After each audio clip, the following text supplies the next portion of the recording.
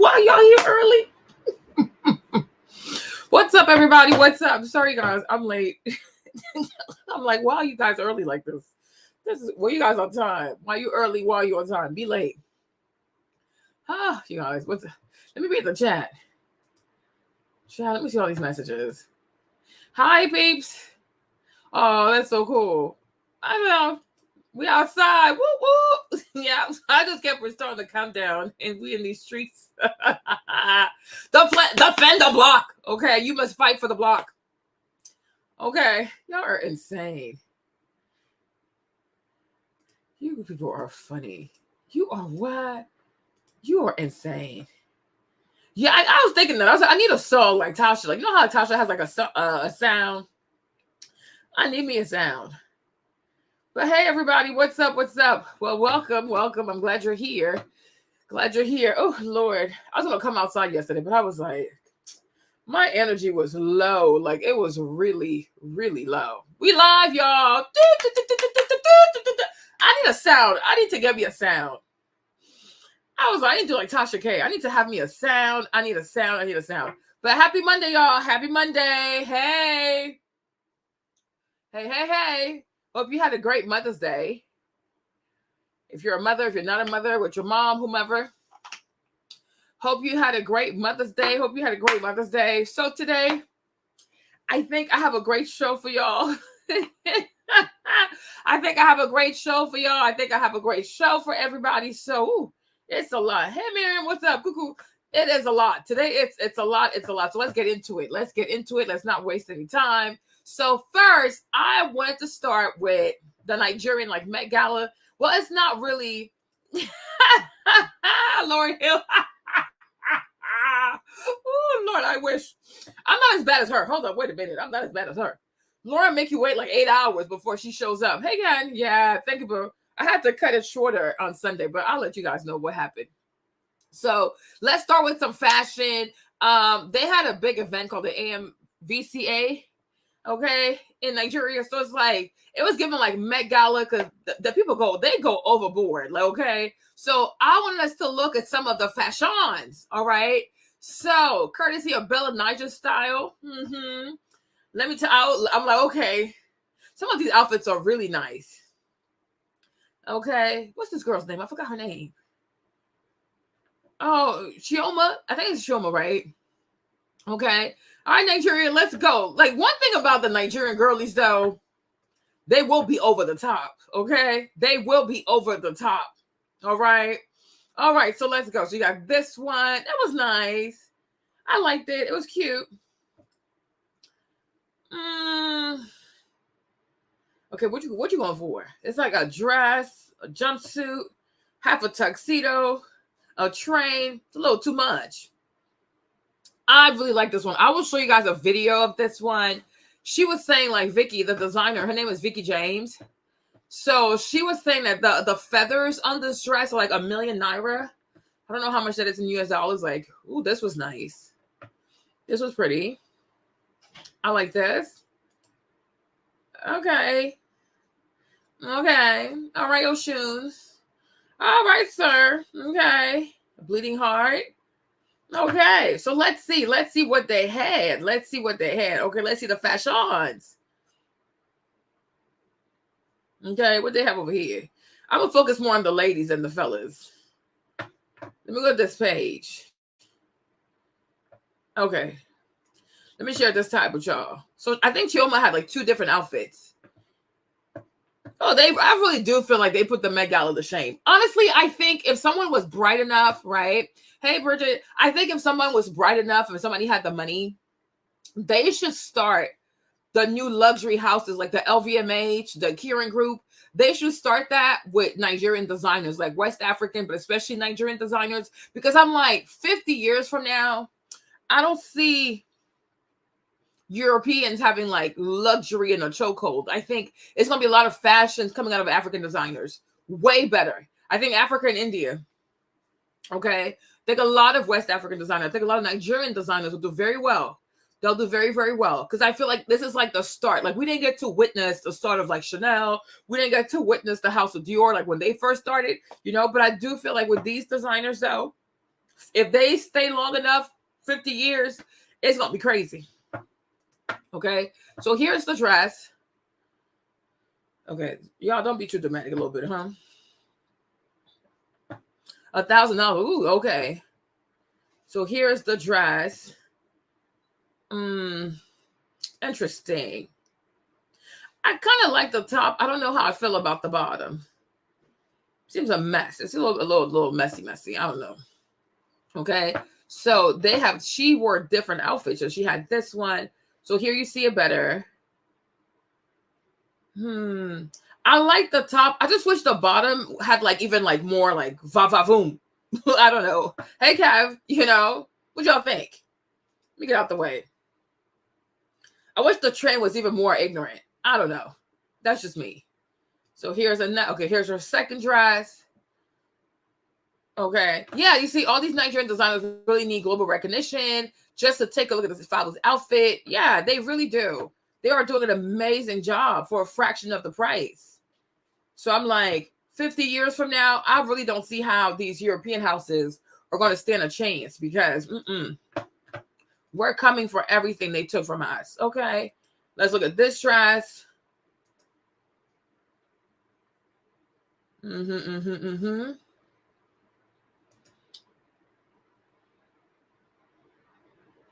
Yeah.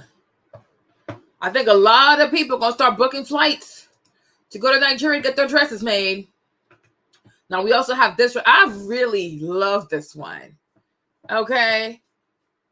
Yeah, I really love this one. I don't know. I love this one. It's simple. It's elegant. It's just like, oh, it's giving angelic. Okay. This is really nice. This is so nice. Okay. Ooh, Lord, yes. Yes.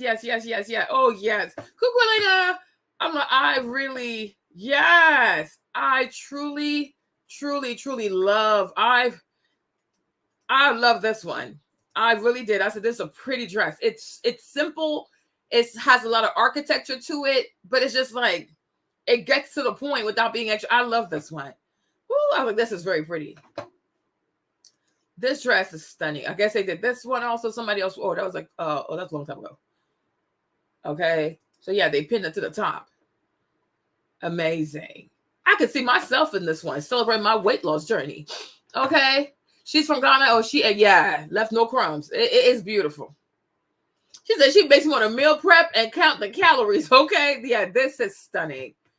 Hey, Val. Yes. Thank you so much. Happy Mother's Day, babe. This is truly stunning. Oh, this is beautiful. Okay. When she wear this one? Okay, that was like this was like 9 weeks ago. There's a work of art. I'm telling you, when I tell you, let me tell you something. I always tell you guys this. I said, people should stop thinking that because it's made by a European, because it's made by a white person, therefore it's luxury, right? Because a lot of these luxury fashion houses that are they're called luxury because it's made by white people, it's in Europe, it's expensive, right? But many times the creativity is not there, the craftsmanship is not there, and then the prices are ridiculous. The prices are ridiculous. And I was like, we need to really, really expand the definition of luxury to not just, white people trinkets, okay? Just because you buy something from a white person and it's expensive does not mean that you bought luxury, okay? To me, like, these are truly, truly luxury pieces. They truly are. And I wish when it came to Black girls and luxury, they would stop focusing so much on buying white brands, okay, and actually go into what luxury really is. It's not just the name. It's not just how much it costs. It's not just, if it's made by white people and it's expensive, automatically it's luxury, right? Like, make it your business to really go deeper into fashion, right? The craftsmanship, like how stuff is made, the fabric, and this and that, like that would make more sense to me. The word of luxury is way bigger than European goods, French goods, Italian goods, right? The world is big. Expand, learn, okay? Learn. I'm like, yeah, this was really pretty. This one too. Her outfit was cute. I mean, it was okay. So here's what she was offering. Don't know how I feel about this one. Okay, all right. Then we go to this designer girl. Like, so now here we have Vicky James. Vicky James is a really, really big Nigerian designer. Like, she came out of the hood. She came out the project. She came out the struggle. Like, she really did. And now it's like she just designs all these beautiful dresses back to back to back to back. So here's one of the dresses that we saw. I absolutely love this dress. It is so fancy. I feel like it should be a dress like worn in Vegas. Like, seriously. This is like a dress. Like, it's giving Vegas. Like, it's giving showgirl. Like, I'm pulling all the stops. Okay, and all this is done by hand. All this beading is done by hands, okay? Black people are gifted, okay? Do not ever sell yourself short. The only problem with Black people is the lack of funding. Like, if Black people had access to more funds, to more money, to more capital, we would be unstoppable. Seriously, we would be unstoppable. So I guess she made this outfit for this girl. I just don't feel like I feel like this is just too casual. You know, this one is like, it's pretty, but it's just too casual. I feel like it's too many different directions. Okay. I feel like this one, it doesn't really know what it wants to be. Like, are you a jumpsuit? Are you a tailor-made suit? Are you a dress? I'm like, I don't know. I don't think it knows what it wants to be. So it's too much going on. There's too much going on for me. That's an old one. Okay. Oh, then she had this dress. This dress was really pretty. Very, very pretty. I think celebrities who are going to the BET Awards, like, they really need to have Nigerian designers dress them. I really do. You know, I truly, truly do. Because these people don't know what to wear. Okay. So where's the dress? Yeah, here's this dress. I like this one. Very simple. Maybe I wish like there was more stuff at the bottom. I wish there was like more of the design stuff, like the intricacies for the train, because the train was pretty simple. Like, you know, they could have done like more patterns in her train. What do you guys think? But it's definitely giving silhouette though. Okay, booty. Okay, booty. Okay. Now this is probably one of the most favorite ones. So this is Toke. In this dress, I felt like this was very, very beautiful. Okay. I was like, wow, this is nice. This is nice. Okay. This is so pretty. I could see myself wearing this one. It's so me. This is just phenomenal. I love this. It's like a cake topper. Okay. Go to okay. Very nice. We see. She should have a video of this one. Did she not tag her? Somebody must have a video of this.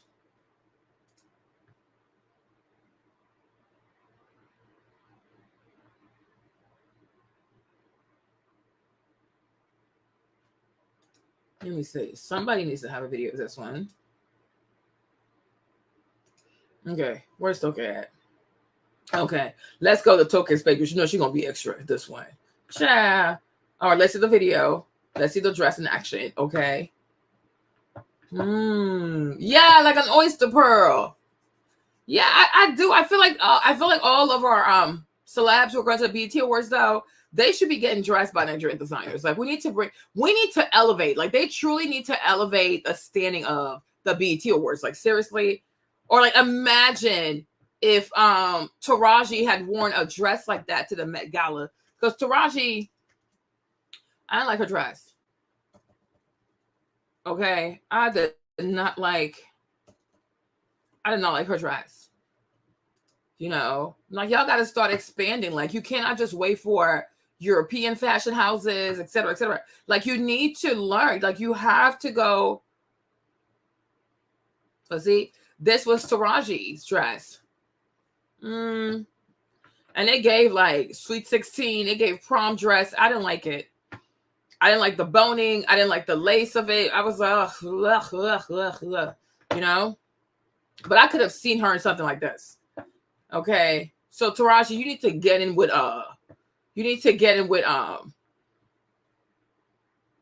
the people. Okay. Okay, there's music, so I'm not gonna play the music. Yeah. You know what? Sexy Red. When it comes to Sexy Red, let me tell you something. Janae's actually really cute. She just acts a fool. She's actually really cute. She just acts a fool. She just acts a fool. But I do feel like if you were to dress her up, hide her tattoos, and then have the proper makeup artist for her, take away that red goofy hair, Ronald McDonald hair, put her in something more classic, either like a black or some type of like blonde-ish, like, you know, brunish, blondish, honey blonde type of stuff. I could really see sexy hair red being very pretty. Okay. Yeah, I could really see her goofy self. Janae. Her name is Janae. I'm gonna start calling you Janae, girl. You got my nerves. We need to start calling people by the real name, by the government name, right? Because I'm like, look at this picture here, though. I mean, just focus on the face. Focus on the face. I know it's hard, but focus on the face, right? And I'm saying, like, take away this Ronald McDonald hair, okay? Hide all her tattoos, right? It's like she will be really beautiful. Just this clownish ass attire, like it does nothing for her. But it's like she wants to be in the culture so badly. So here you have it. But look at her face though. High cheekbones, right? Nice lips. She has a like nice slender nose, pretty eyes, like almond-shaped eyes. I'm like, remove this goofy wig. Take away the Ronald McDonald hair. Take this crap away. Like, you know, simplify it. And I could see her like black hair or like a honey blonde with like undertones of like browns and stuff like that. Yeah, I'm like, she would do really well. And you put like, you hide all the tattoos, okay? A lot of dermablend makeup, a lot of concealer, hide all this crap, okay? Give her, yeah, her name is Janae. I'm starting to call people by their government name, so that way they can act accordingly, okay? But I'm like, you fix all of this and you change the hair color, you change her outfit, you hide the tattoos, you won't recognize her. You're like, what the heck? Is that her? Like, yep, that's her. You know, there's something about this culture that makes these girls feel like they have to hide how beautiful they are with a bunch of tattoos, bunch of crazy colorful wigs, bunch of lashes looking like this. It's like, stop hiding who you are. Like, you're hiding. You're beautiful. Embrace it. Embrace it. Oh my gosh, 2024. We got to get rid of the ratchet image. Like, it's just too much. Yeah. So I'm like, there needs to be some type of partnership for this. But I'm like, a lot of these girls are beautiful. They're very beautiful. They just sell themselves short. They truly sell themselves short, you know? Because I'm like, the thing about, what's it called? Oh, that's a nice dress. The thing about a classic look, even though it might seem boring, right? Even though a classic look might seem boring, it never goes out of style, okay?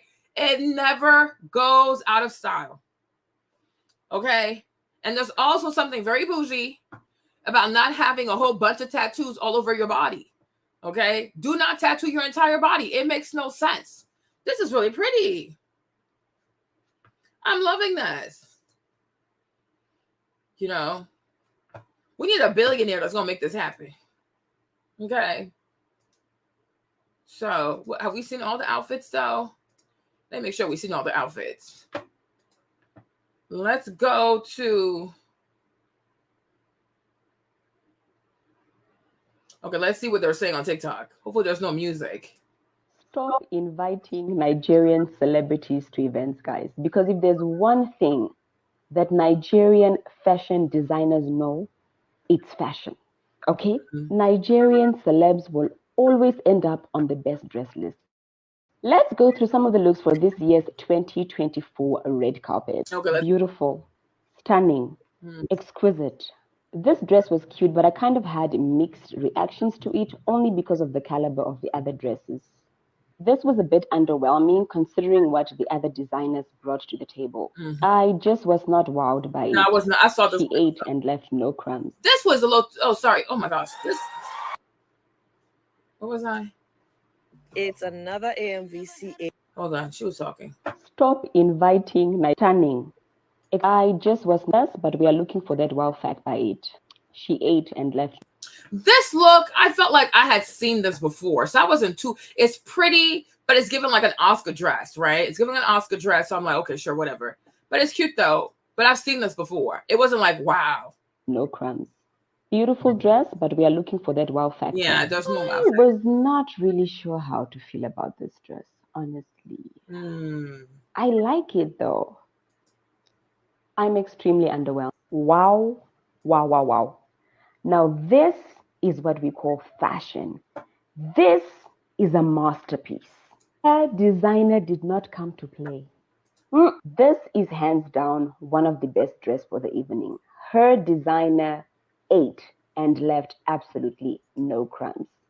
I wasn't sure how to feel about this dress. Beautiful dress, beautiful. But I just feel like the corset on the shoulders, it's just giving off a bit of a costume vibe for me. Part 2 coming up, okay? Stop inviting. It's another AMVCA. Yeah, y'all cannot be playing music like this.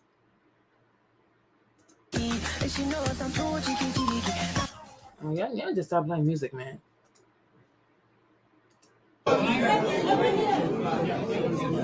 So her dress is wearing a dress. I don't know how I feel about that part. Okay, her dress is wearing a dress. I feel like there was a dress like that. I forgot what designer it was, but was it Van Cleef and Arpels? Like the dress, like no, it was Victor and Rolf. The dress was wearing a dress. Hold on.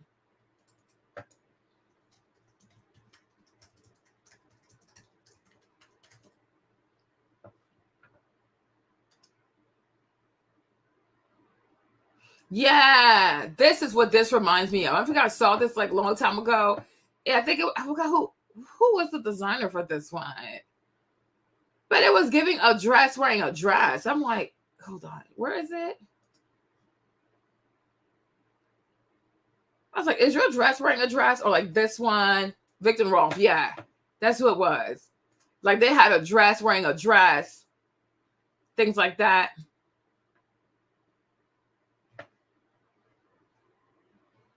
Okay, like the dress wearing the dress. I'm like, okay, I feel like we kind of seen this before. So I guess this is what her designer was going for. It just looks a little tacky to me, but let's keep going.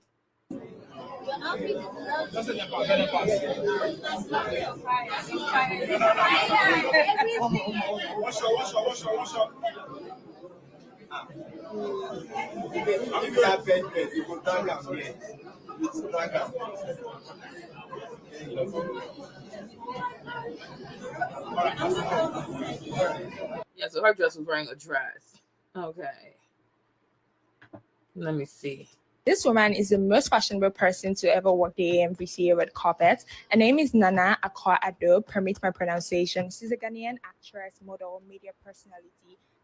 Okay, I don't like that. They have music in the background. They just have to put the music up there, child. AMVCA 2024 and the winners. The AMVCA celebrated its 10th edition, marking a decade of awarding excellence. Okay, she's not talking about fashion. Let's see who's talking about fashion over here. Okay. All right, that is excessive. This is a lot. Like, now you're scaring people now. Okay. Interesting. Okay, you just rolled out of bed and wore a sweater. Okay, something tight knit. Okay. It's like, oh, these are the fellas. Oh, I don't really care about the fellas too much. We want to see the ladies. Okay. No. Okay. I don't know. I feel like Vicky James had the best outfits. Like she really went down for her clients. Like she dedicated herself. Okay. This one was interesting. The bag of rice. One lady's like a bag of rice. She was okay. This one I feel like we've seen this before. Here's Chioma.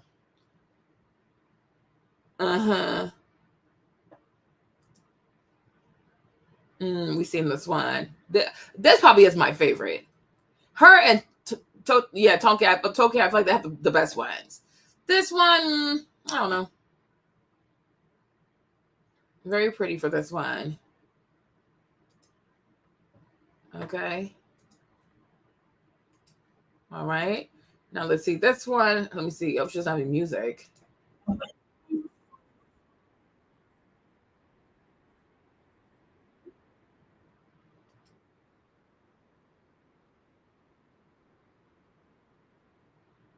beyond your music.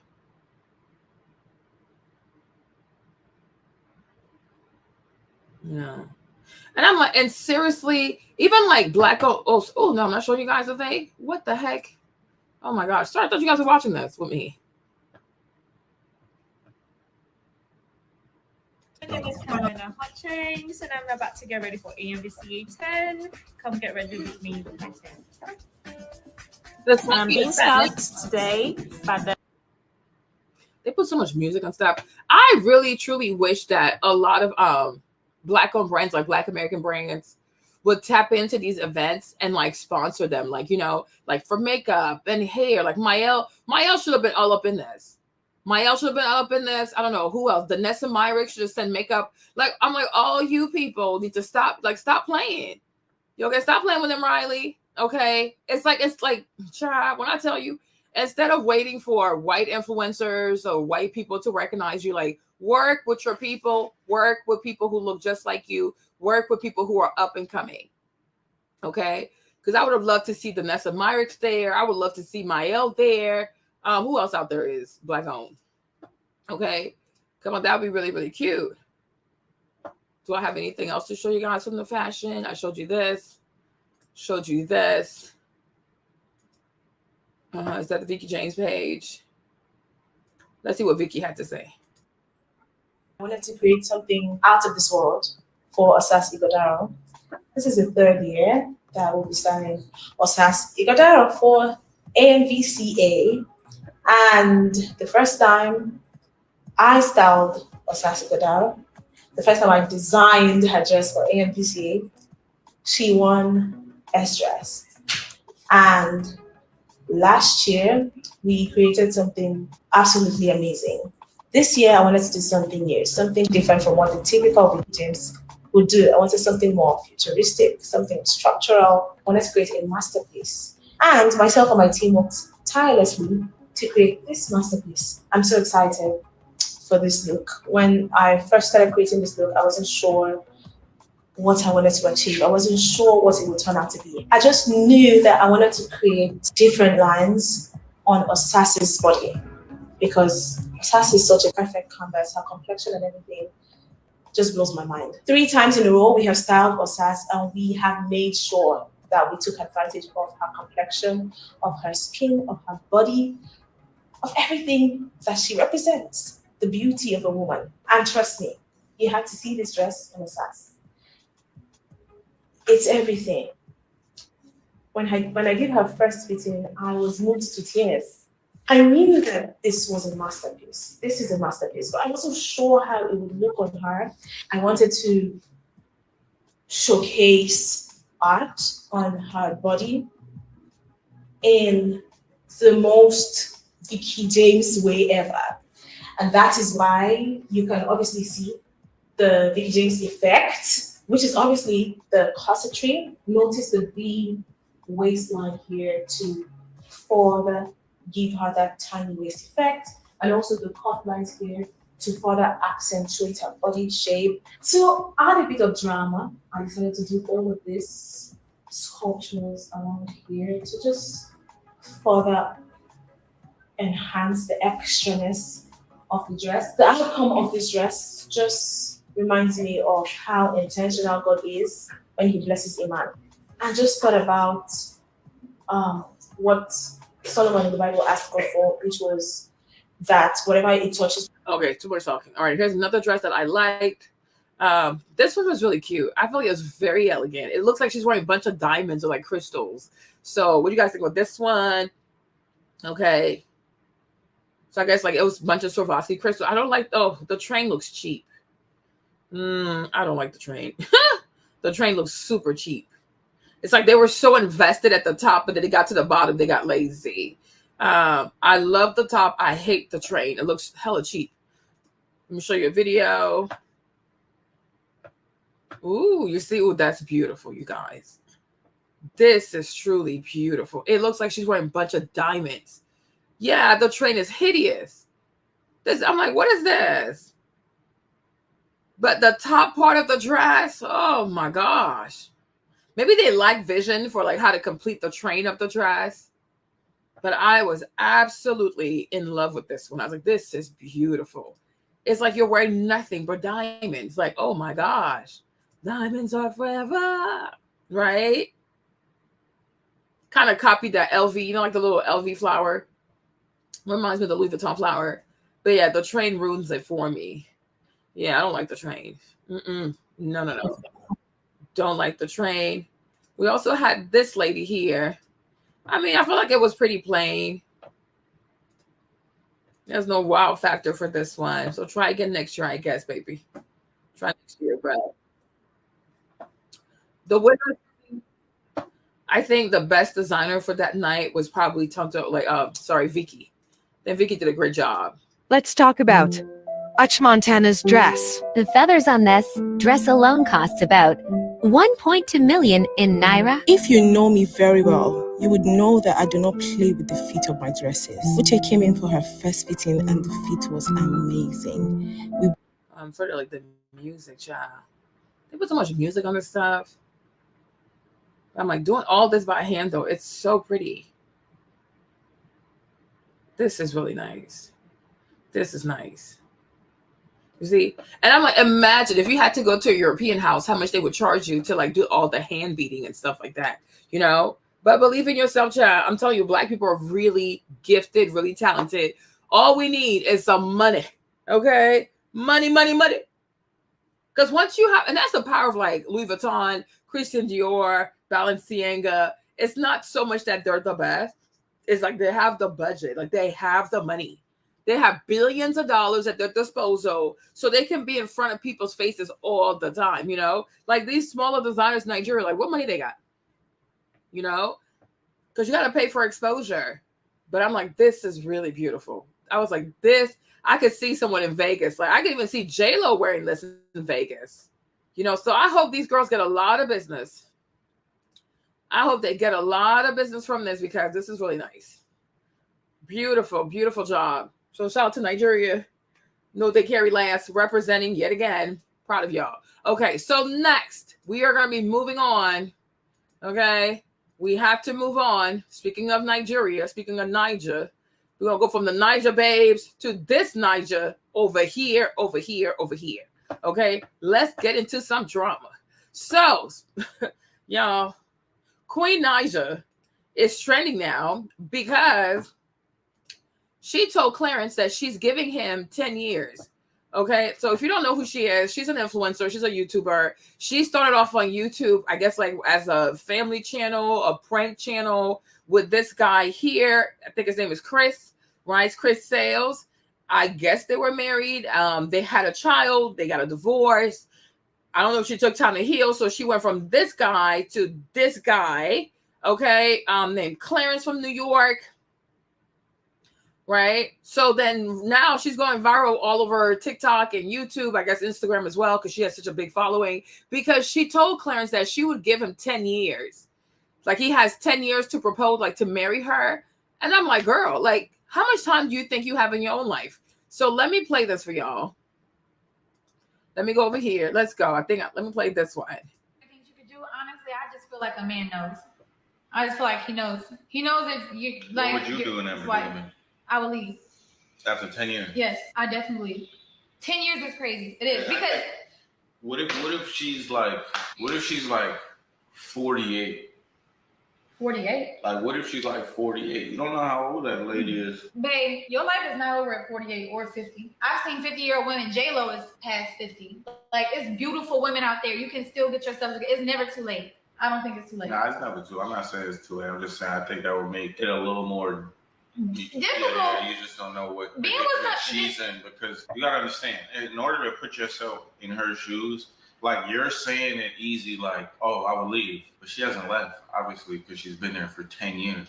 So she's not leaving for But if that's something that you genuinely like really want, and if you find out that your partner like has no, first of all, like he said, see if he has intentions of doing it. Have y'all ever talked about it? Like, he might not. I'm not gonna lie, he might not. 10 years, he might not. Yeah, but if that's something that you want, but maybe he doesn't want, then maybe you need to break up with your boyfriend to find your husband. 10 years, yeah, 10 years. Yeah. Things you could do, honestly, I just feel like a man knows. You doing that, I will leave. After 10 years? Yes, I definitely. Well, I guess they were watching a show with some lady. I don't know, because it seems like they're reacting to something. And so she said that if a man didn't marry her within 10 years, she would leave. So I'm assuming, or people were all assuming that she was also talking to Clarence, right? So I'm like, well, imagine telling someone, I don't know. I'm like, imagine telling someone, I give you 10 years to test drive me. Right? Because that's pretty much what it is. Like, you're telling a man, okay, you have up to 10 years to make up your mind as if you really want to be with me or not. Right? Hey, Bruna. So I'm like, from that point of view, like, what's the rush? Like, why should he feel like there's any rush? There's any seriousness? Like, he should truly put forth the effort, right, to make you want to stay with him. That is crazy. I'm like, you can't even test drive a car for more than 24 hours. But you'll let somebody test drive who you are, super true, like do all these things with you. You're clean, you're cooked, and you're letting this man know, oh, you have up to 10 years to make up your mind.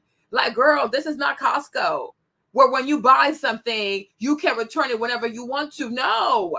You know what I'm saying? And I'm like, when we talk about like men being in crisis in America, especially, I'm like, yeah, I can see why. Because a lot of girls have spoiled these men. Okay, they have truly spoiled these men. A lot of these women have very low standards. They have very low self-esteem, because I just don't understand how you could say to someone, oh yeah, you have 10 years to test drive me. And if after 10 years, well, you don't want me, then I'll just leave. Why 10 years? Why does it take 10 years? And she said it herself. Like, she said, oh, I think a man knows what he really knows. I'm okay then. So why hasn't like Clarence married you? Right? Because I do find it weird. Like, if you were in a relationship before, if you were married before, got cheated on, you were married, you were very young, you were married, had a child, got cheated on, right? I would think that going into your next relationship, you would know what you want and what you don't want, right? You would have your expectations clearly set out from the jump. Like, listen, because you can't go from being a wife to being a girlfriend and a baby mom. That makes no sense to me. It's like you're hustling backwards, right? But I understand to some extent, like I said, she is a Libra. Okay, she's a Libra. Put that in there, right? But I'm like, make it make sense, though. Make it make sense. And I do feel like when it comes to her and Clarence, for example, because I kind of remember them getting together. It happened quite fast, if I'm not mistaken, right? Happened pretty fast. Because he was an influencer out of New York. Like, you know, like that pretty boy, he sits there with his brush all day. He brushes his baby waves all day. He wears a do-rag all day. He has like Timberlands all day. Like, he was just sitting there like being a pretty boy. So I do feel like that's just me. Please don't take offense to it, right? Like, listen, I feel like Queen Naija is a very insecure young lady. I think she's very, very insecure. From the stuff I have seen from her on social media, she does not give me a woman who stands on business. I feel like every time she meets a man, she accommodates that man's personality. And when it came to Clarence, right, I really feel like she thinks he's a prize. I feel like she's another Simone Biles. And I do feel like she's impressed by how good he looks.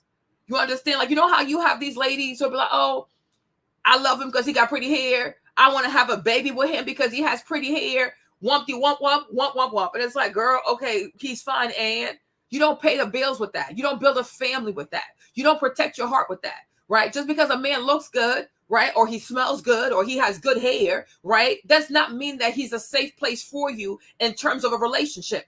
Absolutely not. But you can't go from being married to being a girlfriend of 6 years with a child. How do you give up? Like, even if Chris cheated, at least Chris was your husband. And he cheated, right? This guy is just a boyfriend. You meet him, and I think even like within a short amount of time, he also became her manager. So he was in charge of her business. Like, he would answer the emails for her. I'm like, what the heck? You barely know this guy. Like, why is he answering your emails? Why is he responsible for your brand deals? Why is he doing your management? And meanwhile, too, she had way more followers than him.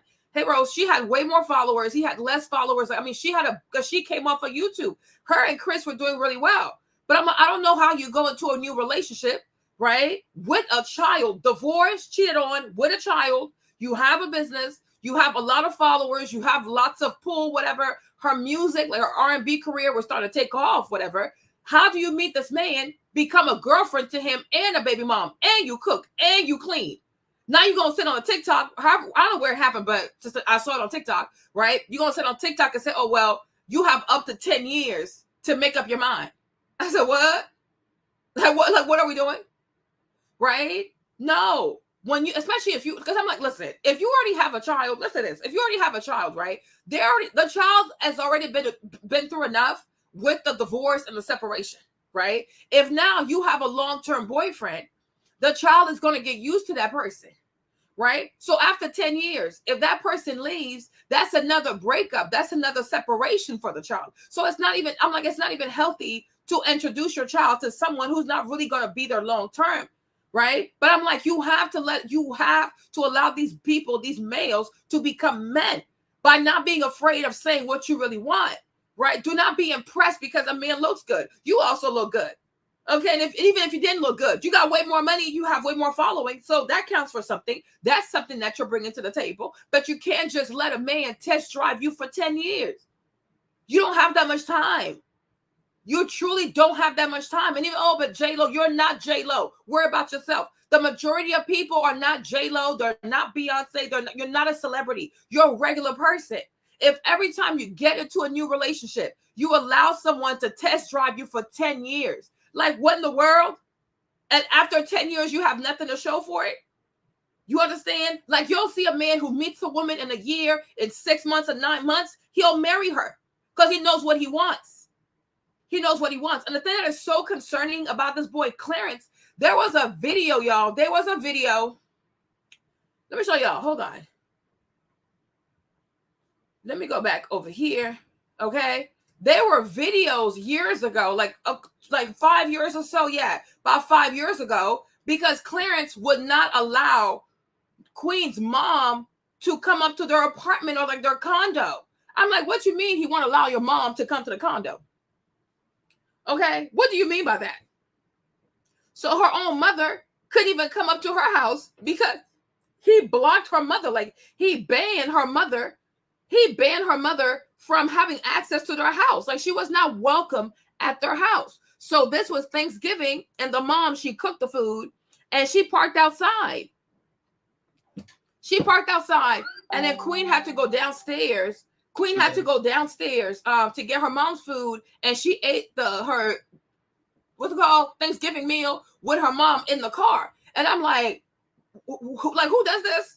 Okay, and what kind of, why would you ever give any type of boy a boy toy, a boyfriend? Okay, because he's not your husband. Okay, why would you ever give a boyfriend that type of power, authority, or say so, right, in your house? Especially, I'm not trying to be funny, but I'm sure she makes more than him. Okay, because I'm telling you, like from YouTube, she was making more. From Instagram, she was making more. From brand deal, she had millions of followers. If I remember correctly, when they first got together, she had like millions of followers. He was at like 300 or 400,000 something, right? But it's not the same. Like Instagram and YouTube money, it's not the same, right? But she was making way more on YouTube. It's like she had music going on, whatever. So I'm like, you have a lot of money. You have money, you have access, you have the influence, like you have the influence, you have the audience, right? How can any man make rules over you? Make it make sense. But I guess she's a Libra. Okay, so telling you, Pisces, Libra, Scorpio, them people, child, they scare me. Hold on. So let me see if I can play this one for you guys. Let me see. My thing is on, right? I didn't want to go to Forever 21 and get an outfit, because I know it don't matter to her, but to me, it's like she can have whatever, you know what I'm saying? And, but what I could do was from my heart, with love. So they're like, you'll see, like her mom cooked all this food. Her mom made all of this food. And for some reason, her mom was not allowed to come upstairs. Her mom drove to the apartment, and she was not allowed to give her daughter the food. Good and ready. You can tell how you say fall off the bone. I need all these. So this is chunky queen. She's chunky. I'm really happy, y'all, and that I got some home cooked meal from my mom. Oh, yeah, let me see. Oh, But Mom, I want you to try my pie. This is my Oh first. my God, that looks so good. And you on a diet? Okay, so y'all know I've been on my diet, right? I've been doing so good, but it's sweet potatoes.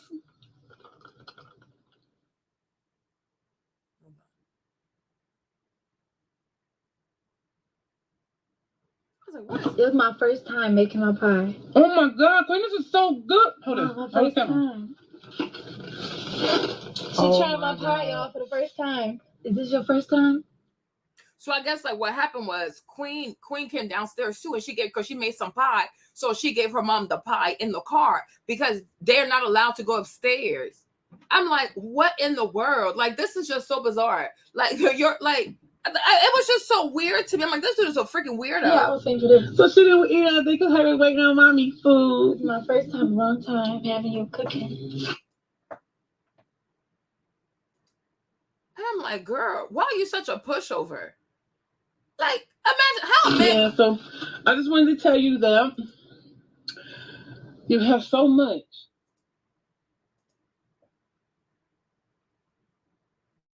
Yeah, she cooked all day and she drove the food to her. You know, so much of everything. Like, I was telling my love bugs and love muffins that the best I could do is fix you a meal for me, because you could go to any restaurant and you could eat anybody's food to taste exquisite and everything else, but nothing like a mama's cooking. So nothing like it. I can't wait. Can't wait. I'm excited. I'm excited too. Thank you. I love you. Love you too. Oh, I just got a cramp. Oh, don't break the water. Y'all pray for Queen. Yeah, the pork chops is like smothered and stuff in the gravy, and it's laying on top of the dressing, and then there's one with the green beans, white potatoes, and mac and cheese. Okay. I did a little different recipe to my mac and cheese. Okay. So I'm excited to try it. Yeah. Okay, y'all. So we're gonna end this video. See you guys, and I'm gonna do a reaction eating her food. All right. Love bugs. I love y'all. Peace out in Jesus' name. You see? So it's like she's not even allowed. She wasn't even allowed to she wasn't allowed to let her mom in. Like, he controls her relationship with her mother, y'all. It is very bizarre. It is so bizarre. You know, it is really, really bizarre. All right, let me see if I can play this one. What does this one look like? Hold on. I saved hundreds with Liberty Mutual. Hold on. These dang eggs. Your feelings are valid. Now, what is this? An ad. Because of a 20-minute graduation video. Okay. Let me see if I can find this one for y'all.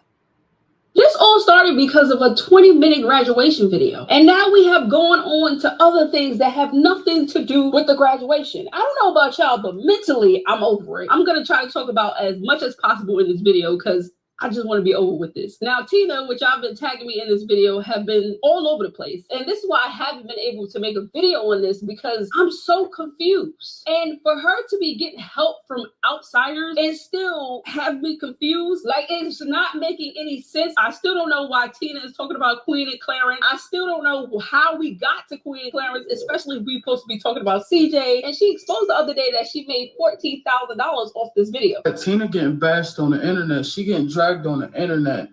I made 14 bands in 3 days. None of y'all can do what I do. So y'all sit back and y'all watch me. And I'm talking for the people that's in my neighborhood. I made 14 bands in 3 days. Who can do that? Y'all scam to get that type of money. Y'all sell drugs to get that type of money. Here I made it in 3 days. I'm lit. The fact that you went so hard for CJ's quote-unquote graduation, I hope majority of that $14,000 is going to his graduation gift. Let's talk about Miss Reba, because yesterday she called herself trying to expose Sunny TV, but really I feel like she exposed herself in this video. I'm going to point out 3 reasons why Miss Reba should have never posted this video. She sat up there and said, I don't watch TV, I don't be on social media, I don't watch YouTube, I'm always on the go. But then she said that she sat on the phone with Sunny TV for 6 hours. I wish I would sit on the phone with somebody that was talking shit about me prior for 6 hours. I would rather you sit there and watch TV all day than to talk about your own daughter for 6 hours with a chick that, who cares? You know what I mean? Oh, we were talking because she was apologizing. Who the fuck is Sunny TV that we need an apology from her? You can't be cussing out like that, okay? But anyways, it was stuff for her mom. So I know you guys remember about a month ago, Queen and her sister Tina was going at Queen and her sister Tina was going at it online, basically off of not being invited to CJ's graduation. So it went from CJ's graduation to Queen is a colorist, to Queen, to Clarence is still using Queen, to Clarence don't like Queen, to Clarence taking up for Queen. Y'all know, y'all can go back and watch the old videos if you missed something, but we're not going to rehash it too much, but it was a back and forth between the entire family. The mom even got into it after she was invaded by a T channel or a former T channel, Sunny TV. Anyway, now y'all got the backstory. Y'all already know what's going on. Y'all probably already know for not being. All right. So I think if I'm understanding this correctly, so it got to a point where it's like her family was fighting Clarence. So Clarence was claiming that her family was financially abusing her, that they were toxic and, you know, trying to get her to pay for everything. Right. But somehow he's saying like he doesn't want her mother to come into their apartment, like come into their space, whatever. Right. OK, cool. Then the family got upset, too. They started making their own videos saying that you're also taking advantage. You're also using her. You're also coming up with money from her. Blah, blah, blah, blah, blah, blah. Ultimately, I will say this, right? I believe both sides are using her. OK, and because both sides are using her, they get hurt because like, well, whatever money she gives to him, she could have given to us. And he's probably thinking like whatever money she gives to her family, she also could have given to me. OK, because my thing is, I'm not trying to be funny, but I don't believe that. I don't know. It could be. I don't know. I don't believe that, but that's just me, right? Even if Clarence said, oh, I'm looking out for Queen. I want her at her best. I want her at her best. I feel like her family takes advantage. But it's like, okay, if you're also with a woman for 6 years, you get her pregnant, you're not engaged, you're not married, you're also taking advantage, right? Somehow you become a boyfriend, you insert yourself as her manager, you answer her emails, you negotiate deals for her, etc., etc., etc. You also are not here for the right reason. So you're also being abusive, emotionally, financially, you name it. Because how can any man be comfortable with a woman for 6 years? She gave your baby, she cooks for you, she sleeps with you, right? And you don't somehow legitimize whatever y'all got going on. So you're also a user. Okay, you need to grow up. You need to grow up. And the same thing for the family too. I will not put it past the family to take advantage too, because you know, Black people, okay, when you make it, they feel like you owe them everything. Boundaries, okay? Boundaries do not exist with many, many, many Black families. So I see both ways. And I really feel like she's really a victim, but at the same time, she has to learn to stand up for herself.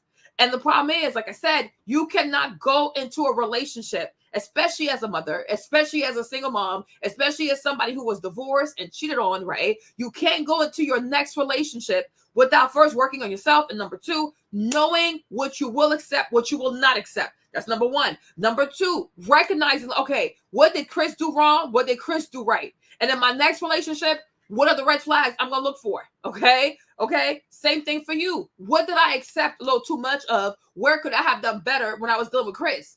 So that way, when you go into your next relationship, right, you make the best out of what you learn. Because if you don't learn from your mistakes, what is the point? What is the point? But I'm like, when I saw this, like when I saw the clip of her saying like, yeah, she can wait up to 10 years for a man to decide whether or not he wants to marry. I was really sad. I was really concerned. You know, I'm like, how is it that on social media, not to be offensive, right? But how is it that on social media, the majority of Black girls who get to be popular are like really ditzy? Like, I don't know, they're really ditzy. It's like they don't stand for nothing, right? But maybe it could be that when it comes to, I guess, like social media, people love to promote, support, you know, people love to make famous girls that are not too assertive, I guess. Like, I'm trying to be polite, assertive. Because I'm like, it's ditzy behavior to me. It's super ditzy. Because I don't see it. Like, I truly do not see it. Right? I'm like, I don't care how good a boy looks, whatever. But it's like, there comes a time where it's like, you got to believe in yourself too. You can't let every man who comes into your life, oh, if this guy comes in, I'm going to mirror his behavior. I'm going to be who he wants me to be. When we break up, I date this new guy. I'm going to be whoever he wants me to be. When we break up, I date this new guy. I'm going to be whoever he wants me to be. Who are you? Who are you as a person? Who are you as a person? Because I'm like, how can anybody sit here with everything she has? I think she got a lot going on. How can you sit there and be like, given everything I have and everything I've accomplished, when it comes to my love life, I would allow a man to decide whether he can waste my time or he's gonna make it official. You know what I'm saying? Not like seriously, like, I'm like, she's very weak. Even like sometimes she'll talk about her faith, like, oh, she's a Christian and she loves gospel music and she loves Jesus and she reads her Bible. But next thing you know, she'll go get a BBL. Next thing you know, she'll be like all naked in a music video. And I'm like, Queen, like, what do you stand for? What do you stand seriously, like, what do you stand for? Do you know what I'm saying? Like, stand by business, like stand by something. Be a woman of conviction. You know what I'm saying? Like, be a woman of conviction. And that's the problem with, like, that's also, I feel like that's another thing with trying to always be like, oh, when you want to be liked, you want to be popular, you don't want to seem like you have too much of a, I don't know, personality or whatever. You learn to become this very passive person because, social media, if you have a strong personality, people get offended. Okay? If you stand by something, people get offended. But there comes a time it's like, is money really worth all of that? Right? Like, is having followers really worth all of that? Right? And sometimes I even feel like when it comes to a lot of Black girls, I feel like they intentionally, yes, I said it. I feel like a lot of Black girls intentionally become baby mothers so they can be relatable. You know what I'm saying? Because it's like, oh, as a Black girl, I got to have drama. Okay, as a Black girl, I got to have drama. I got to have baby daddy issues. I got to have this type of issue. Because I'm like, look at Summer Walker. Like, why are you pregnant? Like, you know what I'm saying? Like, from the start, when we were done with Summer Walker, right? She was talking all this stuff about, oh, I will never be a baby mother, blah, blah, blah. She was talking about child support. Why should a man pay child support? Like, Summer had a whole lot to say. Okay, another one that never should have been famous. Like, every time I look at Summer Walker, I said, this girl right here, she never should have been famous because she does not have the personality it takes to be herself and be famous. Like, I feel like her fame has really messed her up. Like, it really messed her up, right? So we wake up one day, it's one baby, London on the track. Then 3 months later, she breaks up with him. She's pregnant again by some random man. Okay? Then she's pregnant again by a random man. I'm like, why do you have 3 kids by like 2 or 3 different men? What are you doing? What are you doing? Right? But I do feel like a lot of girls want to be relatable. And they feel like part of being a real Black girl, where you get your stamp and your Black girl passport, right, is single motherhood. Because make it make sense. Right? And that's why if you listen also carefully, a lot of times, right, when you talk about single moms, et cetera, they don't shame them. Don't do that, because we have a culture here that wants people to feel comfortable, happy, proud to be single moms. Like, no, there's nothing cute about it. There truly is nothing cute about it. Does it make a person bad for being a single mom? No, but it's not something that should be aspirational. We got to stop doing things backwards. There's nothing aspirational about having a child by yourself, raising a child by yourself, doing everything by yourself, running behind a man to put him on child support, okay? Having to do these weird custody arrangement. You drop a baby at the gas station. You meet up at the police station. Like, it's just bizarre. It is bizarre. Okay? But like, you can't say that too. Like, if you're going to be part of mainstream Black culture, you really have to embrace the degeneracy. You truly do. You know what I'm saying? And that's why I feel like the majority of Black girls who are social media famous are always promoting toxic behavior to themselves and toxic behavior to their fans. Because I do feel like when it comes to social media, people are looking for people who validate their poor choices. People want to come watch your content and they want you to make them feel good about making bad choices. Like, you're making bad choices. You're crazy. And a lot of influencers or content creators are more than welcome to do that because they get to make money by encouraging you to ruin your life. It's like, no, you understand? Because I'm like, if you already leave a marriage and you already have a baby and you got divorced, Your next relationship, you cannot give a baby to a boyfriend.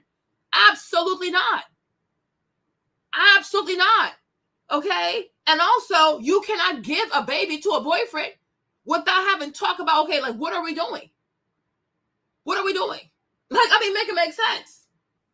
Because at this point, what can he do for you? Like, I mean, okay, besides, like, intimacy, like, you already built your name. You built your platform. You're already making your money. You already have a child. You can take care of yourself already, right? If I get myself involved with you and you get me pregnant as a boyfriend, it's like, yo, like, it's too messy. I don't need that because I already got too much going on. Like, you bring more to the table. You know what I'm saying? Like, you bring way more to the table than him. If you have a baby with him, now you're stuck with this guy. Like, you have a forever connection with him. I don't know if I really want to do that. Like, what, like in the bigger scheme of things, what is the purpose of having a baby with Clarence? What does it do for you? Because when you think about it, it's like he gets more by getting you pregnant than you by having a child with him. Because I'm sure if you guys were to get married and you were ever to divorce, most likely you would pay him alimony. Okay? Because you make more. So I'm like, why would I have a baby with you? Why? You understand? But I'm like, this is why I feel like when it comes to a lot of these guys out here, y'all, and these girls complain about these men, let me tell you something. That's why a lot of time I don't feel bad for these ladies. Like, I do not feel bad for them because they have no standards or they have very low standards. And a lot of times these guys are giving these girls exactly what they deserve. Okay? They give these girls exactly what they deserve. Oh, this ninja, whatever, right? When you got into a relationship with him, did you tell him exactly what you were looking for? Right? Okay? Did you have these hard conversations with him? No. Oh, he made me laugh. Oh, he got pretty hair. Oh, wump. Stupid stuff, right? Like, these guys know that these girls are comfortable waiting 10 years. That's why I said don't feel bad for people, man. Do not feel bad for people. Okay? Do not feel bad for people. You will be treated exactly the way you allow people to treat you. Point blank, period. Ain't no way a girl that makes as much money as Queen cannot tell a man, these are my requirements. Ain't no way. Imagine you wake up in the morning, you got $300,000, or you have $500,000, or you have brand deals, $20,000, $30,000, $50,000. The way this girl makes money, and you gonna make a man make you wait while you clean, while you cook, while you do X, Y, and Z. Girl, bye. Go sit down somewhere. Go sit down. Y'all, I'm like, your brand is goofy. You walk around like Ronald McDonald. Like, you like this kind of stuff. You like this kind of stuff. That's why I told you. It's the same thing with, what's it called? That other girl, Arnell. Arnell said, oh, what's her name? Yeah, Arnell, right? The twin. Right? Hold on. Wait a minute. You guys, you know I'm pregnant, so I run out of breath. Oh, Lord. You know, yeah, you know, so like Arnell was sitting up there too. Talking about, oh, he did this, man did this, and all I want is some help. All I wanted for him, well, girl, shut up, okay? Child, I started reading these comments. I started reading the comments, you guys. They talked about how she jumped from relationship to relationship. When she meets a man, she start cooking and cleaning. I said, what? I was so confused. I think I took a screenshot. I gotta find it, right? Because you have a lot of her followers who know all her business. Because she jumped from relationship to relationship. She moves men in. She lets them have her lifestyle. She cooks for them. She cleans for them. I'm sure they have access to her keys, her car, her whatever, right? So then they act like this.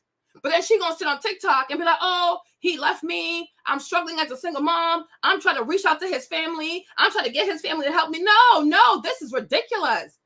This is ridiculous.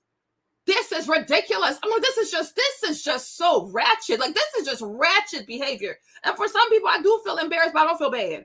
Okay? Because I'm like, it makes no sense to me. Like, it truly makes no sense. Because as a woman, you know you're the one who's going to get pregnant. He doesn't get pregnant. Two people can agree to have intimacy, right? All right? I don't know. She's one of them. She's the one who likes to do the wig reviews. One, Alyssa does makeup. This one does more like wig and lifestyle and stuff like that, right? But my thing is, we know this. We know this. People are so worried. A lot of these women are so worried about equality instead of being worried about practicality. Be a realist, okay? Be practical, be a realist, and trust what you know. And what you know is documented history, historical facts, right? Who gets pregnant? 2 people can lay down. Who gonna get pregnant? The woman gonna get pregnant. Look at me. Okay, look at me. Okay, like look at me. I'm a walking testament of that. Okay, we did this thing. I didn't even know I was getting pregnant the whole time, right? I found out later I was pregnant. You understand? 2 people agree to go do something nasty. Only one person ends up having to bear the consequences of like, dang, you know what I'm saying? Only one. James is out here walking just fine. James does not have heartburns. Like even me, I don't have to sleep on the couch. Can you imagine? 2 people did something nasty. Only one person ends up sleeping on the couch. The other sleeps on the bed. Okay? I have heartburns. I can't even walk. I can't even pee. I walk like this. I walk like a freaking penguin. Okay? My gut hurts. My bladder hurts. You understand me? You see how unfair life is? Life is not fair. Life is not fair. Life has a double standard. Okay? I'm the one that's fat. I'm the one who's overweight.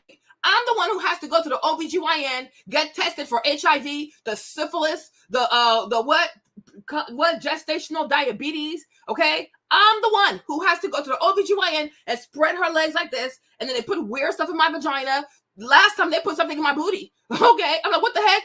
Okay, like what is happening here? Invasion of privacy, okay? Only one person pays for this act. It's the woman. It's the woman. And when you go to the hospital, when you push the baby out, they put a tag on you and they put a tag on the baby's foot. When you leave the hospital, they make sure you leave with your package. Okay? Like life is not fair. 2 people do something nasty. Only one person has to be responsible for 9 months, go push this stuff, all that kind of stuff. It falls on you as a woman. So because it falls on you, you cannot afford to be ditzy. You can't afford to be silly. You can't afford to be like, oh, I think I'm in love. Shut up. Shut up. Sober up. Sober the hell up. Okay? So stop treating these girls like they're babies. They are fully aware that they have a cervix, you have a uterus. You're going to get pregnant. You're going to have to carry this baby. A man can walk away anytime. Hey, Abby. A man can walk away anytime he sees fit. So my question to you is, how exactly did you protect yourself? How did you protect yourself? By cooking for him?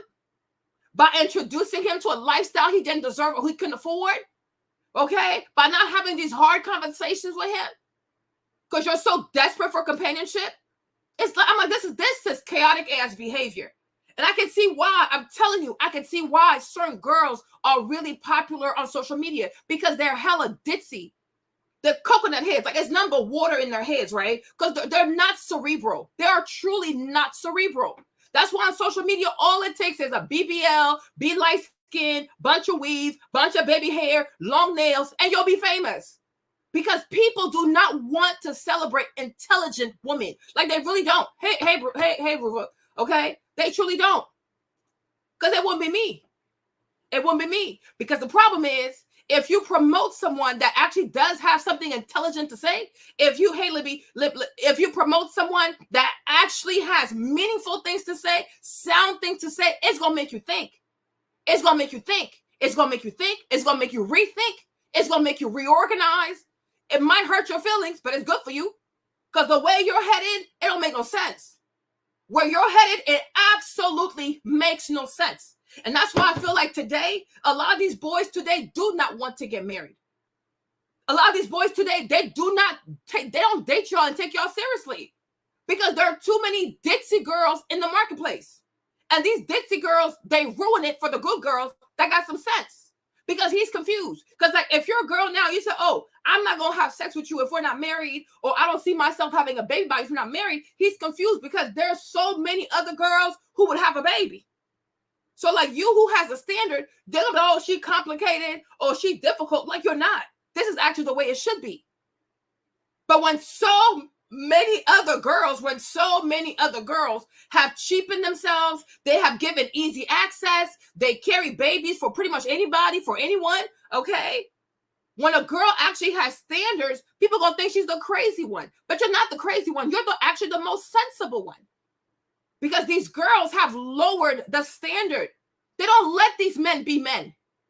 They will allow anybody to become a father. They will allow anybody to just all up in their vajayjay. They don't care. They don't care. And they think it's cute. They think it's cute. Don't even think about the well-being of these kids. Is this a healthy environment for children? Is this how kids are supposed to grow up? They don't care. Okay? Because truth be told too, a lot of these girls want to be pregnant. Let's be all the way for real, for real. A lot of these girls, they want to be pregnant. A lot of these girls too, they want to have a connection to these boys. Okay, because they're very immature themselves. There are a lot of, oh, he got good hair. Oh, he has a pretty smile. And I'm like, her, I promise you. One reason why she's been with Clarence for so long, because he looks good. That's it. I promise you, one of the reasons why she's with this man, because he looks good, because he's a pretty boy. That's it, that's that. So because he's a pretty boy, she was willing to subsidize his lifestyle. She was willing to be his baby mom. She's willing to make him her manager, right? Because she's using her money to have something that she truly wants. Because you don't know how to compete.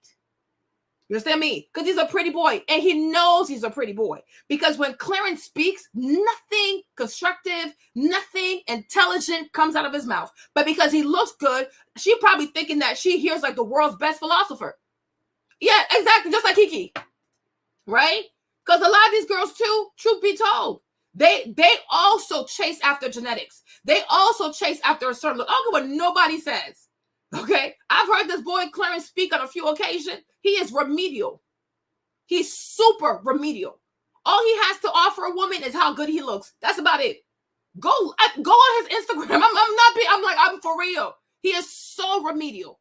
And even her, when she speaks also, okay, it's not really giving college. I'm not trying to be funny, but it's not giving bright. So I'm like, the only thing you probably see in this man is how good he looks. And because he looks good, you are willing to put up a BS.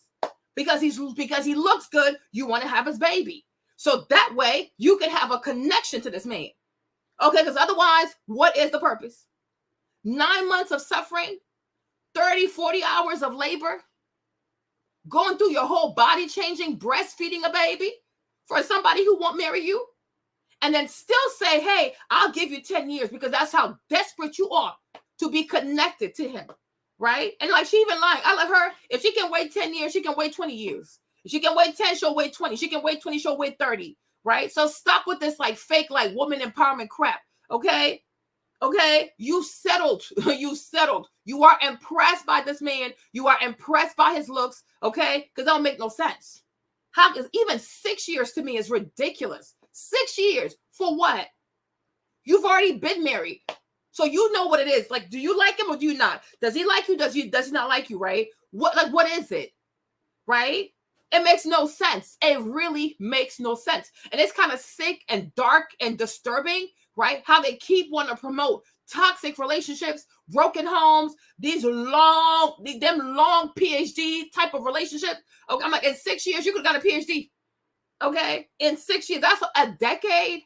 Gonna let somebody test drive you for a decade? Make it make sense. Make it make sense. And these are the kind of girls that are propped up in the black media to influence other black girls. Oh yeah, that's the way you should follow. Don't you dare. Yeah. A lot of them, I'm telling you, Elena, because I'm like, it makes no sense. It truly makes no sense. When you sit there and you really think about it, like, yo, why would you risk your life, your everything, to have a baby with someone that honestly brings nothing to the table besides his looks?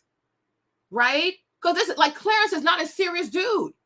He's not a serious dude. Because to me, any man who can take 6 years of your life, get you pregnant, right? Make you cook, make you clean, and he don't marry you, he's not a good person. He's a thief. You are stealing. Because what you won't do, another man will do. So why are you here? Vacate the premises. Why are you here? Why are you here? Why do you have no integrity? Where is your manhood?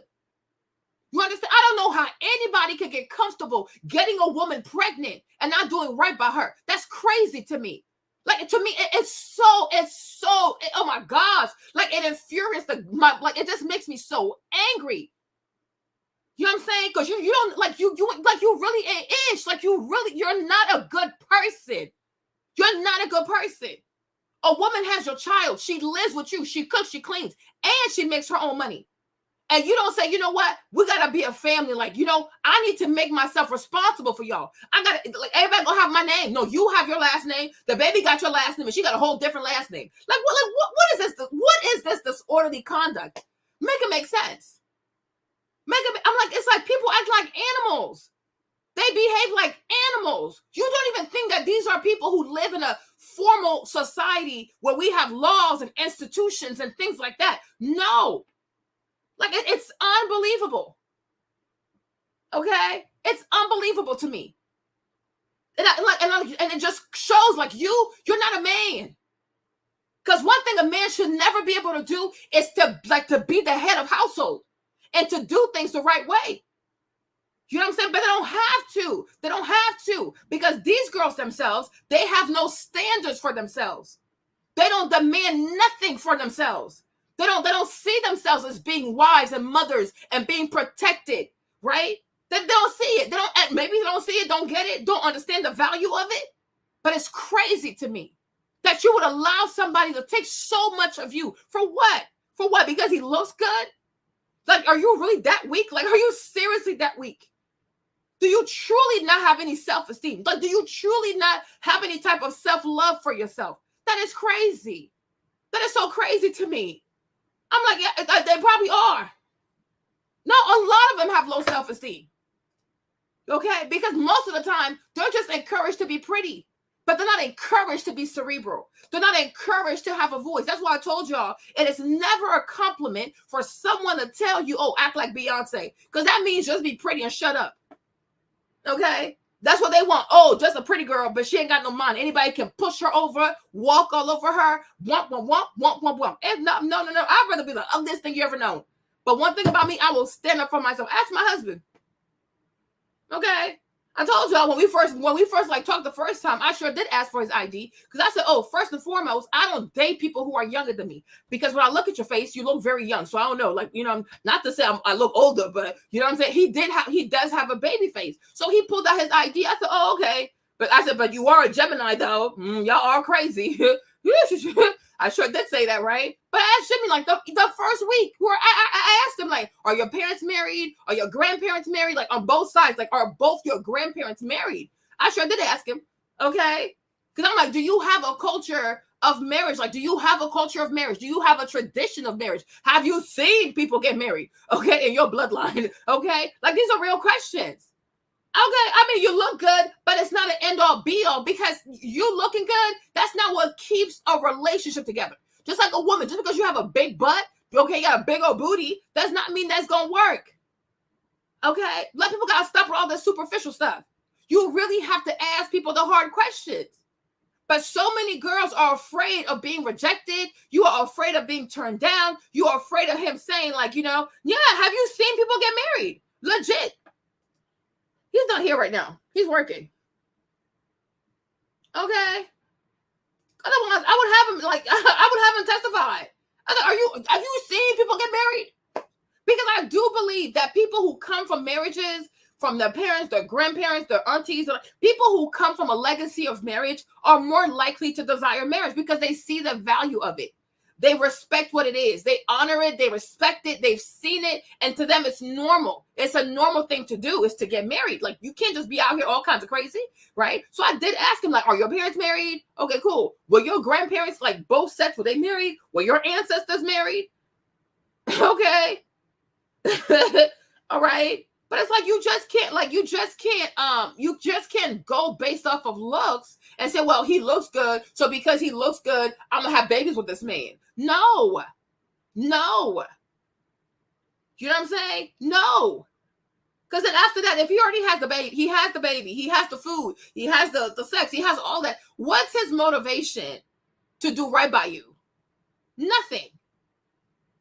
Because you gave him everything with the least amount of work. Okay? It don't take much work to get somebody pregnant. Just stay in there long enough. You'll get her pregnant. Right? Like, you know what I'm saying? You don't even have to be, like, awakened, enlightened, like, to get somebody pregnant. Even the most violent, brutal man can get somebody pregnant. So it's like it's not a testament of, oh, look at the glory of this man, he got me pregnant. Like, child, please. Okay? Like, child, there are 14-year-olds getting people pregnant. What are you saying? Like this, I'm like, this is just very bizarre. So this video here, hold on. This is a video of her, I guess, like talking about when Chris cheated on her, right? So I'm like, well, if Chris cheated on you, like I said, Chris cheated, you've been through a lot with Chris. Why is it that in your next relationship, you don't have your do's and don'ts? What I will accept, what I will not accept. You know what I'm saying? What I will value, what I won't value. Like, you will, for example, like, you'll never see a white woman go from being a wife, divorce the man, and then her next relationship, she's going to be a baby mama. Like, no. White women, once they've been married, that's the standard. The next man who comes in, he will be a husband. They don't hustle backwards. Don't hustle backwards. Like, why would I go from a wife or ex-wife and be demoted to a girlfriend, baby moms? Like, it makes no sense. It really makes no sense. Especially when financially you are independent. You make a lot of money. You don't need this man. Okay? So hold on. So like your husband cheated on you. Yeah, like it was really like embarrassing because the girl like exposed him on you. How? He should have known. The only reason why I feel like, man, you got to be smarter than that. Because no, that's what I had to know. Like, people. But how? What happened? We don't like what happened. Okay, so like, okay, I'm gonna try to make this as short as I can. You gotta make it short. Take your time. Breathe. So basically, like, all right, we was already going through some things, but the initial way that everybody found out that it happened was, I guess, do y'all remember Hurricane Harvey? Mm-hmm. Yeah. All right. Of course. So I was listen. I noticed that that sounds so random. I thought you talking about a rapper. No, Hurricane Harvey. So like during Hurricane Harvey, we was staying in Houston. Mm-hmm. But then we escaped the hurricane. I guess we drove to Dallas to the hurricane. Went to Atlanta, but anyway, so Dallas, we went to Atlanta, and then like in Atlanta, like I noticed that he was like distancing himself and things like that, and he went home early. We got and you know how you and your partner get into over something stupid, but you feel like they're trying to just find a way to make it even bigger, so that they could be like, man, I'm out of here. Yeah. So anyway, he went home early, back to Houston early. So I'm like seeing Snapchats and stuff, you know, with him, which like with other girls in the background, I did feel some kind of way. But anyway, I went home, and then as soon as I went home from like after the hurricane and everything was over, he was like, Ava, I'm gonna go to LA this weekend. I was like, but I just got home. Like, he said, I'm gonna go to LA. They want to take me behind stage or something. I guess that he like knew. I don't know if you guys know who DJ Mike is. But anyway, someone was like taking him to basically go see other celebrities or go behind the show. But I thought that's all it was for. So I didn't bother to go, which I probably should. No, actually, I shouldn't have went because I would never found out. But anyway, so in LA, I guess the whole time he was like with some girl in a hotel and stuff like that. And the girls knew they claimed that they didn't know who he was, but they knew who he was. They knew what our relationship was and everything. But the whole plan was them to get some clout. And the reason, that's a whole nother story. It was 3 of the girls, and I guess they broke up as a group, and the friends exposed the girl that did it. Oh, okay. And she said that she knew who he was, and that like she was just she was gonna get his money and clout and all this stuff. But anyway, what money? They were making money from YouTube at this YouTube, point. yeah, like was it good money? Like what's like YouTube is good money. Like you ain't gotta work a 9 to 5 no more. Okay, yeah.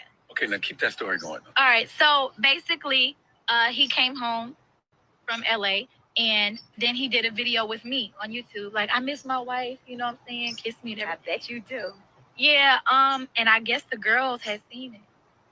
The girls had seen it, and it was like, okay, we're going to expose him. So then, next thing you know, the next day, they put out this big video.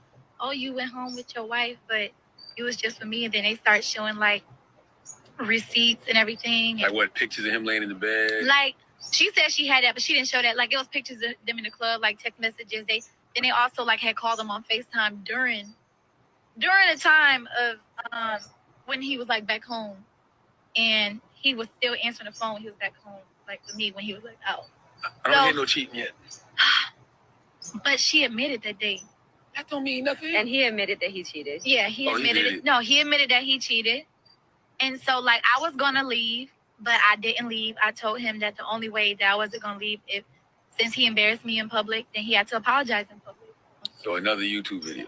Yeah, I said make a video. Some money off this too. Yeah, because not only that, but when them girls had came out and exposed them, now you got a bunch of other girls coming out with receipts. I don't know why they waited, but like a lot of those girls could be lying though, just because they know it'll go viral. They had receipts, she said. No. What's They had receipts? receipts, text messages, like pictures, like recording FaceTime calls, like so. Then now everyone, so it not was only one thing, that was going on. Now multiple women are coming out. I'm like, damn, like the whole time, like, and it was just. But it's not funny. Like the sad part of this is the way you guys, because you notice like she has a hard time being eloquent. Okay, she has a hard time getting her thoughts together. She has a really hard time expressing herself. That's why I say like it's really not giving college. But the thing is, I hope you see like the flip side of it. Is that how vulnerable she can be? Because think about how big her platform is. Like seriously, I think she's like 5 million people on the Instagram. Like Queen has a lot of followers. She makes a lot of money, right? So if a woman in her position lacks that, cerebral component to herself, imagine how vulnerable she is to men. You know what I'm trying to say? Imagine how, like, I'm like, think about this, right? Because if you make this type of money and this is how your brain works, and then you encounter men who flatter you, or you encounter men who just, that you find attractive, right? They're going to prey on you. They're seriously going to prey on you. You know what I'm saying? Like, it's sad. It's sad. That's why I say you have to encourage girls to be more than just how they look. Because you know what I'm saying? Like, child, you are an adult. Speak like one. Like, what is going on? Right? But I'm like, if you act like this, you talk like this, you think like this, you express yourself in such a manner, given your platform and given how much money you make, you are more likely to be taken advantage of. You're gonna be taken advantage of, because it's like, yeah, like this. I'm like, oh my gosh, it's really sad. Just really embarrassing. So on YouTube, like, he should be more embarrassed than you. Well, maybe now he is, but like I feel like he is right now. Well, maybe now he's over it. Maybe he was embarrassed for the time being, but like he know that he's wrong now and stuff like that. But more women had came out and everything like that, so it was really embarrassing for me. People were saying, "Queen, what you gonna do?" So since everybody was in our business, it was like, "What you gonna do? You gonna leave him, or like, are you gonna be strong? Like, you gonna let him walk all over you and stuff like that?" But I stayed because we was married, and I was like, "Well, I'ma just, we made vows before God, so let me try to see if it'll work out." And the baby. Yeah, we got a baby together. We built this platform. He's 3 right now. Okay. Mm-hmm. So yeah, and then then it happened the second time. Damn. What happened? Listen, but the thing How you is, give somebody a chance like that? No. I gave him a. How old was he first? We're both 22. Listen, I understand that. No, I understand that we got married young, but it's like, so maybe the marriage young thing was, we was only trying to be right, and there was other reasons why we got married too. Like, we was heavy in church at the time, and like we didn't want to be. You want to live in sin. Yeah. Like, we was heavy in church. We didn't want people to judge us. Like, I was already pregnant out of wedlock, So, I mean, like, we wanted to get married, and I really wanted. Well, actually, he wanted to really get married. I wanted to wait, but for the sake of him, like, so I didn't lose him, I married him. Why didn't the church keep him from fucking other women? By that time, we wasn't really in church. Oh, gotcha. You know what I'm saying? But the church can't do nothing. Like, your relationship with God is your own relationship. There's a lot of people in church cheating right now. I mean, listen. That's not going to make you everybody. Not cheat if you're determined to do it. It's really about your relationship with God. That's a whole nother thing. But anyway, like, so he cheated the second time, but this time it was low key, right? So nobody knew. But You're getting smarter. yeah. But I find out everything. Okay, I'm gonna find out everything. So when he did the second time, nobody knew about it, but people was like thinking that we was just like making up and we was gonna keep doing it. So we had started doing videos, gradually. But then when he did it again, I just completely stopped doing videos for him. So You made your whole own page. No, my page was made in April, so I had already made it because for some reason, like I'm really smart. Like I think ahead of time. I have to have something to fall back on, just in case. So you kind of knew it could potentially end because you were setting up your safety. Well, as a you just security. but you, even though I feel like even as a woman, like if you feel like y'all gonna be together forever, you still want to set up something. So Chris Sales dropped a video. Okay, so let's go back to this, right? Let me play the video. I will leave. After 10 years. Yes, I definitely leave. 10 years is crazy. It is because. What if she's like? She's like, oh, 10 years is crazy, but 6 is not crazy. 6 with a baby, 6 years with a baby, cooking and cleaning. That's not crazy. Queen, you are something else. 48. 48. Like, what if she's like 48? You don't know how old that lady is. Babe, your life is not over at 48 or 50. I've seen 50-year-old women jail. And even like when he said, like, to me, it was like this part right here when he said, but what if she's 48? It's giving like you should settle, like you're too old, so kind of settle, right? But I'm like, that what if she's 48, like using the age thing, it's the same thing as also saying, like, well, what if she got multiple kids? Like, what man gonna want her? Like, that's like, I took that undertone from when he said, oh, what if she's 48? I thought, okay. And you probably felt the way, like, okay, if she already has 2 kids by 2 different men, most likely she's not gonna want to leave too, right? Because that's the way your mind is. Like, a woman should settle. She needs to look at her age, her situation, her finances. Like, you know what? Maybe I've gone too far. Maybe now I'm 48 years old. So who else gonna want me, right? And the same thing could be said about also having kids, multiple kids by multiple men. And especially if he's taking 10 years of your life, so like what, she'll be 30. Hey, Shad, then you can say to yourself, well, if she has already 2 kids by 2 different men, most likely she'll stay with me because is she gonna go with a 3rd man and get a 3rd baby? So you have 3 kids, 3 different men. You know what I'm saying? And that's why sometimes I do feel like some of these people be putting babies in people because they know you're gonna get to a point where you might feel some type of shame about having so many kids by so many different men. So then eventually, like, you know what? Maybe I'll just stay with this one because what am I gonna do? Go try another 3rd relationship and have a 3rd baby by a 3rd man? And what if that doesn't work? So I feel like that part, him saying it was giving like manipulative. Okay. J-Lo is past 50. Like, it's beautiful women out there. You can still get yourself together. It's never too late. I don't think it's too late. Nah, it's never too. I'm not saying it's too late. I'm just saying I think that would make it a little more difficult. Yeah, you just don't know what she's in because you gotta understand. In order to put yourself in her shoes, like you're saying it easy, like, oh, I would leave, but she hasn't left, obviously, because she's been there for 10 years. So she's not leaving for But if that's something that you genuinely like really want, and if you find out that your partner like has first of all, like he said, see if he has intentions of doing it. Have y'all ever talked about it? Like, he might not. I'm not gonna lie, he might not. 10 years, he might not. Yeah, but if that's something that you want, but maybe he doesn't want, then maybe you need to break up with your boyfriend. You doing that for me? I will leave after 10 years. Yeah. He's like, yeah, I wasted it. So let's see what some people are saying. So Queen and Clarence are trending right now because they were having a conversation. Like there was a video where they're talking about a woman not being proposed to after like 10 years or not getting married, her leaving the man that she's with. And in the video, Clarence looked at Queen and asked her, like, what would you do in that situation? Now, I think they've been together for like 5 years, if I'm wrong, correct me in the comments. And she said, I would leave. And before he asked that question, she said, I just feel like a man knows. And I've seen stitches where people are like, she needs to leave him. She needs to leave him. You think that she doesn't already think that after they've been together for like 5 years? And I think one of the mistakes that she made in that video, they were having a hypothetical situation, or conversation. But as soon as he asked her, what would you do in that situation? She said, after 10 years, I would leave. He looked away and he said, I don't know why, but I feel like in his head, he said, I bet. Because now he knows, we don't know which way this will go, right? He might propose to her tomorrow. But he knows that he has another 4 or 5 years before he actually has to even do that. Or has another 4 to 5 years where he can make an escape plan, where he's like, okay, this has been my girlfriend all these years. I know they have a child together. People are saying they have assets together. I'm sure. I doubt that Queen has never sat there and just thought, why are we not married? We've done everything else that a child ties you together for life. People be like 18 years, baby, children are for life. I'm sure it's crossed her mind. I'm positive it's crossed her mind. And also, I think us as women, a big mistake that we always make is, I hear a lot of women be like, oh, men are stupid. Men don't think, they're not as emotional as women.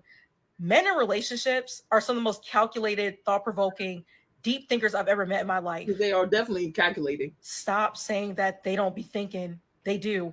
And I specifically stay away from these hypothetical conversations because, in my opinion, they're really just probing conversations. Whenever somebody gives you a hypothetical, it's usually something that they actually want to know for themselves about you. And when I was listening to that conversation, it made me think about Chrissy when she proposed to, or when Jim Jones proposed to her, where he gave her that lame ass proposal. He didn't even get down one knee. Basically, like he was like, "Here, damn." And when Yandy found out about the engagement ring, Yandy was like, "Oh, that's an installment plan. She's installed." And people were pissed off at Yandy, but in my head, I was like, "No, that's exactly what that is." And I was young at the time. I was like, "No, that's what that is. That's an installment plan." And then Chrissy came back years later to Love and Hip Hop. And they're still not married. As her whole thought on marrying him had changed, where she was like, now I don't even really know if I want to get married. And now he's the one who's kind of like pushing the whole marriage thing, which I don't believe that. But I was like, that's crazy. That's nuts. A lot of y'all love to call other women bitter and like, oh, you guys are projecting onto somebody else's situation. I love that men are now coming into the conversation because a lot of y'all won't listen to other women. You need a man to tell you. And a lot of men are saying that after a few months of dating somebody, they already know if they want to marry them or not. Towards the end of the video, Queen is talking. She's like, well, if a man, don't want to marry you or whatever, maybe you need to leave your boyfriend to find your husband. Baby, this conversation was not as hypothetical as they were trying to put on. They were talking to each other. Yeah, they were talking to each other for real, for real. Let's see who else got lots of views. Let me see who else got some views. Y'all can't tell me y'all ain't see that shit coming. I need to stop cursing. Clean. Like this. Y'all be hurting. Baby, leave. Okay? Pack your shit and go. You ain't getting that ring. And if you do, it's going to be out of guilt. Mm-hmm. Or because everybody watching and they putting pressure on his ass. You've been there for how long? Dude, shit. Like, girl, leave. And it's like, you know what this reminds me of, y'all? You know what this reminds me of? Maybe like, hopefully it's a good analogy. It's like you paying rent. It's like you paying to live somewhere. It's not even rent. Like it's like you're paying rent, but your name is not on the lease. Okay. It's like you're paying mortgage, but your name is not on the title, So at any moment you could get kicked out and you really have no equity. Like, I don't know. You guys see what I'm trying to say? It's like you're investing into something and you truly have no form of protection. You have no equity in this because you can put everything in this thing for 10 years.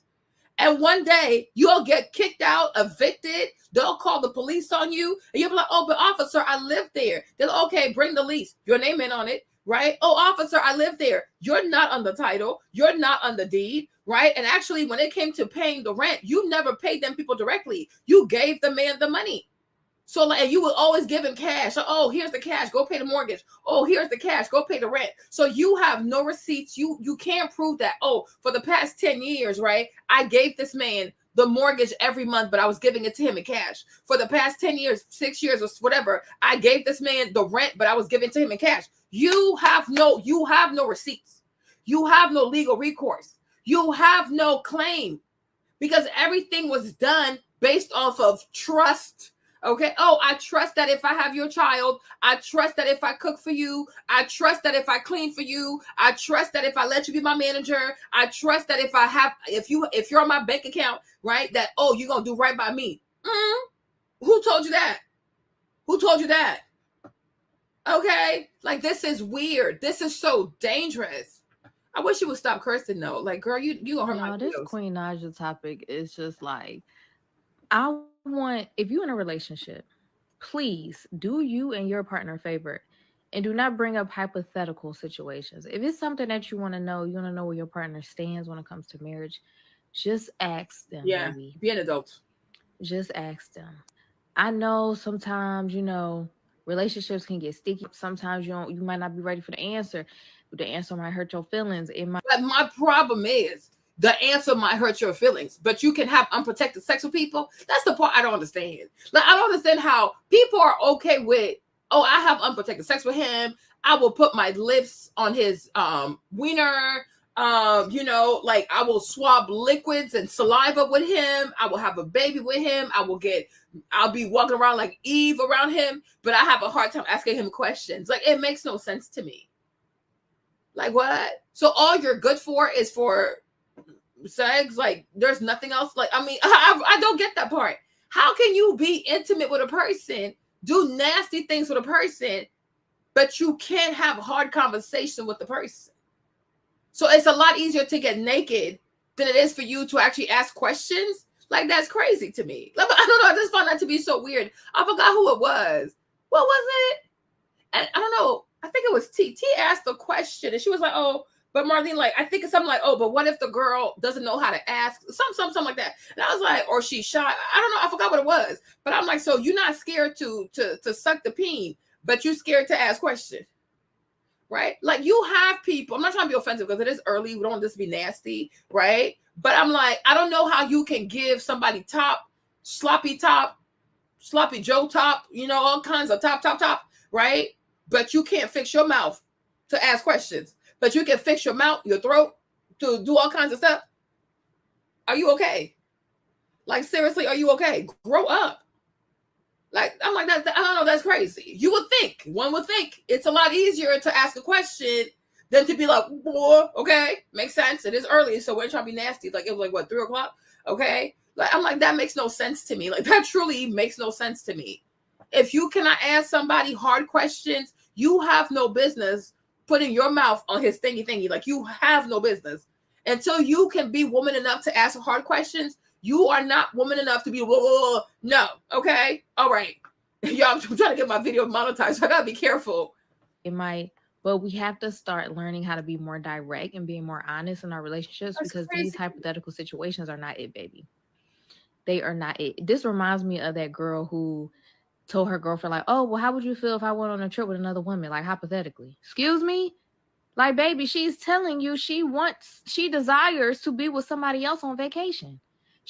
But instead of being honest and saying that's what she wants to bring it up as a hypothetical to see how you're going to feel about it. But it's like, no, say what you want. Say it with your chest. I just feel like that's just so cowardly. Stand on your desires, exactly. Period.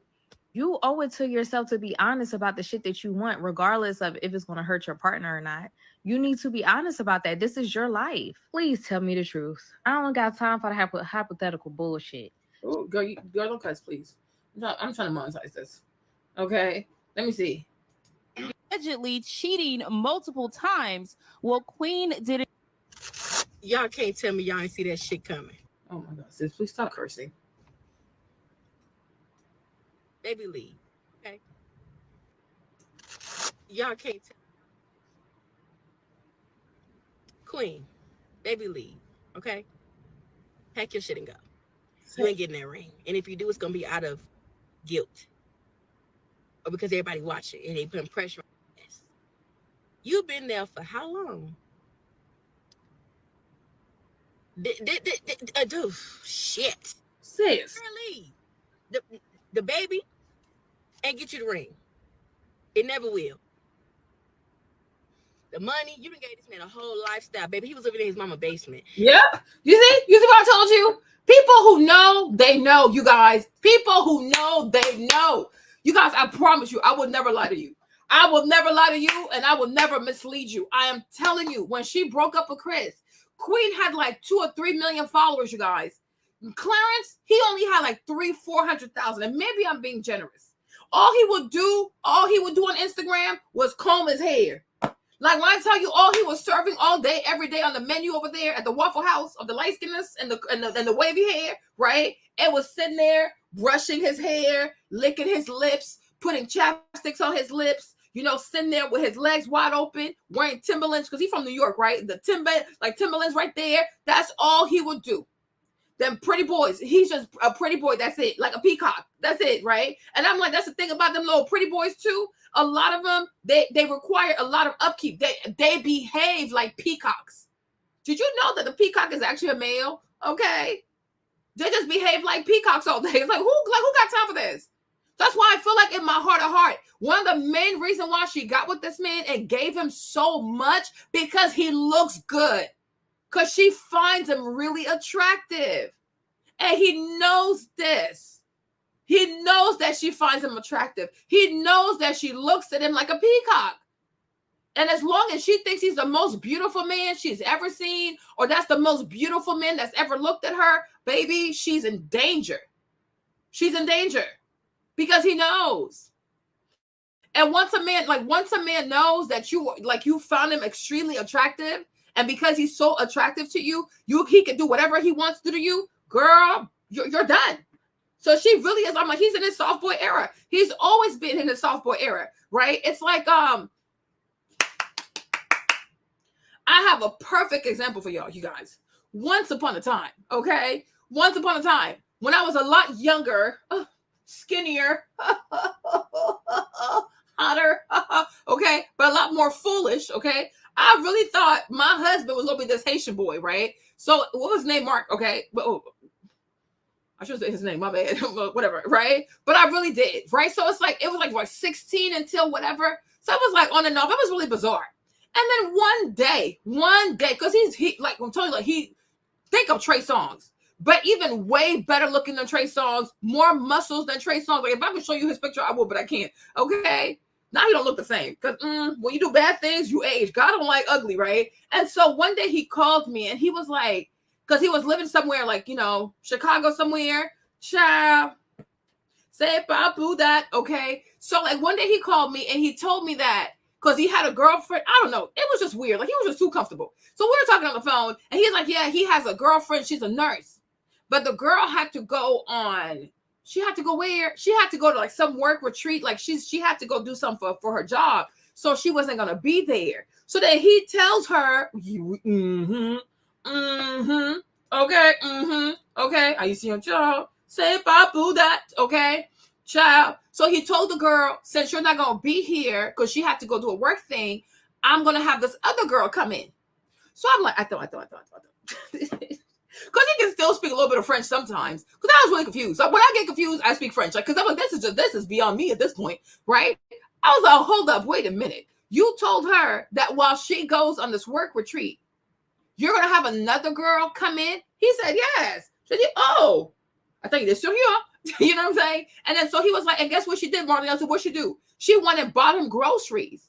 So he's like, yeah, she filled up my fridge. Womp, womp, womp. And I was like, hold up. She filled up your fridge? He said, yes. So I'm like, okay, so she's leaving you with nourishment and hydration so that you can smash this other girl while she's not there. And then y'all gonna replenish and then y'all gonna go to the fridge and eat her food. Y'all, I don't even know. When I tell you that day, I promise you that day, he delivered me. Oh my gosh, he delivered me. Because I was like, you really have to recognize who he is. Like I'm telling you, at that point, he looked really good, y'all. Now you don't look the same. I hope he doesn't see this video, but it's not hitting the same, okay? Right? But I was so disgusted. I was so appalled because I'm like, and he's a Scorpio. I'm like, so because you look good, because he knows he looks good. I'm like, I'm telling you, these girls would just see him. Oh, you guys, these girls would just see him and act a fool, give him money, pay for groceries, even when he was in the military. These girls acting stupid over him. You know what I'm saying? And I'm like, and so he always could take advantage because he was just so cute. I'm like, imagine Trey Songz, but a little bigger with more muscles, like for real, like, oh, dang, okay. So he's just out here just taking advantage. I'm like, just taking advantage. But that day, I was just so disgusted. I was so disappointed. And I feel like it was so disrespectful. Because I'm like, first and foremost, this girl, she's a nurse. Like, she's out there working. And you mean to tell me you can't wait 2 days? You can't wait 3 weeks? You can't wait a week? You got to have poom every day? And you have the courage to tell her this to her face while she's going on a work trip? And this goofy girl, she gonna buy you food? No, why would you buy him food? Because he looks good. And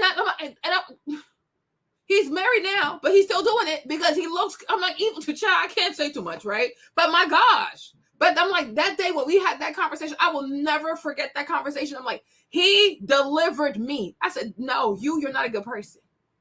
You are not a good person.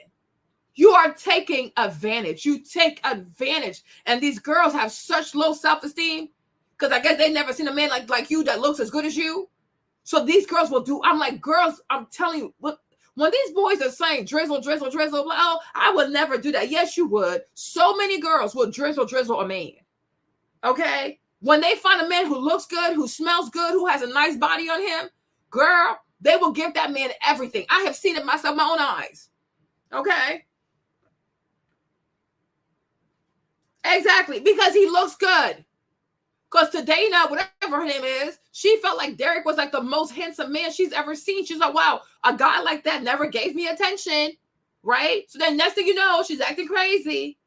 Acting crazy. And I was like, you are insane. And that used to trigger him so much, like, because I wouldn't react to that. Because I got to a point I recognized like who he was. And I'm like, you take advantage. And that's not okay. But I'm like, you see how desperate girls can be? It is real. They will act all tough on social media, but they be so desperate out here. It's crazy. But like, yeah, he told her to her face. Like this is how he treats these girls. And they put up with it. So then she goes and she buys groceries. She filled up his fridge so he wouldn't have to worry about food. And I'm like, so you're going to smash this girl and eat this other girl's food? And y'all going to eat her food? Like, do you have no shame? You know what I'm saying? No! Like, do you have no shame? And that day I was just like, nah, it was never the same after that. I was like, you have a problem. Not only are you addicted to sex, but you enjoy manipulating women. You take advantage. Even if you're telling her and she said, oh, she's cool, that you know that's not okay. You know that's not okay. Because I promise you, somebody did that to him, he would lose his mind. So I'm like, that day he delivered me. I said, oh, you know what? Thank you. I guess I will never be a Haitian bride. I guess go somewhere. You're crazy. You are insane. Like, you are literally insane. So when I saw Queen and Clarence, I was like, there you go, because he's a pretty boy. He's a pretty boy. Most likely he gonna give you pretty babies with good hair. That's it. That's that. Because like she said, he was in his mama's basement. Every day on Instagram, combing his hair, brushing his hair, putting on his do-rag, licking his lips, putting on chapstick all day. That's all he doing all day, every day on Instagram. Because at that time we had Instagram. I'm like, she was so big. And I'm like, girl, what is your problem? One day I turn around, she's pregnant. I'm like, well, you're pregnant? Why are you pregnant? Unbelievable. And I love Queen and Clarence, but I say this to say fucking that. Oh, girl, you cuss too much. You ain't supposed to build no man up, okay? You did just that. You got a BBL. You're beautiful. You was in nice shape before the BBL. Your voice is amazing. I wouldn't see why the man would want to marry you. But we already knew Clarence was out there creeping. Yeah. He didn't confirm, but he denied, I think, every fucking thing. Because who wouldn't? Shit. You get caught, you're gonna deny. However, Queen, baby, leave, baby, leave. Go on. Because it's plenty of men that probably would die to be with you. Mm-hmm. She goofy as hell. She's funny. She's a good mother from what I can see. I don't know going behind closed doors. But it's like I can see that she loves Clarence more than he loves her. Yeah. And a relationship never works if you love a man more than he loves you. Because that shit will crash and fucking burn. And it fucking shows, okay? It shows. It shows. Girl, bye. Leave. Get your coins and leave. And the thing is, ain't no motherfucking thing. Bitch, leave. What you waiting on? You know what? And us females, we always have a gut motherfucking feeling. We always have a gut motherfucking feeling. No, you cuss too much. This is too much. You two gonna get trouble with me. Too much cussing. So Chris Sales dropped a video yesterday spilling tea, as he called it. Y'all know in his previous video, a lot of people are upset because he was saying that Clarence was cheating on Queen and how he has proof. So people in the comments were saying, show the proof. So he's back with receipts, and he revealed the young lady that quote unquote slept with Clarence. Now, after Chris Sales exposed her in his video, the girl did go live and she dropped her own receipts. So Chris Sales dropped a video yesterday spilling tea, as he called it. Y'all know in his previous video, a lot of people are upset because he was saying that Clarence was cheating on Queen and how he has proof. So people in the You feel me? But like I can't break. You feel me? But like I can't break up with Clarence. Y'all should be telling his wife. You feel me? Not playing this one. You feel me? But like I can't break.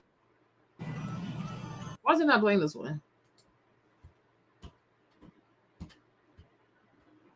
Okay, let's talk about this clip of Queen and Clarence. And I actually want to talk less about them actually and more about why you should never let a man tell you that you won't leave him. For my messy girls, let's kiki about them first. Hold on. Me personally, I'm a part of the original Chris and Queen. I can't even remember. Did they used to call us the Mafia back in the day? I'm a part of the original watchers of them, but I stopped watching them long before Clarence ever came along. I stopped paying attention to them when that happened because it was like, oh, but none of my business. You know what I mean? Sorry, let's be real. We know Clarence not finna marry her. Like, and that's not to be mean. That's not to be shady, nothing like that. Whatever the case, and it's funny, and everybody who watches their content knows this dude is not serious. Like, so, but there's no way she doesn't know. But you know one thing, though. You know one thing. A Libra gonna be a Libra. Okay, a Libra gonna be a Libra. I think that's why I checked her birthday. I'm like, what is wrong with this chick, right? But a Libra is going to be a Libra. I don't know what's going on. Hold on. I feel like and I felt like that back then, which is honestly probably why I stopped watching them. They just ended up together because she got pregnant, and that's what happens to a lot of people. And they try to get the fairy tale love story relationship. Hold on. Okay, let's talk about this.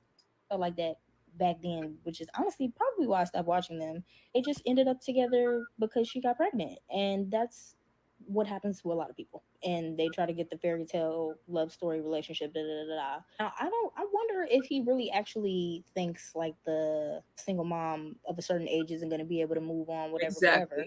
Mm-hmm. Or if he just know that she won't leave him. Both. Two things can be true at once. Exactly. You know what I mean? But mini story time. I fell out with a friend a while ago who I had this exact conversation with her and her baby daddy. Fill me in. He brought it up out of his own mouth. Let's go. He was saying he needed 10 years to know if he ever, would marry a girl or whatever. She was like, you're not going to need 10 years. I wouldn't stay with you for 10 years. Nope. And he was like, yeah, you would. Because she stayed through worse. So you think you're not going to stay and wait? Oh, and you see what this young lady is saying here, what Kyra is saying here? I'm trying to see something. I'm starting to understand something. Because Kyra, you don't woke up the Holy Spirit today, sis. You don't woke up the Holy Spirit at almost 4 p.m. Eastern time, okay? The baby daddy she's talking about here, like the mindset of this baby daddy is the mindset of Clarence. Because picture this, Kodak, okay? Choo-choo, picture this, right? Okay. If a woman leaves a bad relationship, right? She gets into a new relationship. Y'all make sure y'all take some notes because this is going to be a logical map, okay? So first, you have the bad relationship, okay? So the woman leaves what? The first bad relationship. Number one, right? So let's say this relationship here was very toxic, bunch of cheating, right? Got you pregnant, the religion, blah, blah, blah, blah. You know what I'm saying? Using you, right? So you decide to leave number one and you go to number two, right? So this will be Chris. This will be Clarence. She likes them with the name that starts with a C, huh? So you got Chris right here. You got Clarence right here. When you come over to Clarence, you're telling him everything that Chris did to you, right? So now here's pretty boy over here, right? So here you have, hold on, let me make this girl a little smaller. Let me take it on the screen, right? So now you have Clarence right here. He's thinking to himself, let's do a little bubble here, right? He's thinking to himself like, but wow, she stayed through all of this, right? I'm not even as toxic as this one. If she was willing to put up with this, then why would I give her anything better? Do y'all get this? Right? Because a man will ask himself, why would a woman put up with this behavior? And why did she put up with all this behavior for so long? Okay? Why did she keep making excuses for this man? And by you revealing what happened in your previous relationship, he's assessing your personality. He's assessing your boundaries. He's assessing what you will and will not do. He's assessing what you will and will not tolerate. And honestly, he's testing how long you can last in a relationship that serves you none. Okay? So when it comes to Queen Naija, with little crown over here, right? When it comes to Queen Naija, he's already determined what kind of woman she is, right? He's already determined what kind of woman she is because of all the things she's told them about Chris, of all the things she shared about Chris. Chris did this. Chris cheated. I forgave. He cheated again. I forgave. I gave him money. I cooked. I cleaned. I had a baby. What? You say all of this. And he's like, oh, I found a queen, okay, with low self-esteem. Okay, she has a high threshold of pain. Okay, let's call this the 10-year mark. Okay, so she has a high threshold for pain. She has a high threshold for disrespect. She'll easily give you a child. She'll put up with the bare minimum, right? All you have to do is keep saying you're sorry, But knowing her past relationship, knowing how long she put up with that, right? She'll do the same thing for me. She'll do the same thing for me. So why, please tell me why I should do anything different? And that's the thing.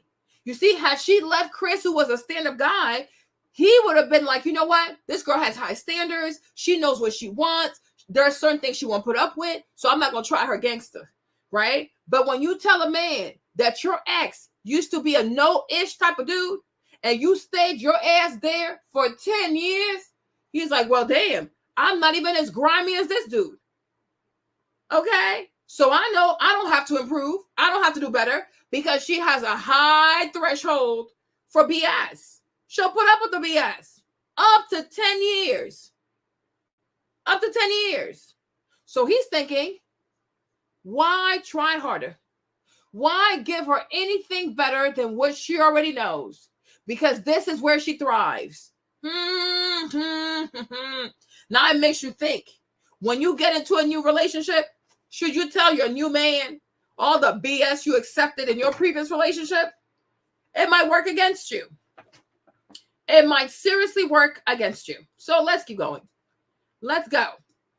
On that ring is going to be a shut up ring or a taxi cab theory ring. In taxi cab theory, that's a man will open his taxi cab door when he's finally ready to get married, and whoever the hell hops in, you get the ring. Shout out to the girl. She still is with that man now, waiting on that shut up ring. If Queen waits with Clarence, or if that person who asked that question, because that's actually what this was all about. This was somebody's question of their own life.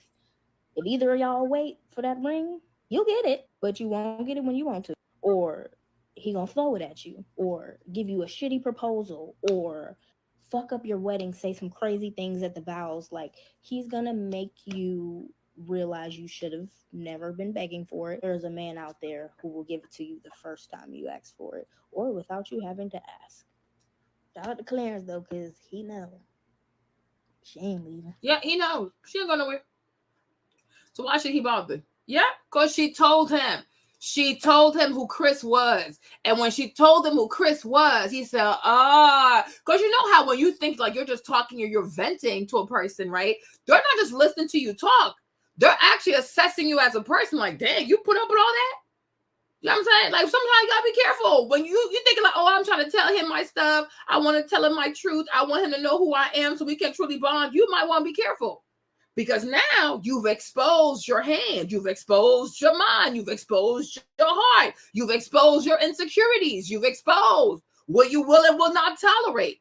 But if you tell a man, my past relationship, I willingly ate poo-poo for 10 years, he gonna be like, well, why would you give her fish? Why would you give her chicken where this girl is comfortable eating poo-poo?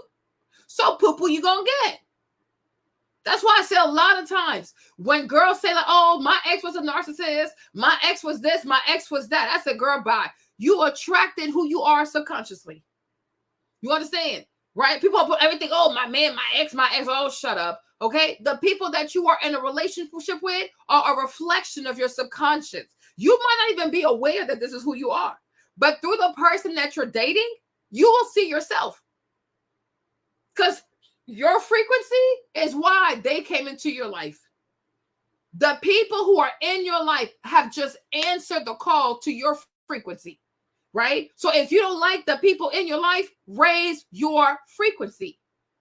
But like that man, the baby daddy told that girl, right? Oh, I know you'll stay because you've been through worse and you stayed. So what I'm offering you, girl, it's actually better.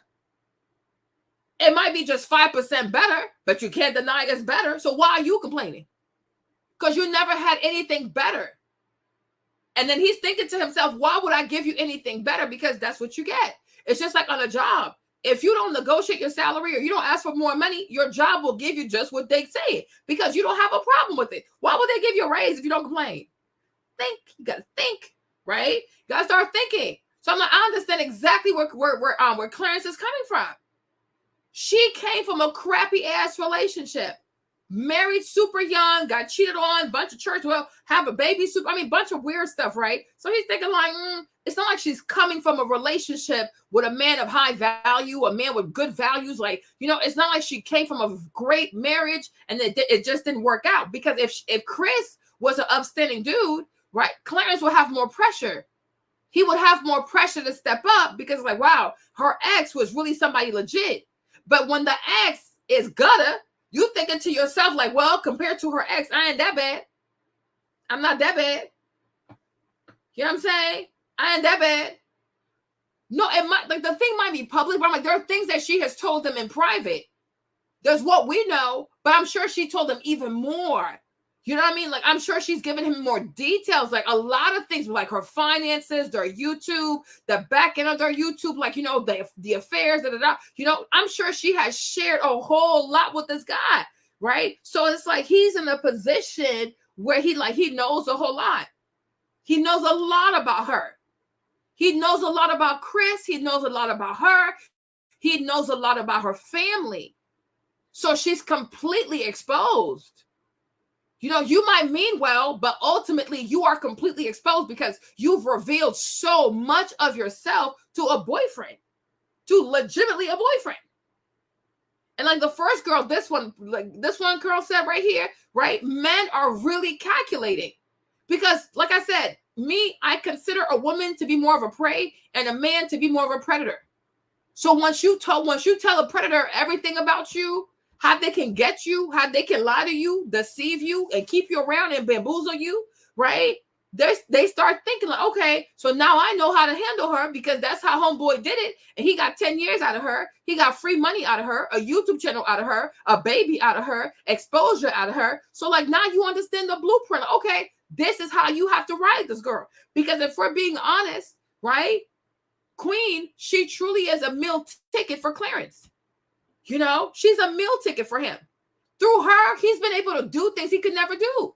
He's been able to make money he will never be able to make. He's been able to build a platform he could not have done on his own. She's a meal ticket. So if you handle her correctly, she'll level up your life. But as everybody can see, she's not the woman he wants to be with. She's not. And I think like I wish a lot of girls will understand a man has no problem putting a baby in you. Right? And like especially these are the kind of people you gotta be careful of because a man that has no problem putting a baby in you, but has a hard time putting a ring on your finger, he's up to something. And this baby is probably all about control. It's about a connection. It's about control. It's about making sure that he's always going to be in your life. Because that baby's forever. A ring, not really. But he has no problem putting a baby in you, but he has a problem proposing, getting married, because you're truly not the one he wants. Right? He doesn't mind having a child over here, a child over there. Doesn't matter. Because once he finds his wife, he will have the children that he truly wanted to have with the woman that he's truly in love with. He's not in love with. A man can have multiple kids by multiple women, and he's never loved not a single one of these ladies. And like, you really have to accept that. Like, you have to make peace with that. Men can get people pregnant without ever being in love, without any type of emotional connection. They do not care. You know what I'm saying? They do not care. So I do feel like they're still quite young, right? He can get men, and the thing is, men have the flexibility of like getting married whenever they want to. You know, ageism does not really work against men, but it works against women. You know? I don't know why y'all are surprised and having all of this conversation. Queen is trending right now. So Queen, I don't know why y'all are surprised and having all of this conversation around Queen Naija and Clarence because she's a Libra. No shade, but like Queen Naija, Jada Waiter, Keisha Cole, Ashanti, Cardi B, my mama. It's like, girl, you can't expect much out of them. No shade, but like, they're just a little weaker. I don't know why y'all are surprised and having all of this conversation. Y'all, I did not know she's gonna say that, y'all. If you're a Libra, I'm so sorry. I did not know. I just clicked on it. I'm so sorry, y'all. I am so sorry. But damn, y'all, you guys be having Libra females, y'all be having a reputation out here. It is really concerning.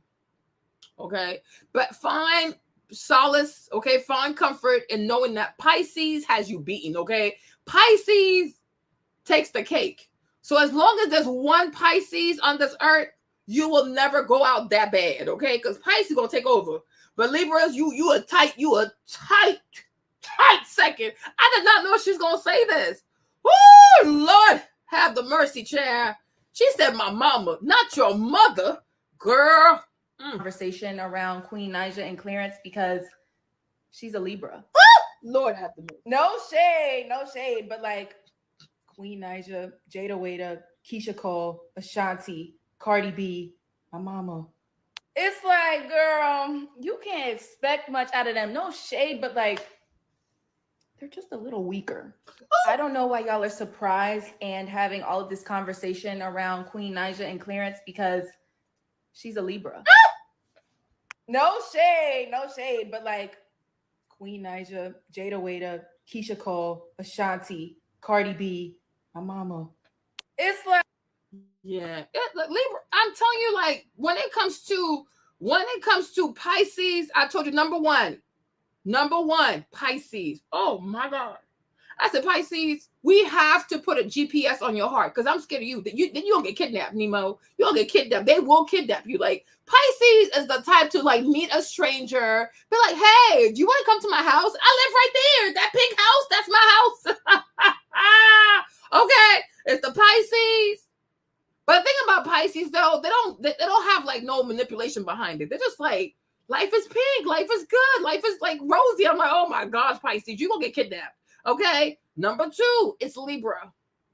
But Libra, though, they are manipulative in their love relationship, though. B. Taylor, she forgot to add B. Taylor in there. Okay, number three, Scorpio.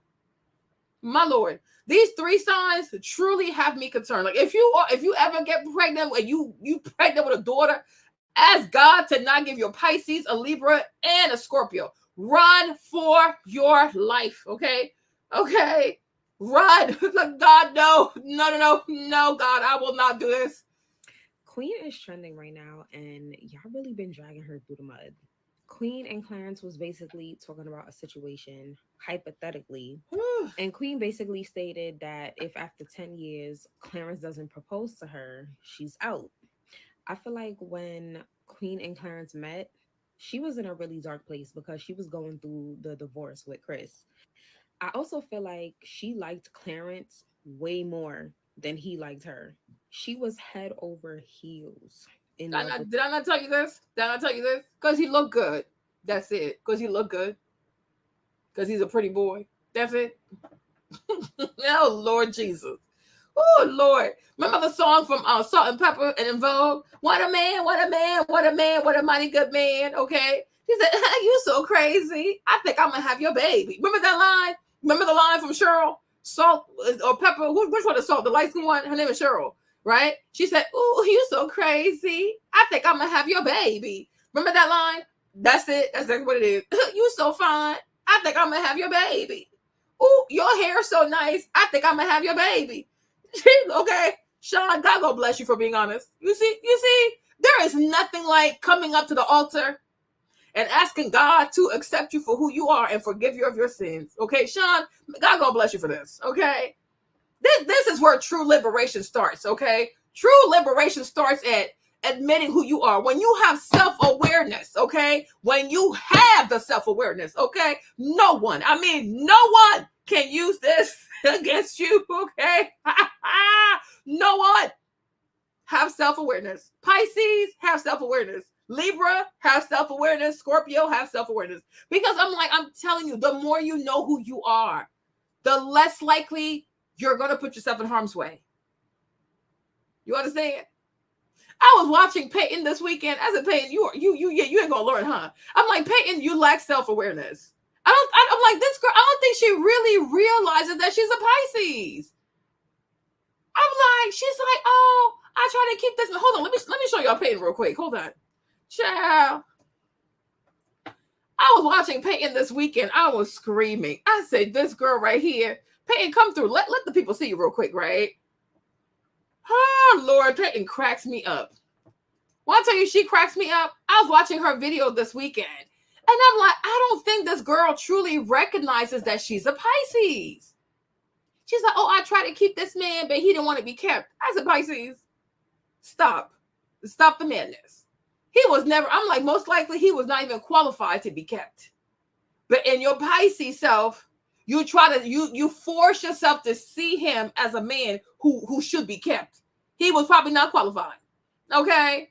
But I'm like, you must have self-awareness. Like, the more you know yourself, okay? The more you know yourself, the more you can check yourself. Because sometimes I'm telling you this, sometimes the problem is you. You are the problem. It's not the man. It is not the man. Oh, no. Peyton is a Pisces. Like, she's a Pisces. Like, she's just a Pisces. Yeah, I love her. Like, once you understand Pisces people, she'll make more sense to you. You know, if you don't understand Pisces, you're like, what the heck is wrong with you? Like, why do you keep doing this? Like, what is wrong with these people? Right? But it's like, you truly have to understand the Pisces. Like, they really mean no harm. Like, they are truly like, huh? What? Oh my gosh. I'm like, wow, Pisces, you need patriarchy. Okay, you need a GPS on your heart, because somebody's gonna kidnap you. You know, like they're just so like, oh, you know, everything's gonna be okay. They're like hopeless romantics. Like, it doesn't matter how badly they get hurt, they get right back up and they do it all over again. It's like, but damn, can you chill? Like, sit your ass down and learn something. They just can't help themselves. But it's like, you have to, because this world is not a good place. Like, you just can't be like, life is rose all the time. Like, you gotta be careful, because, you know, you are a Pisces and you wear your heart on your sleeve. You gotta be very careful, because this world is not a good place. And people like you, they get hurt really badly because you just want to see good in everybody all the time. No, and no, and no, and no, and no, and no, and no, no. Okay? Whereas like Libra does all that. Oh my gosh, I love a man, right? But there's like manipulation in their love. Like, their love is not so without like strings attached, because she said, even though she like forgave Chris, she was still building something in the back, right? So like, they'll be ditzy on Wednesday, but they might be a little smarter by Friday, okay? Because that's like, they're scheming too, a little bit, right? Third, Scorpio. Oh my gosh. Okay, so it goes Pisces, Libra, and Scorpio. Anytime you see a woman act a fool for a man, you gotta be like, girl, is you a Pisces? If she says no, say, so you're a Libra. She says no, ask her if she's a Scorpio. She'll be like, yes, like, I won. Okay. No, I'm like, y'all crazy. You are really crazy. You are some crazy people. Y'all some crazy people. But let's go.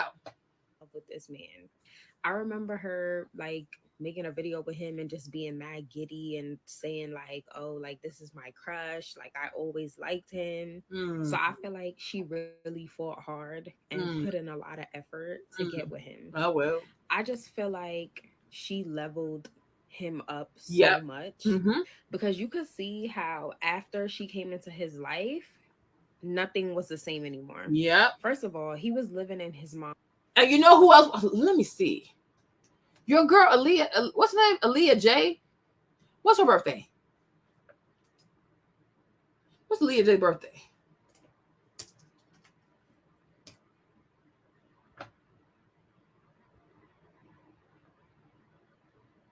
She's a Cancer. It makes sense. So you see, even Aaliyah J too, another one.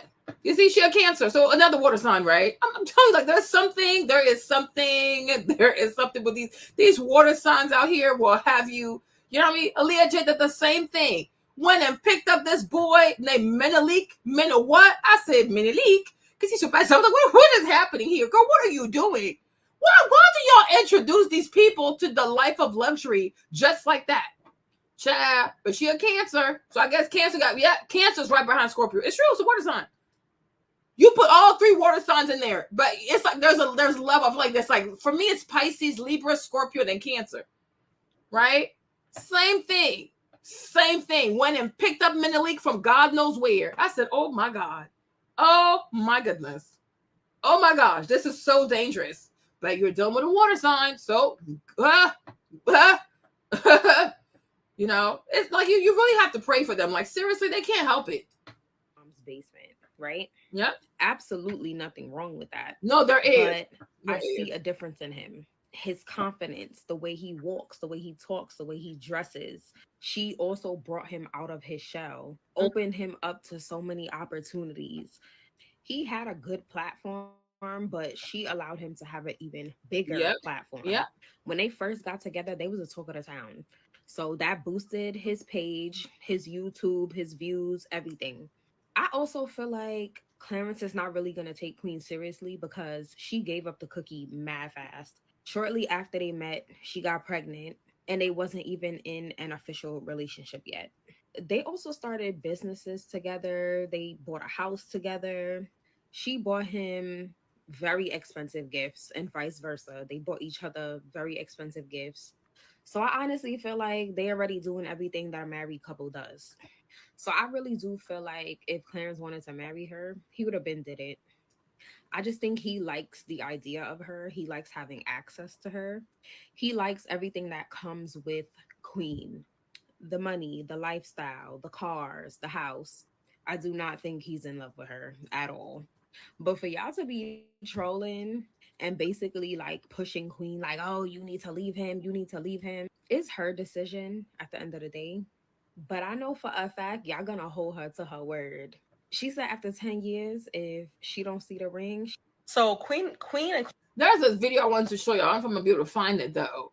But it's like, it's Priscilla going off talking about, she's saying like, you know, she believes that Libra is not a real sign, that Libras are actually Scorpio, that Libras are actually a water sign.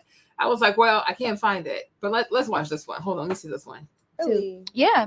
For me, I have to. That's why like the EP that I'm about to release is called After the Butterflies. And everybody know I'm in a current relationship right now with Clarence, but you know, like a lot of those songs in there, well, most of the songs in there is talking about a time where like we were in a dark point in our relationship. And it's like, unless I like open up about that, it's not going to work for me because it's going to seem fake. So I guess it's all about what you like, what your brand is too, and like what you have to stand on. But me, and it's different with you because being an artist is like you can pour into your music and like tell. Oh, I'm just realizing this. So this is Queen talking to Jada. So you got 2 Libras enabling each other. See, you have. Oh, okay. So you got Queen, and I was like, who is that? That's Jada. Wait a minute.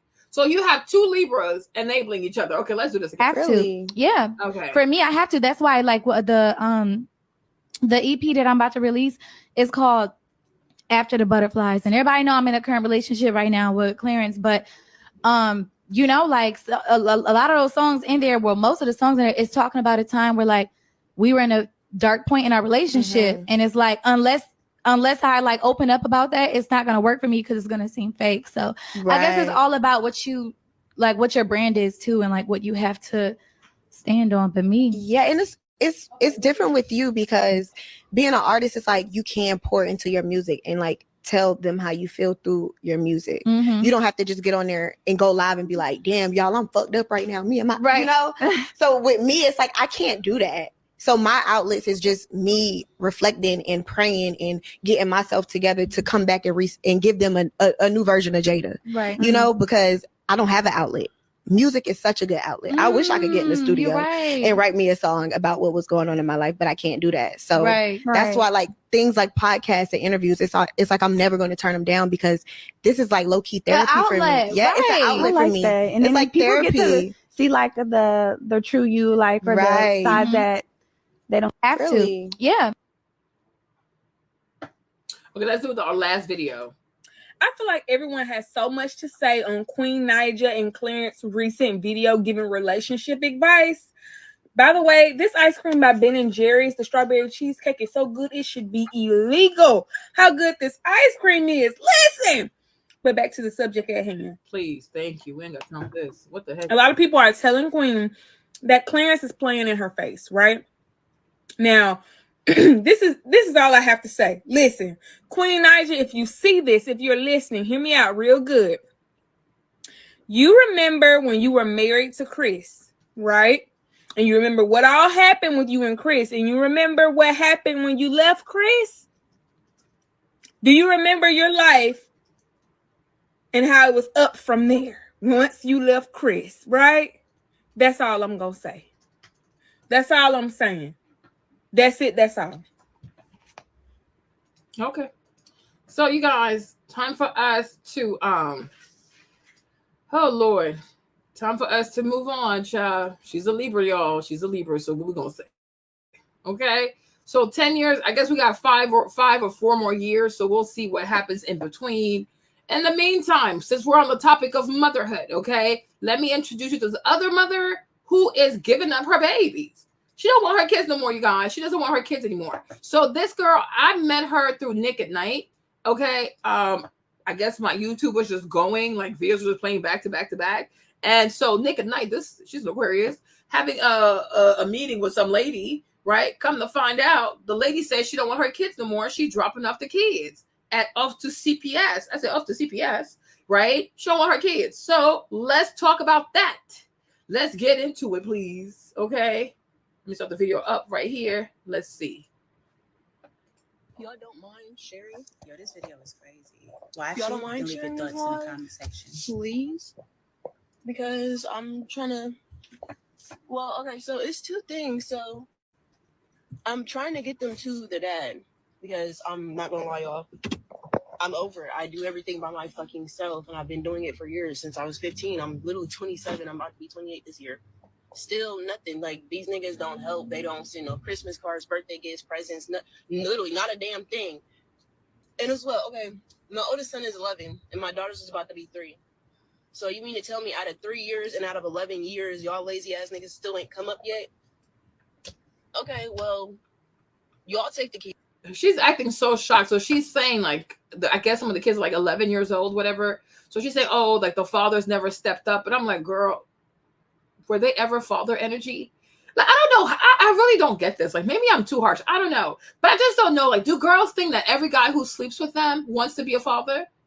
You think every man who lays down with you cares about your well-being? You think I really don't get this. Like, I think these girls are telling themselves, like, well, if he didn't want to get me pregnant, he should have used protection. If he didn't want to get me pregnant, he should have pulled out, right? And I'm like, do you not know men by now? Especially them dirty-ass little boys, okay? Like, a man, you tell a man that he can do whatever he wants with your body, he will. He truly will. Call it victim shaming, call it whatever you want. It's a fact, right? Most men have no standards, especially the little boys y'all mess with. They definitely have no standards. So it's like, if you don't value yourself, if you don't put expectations and you say, oh yeah, you can do whatever you want. You can come in, you can come out, you can bust in, you can bust out. He will do it. And let's be honest. Let's be honest. Now, it's not, I don't recommend it though, if you're not committed, but it's like, if we're being honest, raw intercourse feels better than when you wear a condom, right? A lot of people, if they could, I mean, most people probably are now because nobody cares anymore, right? But a lot of people would prefer to not wear a condom than to wear a condom. So if a guy knows that, oh, this girl, you can go with her and she's not going to require a condom, he going to go with you. Duh. Like, did you not know this? Like, did you not know this? I'm like, we're in 2024. Okay? We're in 2024. Any girl who's okay with not using protection, you probably will have more sexual encounters. You'll probably have more men behind you because most men are not trying to wear a condom. That's it. That's that. And they don't care about you, your safety, your health care. If you have children, they do not care. They're just in the moment. Like, I just want to have sex and I want to have unprotected sex. That's it. That's that. They don't care. They do not care. Like, but he should have got me pregnant. Oh, but he should have what? They don't care. These are degenerates. You are having unprotected sex with a degenerate male. He does not care. He doesn't even care about himself. Because let's be honest. Let's be all the way honest, right? Even you ain't ish. Because what can you give a child? You have nothing going on for yourself. Right? You're not educated. You have no money. You have no job. Right? You have nothing you can offer a child. And yet he's having sex with you unprotected. Right? That should let you know something. A lot of girls, you honestly, you ain't shit. You don't have nothing going on for yourself. You're just a walking pair of titties, a walking pair of butt, and a walking vagina. That's it. That's that. Okay? Because if you also valued yourself, would you let him hit it raw? I bet you wouldn't. Right? So just like niggas ain't shit, these hoes ain't shit. So it's two ain't shit people who are having unprotected sex. So yeah, you can't act like, oh my gosh, like, oh my goodness, oh, I can't believe he got me pregnant. Well, if girl, shut up.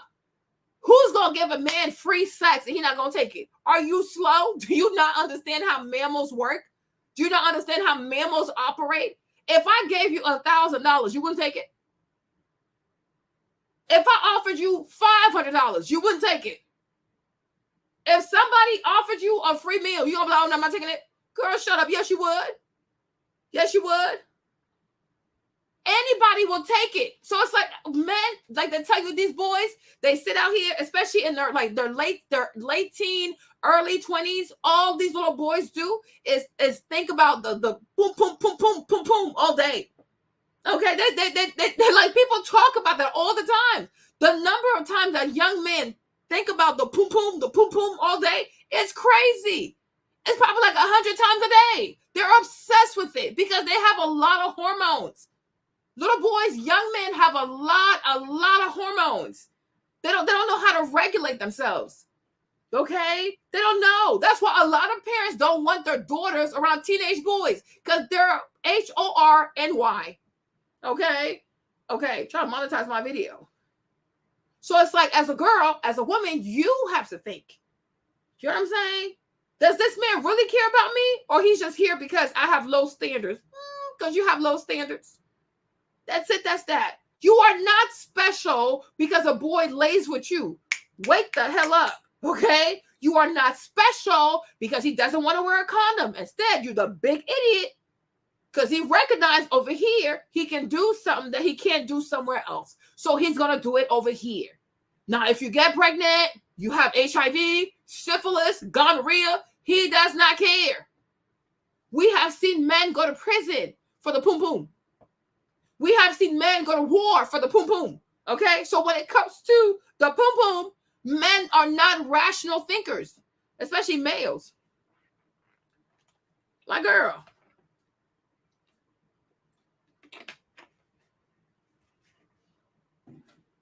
Exactly. So as a woman, you have to look out for yourself. It's the same thing with these outfits, right? Oh, but I should be able to wear whatever I want. Yes, in a perfect society, you should be able to wear whatever you want and not have to fear for nothing. And fortunately, you live in a society with a bunch of sick people. People are crazy. So instead of thinking about, well, this is how the world should be, embrace the world for what it is and be careful, right? Embrace the world for what it is and be careful. Because the more you think about yourself, the more you think about self-preservation, the more you think about protecting yourself, the less likely. You can't control other people's behavior. You can't say, well, he shouldn't do this to me. Well, she shouldn't. Yeah, oh, that sounds good. But if somebody violates you, there's no turning back. So let's make sure it doesn't even happen because we don't live in a perfect society.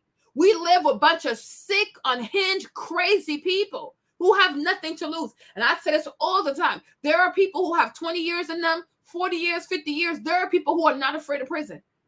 They are not afraid of prison. They will do life, double life, triple life, 20 years, 40 years, 50 years. They don't care. They do not care. They don't care. There are people who commit crimes like it's running out of style. Like, what the heck? They don't care. You got people out here with 20 convictions. been to prison 15 times. They don't care. They don't care. You want to try to reason with someone like that? You want to try to have an intellectual conversation with someone like that? No, you cannot. They don't care. Some people have decided to throw their lives away. They have thrown their lives away. They do not care. Okay? So if you care about your life and you care about your safety, stop focusing on how the world should be and see the world for exactly what it is. And if you can do better, do better. If you can wear a different outfit, wear a different outfit. If you can wear sneakers instead of heels, you might want to wear the sneakers just in case, because we live in a crazy society with crazy people. Make it make sense. I'm like, oh, you people not going to stand up. They was never going to stand up for you. They were never in love with you. They had sex with you, unprotected sex, and you got pregnant. Okay? They never had love for you. So how can you expect someone who didn't love you, was just having sex with you, to then want to step up and be a father? That was never part of the conversation. It was never part of the conversation. Y'all slept together. You got pregnant. Wumpty wump wump. You're not going to be the first one. You ain't going to be the last one.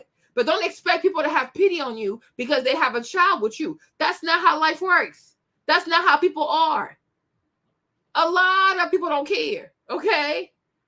Like, a lot of people do not care.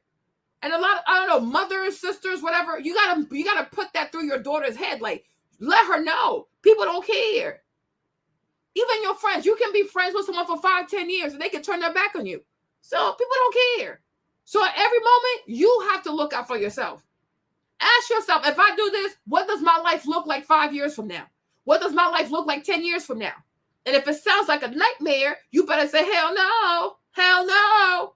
Okay? Mm-mm. The kids. And I'm going to worry about me, focus on school, and get my motherfucking shit together, because why the fuck not? It's time for somebody else to fucking, step the fuck up and do something. I'm tired. Like, every fucking time. Like, I said every fucking time. I've been doing it by myself since I was 15. I'm done. I'm over it. So since she was 15, she been doing it by herself. And I'm like, you see, nobody's been looking out for this young lady. Because 15 years old, you got pregnant? Your family failed you. You know, I'm like, she's like, and I bet you nobody got arrested. 15 years old, she's pregnant. How is that not great? Like, I'm like, how is this not great? Like, seriously, right? 15 years old. 15. Sad. This is sad. This is sad. Well, I told you, I said black kids are not protected. This is really sad. I'm in 2 different colleges. I'm working. I'm overwhelmed. I'm done. I really am. I'm just done. I just want to learn. I just want to be able to focus on me, my school, my careers, my jobs. I just want to focus on me. I absolutely love and adore my kids. They're so beautiful and intelligent, but I don't want them. Oh my gosh. I've been trying literally for. So she said she does not want her kids. She doesn't want them. They're beautiful, intelligent, but I don't want them. I don't want them. It is. Hold on. What?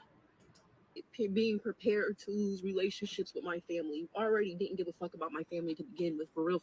Let's be honest. It's a couple of them that I still rock with, and I actually do fuck with. The other ones I can care fucking less about.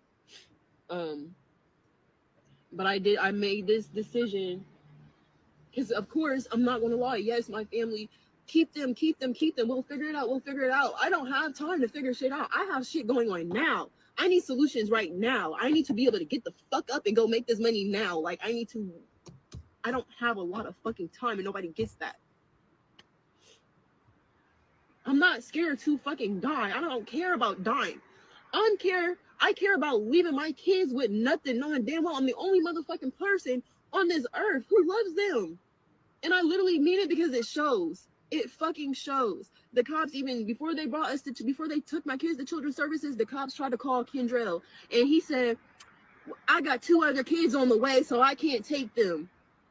Obviously, y'all, the nigga is dead, but like, literally, and I cannot fucking wait, because when not too much information, no. I'm not gonna say too much, but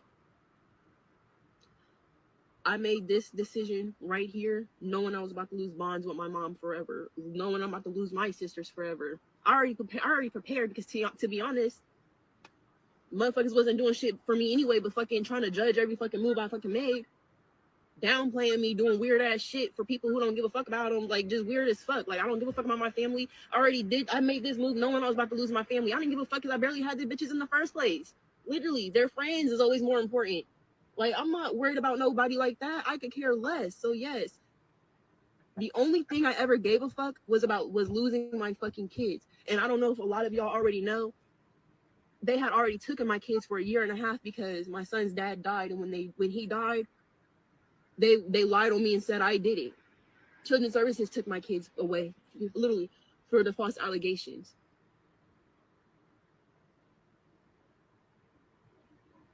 No, I don't need mental help. My heart's broken. I'm a little fucked up emotionally, but that's probably the only mental that I need is emotional counselor or some shit. But I'm cool because I don't need no type of mental help. I'm not mental. I'm not going through whatever the fuck. I don't fucking know. I'm just not going through nothing mental. Everything I got going on is some straight bullshit, unfortunately. But at the same time, I have this plan. I don't know what else to do. This was I did multiple cries for help. Nobody said shit. Nobody did anything. And actually, no, when it got really, really fucking bad, and I'm talking about long ago, when it got really bad and I really had nobody to fucking turn to, nobody, and I'm talking about it was worse than this shit right here. Actually, no, that's a fucking lie. No, actually, no, it sure the fuck was way worse than this. When I broke down, I literally broke down and I actually went fucking mental. I mean, I literally fucking went mental. Nobody to talk to, nobody, nothing, but everybody, oh, don't believe Les, don't talk to her. She's insane. I wish I fucking was insane. But now I'm not. I have a fucking plan. Like I said, regardless of how long it takes to get my kids back, being prepared to lose relationships with my family. Already didn't give. I think this is the video, right? Because I love them, and this is hard. Like, this is killing me. Yeah. But it's for the better. Like, it's for me to get my life better and focus on my schooling, my career, my health. Number one, my health, so I don't fucking die. Because I can't do shit for them if I'm dead. Yeah. I can't stop stressing if I don't have help. You know. So it's like. And it's like the dads didn't want to help me. They wanted to see me beat. I done lost everything so many fucking times.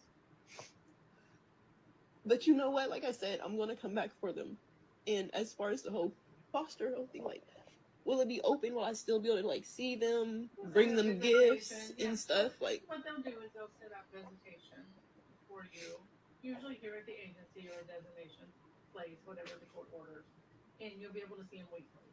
Okay, that's even better that I can still see them. Oh yeah, you'll get to see them, and I can still provide for them, right? Correct. You Birthdays, can bring them gifts, and have all that. Yeah, because like, it's only so much I can do. I mean, I just finished my last medical class today, so it's like I just have to study for my What school did you go to?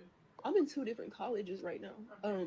One is through OSU for my national medical assistant license.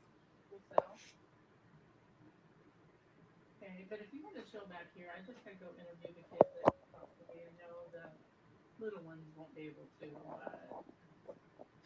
And if you ask Alex, it'll be everything from dinosaurs to Siren Head. But you'll see what I'm talking about. They're intelligent. Yeah, they seem like good kids. They are into because they like because you know I told you we watch documentaries and stuff, so they are into a lot of Greek mythology, in like Indian myths and folklore. So I know Greek mythology. I'm pretty good at it. Yes. So sometimes if you have to try to open the light or something, you know. And I made sure I told them that earlier. I made sure I told them that there's nothing wrong and they didn't do anything wrong. And I don't want them to think that they're not enough because they're everything I ever wanted.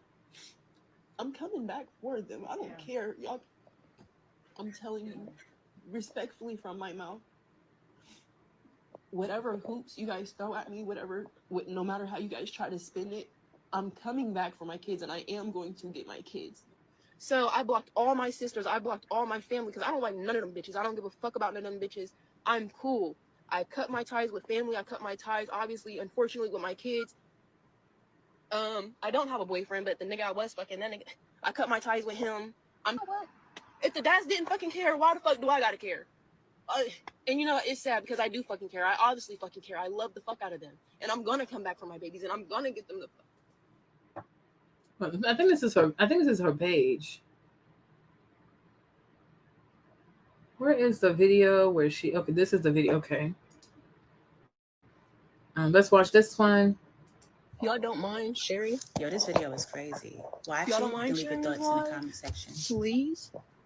Because I'm trying to well, okay, so it's two things. So I'm trying to get them to the dad because I'm not gonna lie, y'all. I'm over it. I do everything by my fucking self, and I've been doing it for years since I was 15. I'm literally 27. I'm about to be 28 this year. Still nothing. Like, these niggas don't help. They don't send no Christmas cards, birthday gifts, presents, literally not a damn thing.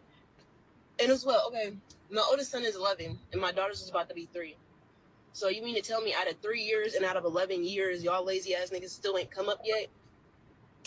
Okay, well, y'all take the kids, and I'm going to worry about me, focus on school, and get my motherfucking shit together, because why the fuck not? It's time for somebody else to fucking, you know, step the fuck up and do something. I'm tired. Like, every fucking time. Like, I said every fucking time. I've been doing it by myself since I was 15. I'm done. I'm over it. I'm in 2 different colleges. I'm working. I'm overwhelmed. I'm done. I really am. I'm just done. I just want to learn. I just want to be able to focus on me, my school, my careers, my jobs. I just want to focus on me. I absolutely love and adore my kids. They're so beautiful and intelligent, but I don't want them. I've been trying literally for 3 months to give them to the dads. Literally nothing. Then you got one of the fucking dads is like, oh, what the? Yo, I kid you the fuck not. I told this man, it's time for you to step up and do something, like, you know, step the fuck up. So then he's like, oh, it sounds like, I literally told him, I said, I'm just trying to better myself. I said, my career is low key on the rise and shit. This nigga gonna look and say, I kid you the fuck not. Why is this? Oh, that's no wonder why. So yeah, I kid y'all the fuck not. This nigga is going to look and say, why the fuck would I get my kids? I'm trying to say it verbatimly, y'all. This nigga gonna say, why the fuck would I get my kids so you could go and chase your dreams because your dreams is starting to come true? Why would I want to sit there and let your dreams come true? Like, for one, that's the most hating ass shit somebody could ever fucking say, literally. So then it's like, okay, cool. You don't want to get your kids so I can go make some more money and provide for my fucking kids, but okay, long story short, you don't want to see me win. Like, that's literally verbatimly what the fuck he said. He said, why the fuck would I help you win when I'm trying to win? Like, nigga, you're not trying to win, bro. Okay. Y'all, if anybody know who Kendrell Eaton is, or he go by Kike, that's who I'm talking about. Y'all, mind you, somebody get this one dumb bitch Akira on this live, because yeah, let her tell it. She knew anyway. I'm mad as fuck. That's my motherfucking baby dad. If I knew that's who the fuck her baby dad was, bitch, I would have. Hello, I would not have been talking to him because, bitch, you're mad that he's my baby dad. Okay, you can have him back. I never wanted the nigga to be my baby dad. I just got fucking stuck and I couldn't abort the motherfucker. So, bitch, you're mad. I'm mad. Anyway, yeah, I need help to help contact these goddamn dads so they can come and get these fucking kids. Because, like I said, I'm done. So, with that being said, what the fuck was I even trying to do? Oh, I done pulled over and everything, y'all. But I'm not gonna lie, I'm really just done. Mm-hmm. So it'd be really nice if y'all could really, like, dead ass share this fucking live. Tag these motherfuckers something, because hello. Because I'm not gonna lie, y'all. It's if by 5 o'clock, because I don't want it to be late, you know, but if by 5 o'clock I cannot get the dads to man the fuck up and help, I'm not gonna lie. I'm going to drop them off at the fire station. I've already contacted the fire station because I didn't know how the whole shit worked or whatever. Because I know you could drop off like newborn babies and shit and not get in trouble. Or I don't know if you get in trouble or not. I don't even give a fuck if I do get in trouble. I don't care. I'm done. So anyway, I called them and I said, because I don't know about kids and shit, but I know you could drop off like fully newborn babies and shit. So I'm like, okay, well, I told them, I said, I'm not even trying to sound mean, rude, or funny. And I said, I love my kids to fucking death, because I really do. I love my kids to death, but I can't do it the fuck no more. I cannot. Like, I got so much shit going on that I'm fucking done. So I'm like, can I drop them off at your doorstep?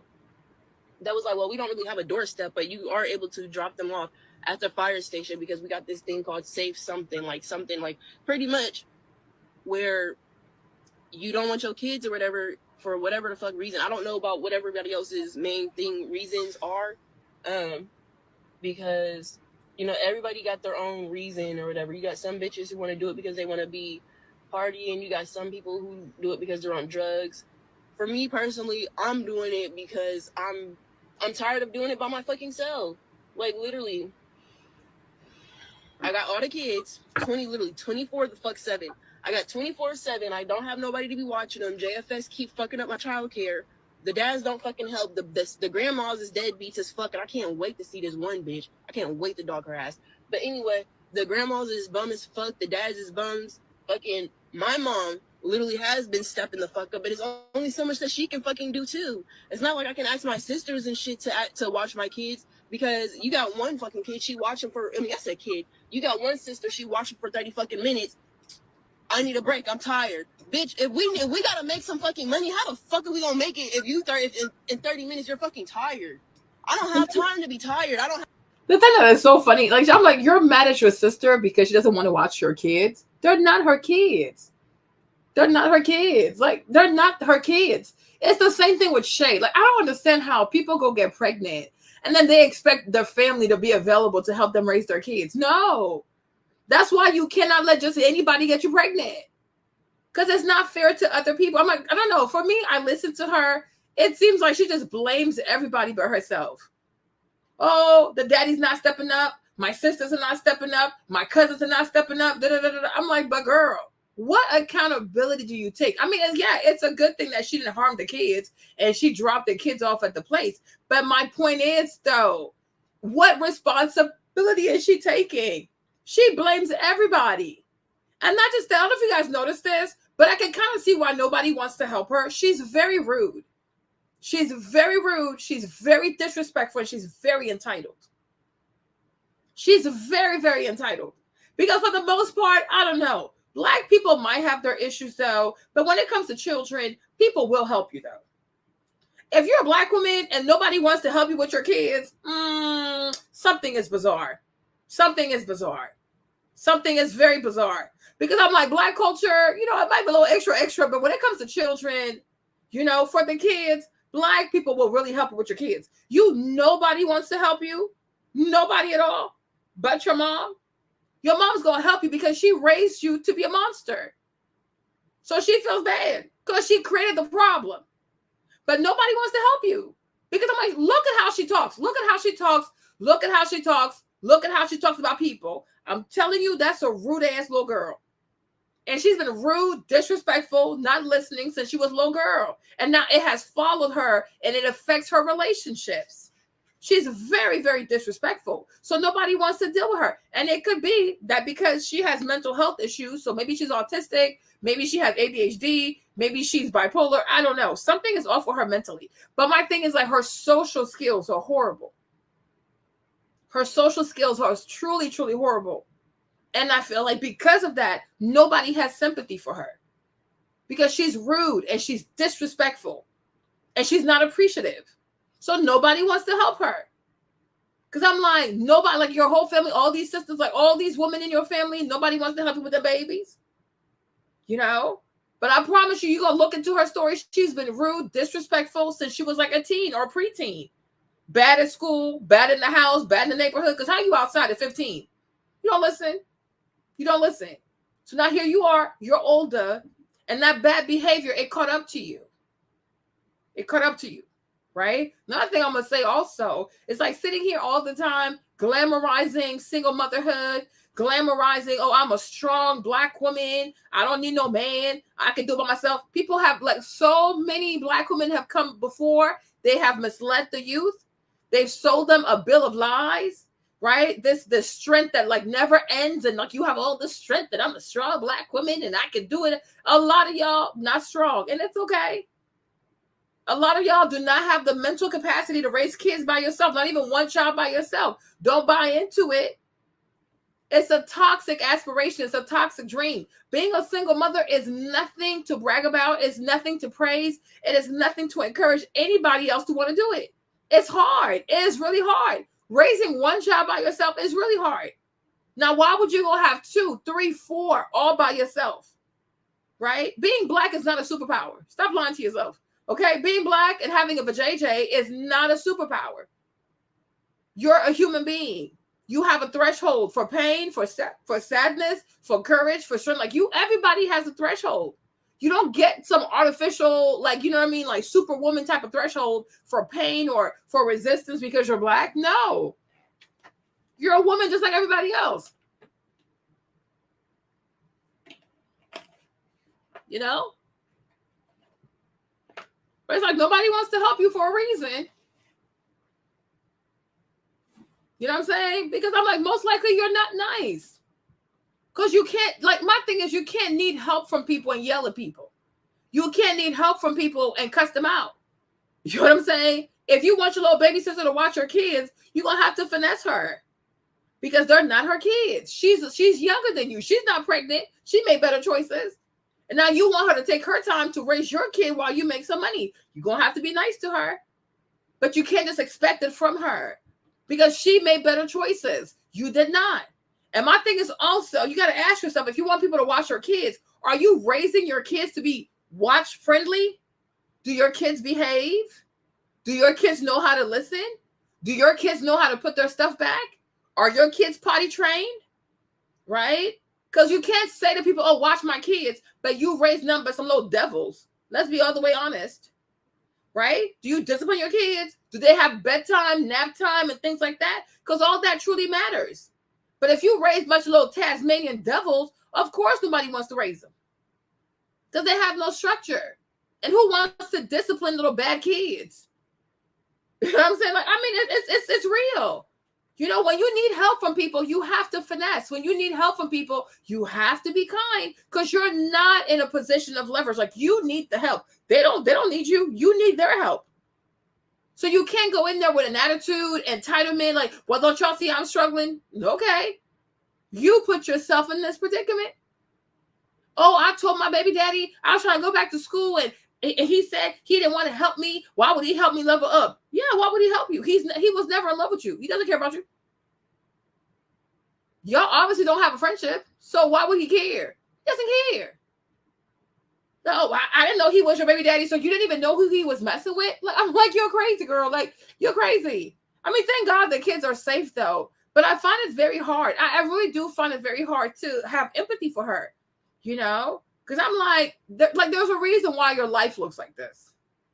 There's a reason why your life looks like this. There's a reason why everything is so chaotic and nobody wants to talk to you. You're cutting everybody off because you have a bad attitude. And when you don't get your way, this is what happens. You're a little brat.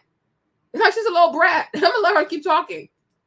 I don't have time to be taking breaks, bitch. No, I don't want to deal with that. So I'm done. No, I'm cool. And then on top of that, it's like, even if I do find somebody to watch my kids, motherfuckers is so fucking greedy. I don't mind fucking paying, but sometimes I actually got to go and get the fucking money to bring back. So some of y'all be wanting money up front when nobody don't win. How the fuck am I going to have the fucking money to pay y'all dumbasses the fuck up front? Sorry, you guys. And my thing is, ask yourself, right? I don't mind sharing. I'm going to go enjoy myself. And my thing is, ask yourself why, when it comes to her, people want the money up front. Because she's lied and burned people. She's lied before and she hasn't paid people. So now they don't trust her. I'm telling you, I'm like, there's a reason why I find it really hard to believe. I really, really do. That you have a living mother and she will let you drop her babies, her grandbabies at a fire station. A black woman, especially in America, a black grandmother let you drop her grandkids at the fire station? Nah, I find it really hard to believe. I'm like, black people have their flaws, but I'm like, when it comes to grandkids, though, I don't know. I find it hard to believe. Like your sisters would, I'm like, okay, I'll take one kid, you take one kid, I'll take another kid. Okay. You treat your, I would not be surprised if she treats her family horribly. I would not be. I'm fucking paying, but sometimes I actually gotta go and get the fucking money to bring back. So some of y'all be wanting money up front when nobody don't win. How the fuck am I gonna have the fucking money to pay y'all dumbasses the fuck up front? And I ain't even fucking make no money yet. So what? What the fuck? You want me to just write it down on a piece of paper and then give you a piece of paper or something? I don't fucking know. It's weird as fuck. Then, okay, if I pay y'all to watch the kids, who is about to go out for 2 fucking hours? What adult is about to go out for 2 fucking hours and then come right the fuck back? What the fuck would I be paying you for? No, if I pay you to watch my fucking kids, I'm gone. I'm leaving. I'm about to go enjoy myself. More likely, I'm gonna drop them off late because I'm not coming back for the night. No, I'm about to go enjoy myself, whether I'm fucking or not. I'm going to go enjoy myself. But it's not even about that. I could care less about going out, having fun, partying, and all this. It's the fact that when I'm not even talking about my family right now. I'm talking about the baby dads. It is one. Okay, it's May. Goddamn, so January, February, March, April, May. 3 months, y'all. 3 months, I'd have missed out on $25,000 because I don't have nobody to watch these fucking kids. The fucking dads don't want to see me win. They don't want to see my dreams come true. Like, that's the most hating ass shit. I don't give a fuck if y'all dreams come true or not, but I'm not about to try to stop you from going to go get that shit. I literally missed out on $25,000 in the last 3 months because I don't have no support system with these kids. I don't have the dads to sit there and watch these fucking kids because they so worried about my dreams coming true and what the fuck they're not and not what the fuck they are and not getting. Why the fuck do y'all think y'all about to get anything from me? What the fuck do y'all do for your kids? I don't want y'all to do shit for me. What the fuck do y'all do for your kids? If you actually did for your kids and actually spent time with them and helped me out or whatever the fuck, then cool. You probably could see a little bit fucking piece of the motherfucking pie. But y'all tell me why the fuck, okay, y'all, my daughter's dad, this dude don't talk to me. We don't talk nothing. I didn't even know I still had the nigga's number. This nigga called me out the fucking blue, mind you. I don't talk to him. So he calls me out the blue around, around tax time, like around March. Mind you, the last time I ever heard or saw him, well, I'm not going to say saw him because we don't do none of that shit. That shit's been dead since before I was pregnant. But anyway, well, when I found out I was pregnant, that shit was dead. They were having a bunch of unprotected sex, right? Just being irresponsible, having a bunch of unprotected sex. And once she got pregnant, he flipped, she flipped. No connection. They don't really know each other. They have nothing binds them. They were just having sex because they could. That's what I'm saying. That's why these guys don't care, because they don't emotionally, they've never emotionally cared for her. So it's like, if a man never cared for you, why would he care about the child that comes out your body? Because he put the sperm in there. They don't care. They don't care. You have people who have 20 kids. They never seen not one of the kids. They do not care. Stop thinking that because, but that's his child, Marlene. So because a man has a child with a woman, automatically he has those feelings of like, I want to love my child and be there for my child. And no. You cannot expect these types of feelings from the degenerate. Like y'all both some degenerates, right? Because y'all were having a bunch of sex. Now that you're pregnant, y'all stop talking. So y'all had no business having sex. You barely knew each other. You know what I'm saying? And not even just that, like, you could have been on birth control. You could have asked the word condom. Nobody cared. No one cared. That's why I tell you, this young lady here, I don't know her personally, but it's giving like she's a young woman since she was a young little girl. She did whatever she wanted to do. She doesn't listen. Her mom didn't raise her right. She wasn't trained right. So now that she's an adult, everything is falling on her and she thinks everybody's fault. Like, no. That's why when you're a teenager, you're a young person, you need to learn to listen. Have some order in your life. Have some discipline, right? Focus on school, right? Because that's what happens. You don't focus on school. You drop out of school. You out here, low boys, pregnancy, back to back. Okay? So I'm like, you don't care? And I feel bad for these kids. I'm like, none of these kids were conceived out of love. They're a bunch of oops, baby. That's why she has no problem dropping them off at the gas station, it's a gas station, right? You know what I'm saying? They don't care. They do not care. They do not care. They don't care. Like you see it all the time. That's what Pastor Voti said. A man can say, "Oh, I'm gonna go drop off I'm gonna put the trash out," and he'll never come back inside. They do not care. Stop thinking that children. Oh my God, but that's your child. That's your daughter. She looks just like you. Oh, he does not care. If he never loved the mother, he will resent the kids. He will not care about these kids because he don't like this lady. But when he cares about the lady, he will care about the children. That's how it goes. Right? But it's like she's just out here having sex with all kinds of people. Why are you acting like this? Because she don't listen. She don't listen. And that's why nobody wants to help her. I'm telling you, she's rude. I can already see it. I'm like, this is weird. This is really, really weird. Because when it comes to kids, when it comes to Black children, and family knows that you go through a hard time with your kids, they'll help you out. They really will.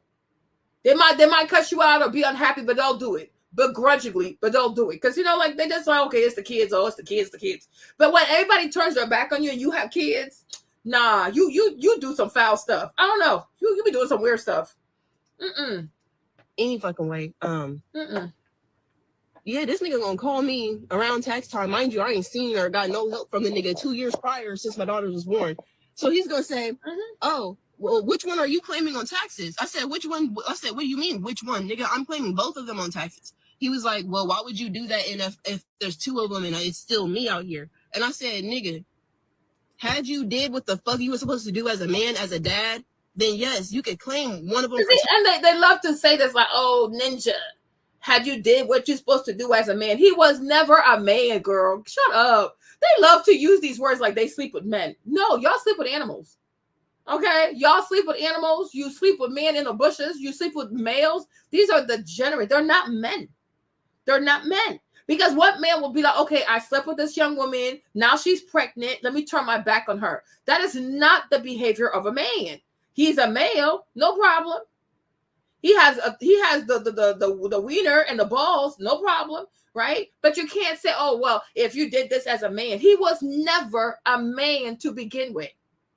And you think because you popped out a baby that somehow he gonna go through a whole machine and be turned into a man? No, but these are animals.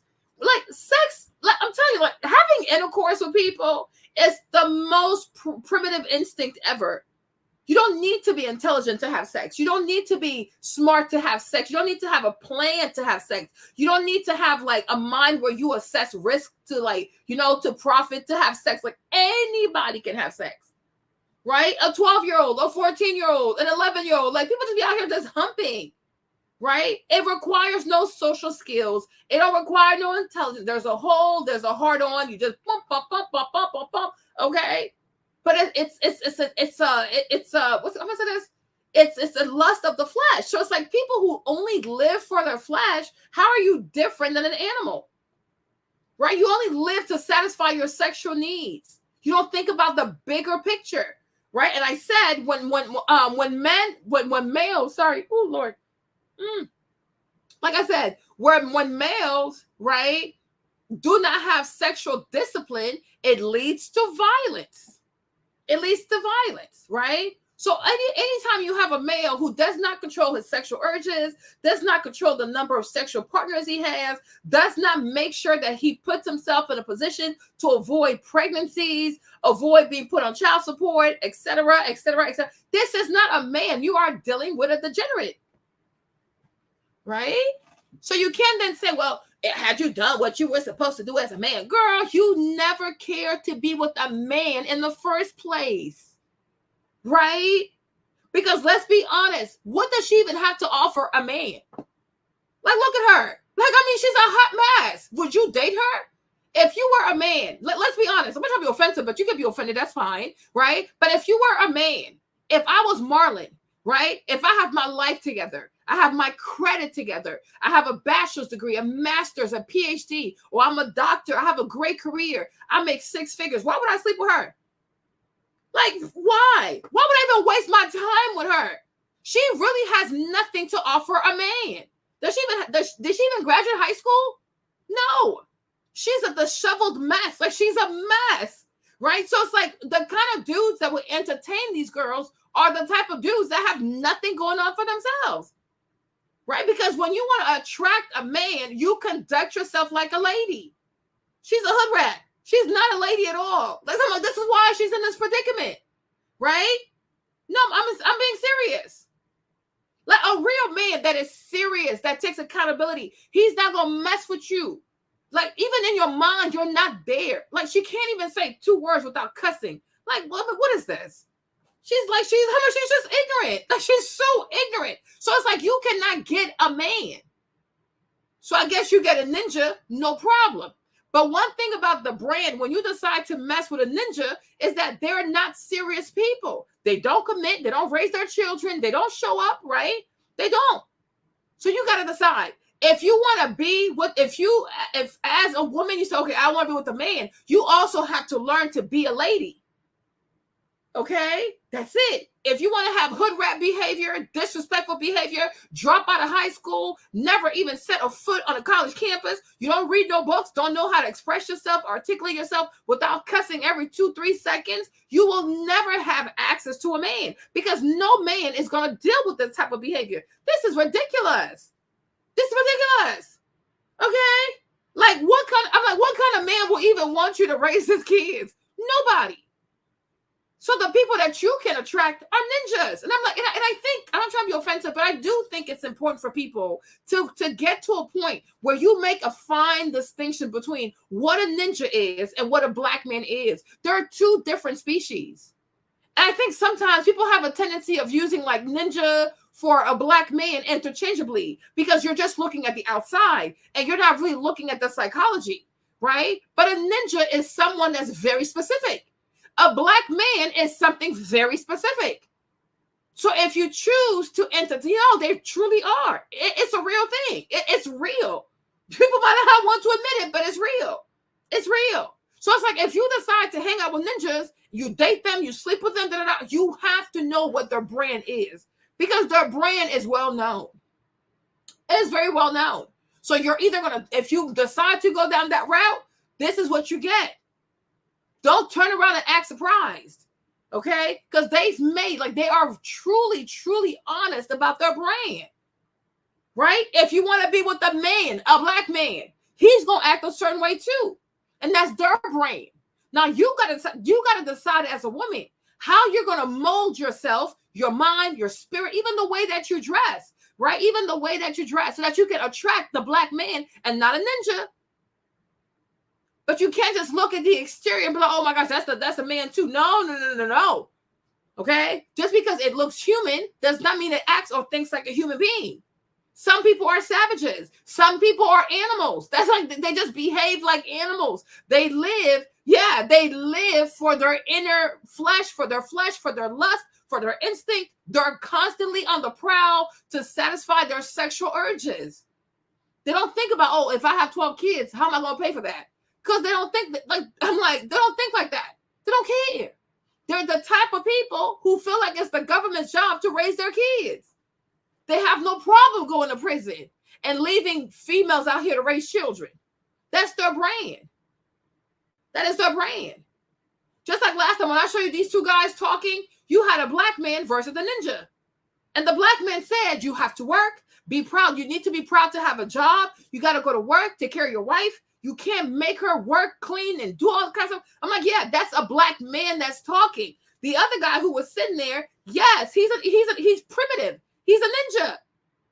So if you go with that type of dude, yes, you're gonna work. You're gonna be baby mom. You're not gonna get married. I'm like, they're 2 different people, and I don't know why people don't want to like separate them. It's like, no, just lump them all together. No. Absolutely not. Because I'm like, that's not fair. That's not fair.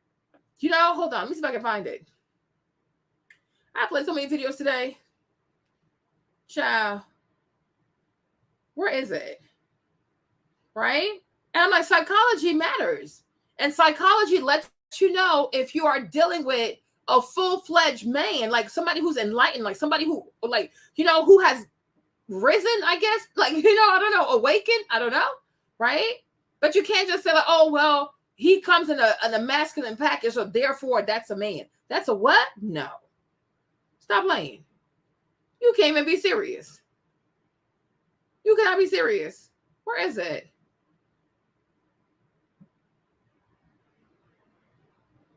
I was caught up with so much stuff. Priscilla, why you? Oh, here you go. If you're not going 100, your woman don't love you because you not.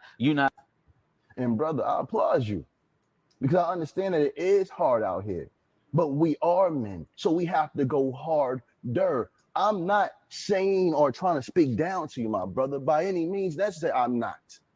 But I want you to be reminded of something that our fathers didn't teach us, that we must go hard and that we shouldn't get into a relationship with a woman until we have direction. But who are you to say that? You see my point? You see my point, right? But when you're not trained, I guess I could call it that way. If you're not trained, right? If you're just the one to just go off of looks and what you see on the surface, you would say these are two black men, right? These are two black men having a conversation because you just look at the outside.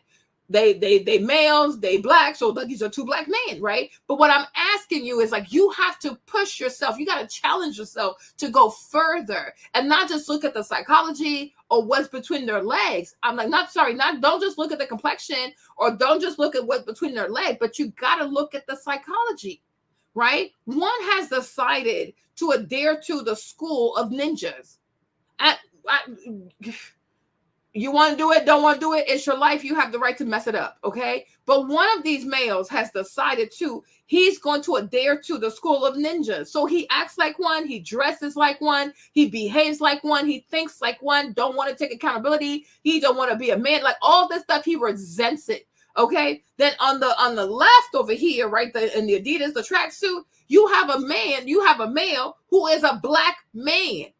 He adheres to the understanding of what a man is supposed to be. So in his head, it doesn't make sense to say, oh, my wife is going to work, come clean, raise the kids. It's like, yo, that's emotional abuse. Wow. But do you realize that for someone to be able to recognize emotional abuse, it requires a certain level of intellect. It requires a certain level of empathy. It requires a certain level of smartness, of wit, right? These are not features that you will see in an animal, right? You think a lion is like, oh my gosh, this lioness don't work so hard today. I feel like I need to go hunt for her and help her out. No. One has empathy, one does not. One says, this is my responsibility. I'm a man. It's not fair, but that's what I am called to do.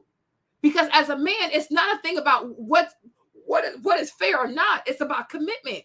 If you gave somebody your word, you got to make it happen, right? Like their mindset are completely different. Their psychology is different, right? So it's like this dude right here. You think this guy, you think this brother right here, if you walked up to him because you wore a sexy outfit or because you offered him free punani, you think he gonna take it? No, because it doesn't make sense to him. Are you okay? Because he'd probably be scared. Why are you offering me free vagina? Are you sick? This makes no sense. But this guy right here, you walk up to him and you offer him free vagina, he's gonna take it. He's gonna take it. Because where he's from, his school of thoughts, right? You don't have these types of regards. You say, I have a need. She's right here. Let's go. Boom, boom, boom, boom, boom, boom, boom. Okay? That's it. That's that. That's it. That's that. And I'm like, we have to learn to separate people. I'm like, I don't think, because I really don't feel like it's fair for a lot of black men who do the right thing to always be lumped in with ninjas. I don't think that's fair because these are two separate species. These are two separate entities. These are people who do business completely differently and they handle women completely differently and they handle their children completely differently. So it's like, you got to be very careful because a lot of people are not men. They're not men. They're just males. Call them black males, call them whatever you want, but I'm like, they're just males. But like the transition into manhood, arrested development, they have yet to go there. They don't know what that is. They don't know what that is. So then when you turn around and say, well, if you were a man, he has no understanding of what manhood truly is. He knows how to be a male. He knows how to satisfy his most basic needs. Right? Food, shelter, the poom poom, okay? But anything that involves like the ministry of manhood, he don't understand that stuff. It's above his head. But you never require that out of him. That's why you mess with him, because even you yourself, You don't want to be a woman. You want to be a child. No problem. But I'm like, it's like, to me, it's like you cannot mess with someone who identifies with the school of ninjahood and then be confused that, oh, but he won't act like a man. No, he does not subscribe to that. He does not.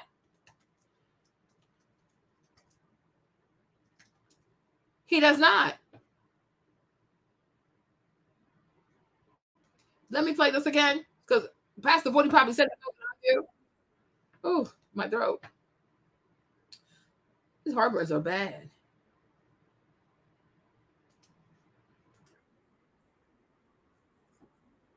They're correctly pointing out that men have lost their way. They're correctly pointing out that men have been feminized, that a lot of what men were supposed to do has been taken away from them. But their answer is not to sort of restore traditional manhood. Right. Their answer is to almost take advantage of the failures of the system. So be as promiscuous as you want, nail as many chicks as you want, go out there and experience life and never settle down, never have kids, never take on obligation. Because after all, that's what the world wants of you. Now, what do you make of the state of men right now? Because it is true that across the country, men are in crisis. I mean, they're not going to school as much as women. They're not in the workforce as much as women anymore. They're not getting married. They're addicted to pornography. I mean, these are serious crises. Yeah.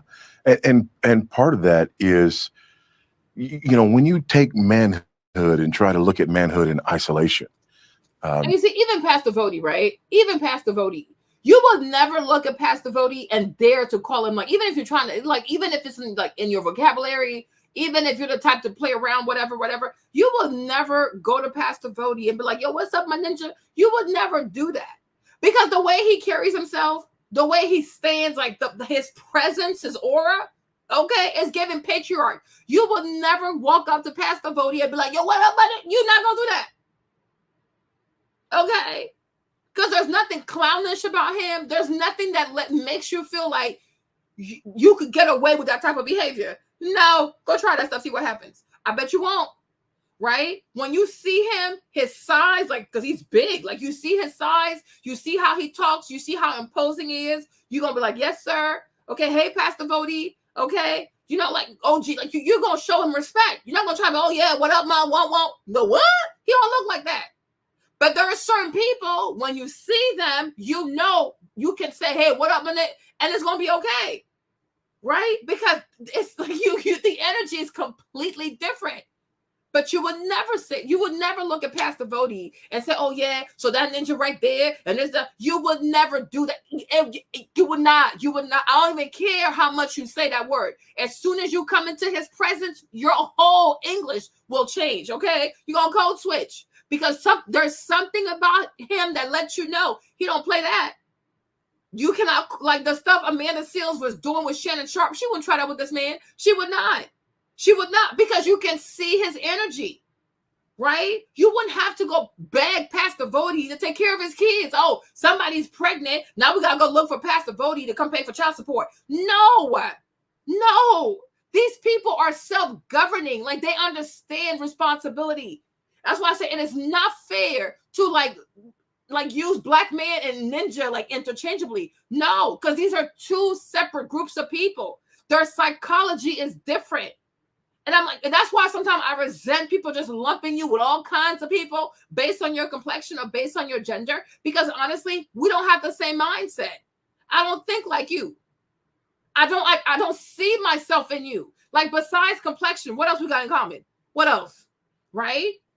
You know what I'm saying? And it's like a lot of ninjas do give black men a bad reputation.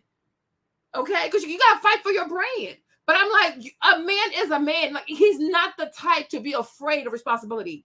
He's not the type to be afraid of marriage. He's not the type to be afraid of hard work. He's not the type to be afraid of doing more, going above and beyond, because he finds pride in doing those things. Nobody has to go look for him and say, oh, did you do this? Did you do this? Da, da, da. No. He does these things because they make him feel good. They are part of his moral compass. They're a part of his identity. He says, if I say something, I have to show up, I have to deliver. Nobody has to chase behind him.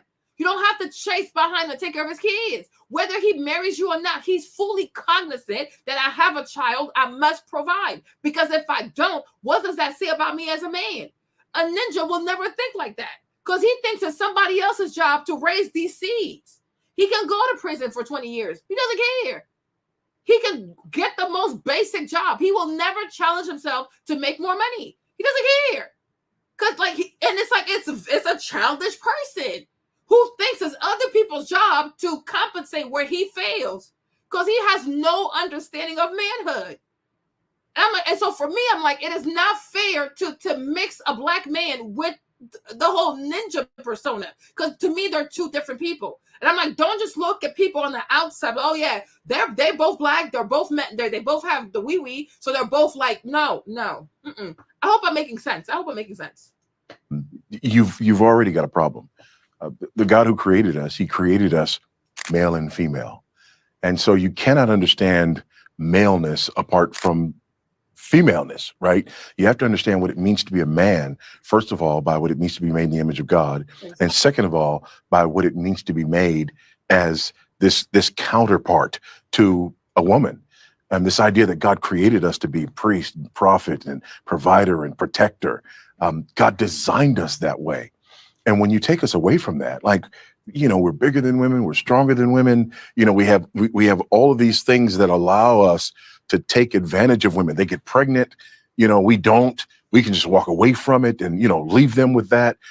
There are so many things that if left unchecked, they do allow for this toxic version of masculinity. And so we have to call. You see, and that's the thing. When you deal with ninjas too, when you deal with a ninja, you are dealing with someone who has been unchecked. He is a male that is growing up, and nobody is checking him. The patriarchy, healthy patriarchy, does not check him. He is not checked. He is unchecked. His hormones are unchecked. His sexual appetite is unchecked. His finances unchecked. His life is unchecked. His will to survive, his drive to be successful, all of that is what? It's unchecked. So you're dealing with what? An animal or a child, right? These are not serious people. They're actually a threat to they're actually a threat to society. You know what I mean? Males who get to an age and who go unchecked with their need for violence, their need for more and more pum pum, right? They bring harm to society. They truly do. Men back to is this understanding of manhood that is outside of themselves. Exactly. And you being a man is not just about who you think you are, or even who you want to be. Exactly. It is about you pointing back to the one who made you. It's about you pointing back to the purpose for which he made you. And it's about you pointing back to the relationship that he intends for you to have with the opposite sex. And one of the things you mentioned is men not wanting to be married. That's an incredibly important part of the picture of what it means to be a man. This idea that we would be in a relationship, that we would be the head of a household, that we would be, like I said, priest, prophet, provider, protector within that context. All of that gives us not only purpose, but it gives us greater understanding of what masculinity is all about. And it also keeps it in check, and it protects women. That's the irony of all of this. People are fighting against the patriarchy. People are fighting against marriage. People are fighting against traditional roles. And the result is you leave women unprotected and you leave men unchecked to do whatever they will with those women. So let's say that you've talked to many, many young men, obviously, across the nation. And let's say that you're faced with a young man who's been brought up in a family without a father, just by a mom, somebody like you when you were young. And that person is saying, listen, I've had a rough life. I haven't been able to get ahead. My opportunities are limited. And now you're asking me to take on all of these burdens. Make me the case that I should take on these burdens. First of all, that's what you were created to do, right? Secondly, it's what you yearn to do. If a man is honest, men don't yearn to just sit in their mother's basement and play video games. In fact, when we sit in the basement. You see? So I have to go use the restroom. So he said, men do not yearn to sit in their mother's basement, right?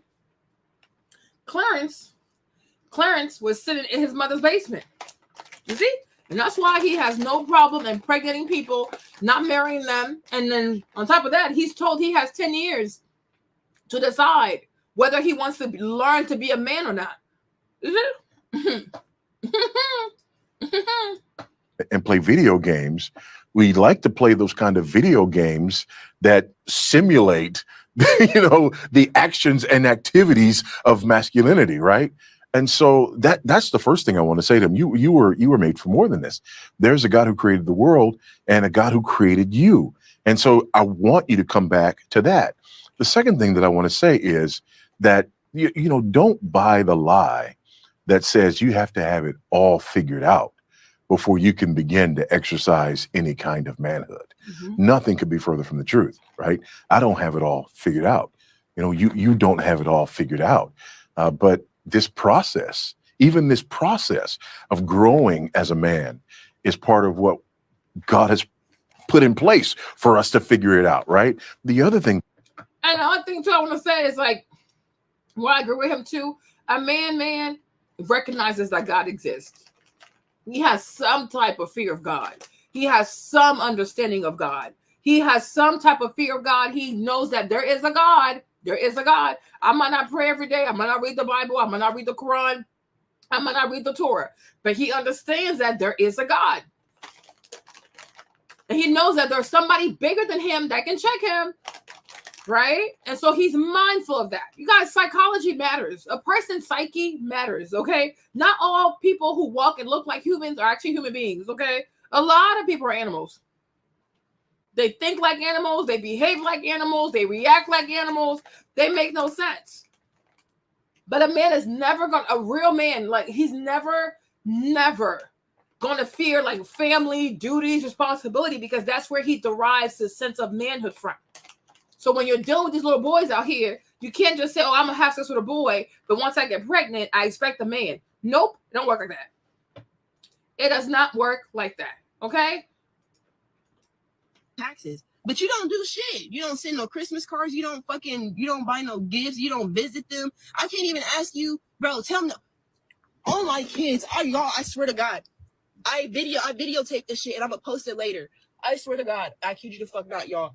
I didn't have no fucking money. At this time, my twins were both in therapy 3 times a week for different shit. I'm driving them all around Ohio, from Mansfield, Delaware, fucking Clintonville to fucking they had a fucking appointment all the way in fucking Indiana. It was all type of crazy ass shit. I mean, I'm telling you, I was already stranded. I didn't have no money. My daughter was on her last fucking diaper, y'all. I kid you the fuck not, bro. My daughter was on her last fucking diaper. And of course, when she says this, she wants you to have empathy for her. I definitely have empathy for the baby. But if you didn't have money for the baby when they came, you didn't have money before.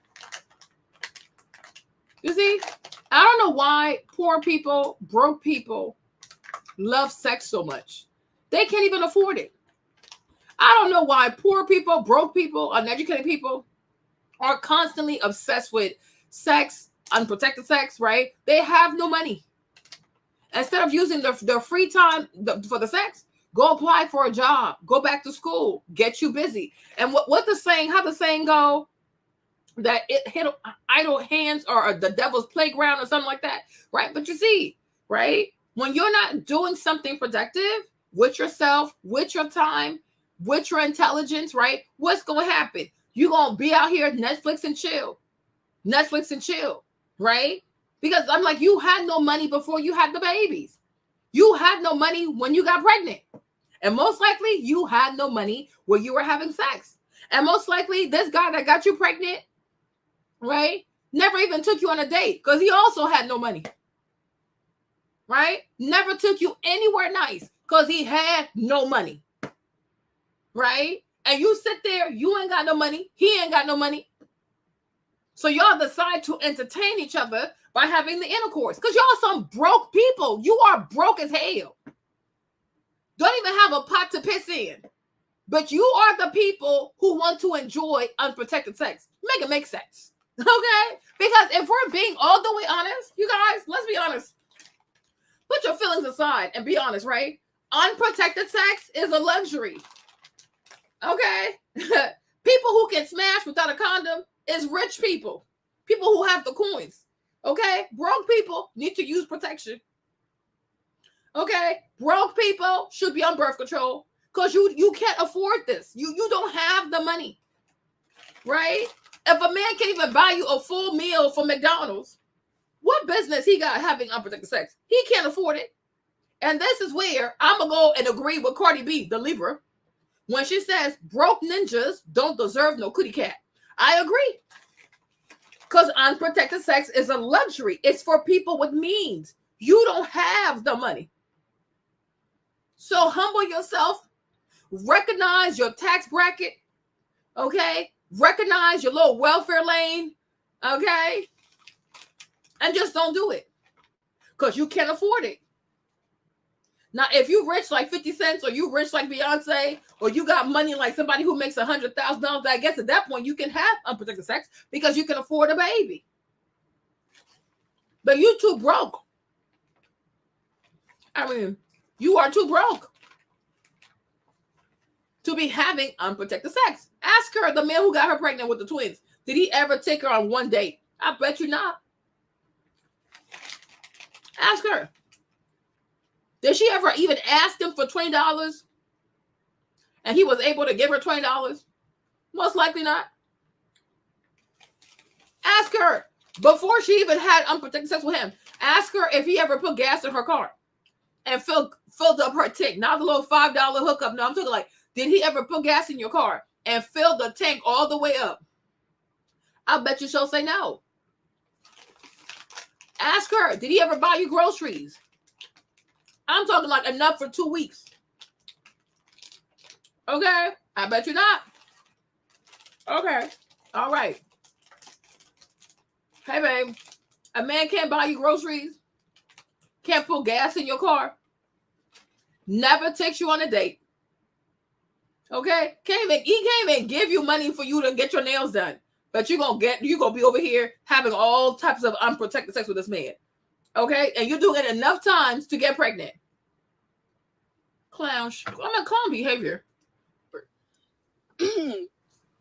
Mind you, I already don't have a lot of people that I fuck with. I don't have a lot of people that I talk to. But you have a bad attitude? Of course, I already knew I wasn't about to get no help, but it's like, I don't give a fuck. It's like, it was like a last moment, like a last resort type shit. That's the only time I can really hit him up as a last resort type shit. And I literally mean that. I cannot hit this nigga up for shit unless it was a last resort type shit. And even then, I don't get the help that I need. So anyway, this is like, I didn't already hit up like 10, 15 people. I'm like, bro, can I borrow $10, $20, something? I just need to get, some diapers and wipes to put on my daughters like they're on their last diaper. So now, you see this? She's texting people asking for $10. $10. You see? $10. So you want to have babies with a man who can't even give you $10. That's what I told you. He never put gas in her car. He never took her on a date. He never put gas in her car. He never bought her groceries. Probably never even took her to Chick-fil-A. But somehow he was able to have sex with her multiple times. Now, once she's pregnant, the kids are here. Now she wants him to be a provider. For what?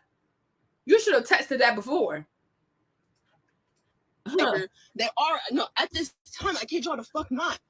They was already sitting in their diapers for 3 fucking hours, bro. Literally 3 hours. One of them had already shit. No diapers, no wipes, no nothing to clean them up.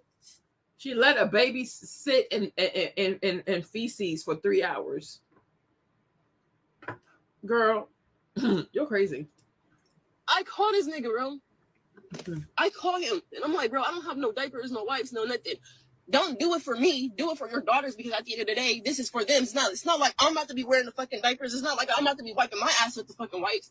Bro, this nigga, I kid y'all the fucking not. He's like, what'd he say? He's like, why are you calling me? I'm at Target right now shopping for my other kids. And I'm like, in my mind, I'm like, well, shit, you already at Target. Do you mind just going ahead, getting a pack of diapers and wipes? Bro. He's like, yeah, cool. I'll bring it, when I get done shopping. Hours and hours is going by. I'm texting, I'm calling, like, bro, what the fuck? Like, I'm at this point, I can't even go around to no fucking, I can't even go around to no fucking food pantries or nothing. And I'm sorry, y'all, if I do cry, because I'm pissed the fuck off. And I cannot wait till I find this nigga, because I'm telling y'all, like, on camera, when I see this man, I'm going to kill him. I'm going to kill him. And I'm not lying. I'm really not. So, anyway, I didn't have no gas money to try to fucking, like drive around to no fucking food pantries or nothing to try to get no diapers and shit. And I'm crying now because I'm mad, but like this isn't like what's happening now. This is like this shit. Like, this is the stuff that was happening then. So anyway, and I kid y'all not, y'all. Everything I'm saying, I could either post a video about the situation because everything that happened, I recorded the shit. I'm not fucking stupid. I could post a video. I could post the fucking messages, phone video recordings, every fucking thing. So anyway, I'm driving around. No, I mean, I'm not driving. I'm stuck. I can't even drive around to no pantries, no nothing to try to get no diapers, no wipes for my daughter. So we're literally sitting in the same fucking thing for like, we're sitting in the car for hours. Like, bro, I'm like calling, texting. I'm like, if you can't even get them no diapers, at least just pick them up and take them somewhere. Do any, like literally any fucking thing will help, nigga. Like any fucking thing. So it's like 7 o'clock comes. I'm like, okay, well, I just talked to you like a shit ton of hours ago. Where are you at? Like, you're not calling, you're not answering. So this nigga, what the fuck? He said, I told you I was out shopping for my other kids or whatever. He's like, stop calling my phone. It's like 11 o'clock. So I'm like, they already been sitting. Remember, the first time I called him, they was already sitting in their diaper for 3 fucking hours. At this point, they've been in that same fucking diaper for I don't know how long. But of course, I didn't want them to sit in the fucking diaper. So of course, I took the fucking diapers off so that way it wasn't eating at them and shit like that. And just kind of winged it out from there. But it's like, let me know what you think. Like, comment, and share later. Girl, you are draining me. Me and my kids, money, no money. You can take them off the diapers. Go somewhere, rinse their booty off, and then use their clothes. Use more clothes and turn these clothes into diapers until you find a solution. I'm like, this is I don't know. To me, it's just crazy. I mean, I feel bad for the kids. This one right here. So this is where because I found her through Nick at Night, like I told you, right? Because her and Nick did a whole live. So let me see if I can play some parts of this. Hold on. Because her and Nick did a whole live. That's how I found this girl. I was like, what is going on here? Let me see. Today I'm sharing life-changing hair secrets you need to try, okay? So I am going to start with I've helped, So it's like, and it's like the guys didn't want to help me. They wanted to see It was really just time for change. I wasn't comfortable. Now they're taking me off the roster, but I know at this time I don't have I don't have no paper. I'm here. Hey, what's up? It's your girl Nique, and you're tuned in to Nique at Night.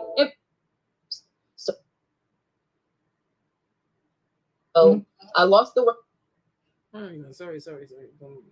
From home job. I want to say that was sometime before the 29th. You said you lost both jobs. Okay, I missed that part. Okay, go ahead. Yeah, I lost both my jobs the same week. So I lost the one job because it was a work from home job. Not because of the kids or anything, but because they burnt my house.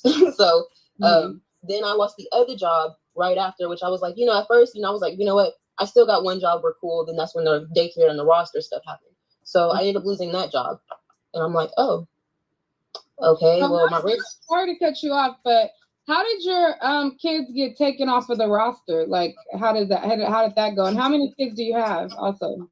I have 5 beautiful, amazing, intelligent kids. And honestly, they have not called, even still to this day, they have not called me back. I don't know what's going on. I don't know why they took them off the roster because. So you don't know who took them. You don't know like which agency, the agency took them off or the daycare took them off? No, the agency. The agency took them off the roster, but nobody knows why. Because, I didn't have, because every so few months or years or whatever, you got to do like your redetermination and stuff like that. I didn't have to do the redetermination because I literally just got my Title 20 and my food stamps this January. So I didn't have anything to reapply for. It was a miscommunication with the paperwork. Basically, they saying you're supposed to fill out something. You said you didn't have to. No.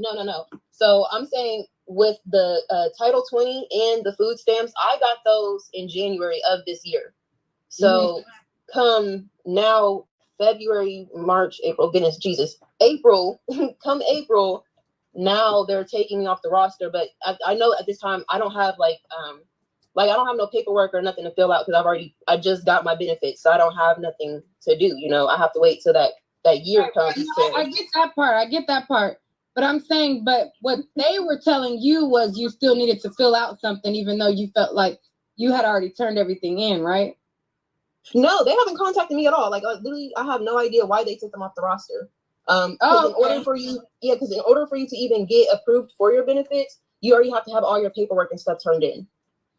Because if you don't have their benefit, like all your paperwork and stuff turned in, they're not going to give you no benefits. So everything I know for sure was fine and dandy on my end, but which is nothing new. Everybody here in my city, our welfare system is so trash, it makes no sense. And honestly, it's really crazy because everybody will tell you they take people off, they take kids off of rosters, they take people off of whatever. They just do whatever they feel like they need to do whenever, because Lord knows, nobody knows. Nobody knows why they do what they do. Okay, so you had the situation where your kids get taken off the roster, so they're not able to go to daycare. You lose 2 jobs in 1 week, and then this week that you decided to give them up, or I think that was last week? Yeah, last week. Yep.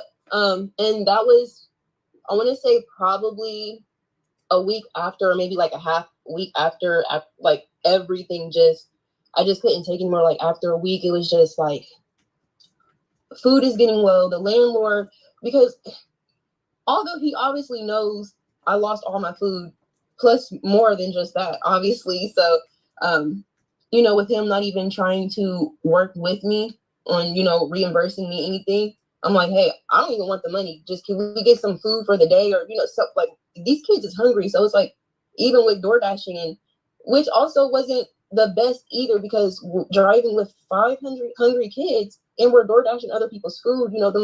That food is getting to them, because it's getting to me too. So I know it was killing them.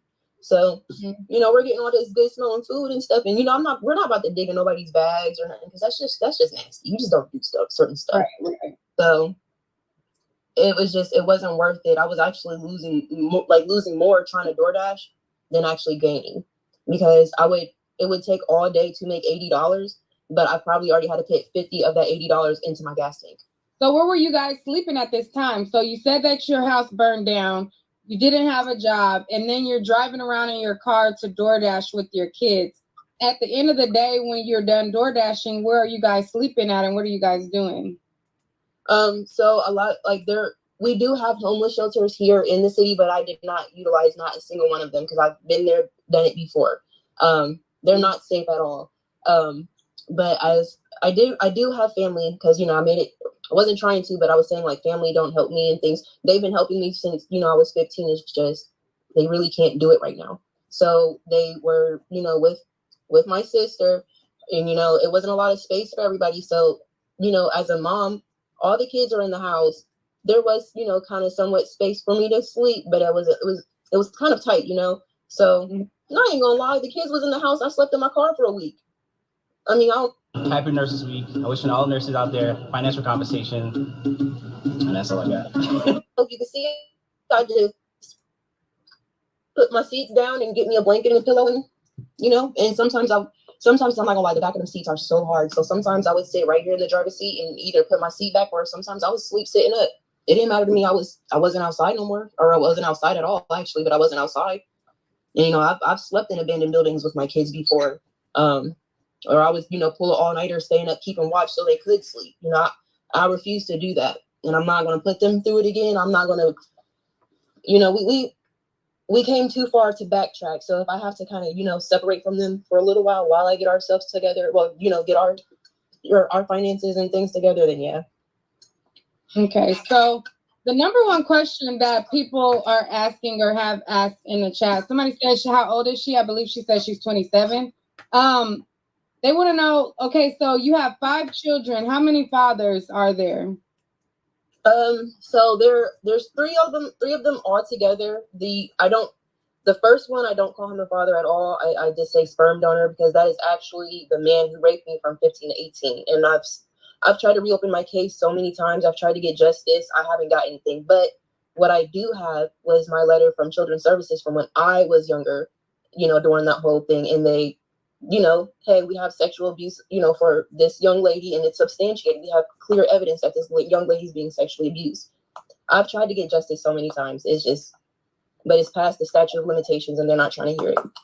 Okay, so the first father is your abuser. What about the next 2 fathers that they have? And the first father, I'm guessing those are your older kids, since he's obviously Yeah, the oldest two. So how old is your oldest? My oldest is 11. So my oldest was born in April. He's 11, and then the other one, he is a month after his well before, but his birthday is in March. So they're literally right back to back. Because when I got pregnant with my second child at that time, I didn't have time to heal. He forced himself on me again, and that's why they're back to back. I was literally still on my 6 weeks. Well, at that time, probably 3 or 4 weeks. Oh, okay. Hopefully you're getting therapy for all of that, because that sounds like a very traumatic experience. Okay, so it is, but I've kind of moved past it. It ain't killed me. It's only made me stronger in some way. I assume, I guess. Yeah, it's always good to basically continue to seek help, to make sure your mental is strong. Now, the next two children's fathers, is that what is their stories? So after I had, got away from my abuser, I spent a couple years by myself. I found my youngest son's dad, and he turned out to be a fucking monster. I'm just gonna just honestly put it just like that. When I met him, he told me he was everything that he wasn't. He told me he had a job, he had a car, he had a house. Turns out the car he had was 2 days from repossession. I mean, this isn't, like, I'm trying to think of how I could put it. This is like around the time I'm just now meeting him, but I'm not gonna lie, I can't even think how old I was. I was maybe 20, 21. I was really fucking stupid. But anyway, it turns out he actually just had a drug problem. So he ended up dying in 2020 of a drug overdose. And he actually had overdosed 3 months prior to that while I was in Florida. Yeah, I was blamed for that one. So when I came back to Ohio and then he died again, I was blamed, of course, for that one too. That was 2020. That one's just where it's at. So then after he died, I spent a school. Let's pause at that one, because there is a lot going on between you and the mom. I see on Facebook. Yes, there is. So can I pull up her post and we talk about it? Yes. Absolutely. Okay. Yes, I actually went to clear the air on this one. Okay, hold on. Let me make sure I'm pulling up the right. Okay, so this is the post right here. So this is your last son's mother? Grandmother on the dad's side. Yeah, so this is his. Yeah, the last son's dad's mom. Yeah, okay. So she's accusing you of killing her son and saying that you are responsible. But I'm going to read through it really quick just to catch up the audience because it's a little bit small. So I'm going to read it real quick and then I want to know what you have to say about it, because I seen you guys kind of going back and forth on Facebook with her, making the accusation and things like that. So let me read it. And it says, "Justice for Alex and #jail for Amorelek, who is now exploiting these children, their fathers, and our family with lies in order to get publicity and money from the public. This is a grave effect of injustice, whereas her children, including my grandson, saw her M-word my son Alex. They're repeatedly traumatized and do not have the spiritual coping abilities I have by God's Holy Ghost. He is the keeper of my soul. Power 107.5, who helped her to do this great evil, were notified and sent evidence from me and others, strangers, about the M-word of Alex and using them to exploit all of us. They continue to put this grave evil on YouTube and other places. Despite what she intends, God is allowing her to fill up her sins in this manner, incriminate herself, and execute his own justice. God is #justice for Alex and #faithful. For those who are sending her money, she went back and took some of the kids, and I imagine that CPS did not allow her to take others due to an issue I cannot discuss, and that they would not fully disclose to me. However, my grandson is not on their case list and at this time, and he is presumed to be safe according to my daily prayers for him and his siblings." So she's saying that that child is not in CPS with the other? So here is the gag. CPS has none of my kids. That's what nobody knows. Don't get me wrong, I don't have my kids, but CPS does not have custody. CPS actually never took custody. So they were actually thinking about taking custody, but when I talked to her and she was like, so like, what is really going on? What is your plan? Like, you have a plan? And I was like telling her, because like, I'm not like a lazy mom. I'm actually that Friday, not this Friday, but last Friday, I actually just finished my last medical class. You know, I have to do my NHA exam and then my externship. So I'm actually in 2 different colleges right now. So I was just like telling her everything that was going on and what my plan was to,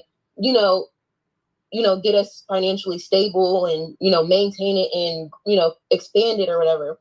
So they was just like looking at me like, we don't want to take these kids because we obviously see you fucking love them. I'm sorry if I see her cry.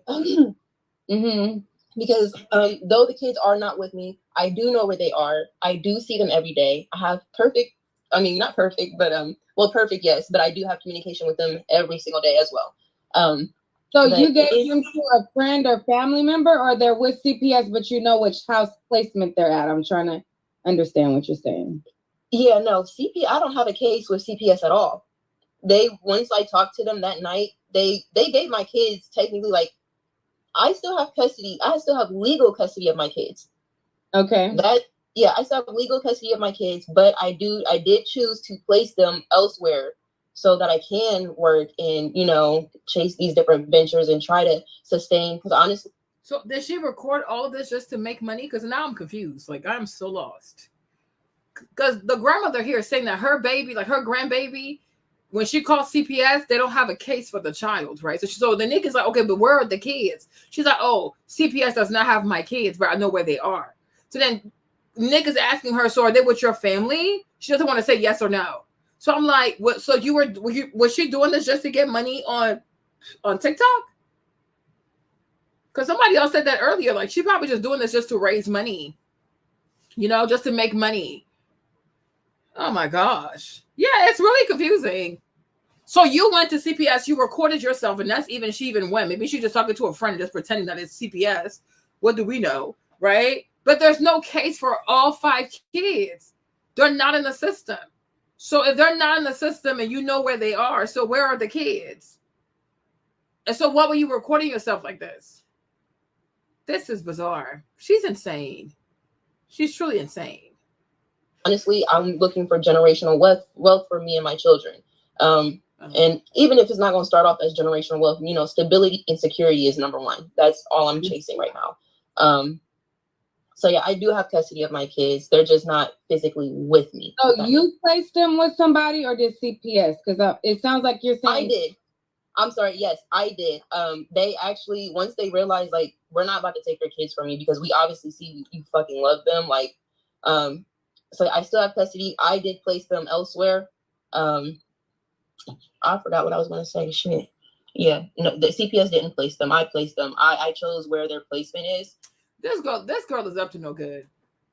This girl's up to no good. She really, I really hope that now that she's gone viral, I really hope that CPS actually does look into it, because now I'm truly concerned because this makes no sense. So was this a whole plot just to make money? Like, even her face is like, you can't trust her. Yeah, it's giving scammy vibe. Because I'm like, CPS, we're not going to take your kids because we see how much you love them. Like, what? You told us if the fathers don't reply to you by 5 p.m., you're going to drop the kids off at CPS. Because you called the fire station. Then you recorded yourself crying, what seems to be the CPS office, but then what do we know? Because I'm like, she just has the camera on herself. So all that could have been fake. Okay? Right? And it's like, now, like, you got the grandmother saying, like, no, she's doing this for money. She's exploiting these kids. Now you're saying, like, CPS does not have your kids. You still have custody. You place them somewhere. So it's like, so the kids are with your mom. So you put this whole show on TikTok so you could raise money.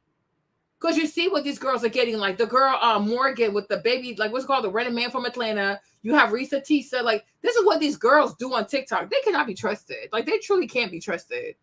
I'm so sick and tired.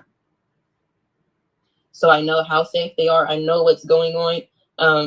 And actually, I made sure to where I placed them, there's not a problem with me picking them up, visiting them, taking them out for, you know, ice cream or something. Although, not gonna lie, we haven't done that yet because I'm broke. So, but you know, I have full control of my case, my kids, their placement, and where they are right now. They are very safe, and it's not a problem for me to go back for them. It's just they know what I'm trying to do, and my kids actually understand because as of right now, as you see, I'm the devil in everybody's eyes, but I'm the hero in my kids' eyes behind closed doors. And you know, yeah, like I said, they're not with me on the outside, like during the day and stuff. Of course, you know, I'm gonna act like I'm okay, especially those who are backlashing me. Why would I show you my pain? I've already given you enough, you know. So like at night, but when I'm by myself, that's when it sets in, you know, and that's when it gets the hardest. I'm sorry. Yes. Do you have water or something? Take your child. Y'all, this girl's full of it. We're not gonna waste our time no more. She is full of it. She wanted to make some money. She conjectured this story, and she knows how stuff works on social media and TikTok. She knew if she said, "Oh, I don't want my kids. I'm dropping off my kids at CPS, whatever." She knew people will be triggered, and she's gonna get the views. Okay, because this makes no sense. These kids are at her mom's house. Okay, she probably has a GoFundMe somewhere, and now that she's making money, she'll give her mom some money to watch the kids. But the kids are with her mom. I know where they are. I can go see them whenever I want to. There's no case.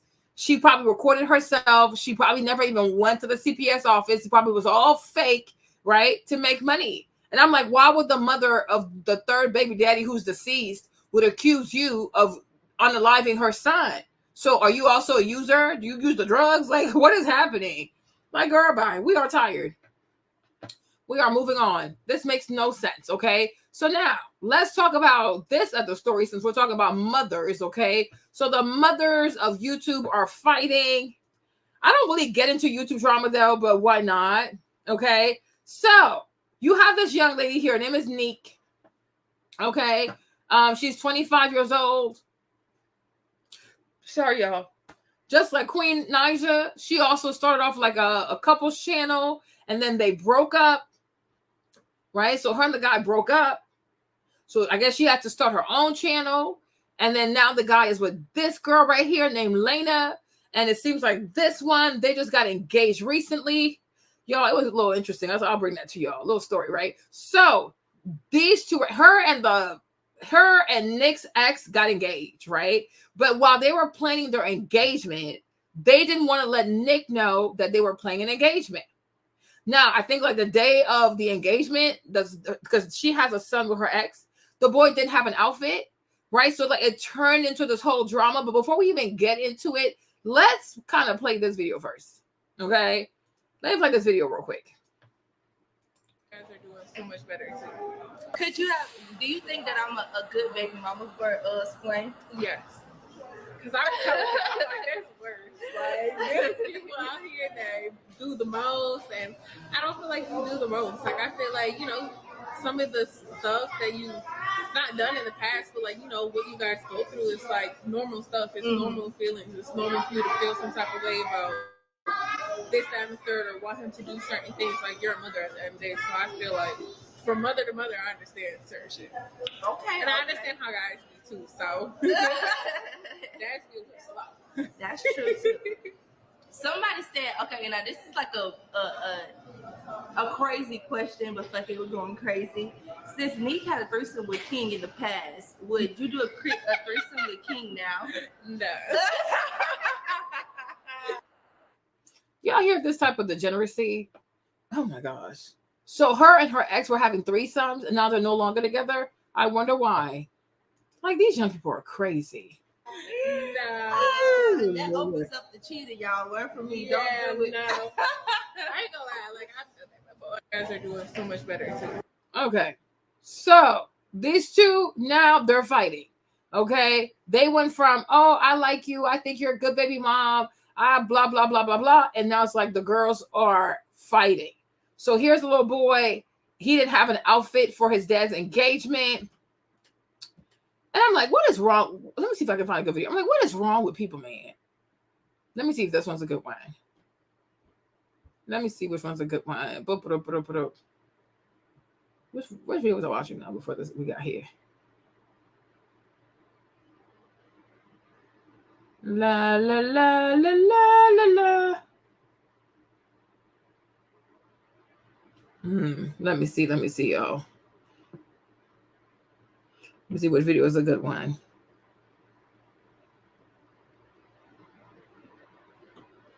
Give me a second. She said that in her recent vlog, so people were.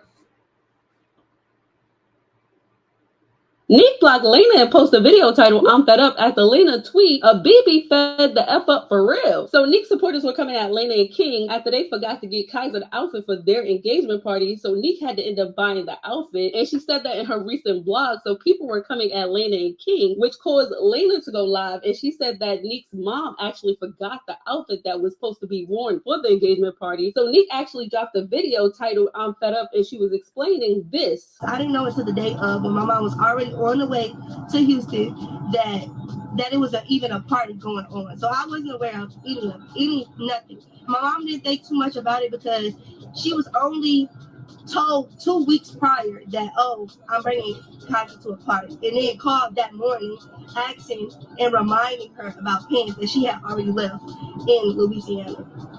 So it was never a specific outfit. No outfit was ever bought for Kaiser. And I did try to do my best with what I had and the time I had to get him an outfit in order for him to go. So I hate when people try to make it seem like, oh, I'm lying, or I'm trying to rain on somebody's parade, or I see somebody happening this and that. That was never the case. Lena went live and she responded. Here's what she had to say. It was about me and King. Yes, the girls were there. Yes, Kaiser was there. But me, I was not focused on my girls. Their outfit was already in the closet. I didn't go out and do the most and get them this most spectacular outfit and get their hair done. No, their outfit was in the closet. Why? Because they're going to be on the floor getting dirty playing. Kaiser lives in Louisiana with his grandmother, not with Nique, with his grandmother. King communicated with Jacinda 2 weeks in advance. Hey, do you have some black slacks and a white button-up shirt for him because we're having a party and we want him there? She said, yeah, I do, because he goes to church. He's like, okay, cool. Checklist. He has an outfit. Can you bring it for him when you bring him to Houston? The day of, and you know what? That's our fault. We should have not even asked her, do you have black slacks and a white button-up? We should have just got it for him. Even if he was going to come or not come, we should have just got it for him. We should have not asked. And yeah, I would say that's our fault. Like next time going forward, we would not ask if he has this at that house or whatever the case could be, because it just turns into this whole big commotion for nothing. So the day of, when she's driving to Houston, she tells King like, hey, I forgot the clothes.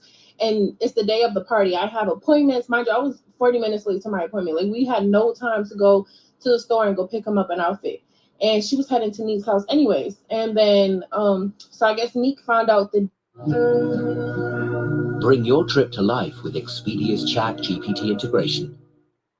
Hands-on programs for hands-on people. ECPI University.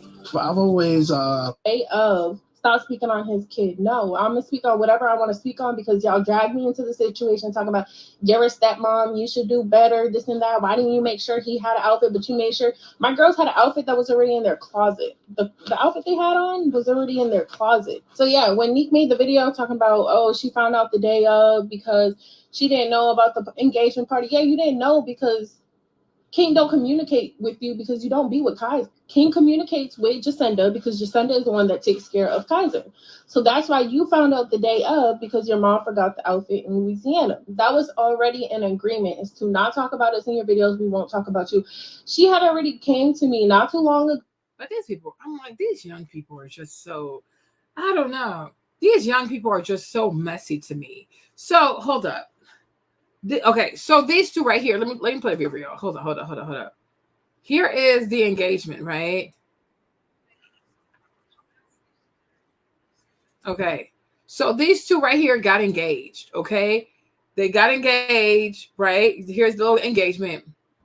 Hope you guys can see this, right? So the father of her son, the father of Kaiser, he's planning an engagement with this girl here, Lena. The whole time they're planning the engagement, they don't tell Nique, they don't tell her mom. Okay. about their engagement because I guess they don't want her to know, right? But then I guess a week before the boy's supposed to come, he tells the mom, but he doesn't tell Nick because he doesn't want her to know. So the mom said, yes, she has an outfit, but then she forgets to bring the outfit. So the young man had nothing to wear for his father's engagement. But I'm like, y'all really, really immature though, right? Whether you communicate with her or not, if you're going to engage, if you're going to be engaged to this girl, Lena, ultimately you're going to marry her. If you're going to marry her, she's going to officially be the boy's stepmother, right? So if she's going to be the stepmother, what's her name? Nick needs to know. You know, I'm like, you should tell her. You don't have to be bestie with her to let her know, like, hey, by the way, my life is changing. I'm getting engaged to Lena. So very soon we're going to be married. And so Kaiser will have an official stepmom, right? Why is it so hard for people to communicate after they have kids and they break up? I'm like, this is just so weird. So like this entire dilemma over like the outfit, the young man not having an outfit for his dad's engagement, you guys, it turned into this like drama getting on, I guess, black YouTube. But I'm like, that's very immature. That is really, really immature. That's really, really immature. If you get married, let the people know, like, hey, we're planning our engagement, right? So the kids have to wear this, and that, whatever. But I'm like, what's the problem with you telling her? Let me see. You not speak about Kaiser's school situation because they was bashing her for her not being with Kaiser during school. And I was like, yeah, cool. I completely I apologize. I didn't mean for it to I meant no harm when I was saying certain things. And since then I haven't spoke about his school situation. But then you're gonna say what you said in your video, like we let you know last minute, when that wasn't the case. Your mom knew already that we was having a party and that she was supposed to bring him these type of clothes. And then you're gonna use the engagement party as a title in your video, when it's like, no, like it just, we both know how people react and how fans react to certain things that are said in videos. That's why we had already agreed on, don't speak about us, we won't speak about you, we won't speak about Kaiser's school situation, that way you don't get bashed, and it just keeps the piece going. But then you did that, and then it's like it downfalls on our engagement party that was about us. It wasn't about the kids. It wasn't about no damn outfits.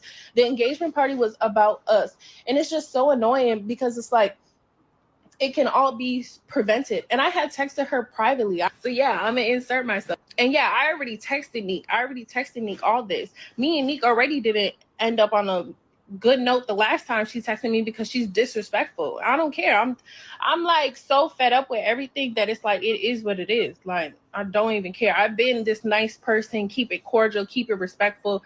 But yeah, I texted her privately. That's why I'm on here now, because I've been texting her privately. I said what I had to say, and she wanted to be disrespectful and start to call people names and stuff when that's, yeah, no, absolutely not. I'm truly sorry.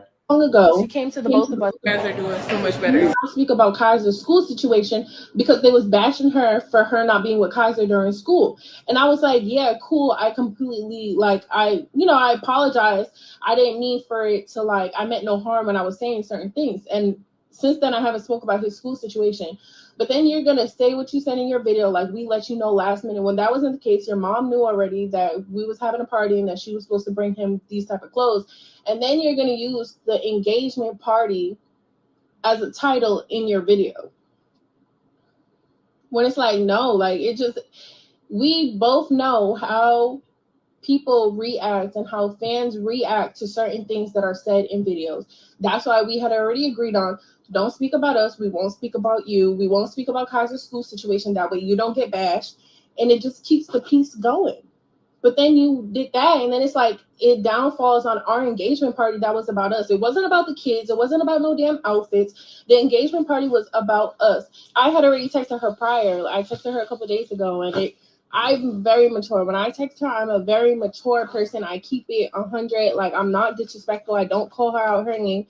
And it's just getting to the point where it's like, yeah, like this shit is just mad annoying. And then to make another YouTube video talking about I lied. I didn't lie. Nobody fucking lied at all. The problem is, for Easter, I bought him and his sister a matching shirt because he was supposed to be with us for Easter. But plans always get switched around on their end, and they never let anybody know until the last minute. So I went out, bought them matching stuff, and he couldn't even come with he wasn't even with us for Easter. So I'm like, okay, we're gonna buy him an outfit for the party, and then plans get switched around, and they're last minute, oh yeah, we're actually in Florida or something, because that's how it be. And then we bought an outfit for no reason. They weren't, you guys see, we didn't even get any pictures with them. We were so busy having so much fun and interacting with people and like just enjoying our moment. It wasn't about the kids for once. Every single day that I wake up, I'm always focused on my kids. Always. I'm 100% with my kids, on top of the kids. When Kaiser comes over, I'm making sure he has a good time with us. I'm making sure I plan some events, do painting with him, do what did I do last? A camping night. Like, I make sure the kids have fun. This event was specifically for me and King. So for it to be turned around into Kaiser not having an outfit. Kaiser did have an outfit. He had an outfit in advance. We asked, but yeah, going forward, it's just so annoying and it's just upsetting. And I hate to and yeah, I already texted Nique all this. Me and Nique already didn't end up on a good note the last time she texted me because she's disrespectful. I don't care. I'm like so fed up with everything that it's like it is what it is. Like, I don't even care. I've been this nice person, keep it cordial, keep it respectful. But yeah, I texted her privately. That's why I'm on here now, because I've been texting her privately. I said what I had to say, and she wanted to be disrespectful and start to call people names and stuff when that's, yeah, no. Okay. Thank you, sis. I didn't go get his outfit. I was supposed to, and I was going to. I truly was, and I'm so sorry that I even came and asked anybody, do he have something that I needed? I should have went and got it.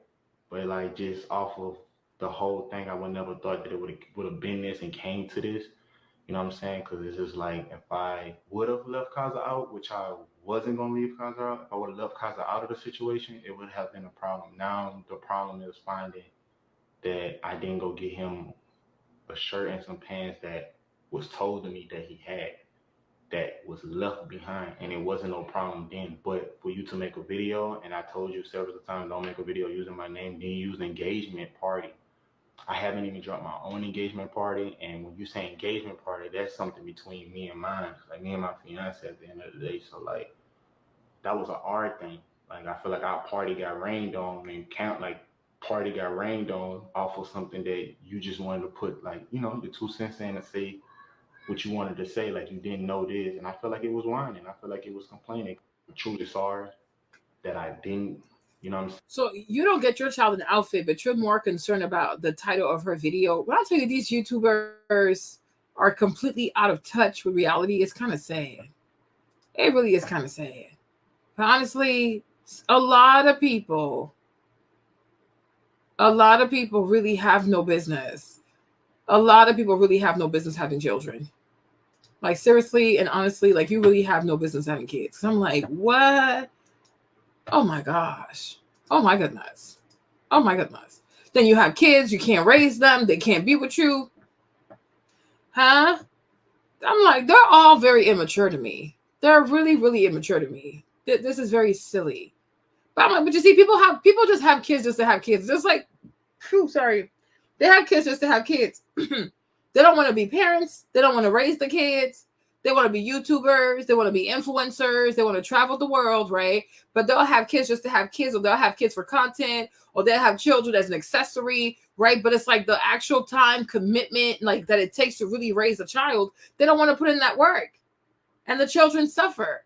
Right now, you have it seems like you have a child that's being raised by a grandmother. He's not being raised by his dad. He's not being raised by his mom, right? He's in Louisiana with his grandma. And then both parents are living in Texas. And yeah, in Texas, right? And it seems like they're more worried about their content. Who gets to talk about an engagement party first? Who gets to use this title first? Who gets to use this thumbnail first? And I'm like, wow, this is sad. This is really sad. Hold on. What this girl said? Hold on.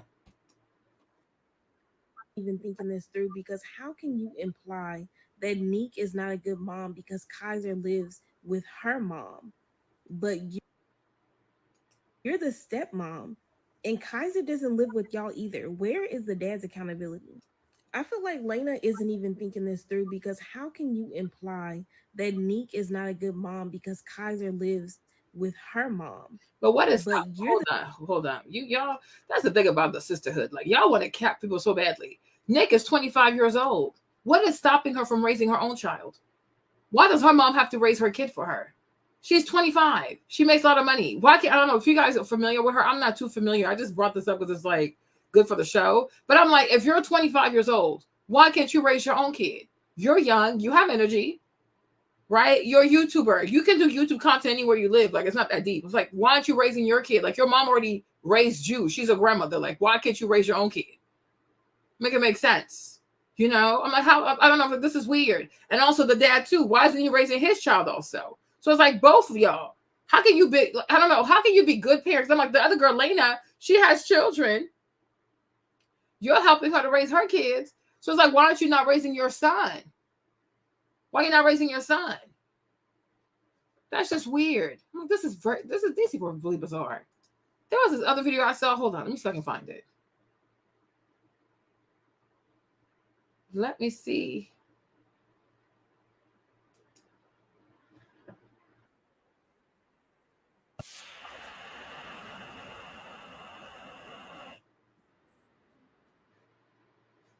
Let me see.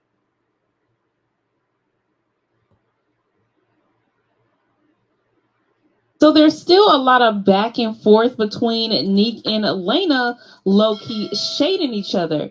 Now, the other day, I posted a video titled, Lena said she's standing on business with Nique. Then Nique posted a video yesterday titled, Standing on Business and Turks and Caicos. Some people in her comment section were saying things like, standing on business, which Lena wasn't when she posted and deleted that tweet.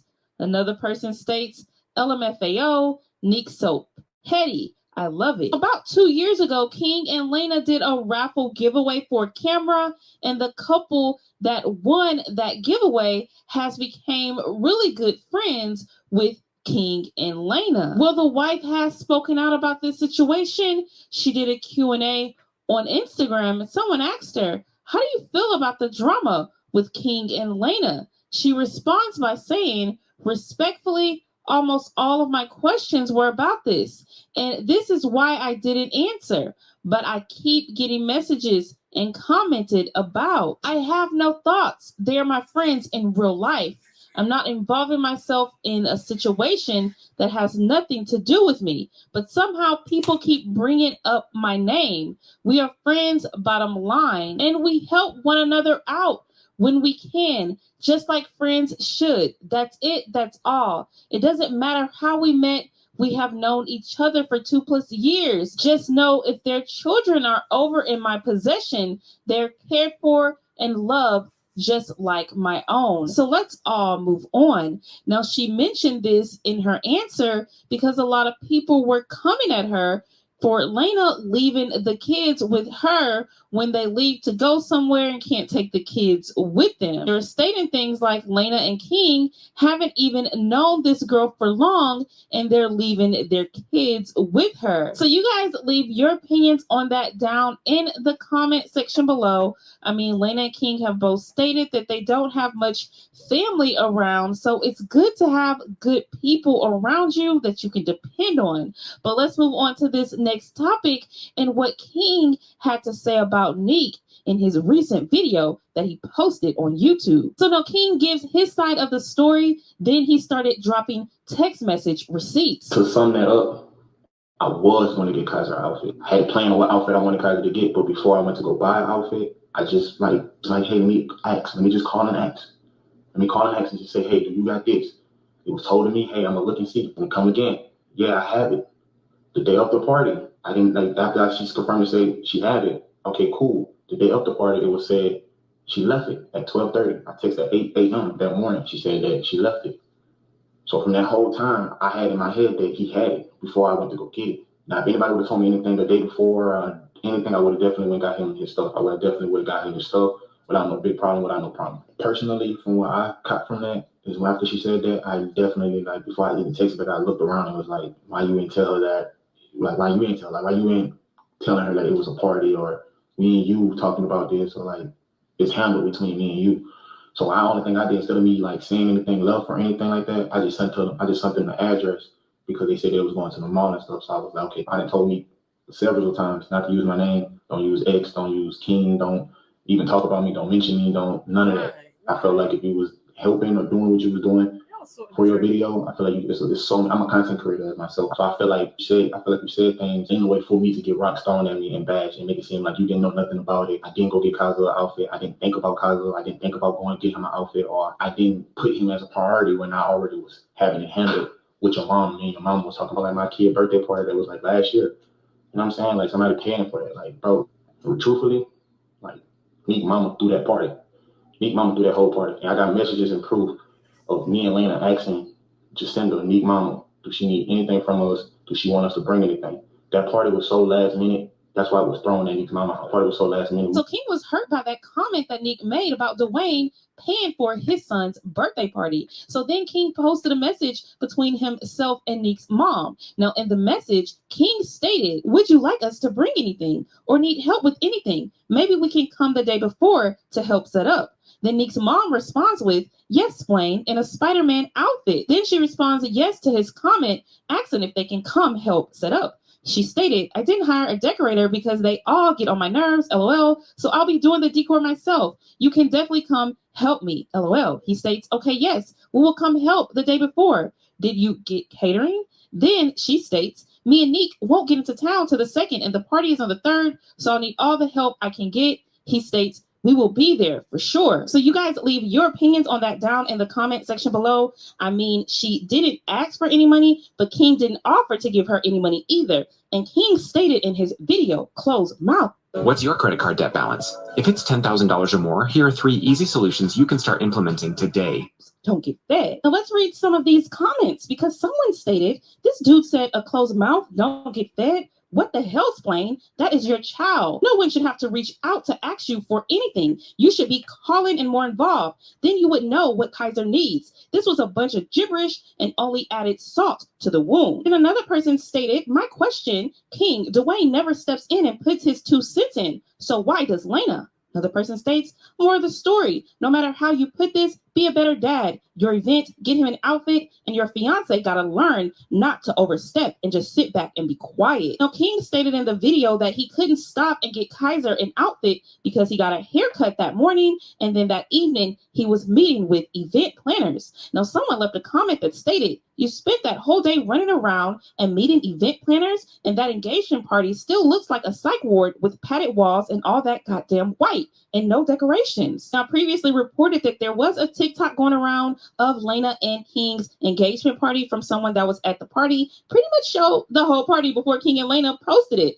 But let's move on to this last comment that stated, you're not correcting your fiance's behavior, and it's really sad. This all happened because your girl speaking out on something she knew nothing about. How are you mad because of a title of a video? Dad's engagement party got you that heated? You act like she came to your event and recording saying it was ishy. This video proved nothing at all but how irresponsible and blind you are. Do better. So King did try to clear things up. He even put in the text messages between him and Nique's mom, where Nique's mom stated that she forgot the clothes and that he kept asking if he did have those black pants and white shirt. But again, people are stating like, you should have got the outfit from the beginning and not even asked her mom to bring him anything. And King also included messages between him and Nique. Before this even comes up, he's asking if Nique can have Kaiser spend the summer with him. He states, also, the summer, Kaiser can live with me through the break. And when school starts back for him, you can have him in your household for school. Then Nique responds with, hey, and okay, Easter break is fine, but he will not be staying with you for the summer. We have to share him because I also want to be able to spend much time with him for the school year so we can do week by week. Then King responds with, okay, cool on Easter break, but the summer, I believe that is the best for him to be in my household so we can have our one-on-one since he was with your mom the whole school year. Plus, that'll be great time for me installing myself into him as a father. You can still get him, of course. It won't be confusing during school time because we both had our time. Then Nique responds with, so they don't have a custody order? I'm like, what is going on here? Y'all don't have a proper custody? These people are crazy. I don't see how people have so much money for like trips, vacation, hair, clothes, engagement parties, but y'all can't pay for lawyers to organize your custody agreement like properly. So you don't have to do all of this. I'm like, this is crazy. This is really crazy. Be careful who you follow on YouTube. This is a hot mess. know that, but I still was looking forward to spending time with him this summer. He's been in my mom's house, not mine. So King also stated that he's trying to be involved. But that's your fault then. Why is he at your mom's house? He could be at your house. I'm like, who has primary custody of this baby? This is madness. Wow. This is crazy. These people are going to damage these kids so badly. Like, oh my gosh, it's not even funny. And what school Nique put Kaiser in when he goes back to Houston. I do know with co-parenting, that's how things work most of the time. If the mother has the child during the school year, then the father would get them on breaks as well as the whole summer. So now they're both trying to make up time because Kaiser was with Nique's mom for last school year, but I'm still not understanding why King did not have Kaiser with him instead of having him with Nique's mom. And now I'm kind of wondering, maybe Nique doesn't feel comfortable with leaving Kaiser over there for long periods of time. And if but that's not how it works, though. That's not how it works. You know what I mean? After listening to this, I'm like, you know what? All these people right here, they're full of it. They are truly full of it. Are you guys catching up or are you behind? I put these ads. Yeah, it's too much for her. She's old. Like, I'm like, she should not be raising a little baby. Like, he's a child. She's exhausted, you know? But I'm like, I don't know. To me, this is really irresponsible. It's really, really irresponsible. They're both like all these people here to me, her, him, they're all irresponsible. They are seriously irresponsible. And one of the problems with social media is whoever has the biggest platform, the subscribers will be on that person's side instead of like looking at the whole picture and like thinking about what is best for the child. Because I'm like, what's her name? Nique, you have money. What's his name? King, you also have money. So it's like you can afford lawyers on both parts and properly have a custody agreement. So we know who has them between this time and this time, who has them for breaks, who has them for Christmas, who has them for Thanksgiving, who also has them for the summer, right? Because you can't say, well, he was with my mom. Your mom is not a parent. So if you relinquish your custody to your mom, well, that's the time that you lost. Like, too bad for you, okay? Because I'm like, what's stopping you from raising your own son? Why does your mom have to raise him, right? But it's like, just because you decide to have the child be with your mom, it doesn't mean that, okay, well, I get the summer too. It's not 3 parents. There are 2 parents. It's you and this man. But my thing is, he also needs to step up and take her to court. Like, step up and take her to court. Because how you have this other girl, Lena, you're helping her to raise your kid, but you're not even raising your own son, and he's your firstborn. Make it make sense. You should not be doing custody stuff through text messages. Like, go to court, invest in your child the same way you have money for this engagement party, right? And the haircut and this and that. Invest in your son, right? You want to impart yourself on your son as a father. You got to fight for him in terms of custody. Get your son, do the right thing. Like, people are just so immature sometimes. It's crazy to me. Like, very immature. Okay, let's move on. The girls are fighting.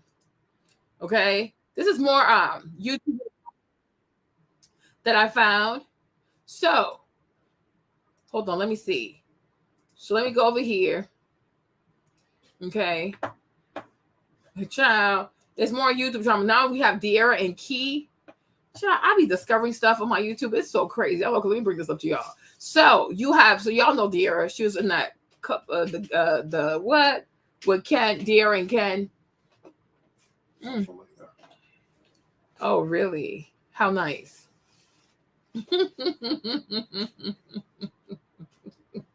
Thank you. I'm grateful. Why? What do you want to close the door for? Okay. So you guys know Deara. She was with Ken. They broke up, right? So now people are accusing this girl behind her who's named Key of like copying her, right? I'm like, these girls are just so crazy. And they're fighting over like kitchenware. So let me see if I can play this for y'all. Give me a second. Give me a second.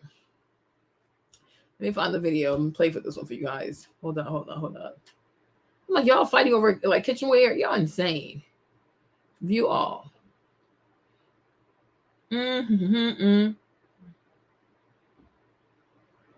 there, are you looking to grow closer to God? No. Dive deeper into prayer? No. So how's he stalking somebody?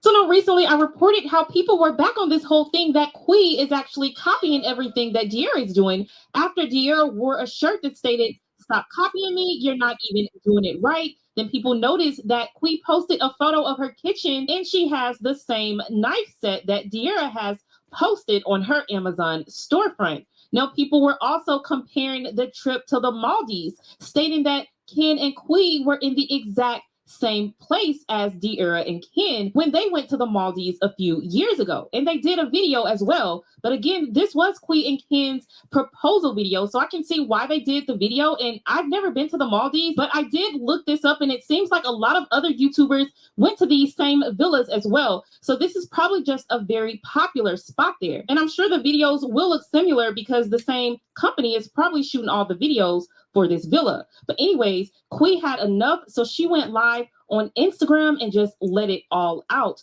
Now, she even spoke on a situation where she encountered Deara at those townhomes that they were living in. Now, after Quee went live, Deara posted on Twitter, beefing with who, B? Not you. So now I'm going to post that full live from Quee and Ken so you guys can hear everything that they had to say. Like I said, they were exposing a lot and throwing a lot of shade towards Deara, stating things like, we're actually going to make it down the aisle. It's only up from here, most definitely. This was a beautiful proposal. It was beautiful. Let's see the ring one more time. My ring is off the good side. They doing too much of a nice thing. Exactly. So that's why I come on here to address certain situations. Tagging me about a fucking knife set. Like, be for real. Hey, Quee. Hey. Hold on. Thank y'all for all the congratulations. We really appreciate it. Me, you're not even doing it right. The caption says, watching me for your next move. Now, a lot of people, because Queen and Ken just got engaged, congratulations to them. But a lot of people were saying that their engagement setup looks similar to Deara and Ken's engagement setup. And also, Queen and Ken just moved, and a lot of people were saying that their kitchen setup looks similar to Deara's kitchen setup. Well, here's what Queen and Ken had to say. But it's okay for people to shade me. I'm gonna go get me a shirt made. Y'all better quit playing with me. Sure. I can show y'all the screenshots of people watching me first. Y'all, I even still have the glasses. I be to the Ken. What should I do with them? Should I take them to the Goodwill? Like, what should I do? Let me say this too. Y'all not trying to make it seem like we the reason folks not doing house tours. We ain't got nothing to do with, folks not doing house tours. And let's talk about the engagement, the proposal setup. Y'all talk about it's giving such and such. Baby, my man put this setup together. He literally had like a trail of rose petals. We was in the Maldives on the beach. It looked at nothing like theirs. I wish I would just stop. Then y'all comparing dresses. Don't all women wear dresses? Never had no problem with her. Never had no secret animosity to support her, being that she was a black girl from Memphis, just like me. Queen and Ken responds after Deara wore a shirt that says, stop copying me. You're not even...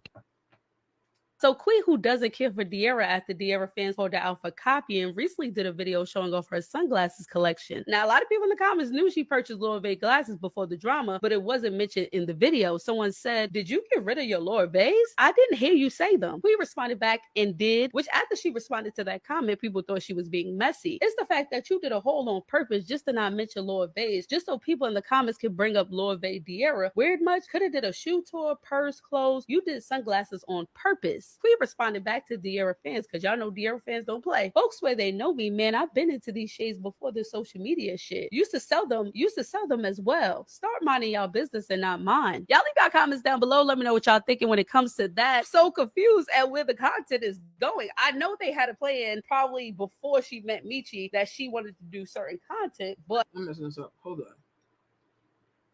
Queen and Ken going live and pretty much going off on everyone, including Deara, for being accused of copying Deara's style. Now, if you guys have not checked out that video, I will link it at the top here. But now Deara has responded indirectly to this live that Queen and Ken put out. She posted a photo on her Instagram with the caption that read, "On your mind and your mood board." Then in the comment section, someone stated, "I aspire to be just like you." Deara responded with, "I love honesty." So I saw some comments on my last video stating that Deara is an influencer. So why is she so bothered by influencing someone? Well, I think the problem is Deara isn't bothered by we allegedly being influenced by her. I think she's more bothered that Quee isn't admitting to being influenced. Instead, she's just stating that this is her own style, which it very much so could be. But you guys leave your opinions on that down in the comment section below. Do you guys? Oh, these people are really silly, huh? Hold on. I'm not ending my live. I'm sorry, Key. You need to stay in here. Somebody said they want to burn the glasses with you. I'm gonna burn all my ass. They're gonna be ashes once I'm done, baby. I'm sick of y'all. I'm such a nice person. I keep telling y'all, y'all keep picking on me, bothering me. I'm not ending my life.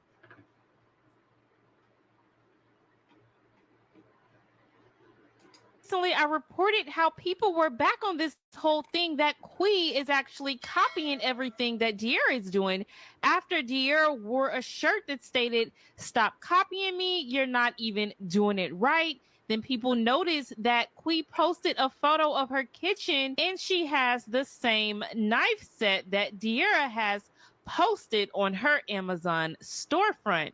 Now, people were also comparing the trip to the Maldives, stating that Ken and Quee were in the exact same place as Deara and Ken when they went to the Maldives a few years ago. And they did a video as well. But again, this was Quee and Ken's proposal video, so I can see why they did the video. And I've never been to the Maldives, but I did look this up, and it seems like a lot of other YouTubers went to these same villas as well. So this is probably just a very popular spot there. And I'm sure the videos will look similar because the same company is probably shooting all the videos for this villa. But anyways, Quee had enough, so she went live on Instagram and just let it all out. Now, she even spoke on a situation where she encountered Deara at those townhomes that they were living in. Now, after Quee went live, Deara posted on Twitter, "Beefing with who, B? Not you." So now I'm going to post that full live from Quee and Ken so you guys can hear everything that they had to say. Like I said, they were exposing a lot and throwing a lot of shade towards Deara, stating things like, "We're actually going to make it." Recently, Okay. So, yeah, this was happening with Deara and this girl named Key. The one thing I don't like about social media, though, is like when you're a smaller YouTuber compared to a bigger YouTuber, people always want to act like, oh, you're copying her. You don't have the right to defend yourself. You don't have the right to speak up your mind. Like, she's bigger than you. She's a queen. She has a bigger following. She makes more money than you. So, like, you should just, like, bow the knee and, like, be like an idiot, like a court jester. I'm like, oh, no. Deara is a human being. Okay? She's a human being just like anybody else. And I'm like, this whole copying thing, I'm like, ever since, I don't know, she's been there. She's been on YouTube for a while, right? But when Deara and Ken came out with their little couples prank and things like that, because they went viral off a prank, right? If I remember correctly, Ken was looking like he was cutting her hair, and that thing went viral. It was posted on the Shade Room, and that's how they grew their following, whatever. But I always felt like, what's her name, Deara herself, she was always heavily inspired by Rihanna. So I'm like, if you're also inspired by people and you get to wear their stuff and, you know, build your style by looking at somebody else's style, why can't somebody else do it to you? Like, what's the big deal? But I'm like, fighting over a kitchen set stuff from Amazon or AliExpress, like, that's just wild. That's really, really crazy. That's really crazy. So now we're moving on to the next thing, right? So courtesy of Tasha K. I didn't even know this was a thing, but come to find out, Reesa Teesa was recently invited by Sarah Jakes, because I guess Sarah Jakes is going on tour. It's a virtual tour, so it's on the internet, but you still have to pay to have access to it. And one of her guests was Reesa Teesa. So I was like, what the heck? Reesa Teesa with the Sarah Jakes. So hold up. Wait a minute. I have the video.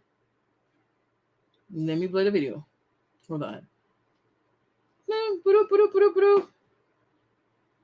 Give me a second. Where is my video? Hold on. Reesa. Why they got Reesa as a guest? Okay, hold on. We should be back now. Oh my gosh.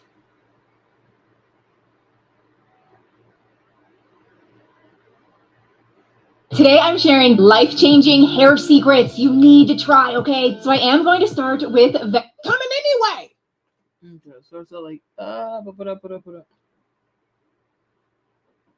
A guest speaker at a Sarah Jakes Roberts Mother's Day thing. Look, I don't know what this is, a conference. Jasmine, you got the flyer? Okay, hold on for a second. She bringing in the flyer. We had to have her make a picture on the spot. Okay, hold on, y'all. Hold on. Okay, you forgot to bring it in, Jasmine. They said they gonna fire you. Okay, now the Power Moves tour goes virtual. Sarah Jakes Roberts, Dr. Anita Phillips, Jay Bolin, ain't Jay Bolin a stylist? Lauren London, and Reesa Teesa. What is Reesa Teesa going to teach us?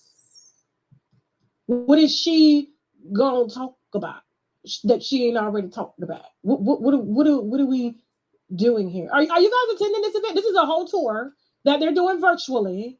Okay. Yes, Keon is definitely a down low brother. I've been calling it. I'm done. I'm so done. Listen, I'm not frozen. It's the end. I'm good. My heart. It'll tell me if I'm frozen. You said Reesa spoke of God's purpose. What is this what CAA signed her for?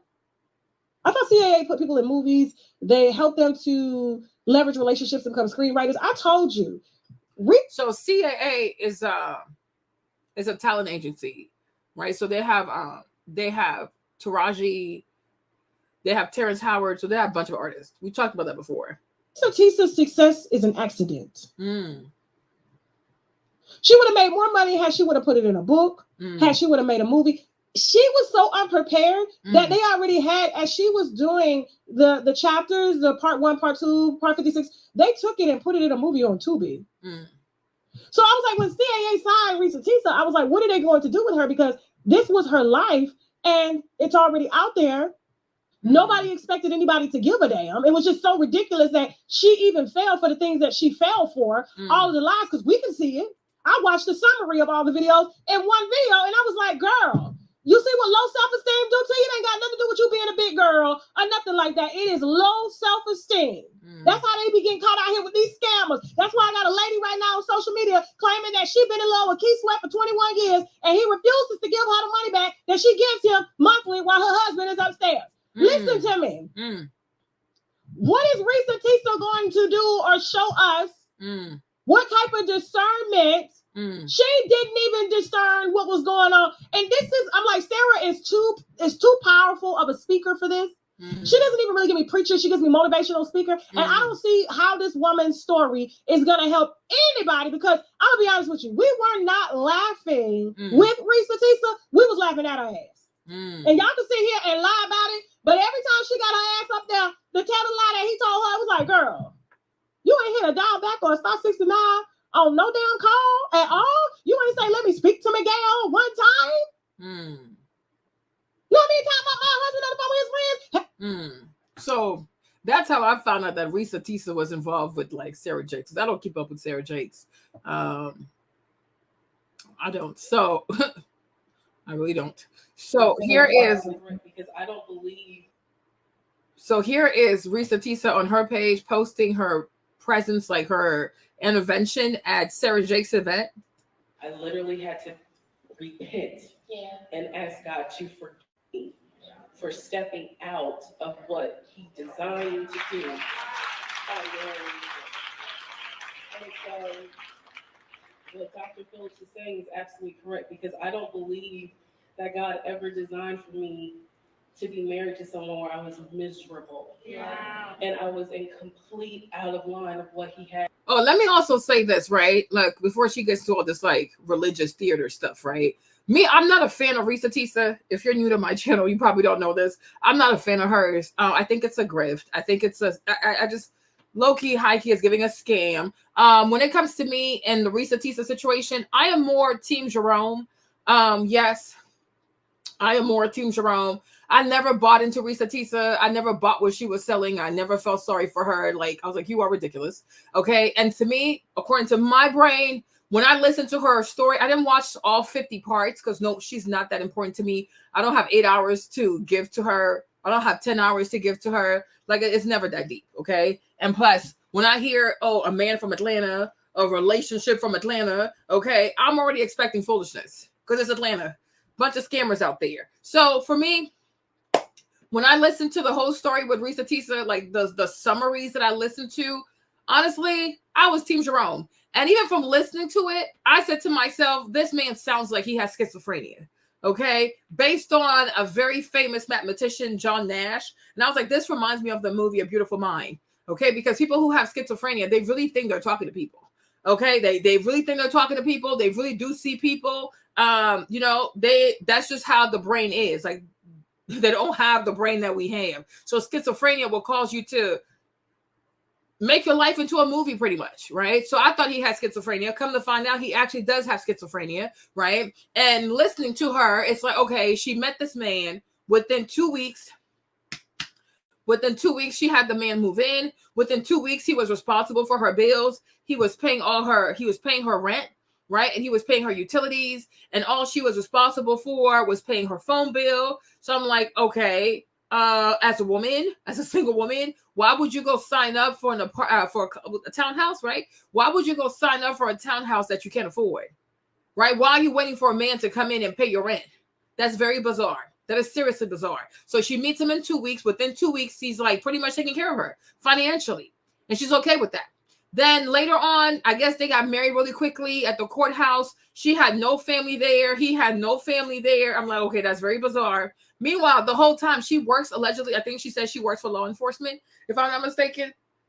So she works in law enforcement. She never does a background check. She never checks his plate. She checks nothing about this man. Then somehow in the midst of it, like, I guess her car breaks down. So she always dreamt of having a BMW, X5 or something, or X3, like the SUV one, cobalt blue with a cognac interior.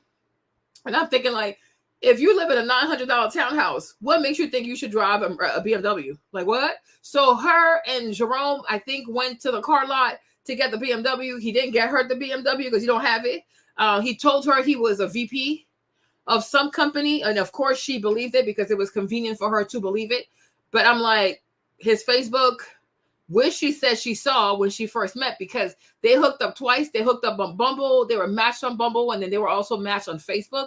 So she had access to his profile, and he's never changed his profile on Facebook. So I'm like, you saw this man sitting there with all these WWE wrestling belts, and you really believe that he was a VP? Yeah, girl, whatever. So they leave the car lot, not with the Beamer, but they leave with a Nissan Altima or something like that, right? Then later on, I think her lease is about to expire. So he told her he can buy her a house. The house is like, he was approved for $750,000. Once again, she falls for it. He tells her to call all these real estate agents. She started calling real estate agents. The whole time the man doesn't have the money. At some point, he can no longer take care of her because something happened to his knee. He ends up checking himself up somewhere in Augusta, Georgia, because he had self-deletion ideas. So he had to go there, and he was locked in there for like a week or 2 weeks to make sure he was okay. Once he was okay, they released him. Am I missing anything? I don't know. A bunch of crazy stuff, right? But I'm like, to me, this story doesn't add up. It doesn't make any sense. And honestly, I felt like even though Jerome had schizophrenia, even though he's a liar, because ultimately he's not a VP, he's a forklift driver. So when we looked it up, it's like, I think they make about like $20 an hour, right? So with the $20 an hour he was making, he took care of her. He took full care of her. All right. So she didn't have to pay the rent. She didn't have to pay any utilities, right? He took care of everything. There's even a video on her page. There's like a TikTok on her page where she says, a lady asked her, oh, what do you miss most about Jerome? And she's like, oh, every time we would go out, he would pay for 98% of the stuff. Like, she never had to pay, pretty much. And she's like, oh, if she wanted things also, like if he knew that she liked things on Amazon, he would surprise her and buy all kinds of stuff. When it came to like the house, he would cook the meals. Most of the time, he was the one cooking the meals. He was not a great chef, but she still ate. Okay. So I'm like, okay, Jerome did a lot for you. And when I listened to her, never ever did I hear, what did she do for Jerome? Like, what did he gain by being with you? Even for her to be famous again, or to go viral on TikTok, she had to use this man with a mental illness, right, in order for her to become a social media persona. So I'm like, for me, it lacks integrity. I hope you guys are here because I can't see y'all. Let me know if you're here. Okay. Oh, Lord. Sorry, I'm running out of breath. This thing is like killing me. It's not killing me. I shouldn't say that.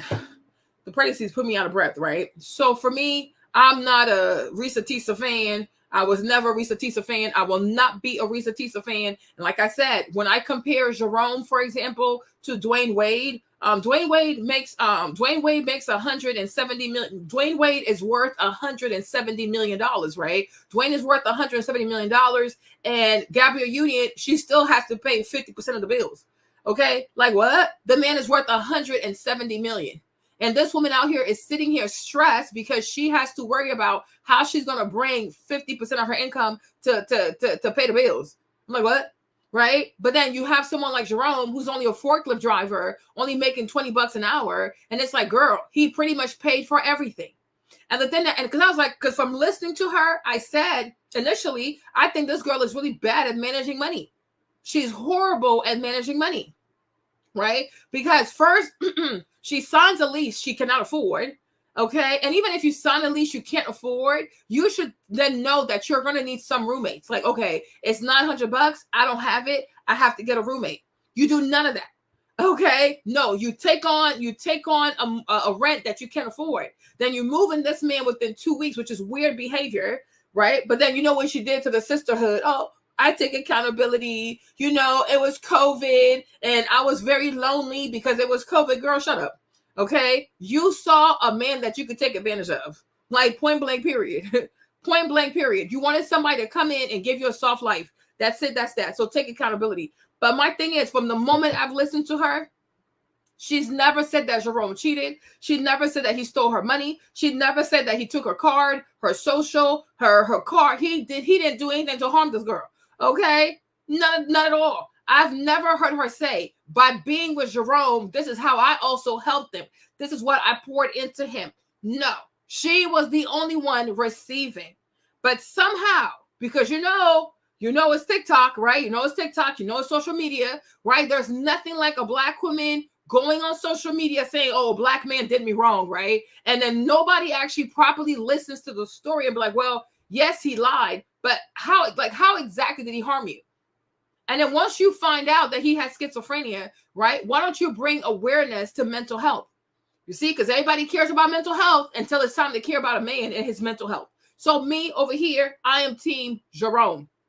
I stand by Jerome because I'm like, Jerome, you might be a little liar, but you definitely are a provider. So more power to you. Because she starts having issues with Jerome once he no longer has money because something happened to his knee. So I guess he couldn't work. So he couldn't pay the bills anymore. So once he couldn't pay the bills, he couldn't take her out to eat.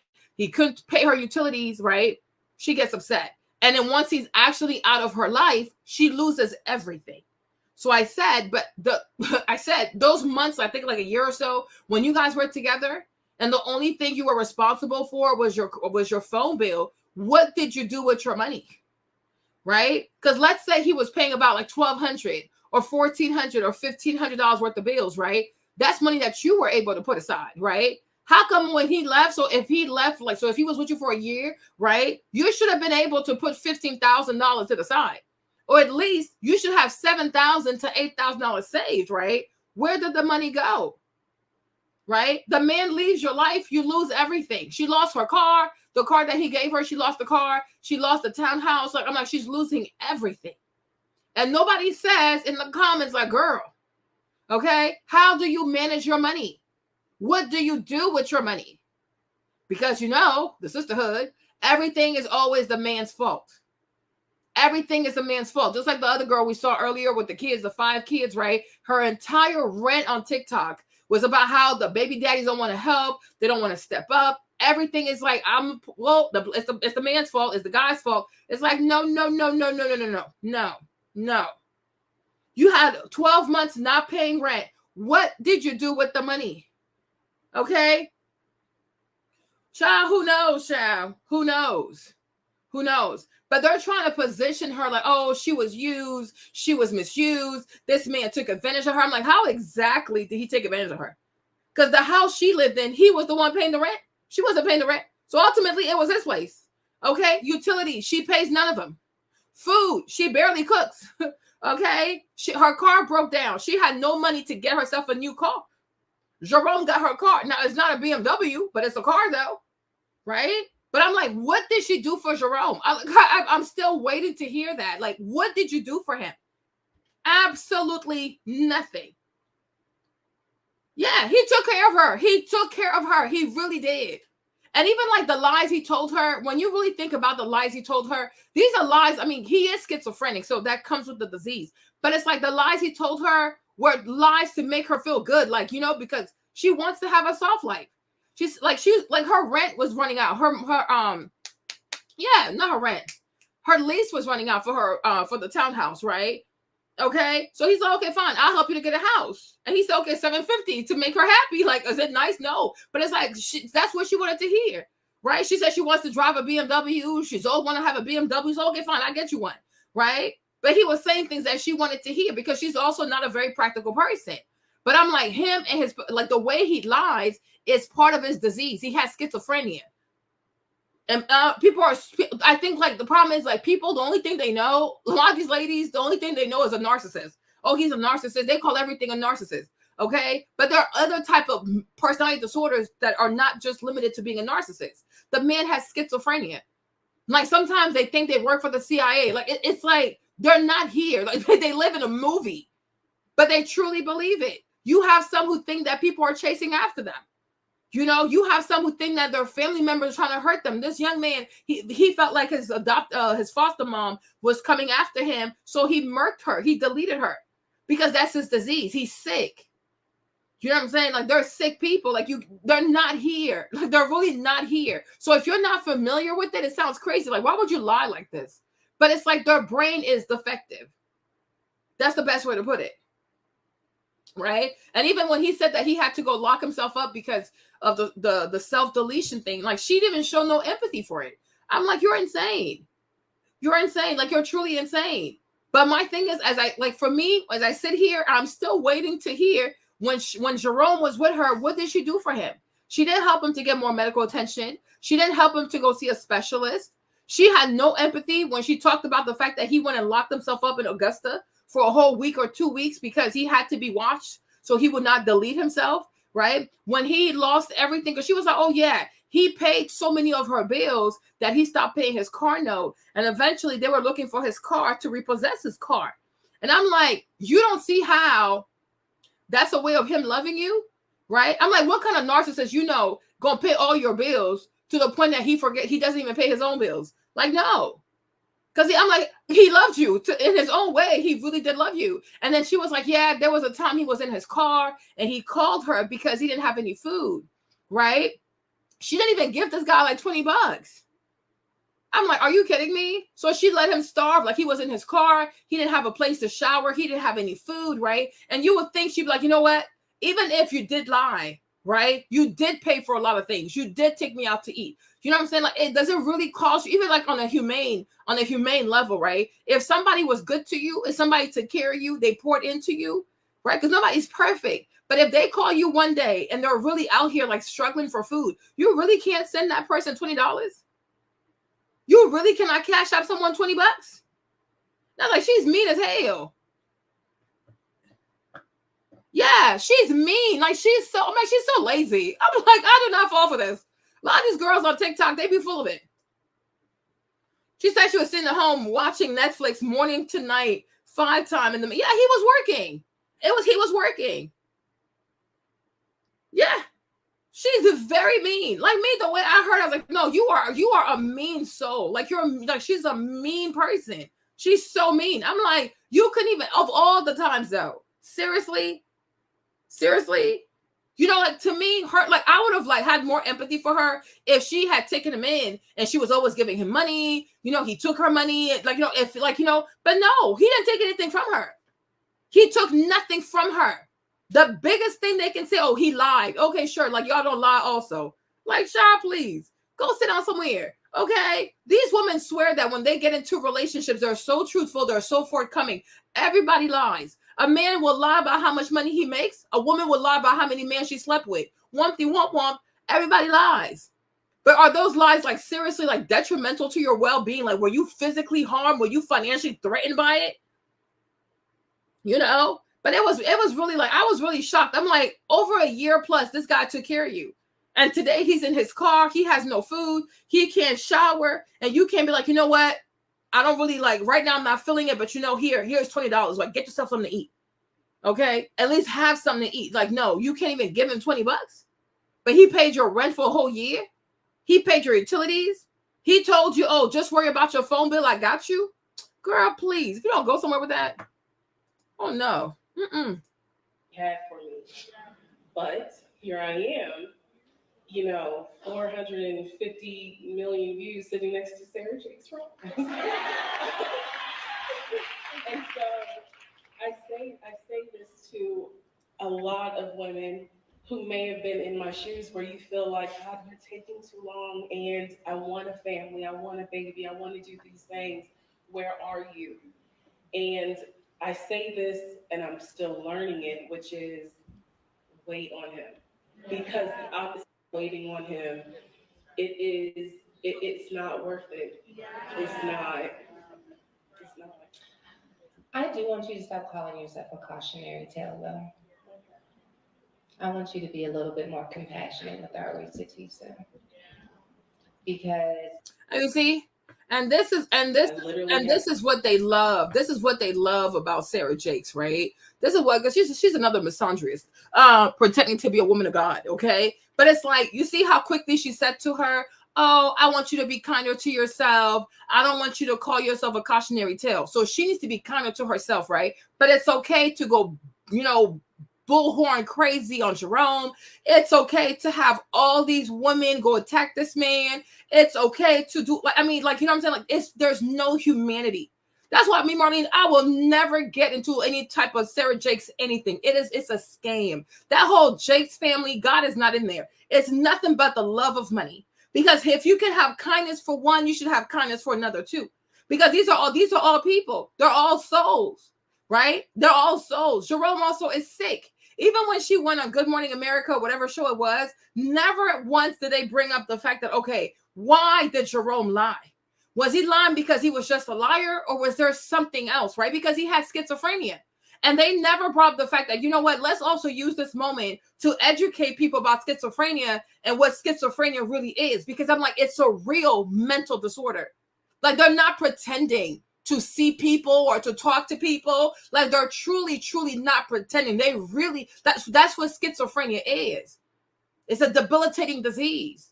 And when you think about it, she took financial advantage of a man that was mentally sick. That's disgusting.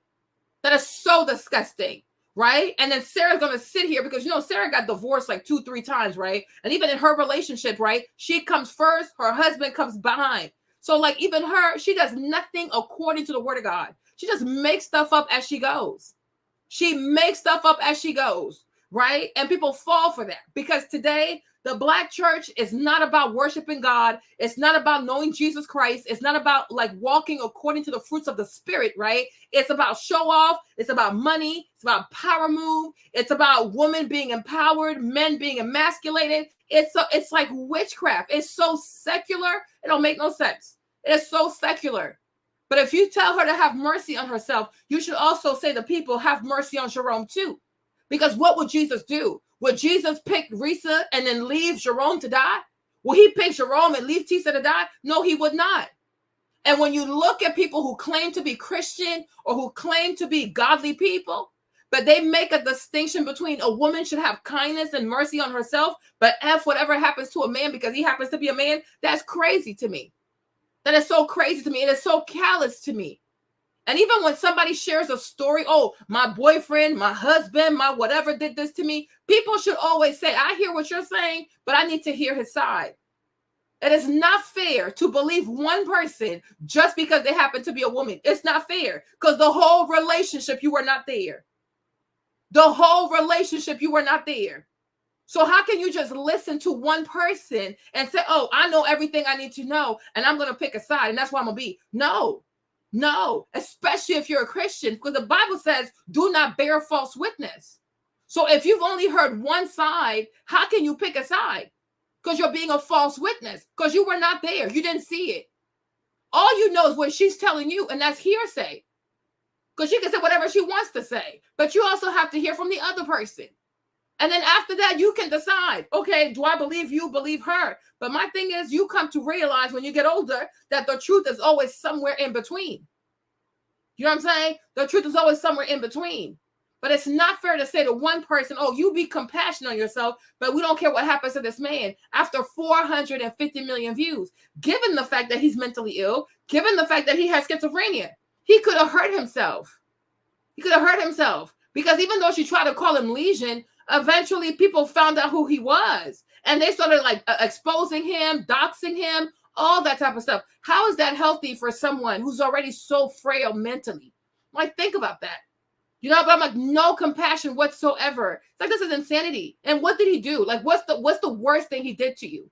Right? Because I'm like, whatever relationship you go into after that, okay, you're most likely going to have to pay your own bills. Okay? And if she makes a lot of money off this TikTok business, she's going to have to take care of a man, most likely. You know? But I'm like, there are a lot of ladies here who are married to men who don't lie, who are married to men who have jobs, who are married, who are dating men who have jobs, whatever, and they still have to pay half the bills. You met someone in 2 weeks who said, I'll take care of you. And he did. He did until he could no longer do it. But as long as he was healthy and he was able to keep a job, what bills you had to worry about? What food you had to worry about? What utility bill you had to worry about? Yeah. I'm like, this is insanity. And to not even give him credit for being a financial support to you when you can take care of yourself. And nobody's asking you, like, when you have a job, you work in law enforcement, what were you doing with your paycheck? Where was your money going? Where was your money going? Right? And that's why I tell you, every time people want to sell you on this, oh, I'm a strong Black woman, I don't need a man. They do need a man.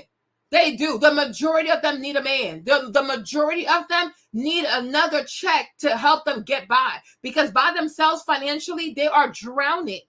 They are seriously drowning. America is not a country that's meant for one paycheck.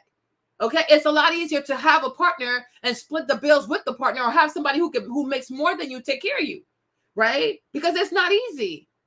It really is not easy to cover all these bills by yourself with a bi-weekly paycheck. Oh yeah, it's hard. It's really hard, you know. But like within 2 weeks, there are girls who've been with a man for 6 months. There are girls who've been with a man for 2 years, 3 years, and he's still not offering to pay all the bills, and she just got to worry about her phone bill. Yeah, child, I looked at her sideways from day one. I'm like, this is not gonna go far, because if she has no stories to tell you about Jerome, what else is she gonna talk about? What else is she gonna talk about? What's her talent? Like, what is her talent? What is her gift? Black man did me wrong. No, you did yourself wrong, and you did him wrong, because he poured more into that relationship than you did. Okay, well, like, he left the relationship with nothing, no job, no car, nothing. You ruined his reputation. I mean, he's done. Like, you totaled him, right? Meanwhile, you got to be a star from this.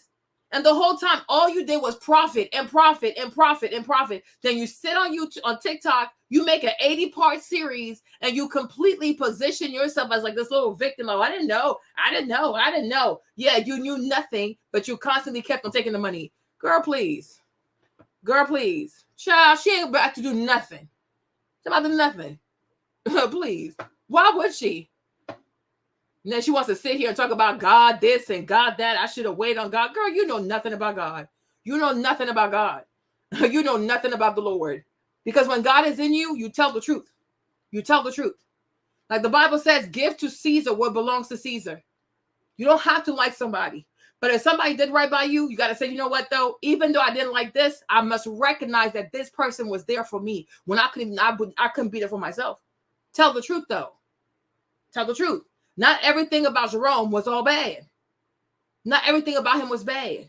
And the part about the lying stuff, his family called you and they told you he had schizophrenia. And he's had that since he was a child.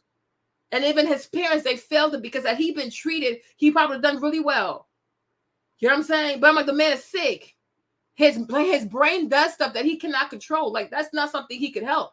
It's like you can't help being born autistic. You cannot help being born with ADHD. Like, your brain is just built that way. You know? Let me see if I can even find a video on like schizophrenia. Hold on.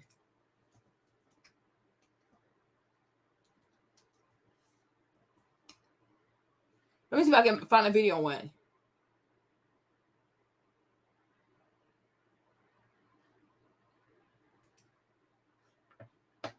What's happening here?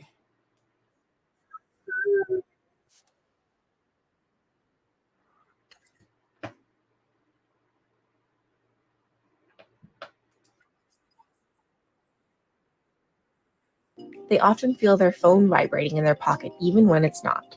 They rehearse conversations and arguments in their head. They take off their headphones to concentrate better. They say ouch when they bump into something even if it didn't hurt and there's no one else around. They get paranoid people in a store think they're shoplifting even if they're doing nothing wrong. Do you do any of these 5 things people who have schizophrenia do? Well, that's because neurotypical people do these things too. So this... Hold on. I wish I had a better video.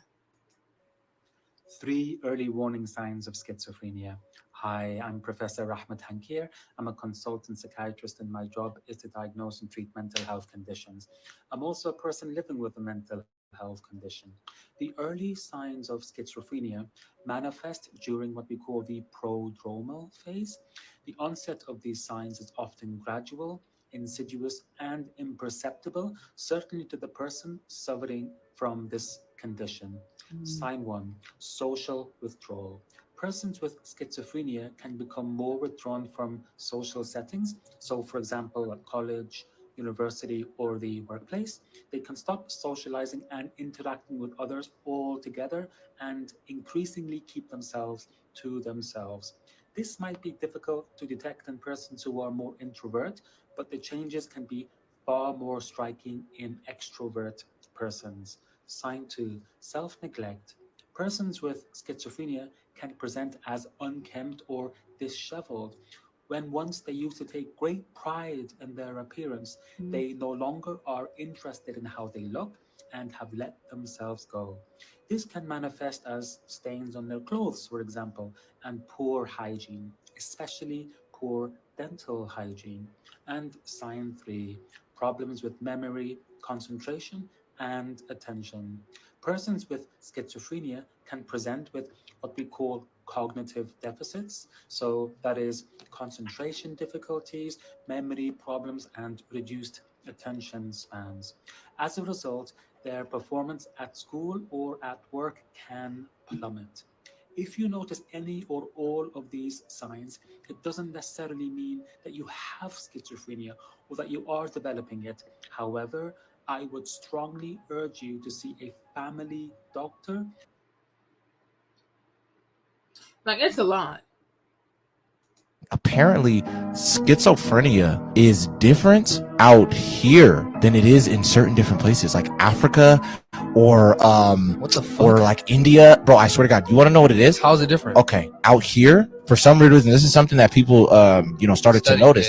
Out here, for some weird reason, schizophrenia, the voices in your head that are talking to you are super like negative and mean and like telling you a bunch of shit, like, Stop cursing. Y'all curse too much.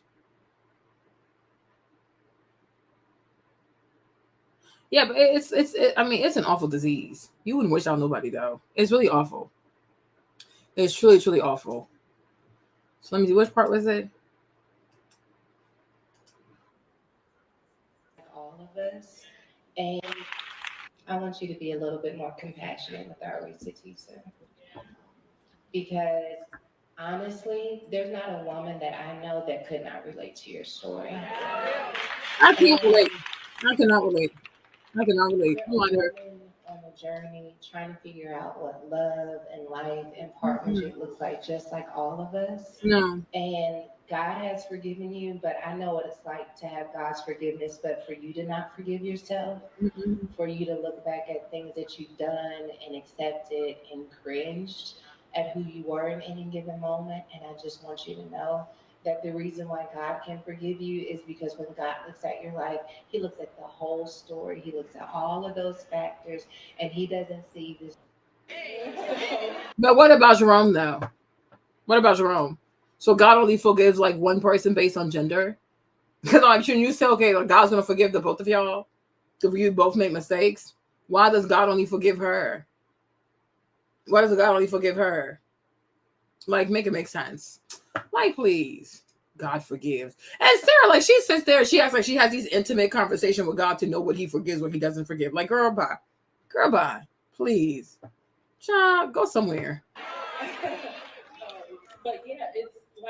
life is different, but at the same time, I'm trying to stay who I am. Right. I'm still Tammy's daughter. Yeah. I'm still Emma's granddaughter, but it does mean that I'm about to be on auto pay. Yeah.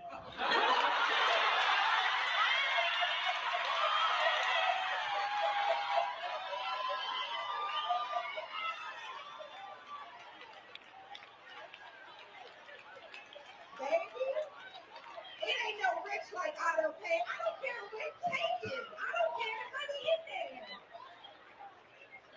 Like, you didn't spoke a word with that.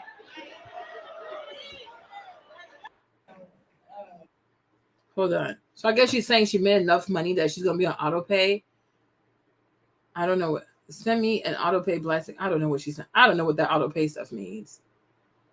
I don't know what that means. It does mean that I'm about. Hold on. That point yet, or do you still feel like you're?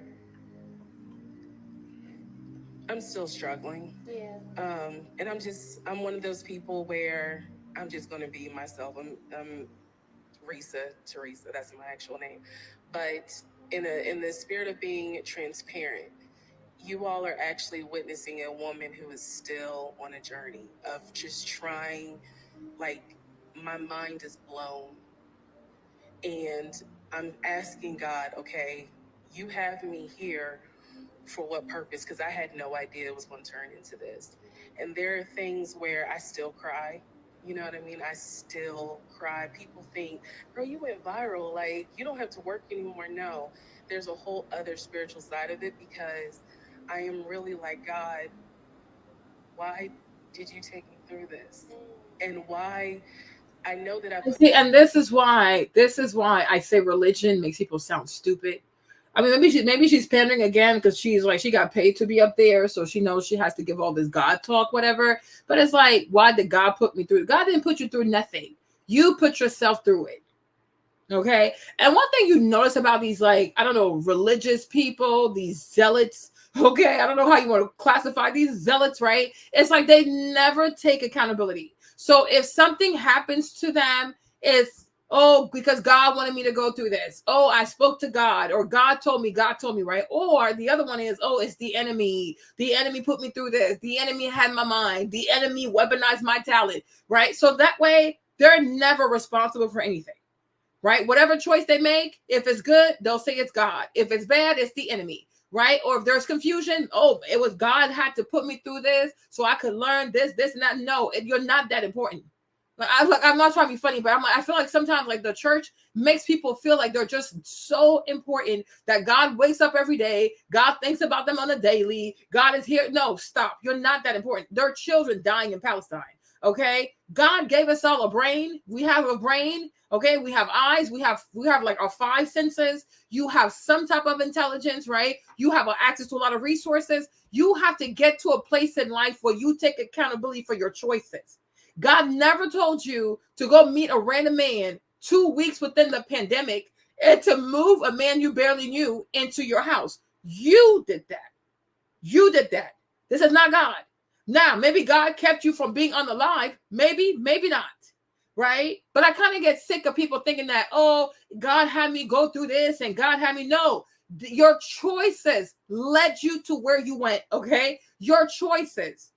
Based on how smart you chose to be, how dumb you chose to be, how goofy you chose to be. I don't know. But these were your choices. Stop using God for everything. But God told me to buy this car, and God told me to go on a date with this man. And God, do you not have a brain? Can you not think for yourself? Are you not intelligent? What's the point of having free will if God is constantly telling you what to do, how to think, where to be? You make no sense. You make no sense. This is what I call religious theater. Okay? They make no sense. When you get to a certain age, you should be able to say, I made that decision. I chose to make that choice. And because I made that choice, here's what I learned from this. That's it. That's that. Okay? Stop trying to, every other word is God and God because you want somehow to sanctify whatever you're saying. It's a bunch of gibberish. Take accountability for your choices. Take accountability for your mindset. Like, oh, stop over spiritualizing every single thing because you want to feel important in the eyes of God. No, There's like 5 billion people on this earth. God is not that invested. Like, you're not that important. Okay? There are bigger problems in this earth. And I would hope that if God woke up and he's actually God, that he would know how to prioritize what truly matters and what doesn't matter. Right? And when it comes to your love life, I don't even think God cares. There are bigger problems. God has bigger issues to face than your love life.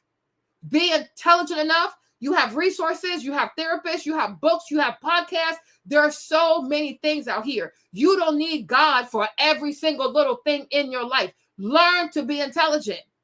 Okay? Learn. Stop feeling like, oh, I got to pray for this guy. Why? Why? Are you dumb? Are you dumb? You have to get to a point where you know how to use your brain. It doesn't make sense. Or it makes sense. I don't know.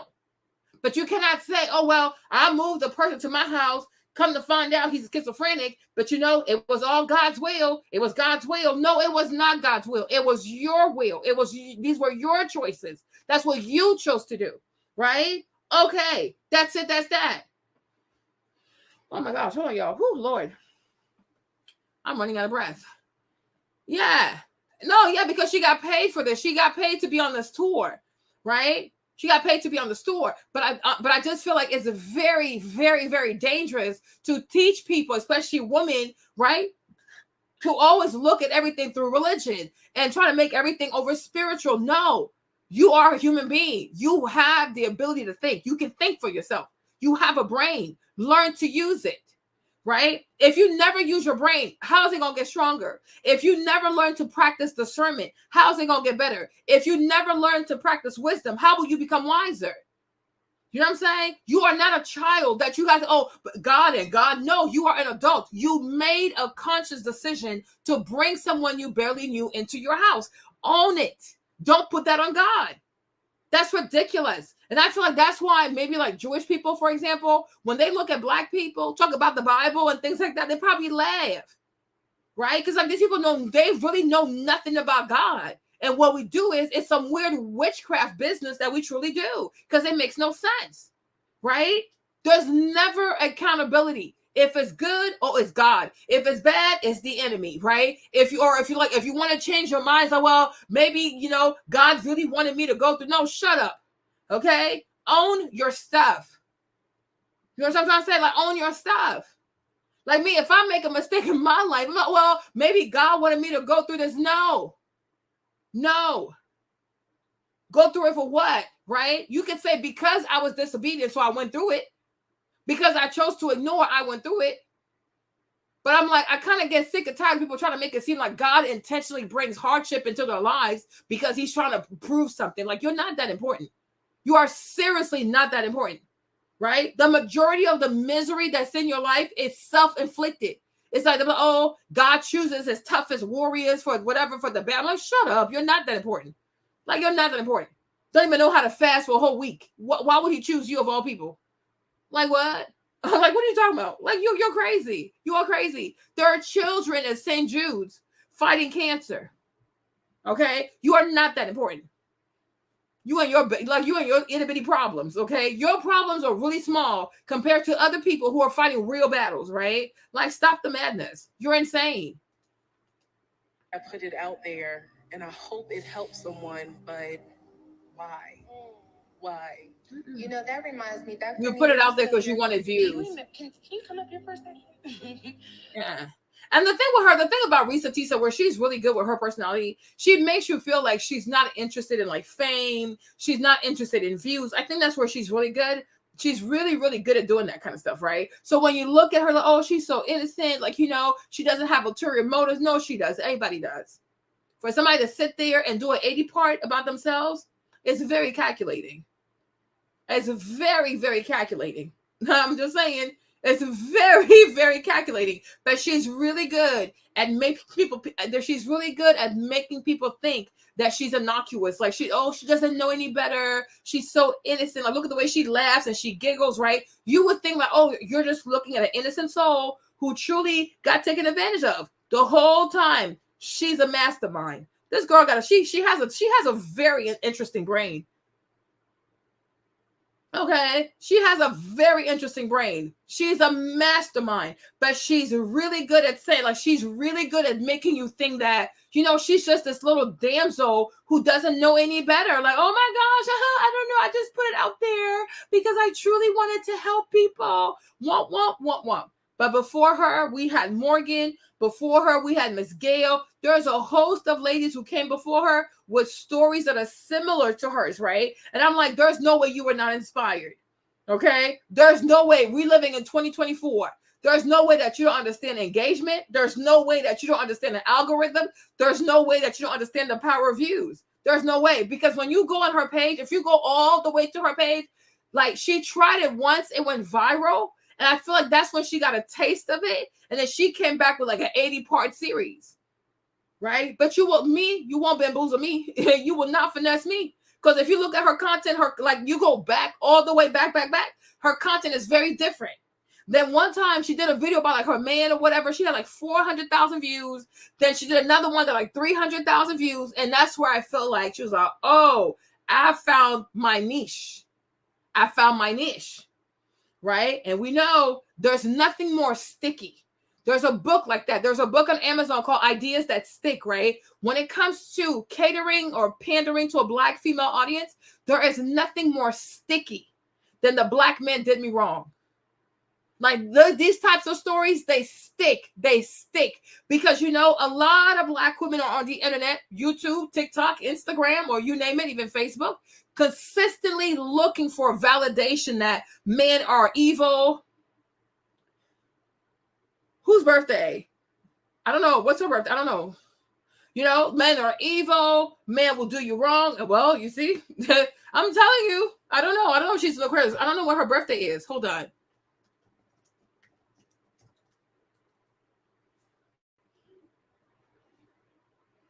Oh, well, she's an Aquarius. And you know who else has that birthday? You know who else has that birthday? You know who else she shares the birthday with? So she says Meg the Stallion, another one who's very manipulative. Okay. So here are her people. Okay. Her birthday partners. Okay. So you have this one, right? February 15th. Okay. All right. Like you already see. I'm like, there you go, Aquarius. Who else do you have? That's this. Who else? Who else is born on that day? Okay. La Madrina. Okay. Griselda Blanco. Okay. All right. So you already know. I'm telling you. See, that maybe that's why I recognized what I was dealing with. Okay. Maybe that's why I recognized what I was dealing with. Griselda Blanco, February 15. Meg the Stallion, February 15. What's her name? Reesa Teesa, February 15. Right? So it's like they sit here and they will make you think that they're innocent. You have nothing to worry about the whole time. They are plotting on you. Air sign. Okay? Air sign. All right? But I'm like, no. Griselda, she was crazy. Okay? But I'm like, you, Aquarius, you didn't mean that you trying to tell me you was not planning this? Girl, bye.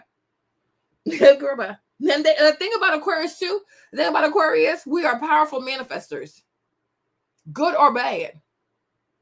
We are powerful manifestors. So like me, Marlene, I will not fall for this. I will not fall for this. And Kevin will tell you. Priscilla, Aquarius. Okay? Yep.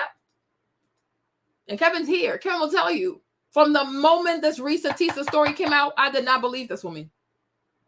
From the moment her story came out, I said, I don't believe this. I don't, because I'm like, I'm listening. I said, no, you. I said, this girl right here, she's more dangerous than Jerome. Did I not say that, Kevin? Ask Kevin. I said, her mind is more dangerous than Jerome's mind because Jerome, he's sick. He lies because he's sick. But you planned this through and through. You planned this. You took advantage of a man with a mental illness. And you made him take care of you and subsidize your lifestyle. And the moment he was sick, you threw him like a dog. Okay?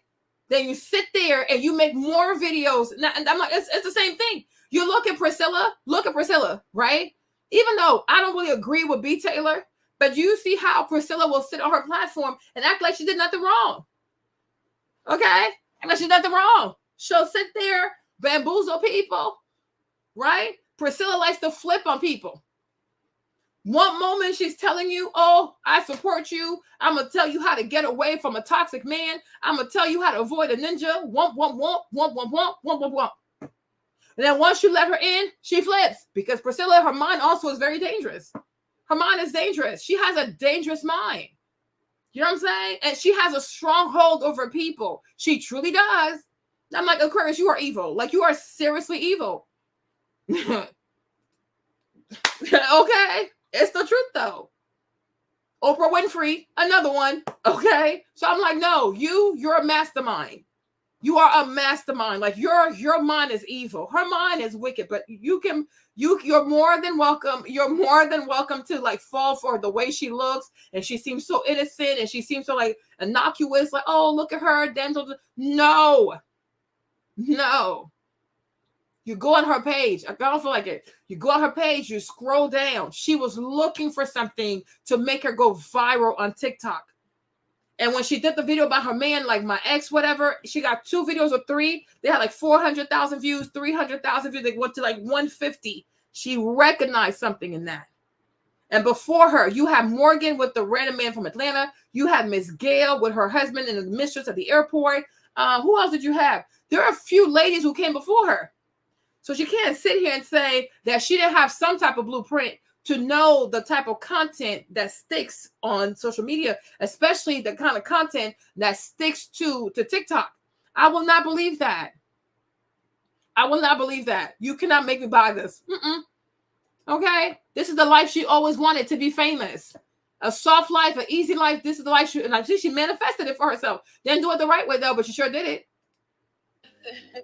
With Dr. Anita and I talk about this all the time because we go through things that are challenging and difficult. And we're often asking ourselves, like, God, why did you allow this to happen to me? You know what I'm talking about? Can you share what you shared? I think it's always so important to recognize that a lot of things happened that wasn't God. And we have a generational story, especially in the Black community, where every single thing that happens, number one, has to have a purpose for having happened. Exactly. That there had to be a reason for it. Everything does happen for a reason, but it's not always a good reason. Exactly. And so 1 John 3 says that the reason there's mess in the world is because the devil sins from the beginning.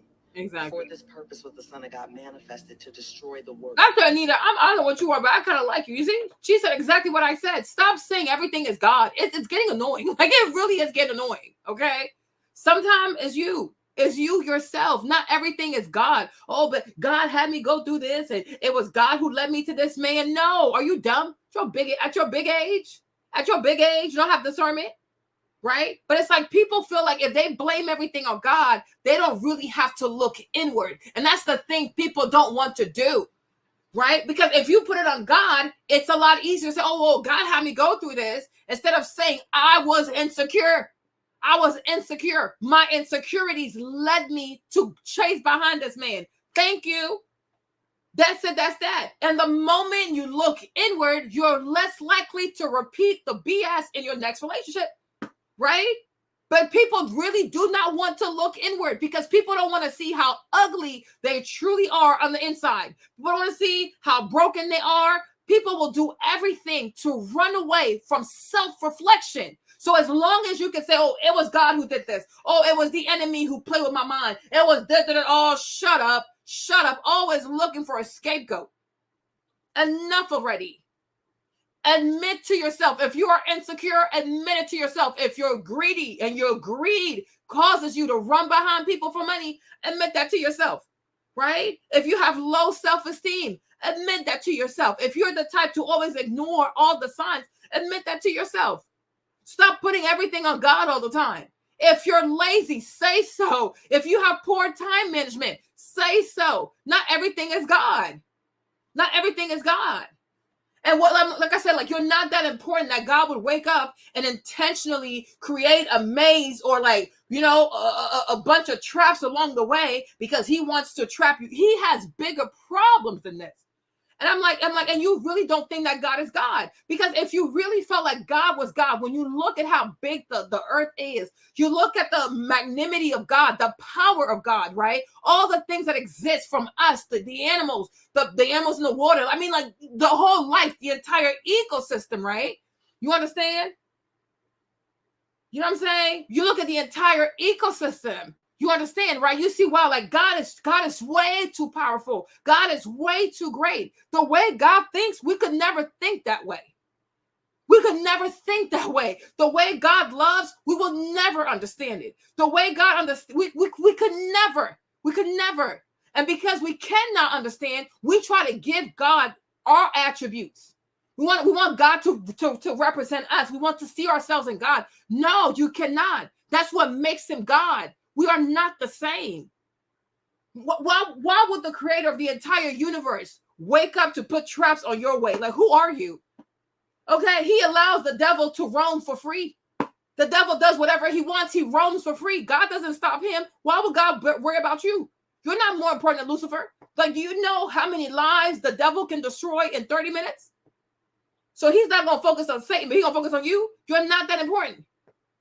And that's why in the process of life, God always says, pursue knowledge, pursue wisdom, pursue discernment, because he don't have the time to always be there to hold your hand every 2, 4, 5 seconds. Even in the Bible, Jesus cried out to him. He could not find him. So what makes you think you're going to find him? Okay. In the Garden of Gethsemane, Jesus does not find God. So he becomes so desperate. The Bible says he cried so hard that his tears turned into blood. God was nowhere to be found. The people came, they snatched him up. There was no one. God was nowhere to be found. They beat his behind. God was nowhere to be found. When he's at the cross, he said, Father, Father, why have you forsaken me? Okay, you're not that important. Like, seriously, if you believe in Jesus, I don't think I'm more important than Jesus. So it's like Jesus had to figure this by himself, because he had 3 years of training. So at this moment, it's about you. It's about your mindset. It's about your faith. You're going to have to be brave, because God's not going to show up, because everything you need, it's already in you. So it's up to you. You decide what you want to do, right? And he had to be there for himself. But it was like, where was God? Where was God? He was nowhere to be found. The man ends up on the cross like this. Boop, just like that. Okay? So the lady, what lady? Who is the lady? Who is the lady? What lady? Yeah. It's like God is just too, like, I'm like, our minds can't even comprehend. I truly feel like if you really committed to trying to understand God, you might have a mental illness. I really do. I even feel like it's for our own good. I think it's for our own good that God is not all up in our stuff, because I think if you truly had that type of understanding of who God is, you might have to end up in a straitjacket. You know, like even when it comes to angels, I think there's a reason why they don't show up in their glory, because if they did, you probably will go insane, because it's a whole different realm. Like, I'm like, you don't understand. We will never understand. And we're not meant to understand this stuff, meant to understand these things, right? Because it's too much for us. It is just too much for us. And you see it in the Bible, in the Old Testament, the majority of these prophets who had these deep, deep connections with God, they went crazy. They went crazy. Some had severe, Jeremiah had depression. Ezekiel was out here confused. Like the people that lost their minds. They lost their minds because it's too much. Like, it is too much. So I'm like, sometimes maybe that's why he does not show up like that. That's why the angels also, they don't show up in their glory like this, right? They can let you know that they're here, but not too much, because if they did, you would have a harder time adjusting between that like extremely spiritual life and then like having to come back to earth and dealing with other human beings. It'll be too much. It'll be too much. It'll be way too much. But I'm like, people have to learn to take accountability for their actions. Stop putting everything on God. Stop putting everything on Satan. Sometimes it's not even the devil. It's just you. You did it. The devil had nothing to do with whatever's going on in your life. It was just you. And it's okay to say, you know what? I messed up. I refuse knowledge. I refuse to read the book. I refuse to go to class. I refuse to apply what I knew. So because of that, here are the consequences, right? That's it. That's that. Just sometimes it's just the law of nature. That's it. That's that, right? It's nothing more. It's nothing less. For every action, there's a consequence. These are like, they're laws that God put into nature, and they just work by themselves. So like, that's why as you get older, you really have to learn to practice discernment. You got to learn to practice wisdom. You got to learn to control your emotion. You have to learn to be patient. You have to learn to not be in debt, right? Because if you're in debt, the Bible says you will always be a slave, right? But he has given us enough that we can navigate this life without always saying, oh, I need to wait for God. I need to pray for God. Want. Did Jeff Bezos pray to God to go start Amazon? No, he did not. Of the devil. So that means the devil has works. And sometimes in our pain, we hope it was God's work, because that means that maybe it has a purpose. But what ends up happening is we create a picture of God who isn't actually good. Exactly. And it's really hard to love a God like that, but exactly. we do, and it gets complicated. And so I just encourage myself. Exactly. We encourage each other. Why would God put you through evil stuff? This makes no sense. Like, and people want to, another thing is, people want to be martyrs. I think a lot of people want to be martyrs so bad. Like, oh, look, this suffering, God put me through this suffering. You know, it's like they want to feel like they're martyrs. They want to feel like they're zealots, like there are people being persecuted by the dark forces because of their vows and commitment to God. No, shut up. You just made a bunch of stupid choices. That's it. You're not that special. Okay. And sometimes too, the torment that you might feel in your soul are torments from you doing bad things. So you're tormented, but it's not the devil.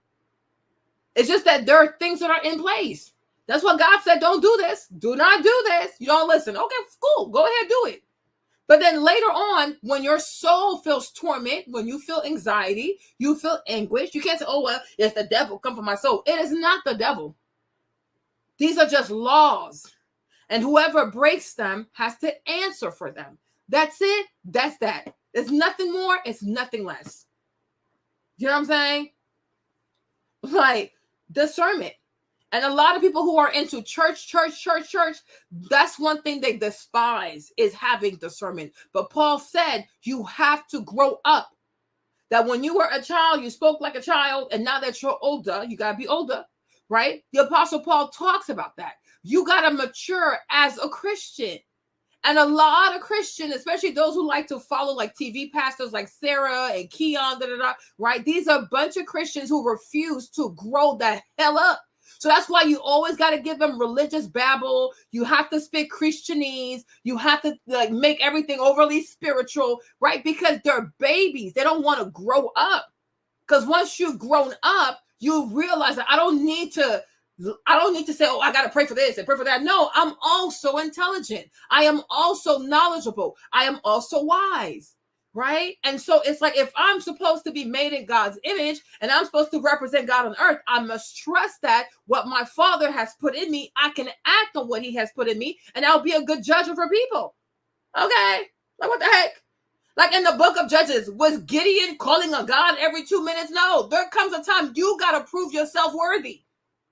What's the point of having heirs if 1, 2, 3, they got to call up on you? Then why are you an heir? Get out the way. Get out the way. It makes no sense, right? But there comes a time where you should be able to, like, you know what, as a child of God, I trust myself to make the right decision because greater is he that's in me than he that's in the world, right? I don't have to fear. I don't know, oh, I need to fast for 50 days. I don't need to do all that because not everything requires that, right? But people don't want to grow. They don't want to evolve. And that's why the majority of these so-called pastors today have turned into motivational speakers. Because who needs motivation? A childlike spirit. Okay? The majority of people who constantly need to be motivated, there's immaturity in you. You are immature. Because at a point when you're an adult, you know what? If I wait for motivation, I ain't going to do it. Right? When you become mature, you don't wait for motivation because what drives you is your discipline, not your motivation. I don't do it because I like to do it. I do it because I have to do it. And by doing it, I build my character. By doing it, I build my brand, right? Make it make sense, right?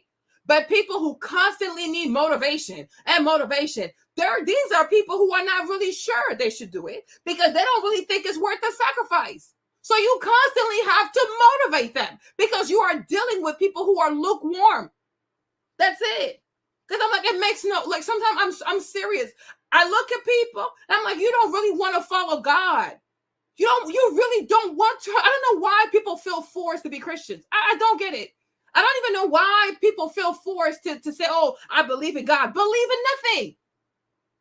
It's okay. I'm like, it really is okay. Right? It's okay. You don't have to be a Christian. You don't have to. Live your life. Get your BBLs. Do whatever you want to do. Like whoever showed up and said, if you don't sign this contract of Christianity, we're gonna lock you up. No. You have make the choice for you. Make the choice that's best for you, as foolish as the choice may be. You have the right to ruin your life. It is your life. Do with it as you please. But stop lying to yourself that you are a Christian when in all actuality, every single day, you have to be motivated to believe. You have to be motivated to be intelligent. You got to be motivated to pray. You have to be motivated to trust. You have to be motivated to hold on. Child, what in the world? At your big age? You still don't have the conviction in you that it's worth it? Then don't do it. Do not do it. When you chase behind a man, does anybody got to chase you? No, you do it because you want to. Does anybody have to motivate you to chase behind this man who does nothing good for you? Absolutely not. So why must we motivate you to come to God? You're crazy. You are me. I'm like me. If I was a pastor, I will never chase behind nobody. No one. When you buy alcohol, nobody chases you. When you spend hours on the phone talking about nonsense, nobody chases you. When you entertain people who only care about you for your body and your deep throat, nobody forces you, right? When you waste all kinds of hours watching all kinds of stupid content on YouTube, nobody has to motivate you. But when it comes to matters of righteousness, knowing God and becoming a better person, now you need to be motivated. No, I'm not doing that. Like, I'm like me, it will not be me, motivational, whatever. And that's why, like I said, the majority of pastors today have turned into motivational speakers or call themselves pastor. And everything they do is not so much about making people spiritual, like worshiping in truth and in the spirit, right? It's all about talking all kinds of Christianese and but God, but I promise you, if it wasn't for the Lord, and when I went through it and the Lord and the God and oh, shut up, okay? It's fugazi, like it's all fake. It's all fake. Because you got when you got to get to an age, you're like, oh, part of being an adult, part of being mature is that I do it because I have to. Let my yes be yes, let my no be no. If you commit to something, you show up. That's it. That's that. Nothing else, nothing more. And your consistency will then develop a habit, and that habit turns into your character, right? But why do people have to motivate you every day and the power tour, the power, the woman empowerment tour, and what bunch of BS. It's just a bunch of BS.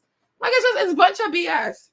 There's this bunch of people who don't want to grow up. It's a bunch of people too who are very petty and who are very vindictive, and they want to feel like, oh, God's gonna get my enemies. God don't play about me. God gonna get the people, right? So some people also like that's what they want. They want to prove that they're worth more. They're more spiritual. They're more favored, because I know God. Because I go from one empowerment tour to an empowerment tour. I go from one conference to another conference. It's like, child, you cannot buy God. You cannot buy God's favor, right? And the same, like you might have an enemy, but just because you don't like somebody doesn't mean that God hates the person. God might like him more. You just don't like him. That's on you. Gotta grow up. Okay? Like, listen, you might show up and die, go to heaven, and see a whole lot of people you couldn't stand, right? Because that's a personal problem. It's not God's problem. It's a personal problem. I encourage all of you to recognize that God will force good out of a thing, but that doesn't mean he did the thing. Exactly. It does mean that. I'm like, girl, please, Just a reminder. Because I'm like, even look at this. It's like, how is this anything that serves the body of Christ? Right? Anita Phil, I don't know who she is. Lauren London. Is Lauren London even a Christian? She talks about all kinds of weird stuff. You know what I'm saying? Jay Boland, he's a stylist. How does this help people get closer to God? But bringing a bunch of secular stuff, this is nothing but secular, ego-driven type of business. That's it. Right? That's what I'm saying. Like, it's like you recognize, I'm telling you, like the church today is so pathetic. The church today is like the golden calf that the people made in the desert, right? The church today is a place of idolatry. They will do everything but worship God. They will do everything in their power but worship God. The kind of stuff that comes out of Lauren London's mouth when this lady is still connected to a dead spirit. I'm like, I swear, like I'm like you. I'm not trying to be funny because you don't have to think much about me because when you say stuff, everybody thinks you're jealous, right? Absolutely the F not. Okay? Absolutely the F not. My daddy was not a pastor. My daddy was not a bishop, but somehow, I don't know. Okay? Somehow, I don't know. Okay, no, Sarah is secular AF. She is secular AF. And that's why she attracts a lot of people because people don't want to change. People want to dress up their secular ways. What does that mean? And so what she allows is like you can have 1 foot in and 1 foot out. Because you dress up your secular ways. You dress up your pride. You dress up like your masculinity. You dress it up. You dress it up, right? And that's what people want. People don't want to know the real God. When you say Elohim, you say Yahweh, you say Jehovah, people don't want to get to know him. They want to pretend to know him. So how do I dress up my secular heart, my secular mind, and my secular ways? Because this makes no sense. If you've listened to Lauren London ever since that dude was unalived, the stuff that comes out of her mouth, you should not introduce that to any type of so-called Christian audience because it's bizarre. And she's still connected to a dead person. She is connected to a dead spirit. These are not games that you play with. Like spiritually, these are not things that you play with. You don't play with them things because our world is here. The people who have passed, they're somewhere else. And honestly, we're not supposed to communicate with them. And we're definitely not supposed to entertain them. Okay? But you're going to introduce that to a so-called Christian audience. And these girls, and like I said, because the church today is a bunch of witchcraft, is a bunch of idolatry, is a bunch of foolishness. So people don't have discernment. But my thing is, what about Lauren London is going to lead someone to the path of knowing Jesus Christ as Lord and Savior? Make it make sense. Jay Boland, what he going to do? Besides promote is like overly overpriced outfits or like a bunch of muumuus, a bunch of weird stuff, right? How? What is the purpose of this? The purpose is ego, entertainment, foolishness, right? Things that have absolutely nothing to do with what God wants us to do when we get together. Exactly. I'm like, so like that's what I'm saying. Like when you listen to Lauren London, no, it is weird. It's weird. You know what I'm saying? It is very bizarre. Like it's weird. It is weird. Okay. It is weird. But she's never professed Jesus. Like she's never professed him. She don't call you. She never has. So what exactly are you trying to do? What exactly are you trying to do? What exactly is your purpose? What is your purpose? You know what I'm saying? Like you gotta be crazy. You truly have to be crazy, right? The Power Moves event. Let me see what Lauren said. Let's see. I have to remind myself that I'm not really we're not of this world, we're in it, and that's not cliche either. That's real. And I think authenticity and being genuine with yourself and humble is that should never go over your head. You gotta eat that for breakfast, lunch, and dinner. And so I just try to maintain, my humility and staying true to who I am and who I feel God has, made me to be. I have to remind myself that I'm not really we're not of this world, we're in it, and that's not cliche either. That's real. I can't hear what she's saying. She said oh, we're not of this world. Hold on. I didn't even know Lauren London was involved. Let me see. Them to make that transition. You know, isolation is not that bad, and it is a great opportunity to. There's music behind it. Hold on, you guys. She told me I was big on boundaries. I was like, I am really big on boundaries. Have you always been big on boundaries? I've always been really feisty, so I feel like that has been like, maybe I thought that was me doing a boundary thing, but not really. I was just feisty. But no, but more I realized that you can place boundaries down with peace and love, right? Like I can totally be in a loving kindness space and let you know that that's crossing a line with me. That's not gonna work. So I think I protect my peace and the power that flows in me. Hold on. Urge them to make that transition. Well, this one won't the music. I have to remind myself that I'm not really like we're not.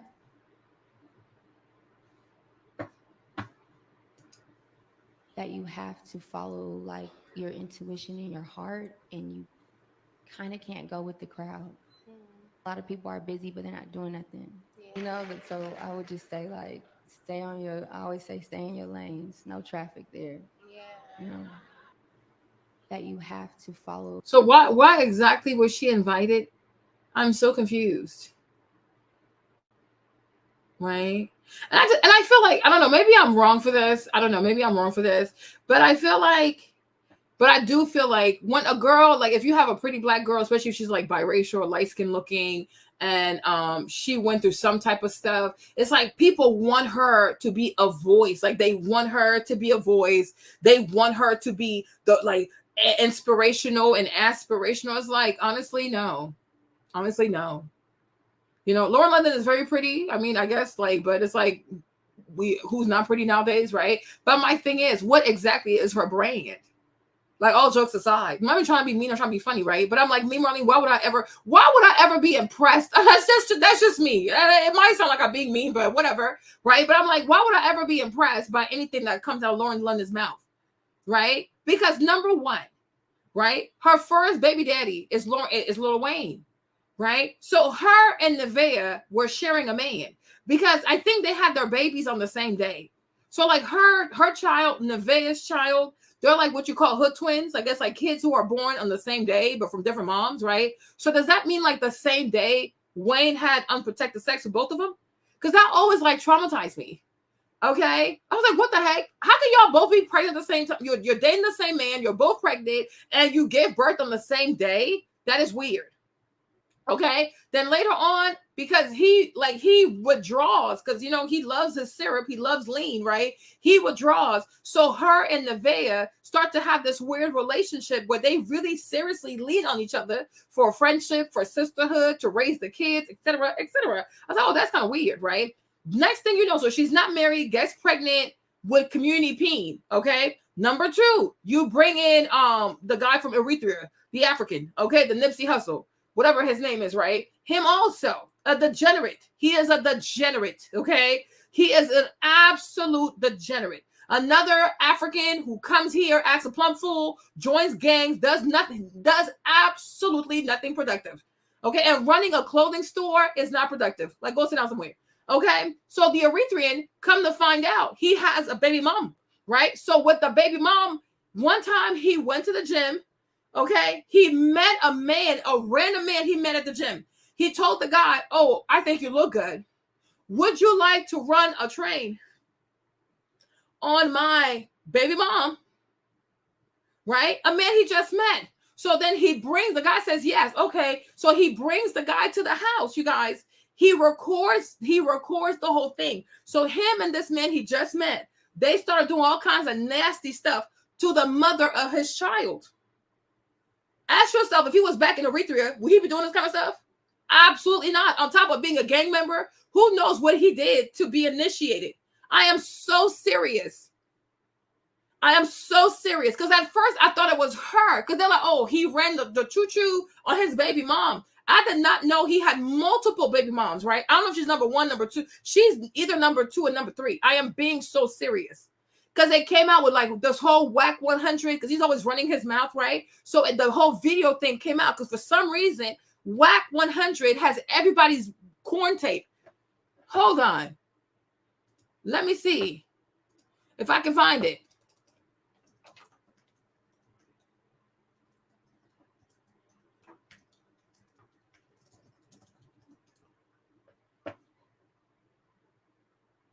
Okay. So here you go, y'all. I'm not gonna read it. Y'all can just read about it. Okay. All right. Okay. So that's what they did, right? So they were like, oh, baby mom, baby mom. So initially I thought it was her. I was like, what the heck? There's no way she would allow that. I was really confused. Come to find out, it's not her. It's the woman before her. It's the baby mom before her. So they recorded the whole thing. A random man he met at the gym because I guess he liked the man's body or whatever. Girl, when you get into who this guy really is, you recognize how destructive, nasty, degenerate, filthy, no standard having is this quote unquote black culture that's over here in the main street.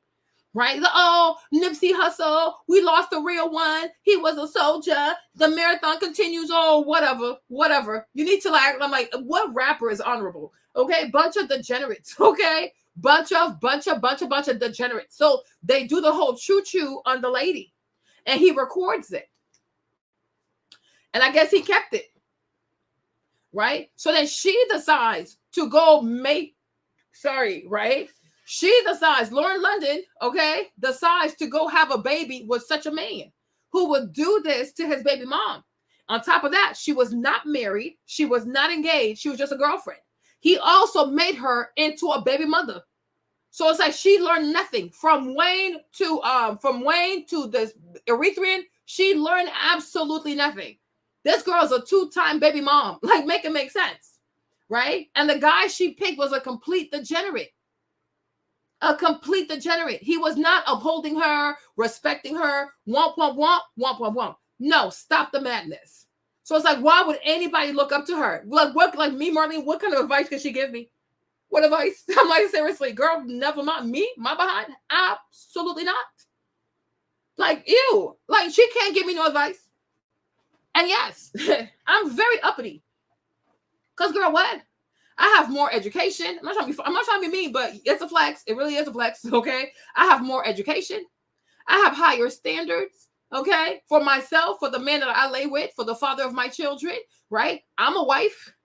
I got married at 25 years old. I never ran behind no rapper. I don't have babies with rappers. Like, not trying to be funny, but okay? I will never date a drug dealer, a man who's been in a gang, who probably has, because to join a gang, sometimes you got to go pew people. You got to go sell the drugs to other people. You're doing all this evil in your community. I could never see myself I cannot. I already told y'all, I think drug dealers deserve the death penalty because you're a traitor to your own people. Pew, okay? But lucky them, I'm not in charge, okay? But if I wrote the rules, if I wrote the laws, you sell drugs to black people, pew.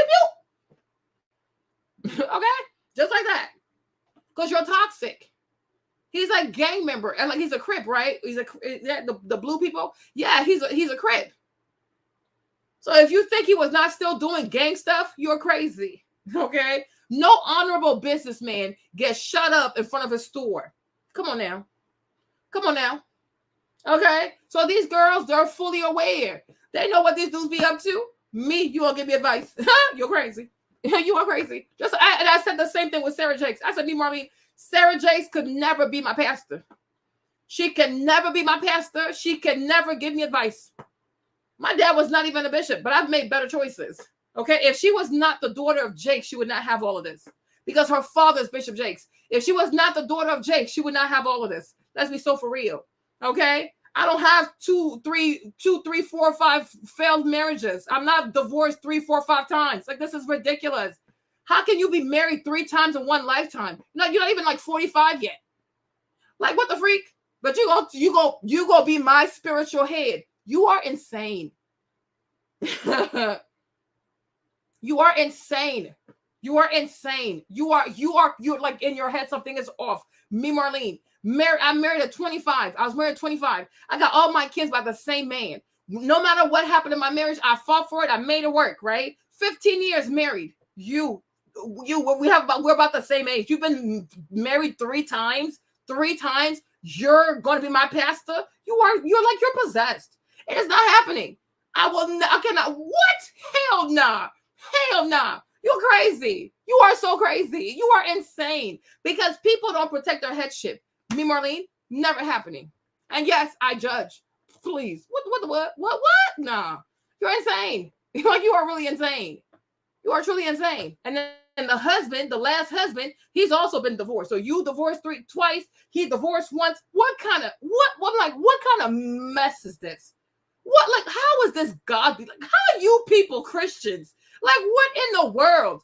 What is this mess?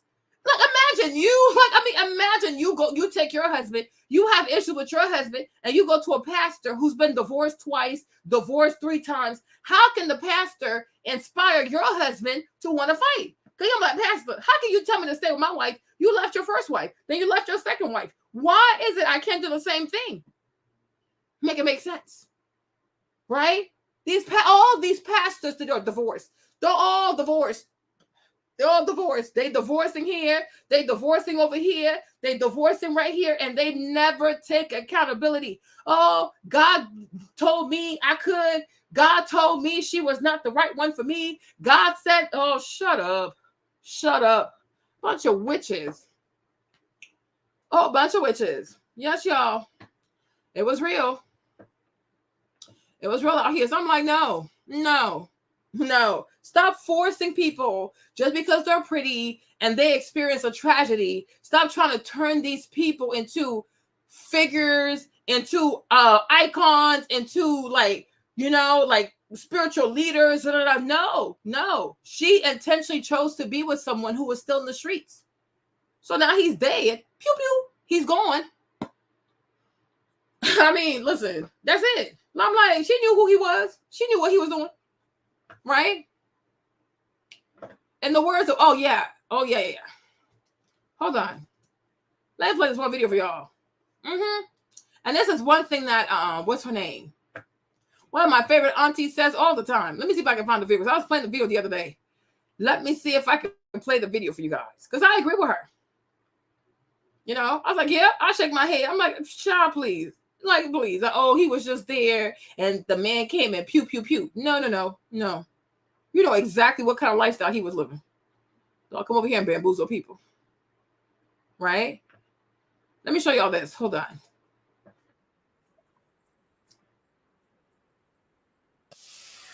There are many Black people who... Hold on. Let me play this video for you. Hold on.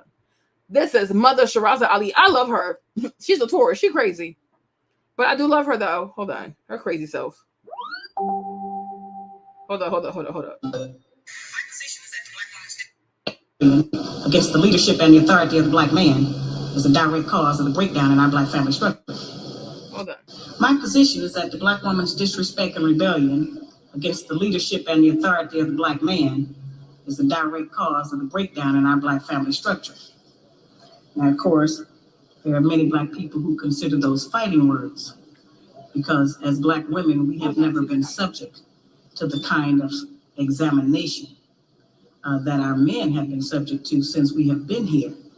We have been somewhat protected and shielded from any kind of critiquing about our personal behavior, whereas those fighting has been up for examination. The book is not an attack on Black women. I have never said that all Black women do everything that I list in my book. None of us have lived long enough to do everything that I list in the book, but most of us do some of the things that I've listed in my book. And I do say that it is not because of generalizations that we are all victimized by some of the negative patterns of behavior in the book, but the book just represents our collective contribution. This is some of everything that we have done, or that we do daily, that contributes to the breakup of our relationship, the destruction of our man, and the failure of our children to be able to function.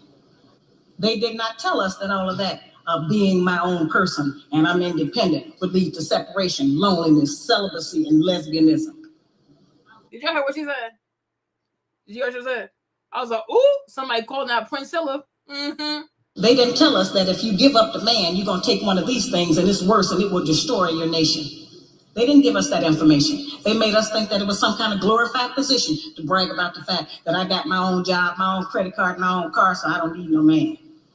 I don't even know how we got that mixed up. Ain't none of that got nothing to do with being with no man.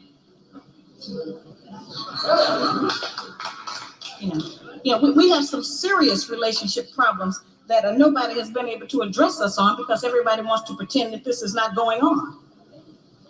Over 60% of our women are single, widowed, separated, or divorced. They don't have a man. I just came out of Florida and they got a housing complex that the Urban League built, which is a Black organization that is for women and children only. They say they don't allow any men in there. I didn't have time to deal with it, but I talked about them real bad. That's the silliest program I've ever heard of.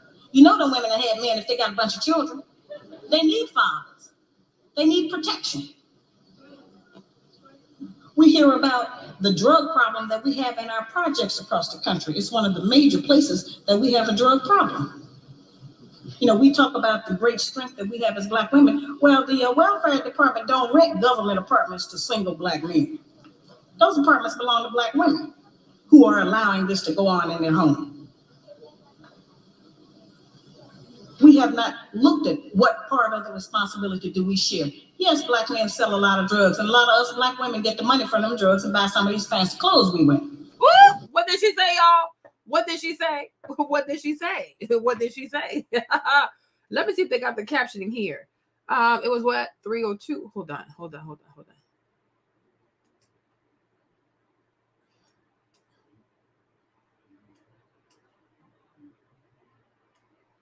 Okay. She said the Black woman will let the Black man sell the drugs. And then when he comes home with the drug money, she takes it. Right? So I'm like, when it comes to Lauren London, she can never sit here and make me feel like she didn't know what this man was doing.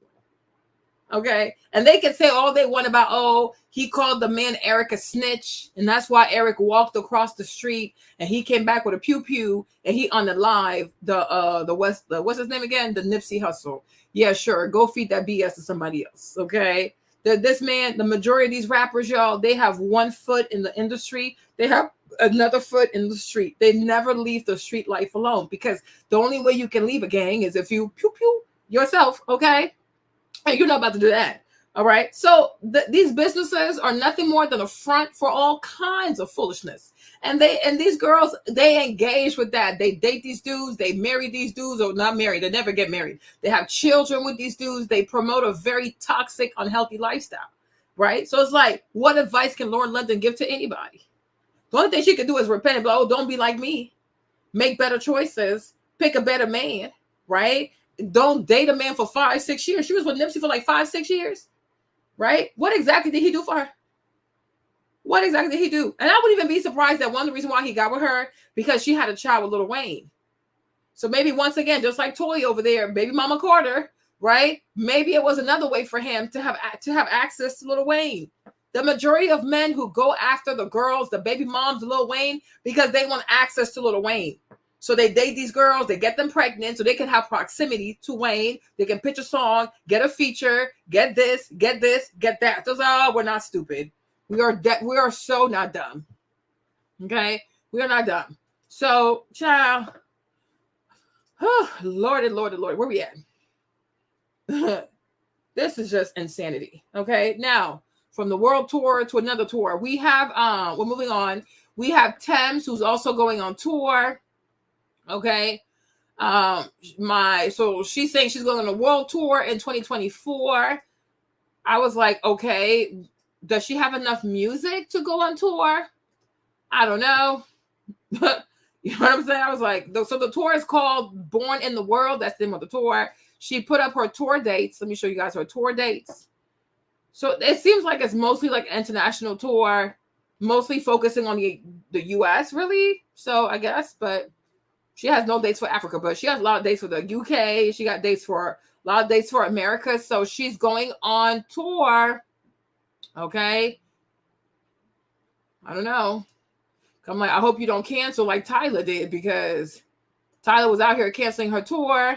Tyla has officially canceled her world tour after suffering an injury. This was revealed in Tyla's latest Instagram post, where she spoke candidly about her injury and said she's extremely upset about canceling. My Tigers, all of you know that this moment you have all helped me transform into a Okay, so she's canceling.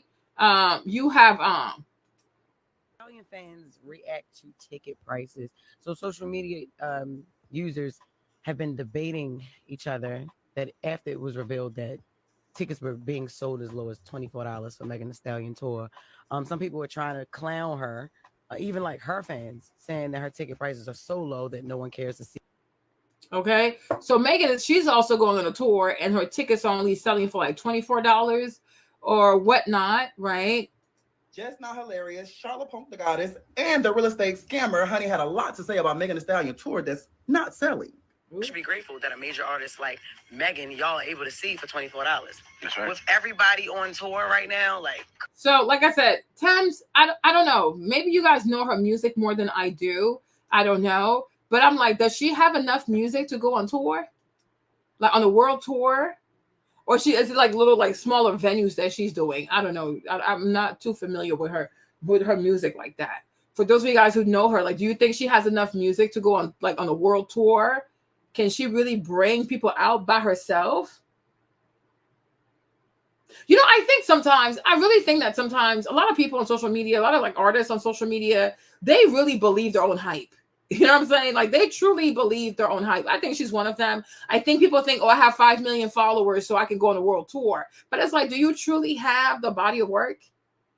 Can you truly I'm like, when I think of people like WizKid, I think of Davido, I think of Burna Boy, like they've been out here for almost like 20 years busting their behind. So I'm like, when I see Burna Boy fill up like Madison Square Garden, like it makes sense. But I'm like, that's over 20 years in the making. That's over 20 years in the making.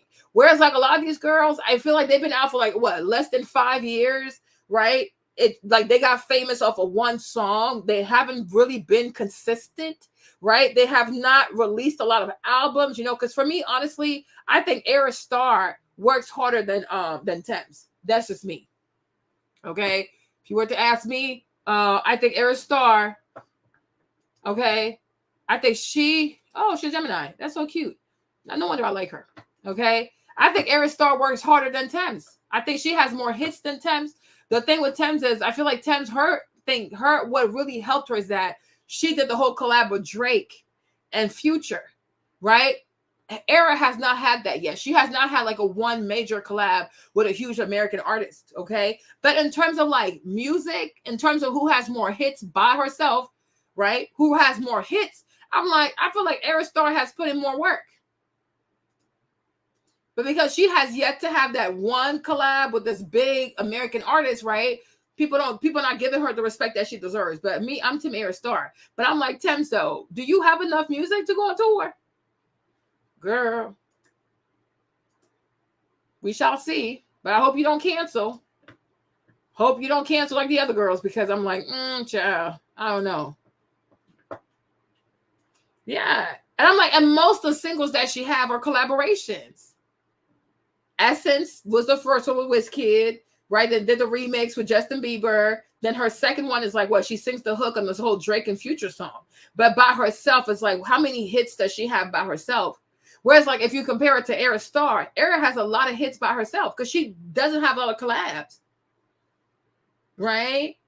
Now you have like, okay, and then she, Tems was invited to like Rock Nation brunch, so she got to meet Beyonce or whatever, right? But I'm like, where is the body of work though? You know, because people gas people up on the internet, but I'm like, you know, do you really have what it takes? Now, if she's going on a world tour to do like smaller venues and things like that, I guess she could do well.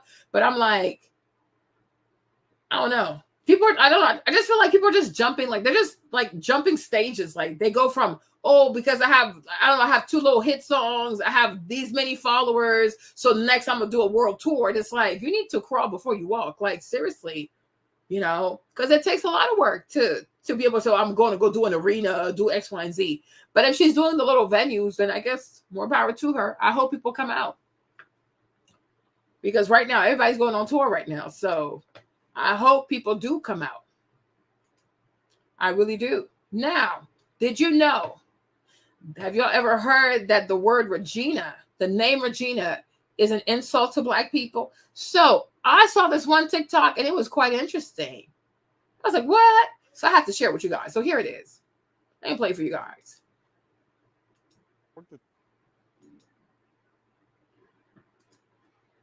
What's happening? I remember I worked at the psych ward, and one of our patients was like clearly racist. He was probably like in his 50s or 60s. And every time me or anybody else Black walked in, he would say, "Look, it's Regina." Every single day. It didn't matter who it was. As long as they were Black, he would always refer to them as Regina. And one day he had said it, and I waited until he walked away to ask the other staff, like, what is Regina? Like, why does he keep saying that? Do you know what Regina is spelled backwards? Racism is a very interesting thing. They get creative with it. It's very, very interesting. I was like, oh my gosh. If you don't see it, look at it backwards. That's really had me shook. Like, what in the name? What is this? Like, what is happening here? I said, I don't like this. I really do not like this. Okay. Since we're in TikTok, I'm going to show you a video of a father making a response to the teacher getting his hair done in school because I like what he had to say. Okay. So let's listen. Let me see. Is it playing? Play my video. Hold on.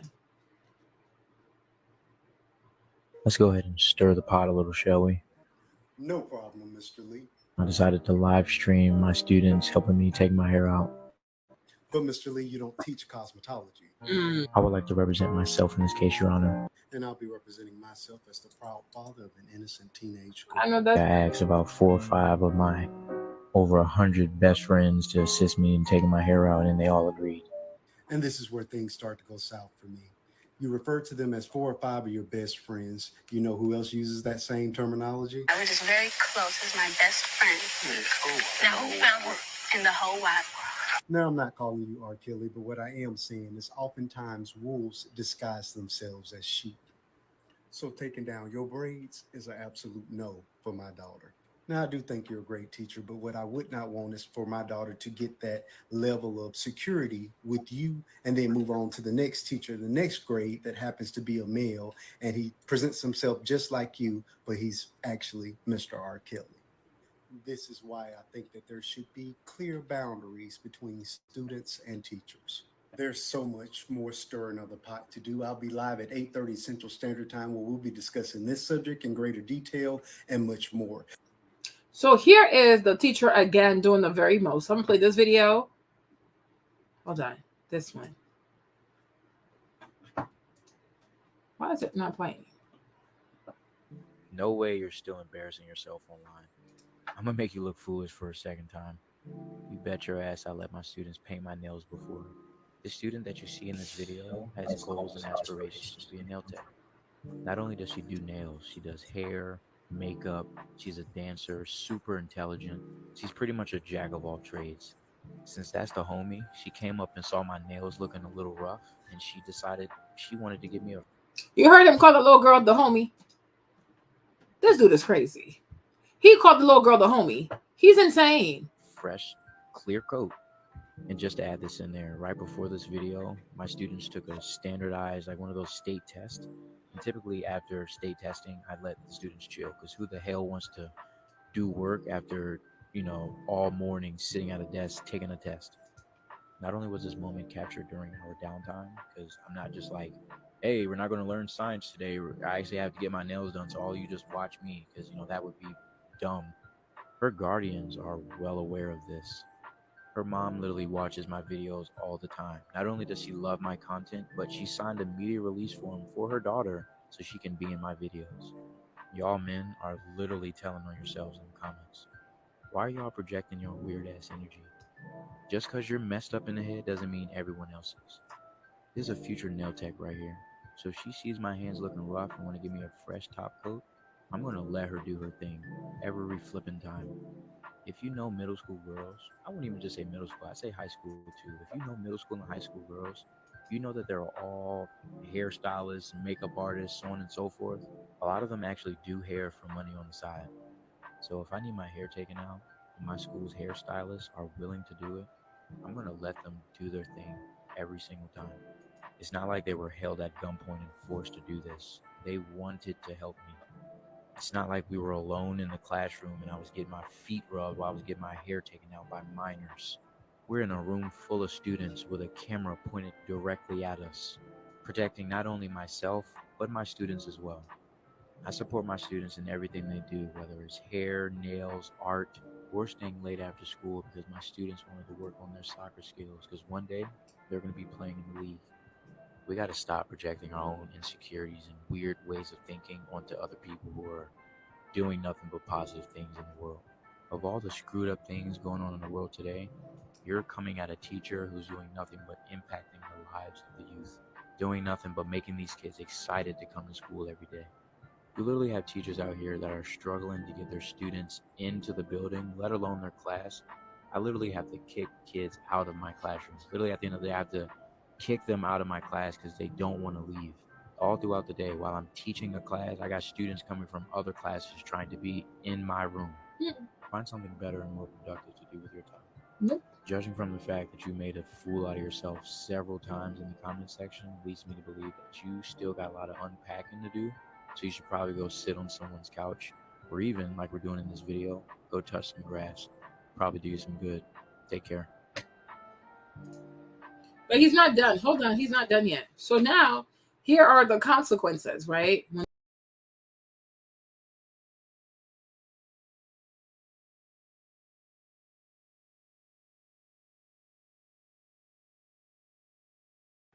Sorry, y'all, I touched the wrong thing. Okay.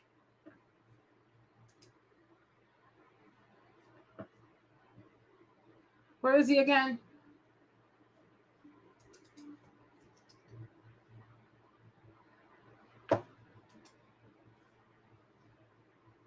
Sorry, guys, I touched the wrong thing. My bad. Okay, he's not done. Now, here are the consequences of his actions. Amidst all the controversy that has come from this video that I posted, I wanted to come on here and read some of the messages that my students are sending me.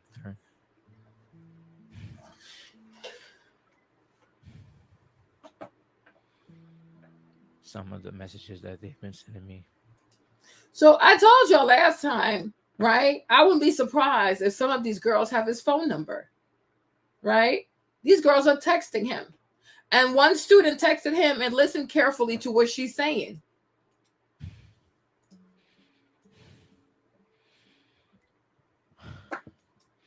During this time, hey, bestie.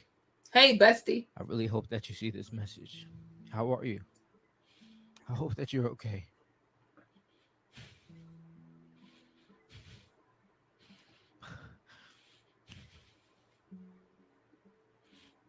Our class misses you so much, and we really want you to know that we love you and we miss you so much and can't wait for you to come back. We love you. So the girl, there's a middle school girl texting this grown man, talk about, hey, bestie, we love you. We miss you, right? Yeah, right. Yeah, right. You weirdo. I can't believe that taking somebody's hair out is such a big deal, and it makes me so mad that people make little things big things. I want you to know that the class and others got your back, and we will always stand behind you and out for you no matter what happens. We got you. Again, we miss you and we love you so much. And can't wait for you to come back. I wish that this never happened because it feels like we're losing you.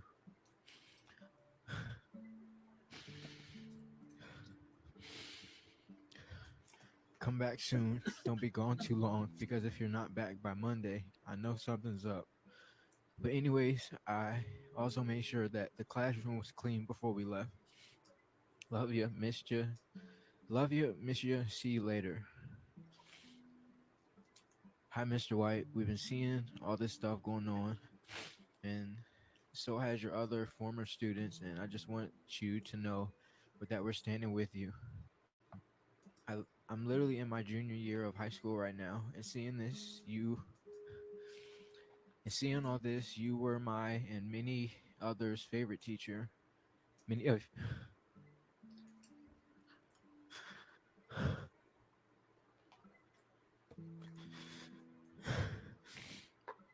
Many of your students and former students are doing our best to advocate for you. You're one of the few teachers that made me really feel like I had a voice and opinion. And not only that, you made learning fun and encouraging. At the end of the day, some people won't understand that some adults genuinely have a good heart. And it comes have a good heart when it comes to dealing with children. And that's probably never going to change. But we know parents, staff, etc. None that there knows that there has never been anything weird going on and that there was never any insinuation of that. The people that actually matter knows where your heart is, and that's all that matters. During COVID, you quite literally helped me through my 8th grade year by just being an adult I knew I could go to if I was having any problems. Continue being you and don't let anyone change that.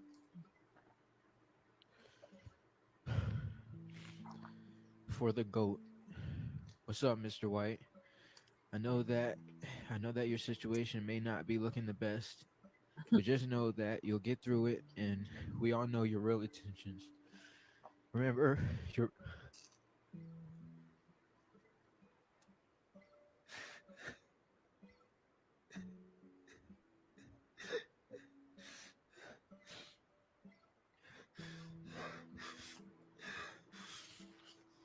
remember your Bruce Lee quote.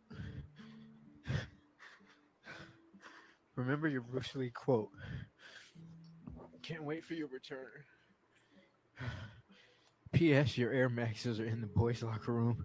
I seen them today after practice, and I didn't know what to do with them, so I just put them in there. My Bruce Lee quote is: if you have an emotional reaction to anything someone says or does to you, means that that person can control you, and you should not be controlled by anyone.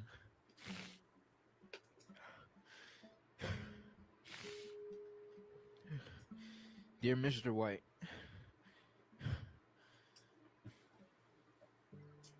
dear Mr. White, we hope that you're doing well during these tough times. We hope that you're doing well during these tough times. We wanted to let you know that we appreciate you as a teacher, as our teacher, and we hope the best for you in your future. We hope you come back, and we want you to keep your head up. Like Tupac said, in appreciation of you, we cleaned up your class. Thank you for all that you do for us. Don't listen to those haters. We love you, Mr. White.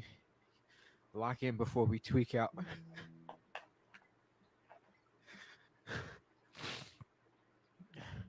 And P.S. We also fed your kids for you. And my kids are my animals that are at the school, and lock in before I tweak out is something that I say to them when they get on my nerves. So thank you. Amidst all the controversy that has come from this video that I posted, I wanted to come on here and read some of the messages that my students are. Okay. So as you guys can see, sorry, I was eating, you guys. Sorry. But I'm like, you see this? You see this? I told you, I said these girls have his number. Okay, they're texting him, they're messaging him. I love you. I miss you. Okay, all right. He is a predator. And even the fact that he's sitting here crying, also manipulation. He knows exactly why the school disciplined him. He knows exactly why the school put him on suspended pay, whatever. Like, he knows. He's not stupid. Why are you crying? Your own actions led to this, right? You didn't have to record this. You didn't have to post it. You wanted attention. Now you got it. Why are you sitting here crying? And now these kids are going to feel like you were done wrong. You were not done wrong. Okay? Nobody did you wrong. Okay? Completely out of order. But guess what? He's not the only one. You have more teachers cutting up. Okay? Once again, weaponizing people's kids for content. I'm like, this is pure madness. Here you have this other teacher here from North Carolina, has the kids doing her hair. Okay? I'm like, why are y'all doing this? What is this? What is this? Right? And they're all over TikTok too. Hold on. They're all over TikTok thinking that this behavior is okay. First and foremost, I do agree that it was a bad decision not only to allow that, but to post it on the internet with the name of the school prominently displayed on your shirt. Even from a security standpoint, I feel that most administrations would have a problem with that. Generally, I don't like that teachers have normalized using their students for content because it often makes them a part of discourse that they did not sign up for and that they do not understand. From what I've seen, most of the people who have issues with that are not calling that man a predator. First and foremost, I do agree that it was a bad decision not only to allow that, but to post it on the internet with the name of the school prominently displayed on your shirt. Even from a security standpoint, I feel that most administrations would have a problem with that. Generally, I don't like that teachers have normalized using their students for content because that often makes them a part of discourse that they did not sign up for and that they do not understand. From what I've seen, most of the people who have issues with that are not calling that man a predator. They're simply saying that it's inappropriate and unprofessional. Something can be inappropriate without being sexual or even without intention, especially when it involves a power dynamic like teacher to student. Y'all are also being disingenuous with the see, this is why there are no black male educators. Y'all tear them down. He brought that video to the internet for people to discuss. And just because some people think he crossed the boundary does not mean they don't respect the contributions of black male educators. Now, I do see the other side as well, and y'all know that's big for me because I can be an absolutist. Teachers are often called beyond the limits of their professional duties to the point where they become village members for their students. I've seen teachers purchase food, clothes, and even medical supplies for less fortunate students. Was that professional? Technically not, but they were simply trying to be a safe space for students who do not have one at home. But as a former student, I've also bared witness to how those friendships between teachers and students can get blurred very quickly. Mind you, he referred to those kids as his best friends in that video. I've seen how well-intentioned teachers ended up in trouble because they crossed boundaries with students they formed bonds with by allowing them to break certain rules, talking to them about their personal lives. This is especially true for younger teachers who can easily be mistaken as peers. This is across all genders because I remember how those basketball players used to talk about that one friendly female teacher whose classroom they hung around in after school. And as I always say, multiple things can be true at one time. While this is a lesson for him, I actually hope he doesn't lose his job. I've Why seen not? parents of those students testifying to how good he is with their children in helping them learn and grow, and I don't want those babies to lose that. But I do think that additional caution should be taken when interacting with students for the protection of both teacher and student, and that especially goes for posting the interactions on the internet. First and foremost, I do agree that it was a bad decision not only to allow that, but to post it on the internet with the name of the school prominently displayed on your shirt. Okay, so let's go back to this. Like, I mean, you have so many teachers now doing this. Like, they come to school for content, they wear sexy clothes, curvy stuff, took my hair, take my hair out. I'm like, what is wrong with y'all? What is wrong with y'all? Okay, using people's children for content. Like, the school is not a set. It is not your backdrop. It's not a place for you to be famous. You know what I mean? Oh, look at this one. Oh, y'all see the lattice screen yet? I wore a claw clip this morning because I didn't do anything to my hair. Kids are playing her hair. Here they're playing in her hair. Like, I'm like, this is a classroom. Like, what is happening with y'all? This is bizarre. Let me see what she says. Children because they helped heal him.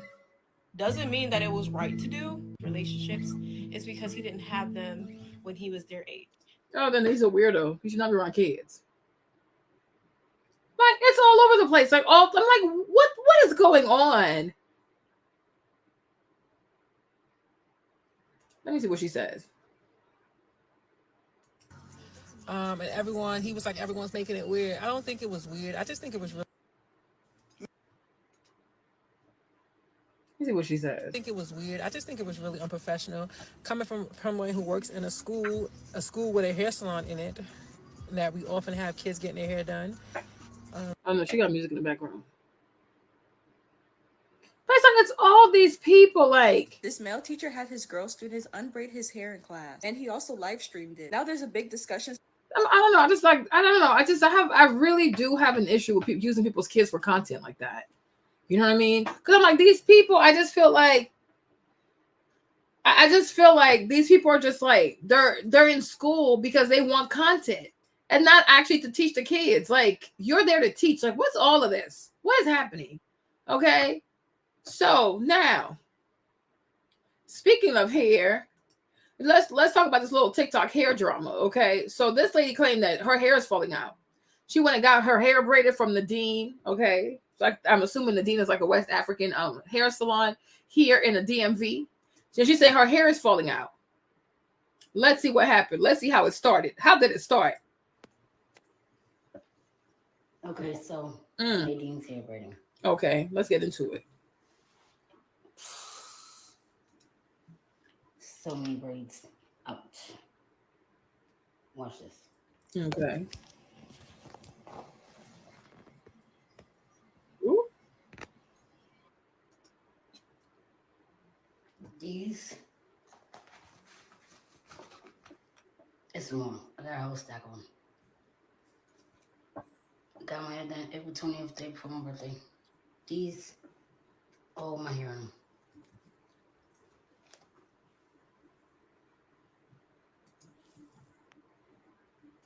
That fell on the floor. Oh, but my hair I touched.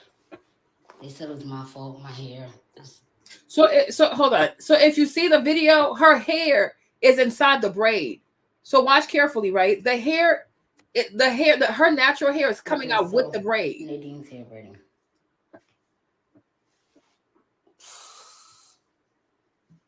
So many braids out. My Lord. Watch this. Get you some miracle drops. Kaleidoscope. Kevin say, yikes. She said, wow. Yeah, you see? Her hair is trapped in the braids. It's more. I got a whole stack of them. Got my hair done April 20th, day before my birthday. These. All my hair on them.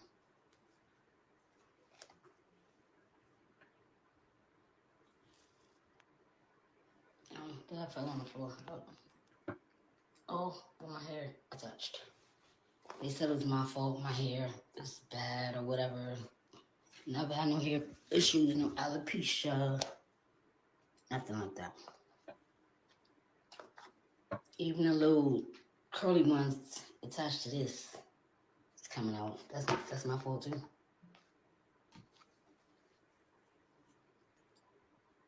I didn't need.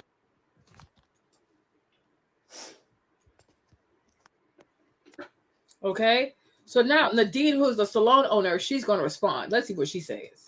Oh my God! Let me say that I'm so sorry because it's the first time that I ever have to be on a camera to talk about something which was supposed to be handled by two mature people in a polite way. I was hurt this morning when I saw the video, but again, I spoke to that particular client yesterday, and she said that she did her hair in the shop 2.5 weeks ago. And then she said her braids are falling out. And my first reaction was that I apologize, but I wish you can send me some pictures so I can see what you're talking about. Although the policy of the shop says that from the moment you get your hair done, we'll give you up to 2 or 3 days for any forms of complaint, and we'll take full responsibility to fix the braids. But still send me some pictures. So when she sent me pictures, I saw her braid were falling, but her hair also were in the braids. Her braids were coming. It was bold. Like, I'm sorry, I can't speak English. I called her and I said, where exactly is your braid falling? She said, some in the front, some inside. For my 15 years of working with so many people, this is one of the rare cases. And just listening to your voice on the phone, and when I saw the picture, she looked mature to me. Then I said, out of respect, I do not want to ask you if you were involved in a fight to get your hair ripped off your head. She was not listening. She was more insisting that it's our fault. Then I insisted and I said, ma'am, please, you might want to go and see your doctor, a dermatologist, or your physician. I had few clients who were on my chair and they have loosened their hair, and they told me a story about their hair. They said they woke up in the morning, and while they were brushing their hair, they saw so much hair on the comb, and when they touched their hair, it was falling from their head, and it was the beginning of some health issue. You got your hair done 2 weeks ago. And it was not a case of they braided too tight, because if it were braided too tight, you would have called us the next day, the same day, the next day, or the third day.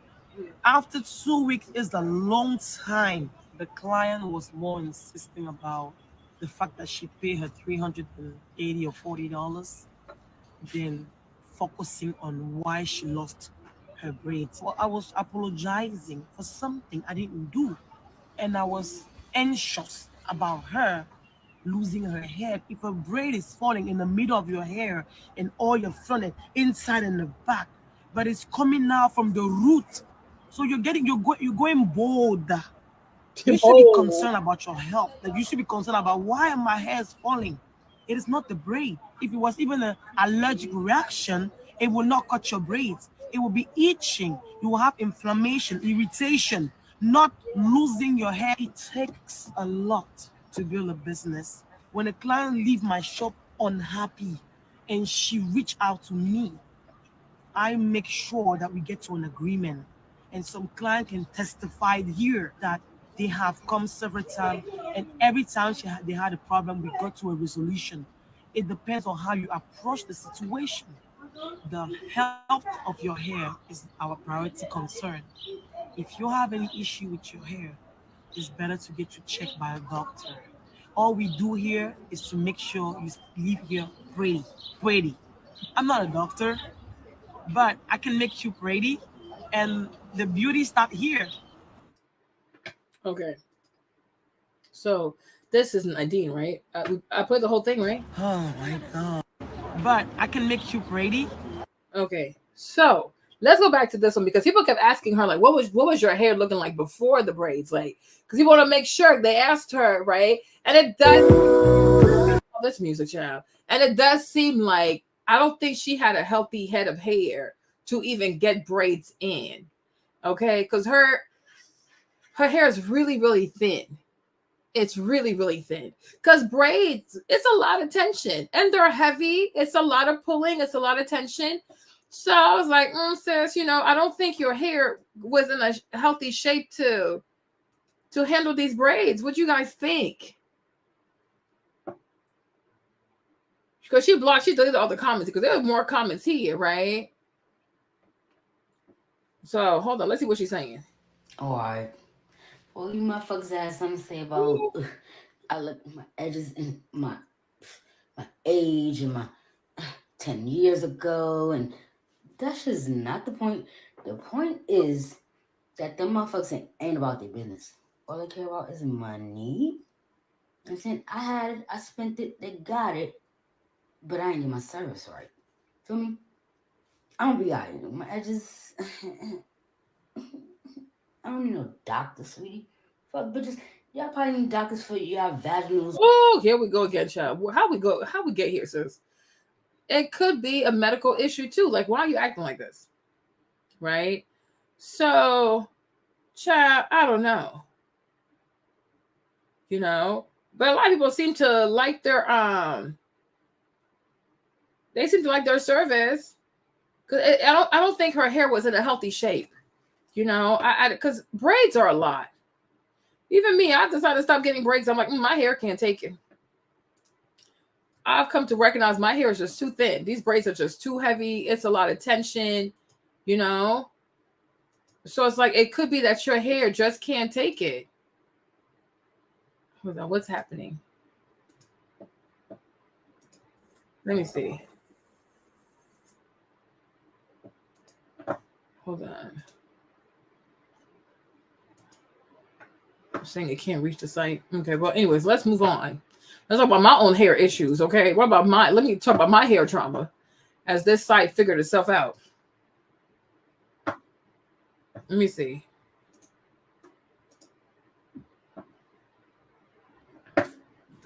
Why do they keep dropping like this? Okay, let's go back.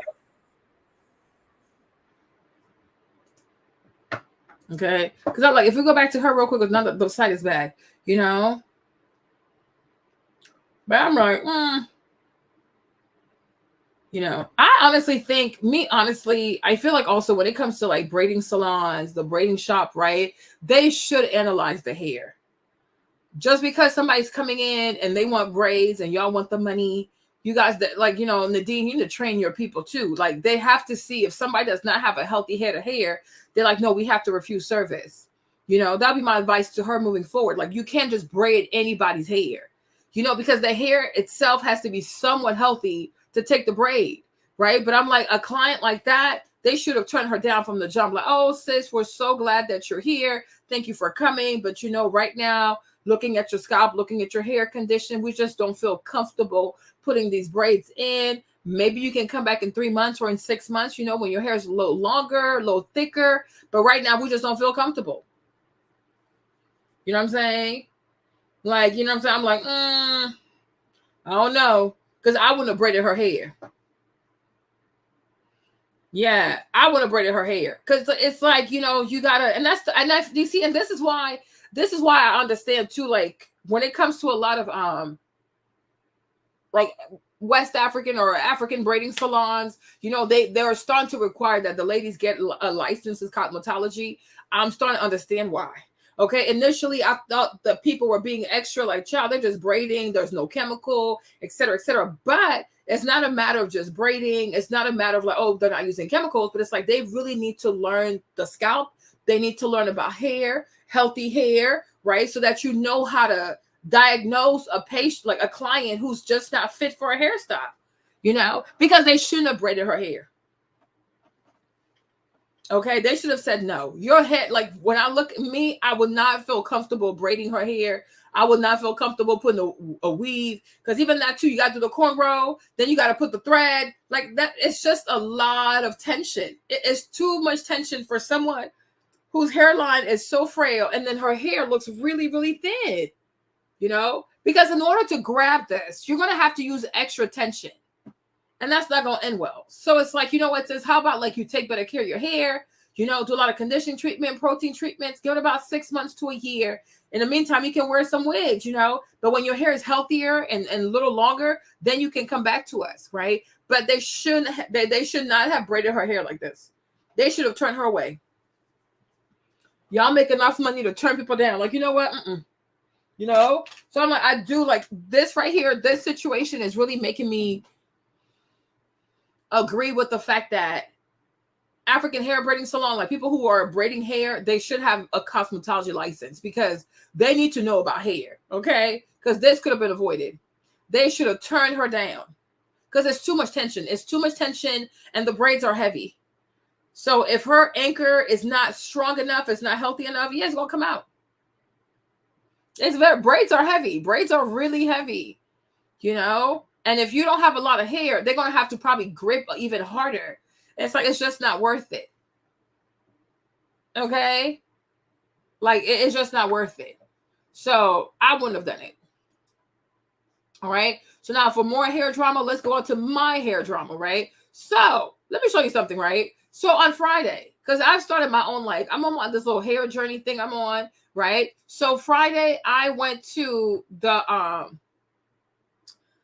beauty salon because, you know, I'm trying to like keep my hair healthy and I'm trying to be consistent with my trims, right? So this is my hair, you guys. This is my hair, right? So you can see I have a lot of damage, like, you know, see-through shaft damage. I mean, it's just a hot mess, right? It's very thick. All the way over here is really thick. Everything else a hot mess, right? So I had the girl blow me out, and she's gonna blow me out anyways, but when she blew out my hair, I asked her to take a video so I could see what my hair was looking like, right? So when I sat in the chair, I told the stylist, you know, like cut more, like, you know, because I'm like, cut the hair. I scheduled for a trim, right? I scheduled a trim. It's a silk press and a trim. Okay. So when I sat in the stylist chair, I told her, you know, please cut more, right? She said, okay, like you're ready. I'm like, yeah, I'm ready. Go ahead, just cut, right? Cool. So she like flat irons my hair and then she put the curls in, and I forgot to ask her to take a picture so I could see. right? But then the curls didn't last, right? The curls didn't last, you guys. Tell me why.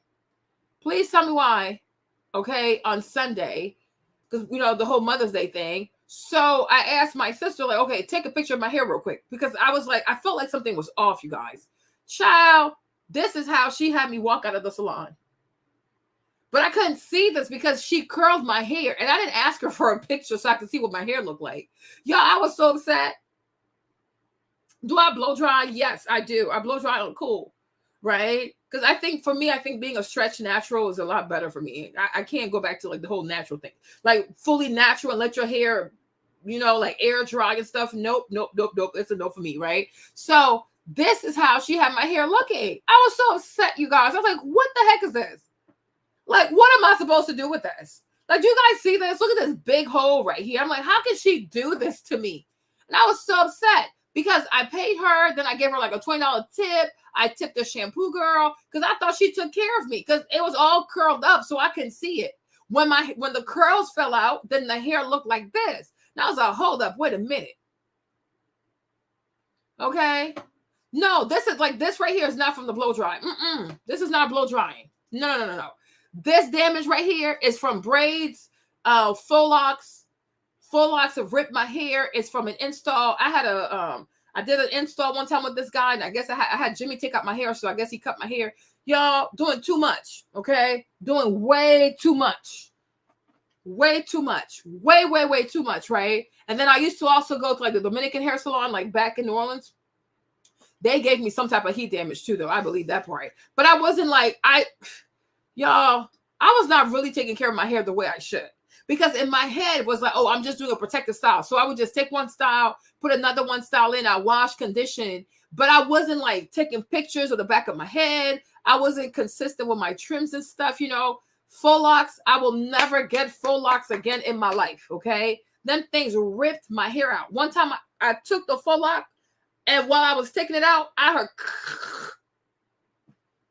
like fabric just ripping. My hair was in the faux lock. I was like, oh my gosh, right? One time I had James take out a weave for me, and I guess he couldn't see. Cut my hair. Now I just do a 2-strand twist. That's it. No more braids for me. No more. No, it's okay. I'm good. I've learned my lesson. Like, yeah. So I was like, what in the world, right? So, oh no, faux locks, I will never put those things in my hair ever again. Okay, when it comes to doing like weaves with the frontals, no thanks. I'm good. Thank you. Right? So y'all look at this. So had to get my hair cut. My sister cut my hair. So she cut me real short. Okay. But I'm like, how can you let me walk out of your salon looking like this? Like, look at that. So she kept like, because my sister was cutting a little bit at a time so I could see it. But I'm like, look at all these holes though. I'm like, look at all these holes. I'm like, girl, cut my hair. And the thing that made me upset is like, I wish you would have told me, like, you know, given how your hair looks right now, you know, we can't just do a trim because you need more than a trim. And I would have been okay with that. But I thought she took care of it. Right? But it's like, you see how my hair was blow dry? She just cut just a little bit. But I'm like, what am I supposed to do with this? Yeah, Val. I'm like, what? This is never going to catch up to this. Like, I'm like, oh my gosh. I was so upset. You know what I mean? I was like, this is, oh yes, Kevin, it was traumatic. Like the faux locks, and I'm telling you, when you do the faux locks, after a while, your natural hair and the dreadlock hair, you can't even tell the difference. Like, huh? Like, I didn't know how to get it out of my head. Next thing I know, I hear like fabric being ripped apart. I said, oh, it's probably here somewhere. Hold on. I'm probably still suffering from it. Maybe it's not that bad anymore because we cut so much of it. Yeah. I was like, what in the world? So my hair's a lot shorter now, but it's okay. It's fine, you know, because I'm like, I'd rather have shorter, thicker hair that's like more even than to have all these different staircases in my hair. But I'm like, how can you let me walk out the salon looking like this, y'all? Like, what is this, y'all? What is this? What are we supposed to do with this? I paid you to cut my hair. If I didn't pay enough money, just tell me like, oh, we have to upgrade you to a cut. Girl, I don't care. I will pay you. But I drove all the way to DC for this. Drove all the way to DC, y'all. I had to pay the Easy Pass. I paid a toll to get to you, and I had to pay for parking. Okay, only to leave looking like this. It's a mess, you guys. It is a hot ass mess. This is not pretty. Yeah, do not put faux locks in your hair. I was like, the only time I will ever have faux locks in my hair if it's a wig. Like if it's like a front lace wig and they put the faux locks on the wig and I just put the wig on my head, that's it, that's that. But somebody wrapping my hair in faux and locks, oh no. Oh, stay away from me with that. Weaves, nope. Braids, knotless braids. When I tell you these knotless braids messed up my cuticles, nope. Leave your hair alone. So now what I do is like I wash my hair like every 2 weeks and deep condition every 2 weeks.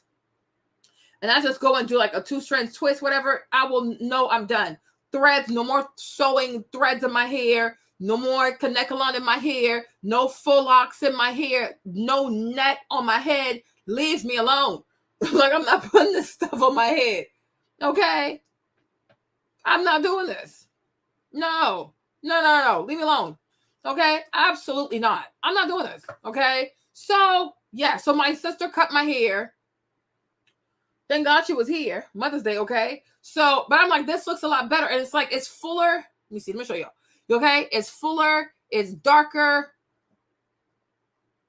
It looks a lot nicer, you know? And I'm like, I'm going to tell you this, right? You all, we really need to start taking picture of our hair. Like, you really got to take picture of your hair from the back.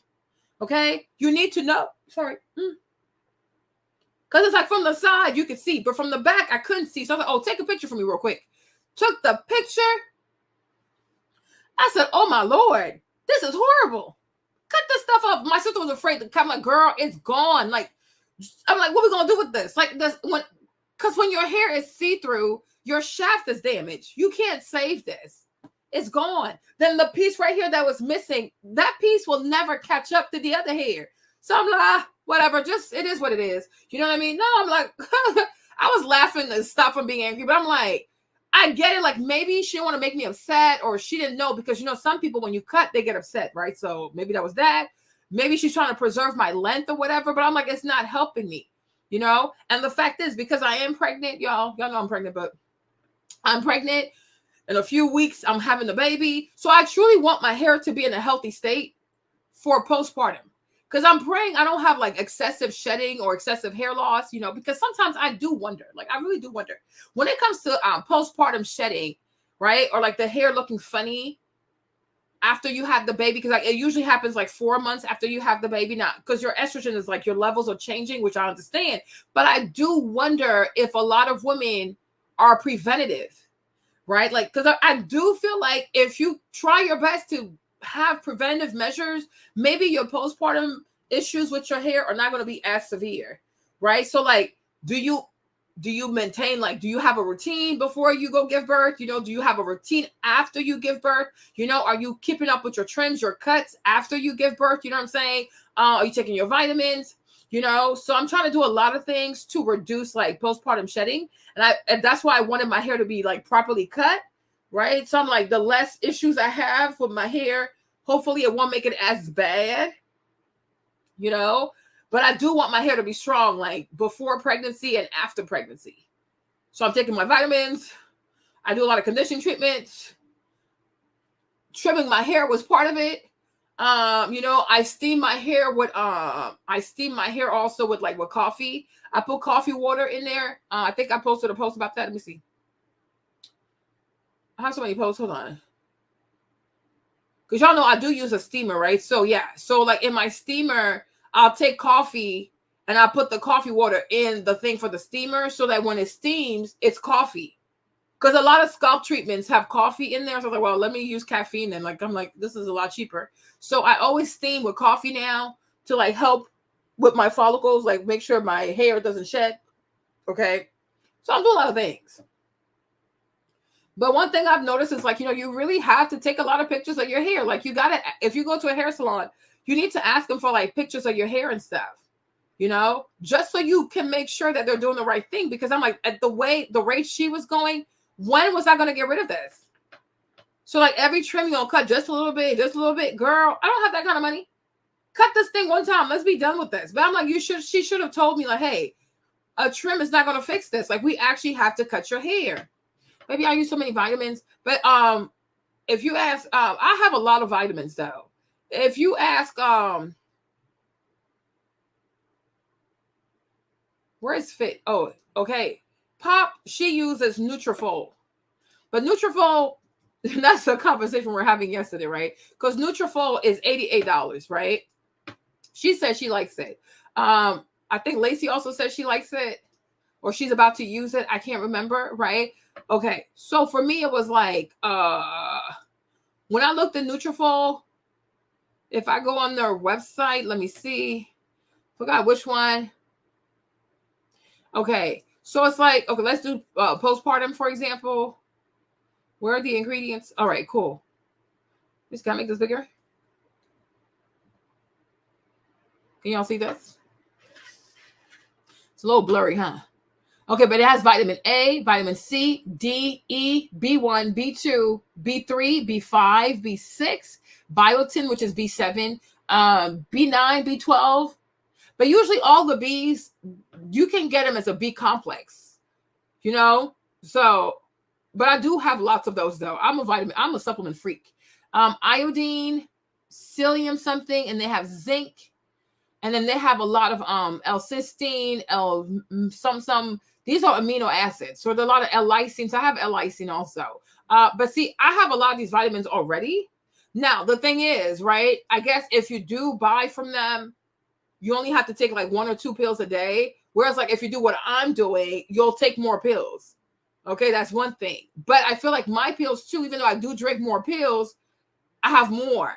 I don't know how much they put into these things, but I feel like me taking, so it depends how many pills you want to drink, really. Like if you want to take a bunch of pills like a bird, the way I'm doing, I have them individually. If you don't want to be a bird, like, you know, I'm a human being, not a bird, so you just want to take 2 a day, maybe you could try Nutrafol. But she says she likes Nutrafol. You know, they have videos also on here.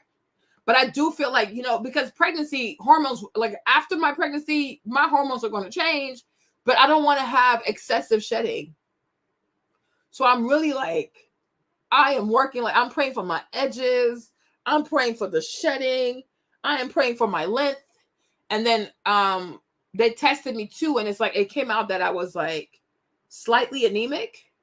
So when you have an iron deficiency, which is what I think it was, I think like the iron stuff also affected me. Because you see it here. Hopefully you see it here, right? But it's giving iron deficiency, okay? Because when you're lacking iron, your hair can become see-through. Okay? Like, lack of iron, like if you're iron deficient, your ends will become see-through. But if you leave your hair in a natural state, you might not be able to see it. You know? You might not be able to see it. Like this one lady on Instagram, she made a video about this. Let me see if I can find it for y'all.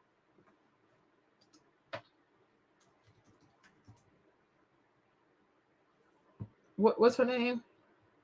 There's this stylist I follow on Instagram. Let me see if I can find her for you. Real quick. Let me hurry up.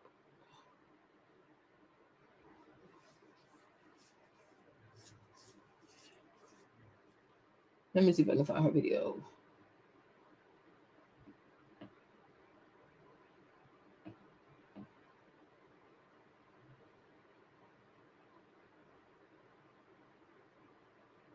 What's her page?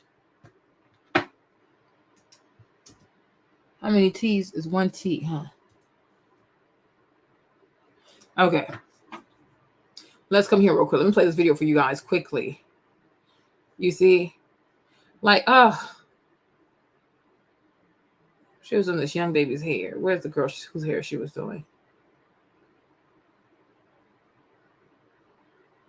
What video is this one?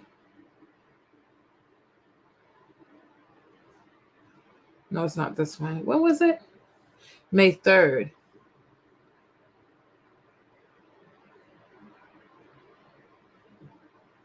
Let me go like this. Sorry, you guys. I got it. Oh, this video right here. She said that I liked what she said here. Because you scheduled a routine trim with your stylist and you went and got a routine trim and you've been getting your trims all year.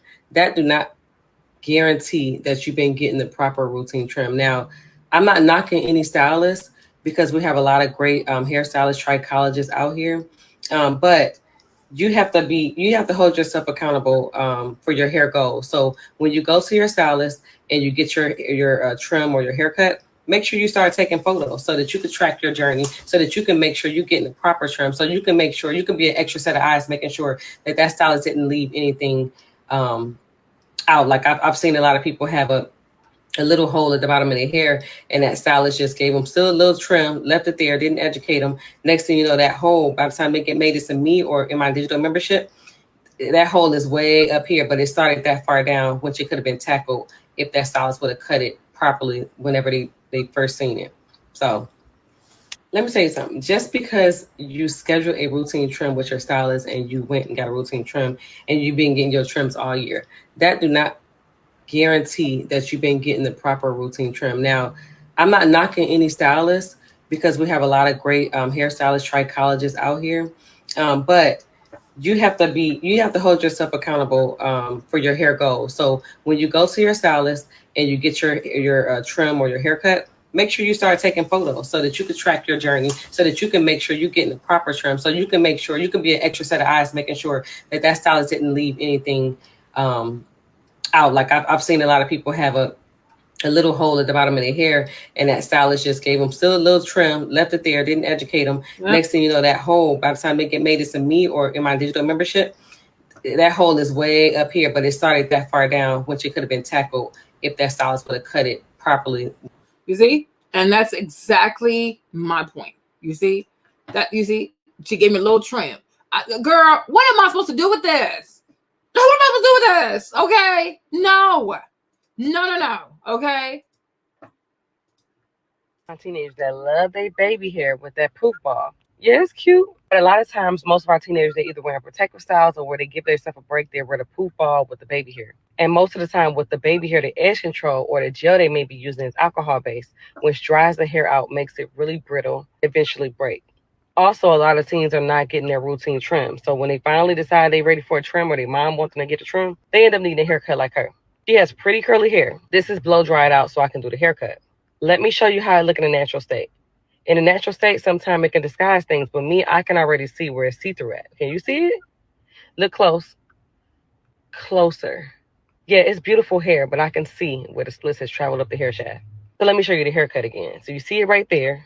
And then when I blow dry her hair out, you can see that same spot at the bottom. I'm trying to show y'all how to recognize when you have split ends or see-through hair, even in a natural state. So just be careful. Always stretch your hair and see what's really going on. If you have a teen, show her this video. You see, here's my comment. I got 433 likes because I'm like, natural hair.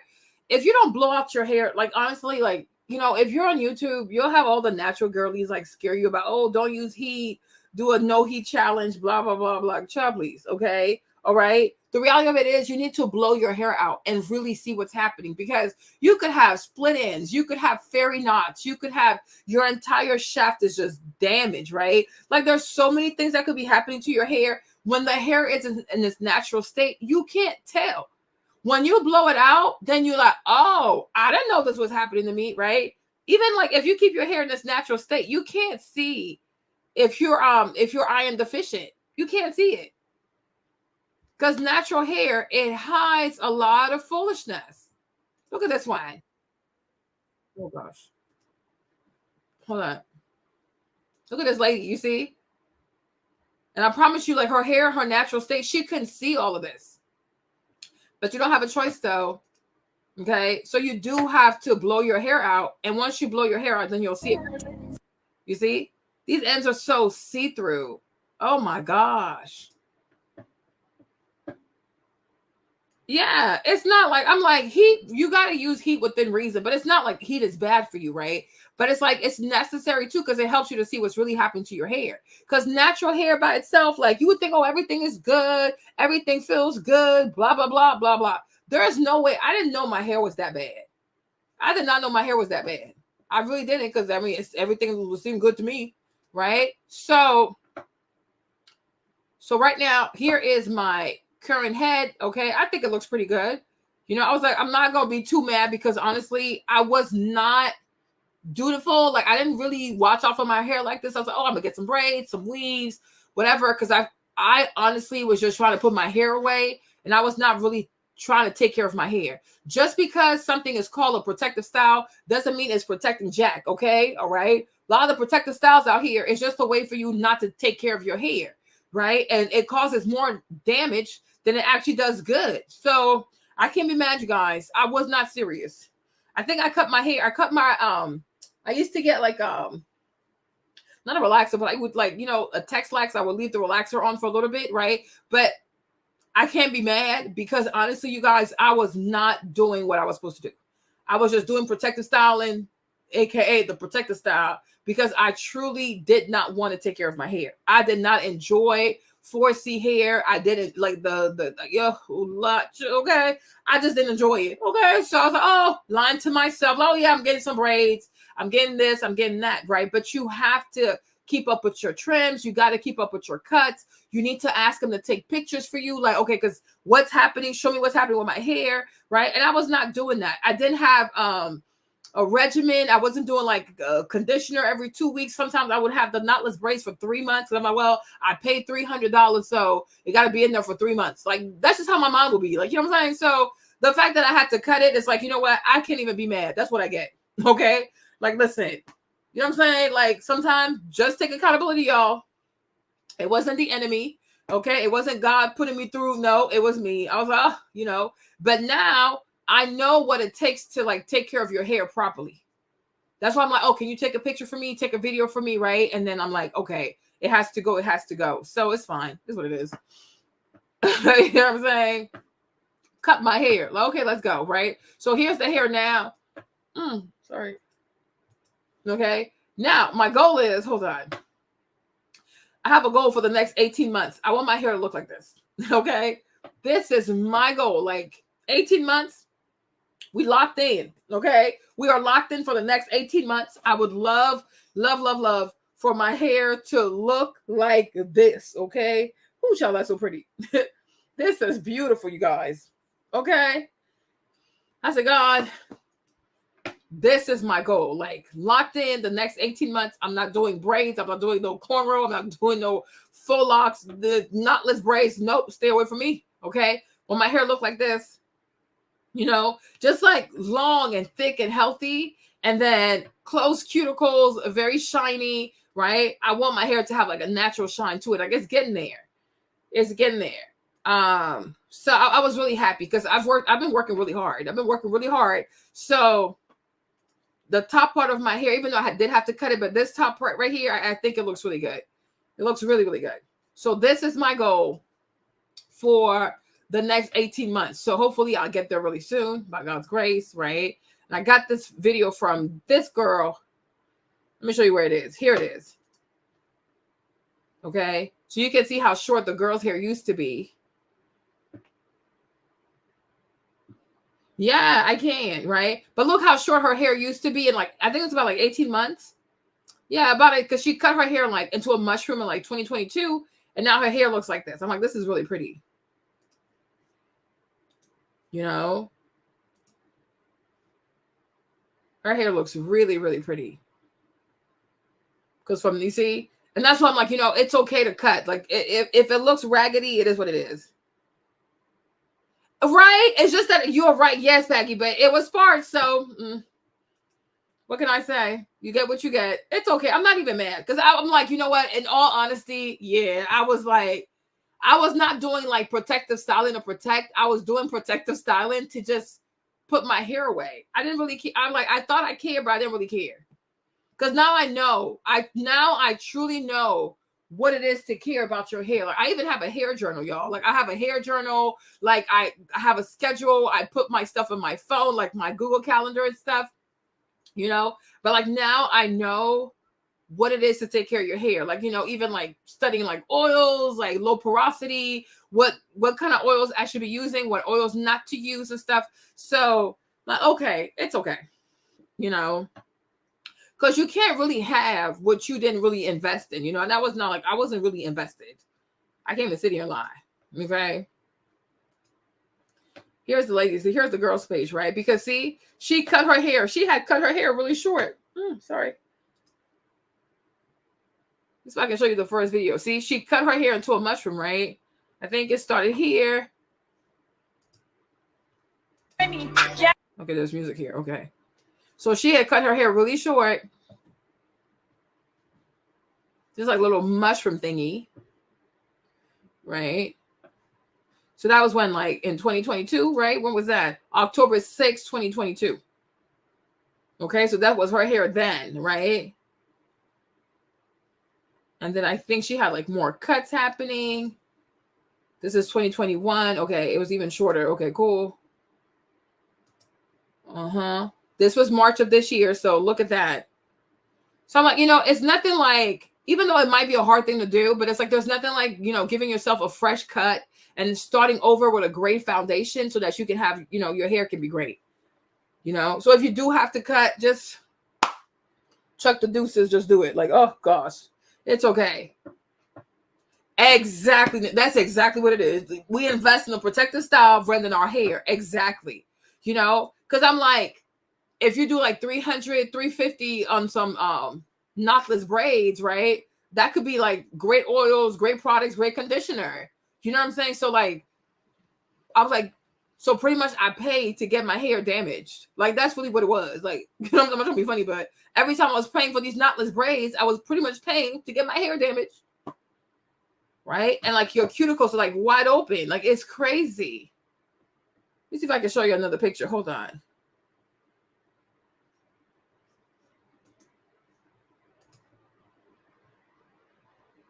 Before I went in on Beyonce and her hair.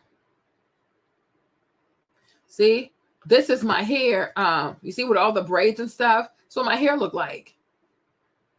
This is early January when I went there for the first time. But see my hair?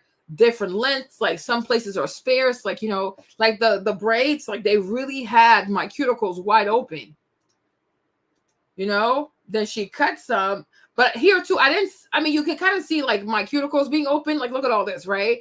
But because I think it's all black, so I really couldn't see it.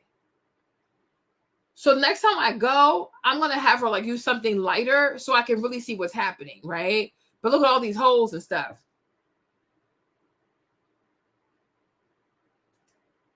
Yeah, she said, yeah, I went to Sephora the other day and this white woman had loads of the K18. What we pay in protective styles, other pay in hair care products. Absolutely. Let me show you this too, because I was like, I want to try Olaplex. So what I found yesterday, this is what I found yesterday, you guys. Okay, they still have it because I was like, oh, maybe it's a Mother's Day deal. So I ran through.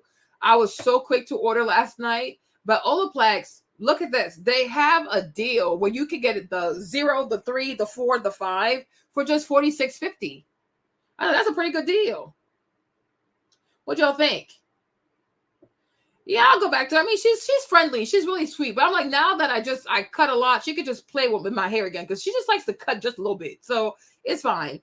Right? But I'm like, if you've ever, oh, thank you, my baby. Thank you, love. Right? But if you've ever wanted to try Olaplex, okay, if you ever want to try Olaplex, maybe you should consider doing this. Right? And if you have Shopify, if you go on the Shop app, because Shopify has a Shop app, if you find Olaplex on the Shop app and you find the product, you might have some cash back. Like you might have cash that you can use, right? If you have cash, let me show you. Like, so Shopify has an app, right?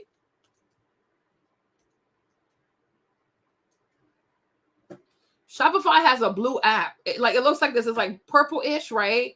Install this app on your phone. Let me show you this, okay? This is what I do now because I know how to use it. I know how to use it before, okay? Shopify has this app. It's called Shop Pay. All the stores are there, right? When you find the Olaplex on there, right? Now, let me show you. Hold on. I know exactly what to do, okay? Let me share this, right? Add to the bag. View my bag. Check out. Okay, you see this right here, the Shop Pay app thingy, right? If you use this one, it'll take you to the app. When you're in the app, you should see how much money you have. Because every time you place an order with any store that has the Shopify app, right, you get money back. I didn't even know this. Then I learned. I was like, oh, that's nice, right? But every time you place an order with any store that has a Shopify store, you get money back. Yes, you do. You get some money back. And you can apply that money towards your purchase. Okay? So, but Olaplex, so this one, this set right here, which I ordered, is coming on. It's coming on Wednesday, I think, if I'm not mistaken. Right? The number 3 is a full size. So this one is a full size. This one's a full size. This is gonna be half a size, gonna be half a size. But for the price stuff, I'm like, it's a good deal. So it could be for Mother's Day. But I'm like, this is full size. This is full size. This is half a size, half a size. But it's still a great price. Oh, you're not even on the right page. Sorry. Okay. The number 0 is a full size. Number 3 is a full size. Number 4, half a size. Number 5 is half a size. Oh, child. I think people don't know how to use the product. I think they don't know how to use the product. I think people be doing too much. Because sometimes, Peggy, with some people too, they try to do too much. Like a product will say, leave it on for 3 minutes. They want to go sleep with it overnight. Okay, they're like, use this for 5 minutes. They want to use it overnight because Olaplex, it really is a professional grade product. So people have to learn to follow directions. Okay, but I really want to try the number 3 and I guess number 4. But it was like 40, so look cool. I'll try it. The next one that I want is the K18. Yeah, this one. So you would use the number 3 first, then you would shampoo, I guess, number 4, and then you can use the K18 one. So this one is for is to repair your bonds, but you can't do a conditioner. You have to shampoo and then bam, you use this one. The only problem I have with this one, y'all, is the price. I'm like, dang, $75 though. Oh Lord, I'm so cheap. My. This is $75, you guys. $75. Let's say yes. I don't know. I'm torn. A lot of people rave about it though. A lot of people rave about it. But I'm like, if I have to use this, then I will have to do my hair. Like I have to shampoo my hair, wash my hair every week. So I'm trying to figure that out. Because you can't do a conditioner with that. Okay. But I'm like, I really do want to try it. So guess what I did, y'all? Because I always go to eBay. Okay. I went to eBay. Yes. Because I'm really cheap, right? Went to eBay. Okay. And so when I go to eBay, it's all over. I don't know how, but it's a lot of them on eBay. The problem is some of them is too cheap. Now I'm scared. This the real one? Okay. Because I'm like, y'all, how do I know they're not selling fakes over here? Tell me something. Okay. Because I always look at eBay, but I'm like, a lot of them things, I don't know. They look way too cheap. I don't know. I might just go buy the real one. Lord help me. Okay. eBay is hilarious. I love eBay. I really do love eBay. I don't know. I feel like some could be real based on the reviews. I'm like, based on the reviews, maybe because I'm like, I don't know. It's a gamble, huh? Isn't it? See, this one is like $50. This one could be real though. This could be real. But then I asked Jimmy, do you think they're out here just stealing this stuff and reselling it on eBay? Lord, help us. But I don't know. I just like to go on eBay and see what's up. So I don't know. But I do want to try the K18 though. I do. Because a lot of people have good things to say about it. But hold on. This is this girl. Let me see who this is. Right? But I'm like, yeah, I do. I'm like, I want to have beautiful hair. So March 8th, her hair looked pretty good. And now this is her hair today. I'm like, oh yeah, your hair is beautiful. But I'm like, I want my hair to look like this. Because I was like, what is? I was like, child, these prices got me scared. I'm like, because sometimes you know how prices be too low, you start to get scared. Okay, I'm like, I don't know. I was like, Jimmy, you think they stole these things? Lord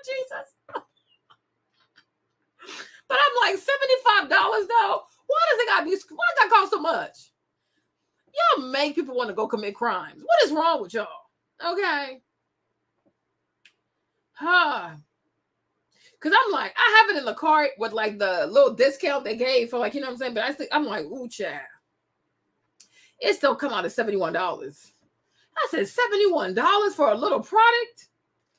Ooh, Jesus. But I got to decide, though. I got to decide real quick because I got to do something with my hair on by next week. But, child, I'm trying to figure out how to get $75 by tomorrow, y'all. Ooh, Lord. I don't know. My. Okay. But I'm like, yeah, I want my hair to look like this. I really do. This is my goal for the next 18 months. I want my hair to look like this. Okay. I was like, God, this is what I want. Okay. It's so pretty. Oh, it's so pretty. It's so full and pretty. Like, I want my hair to be full and pretty. Like, that is my goal. Like, that's what I aspire. This is what I want. This is truly, truly what I want. Yes. Okay. Since you guys are laughing, have a good time. Let me show y'all this guy. This guy is crazy. Let's go back to TikTok. This guy is hilarious. 12 million views. Let's see what happened. My nurses be coming here and be like, what's your pain level 1 through 10? 10. Are you sure? 10. I just gave you like the end of 10. Want to know why it's 10? It's going to be 10 today, 10 tomorrow, 10 the next day, 10 the next day, and 10 the next day. Like, give me a lot. My nurses be coming here and be like, what's your pain level 1 through 10? 10. Are you sure? 10. I just gave you like the end of 10. Want to know why it's 10? It's going to be 10 today, 10 tomorrow, 10 the next day. Y'all see this? He got amputated. He lost his leg. I don't know what the heck. Now, let's see what happened. And I low-key want to give a shout-out to the nurses because, like... Hold on. What's this video? Hold on. Where he tells what happened to him. Hold on. Somebody asked him what happened. Where's the video? And I low-key want to give a shout-out to the nurses because, like... Where's the other video? 2 days ago. Because he does look like T-Pain. I was like, what is going on with this T-Pain wannabe? My nurses be coming here and be like... He's going to have all his videos. Hold on. Boom, boom. I'm sprung. Yeah, you got me. Hold on. I need to tell you how he lost his leg.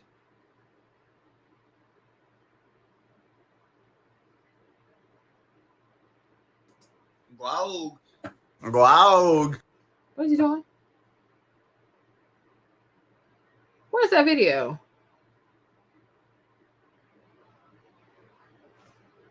This dude is crazy. My nurses be coming here and be like, what's your pain level 1 through 10? 10. Are you sure? 10. I just gave you like the end of 10. Want to know why it's 10? It's going to be 10 today, 10 tomorrow, 10 the next day, 10 the next day, and 10 the next day. You are crazy.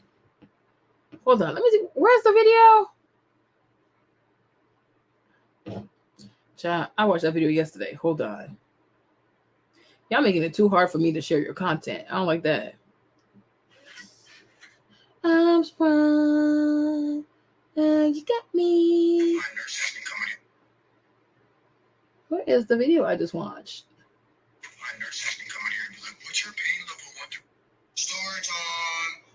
Okay, it says what happened. Then where is it? It was like 4 days ago.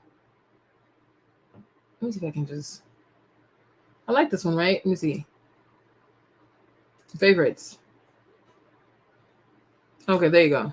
Story time. I'm gonna try to make it quick for a nurse try to come here and take my vitals. But okay, I'm gonna jump right in. So I used to work on a cruise ship, American Cruise Lines. It was about a year ago.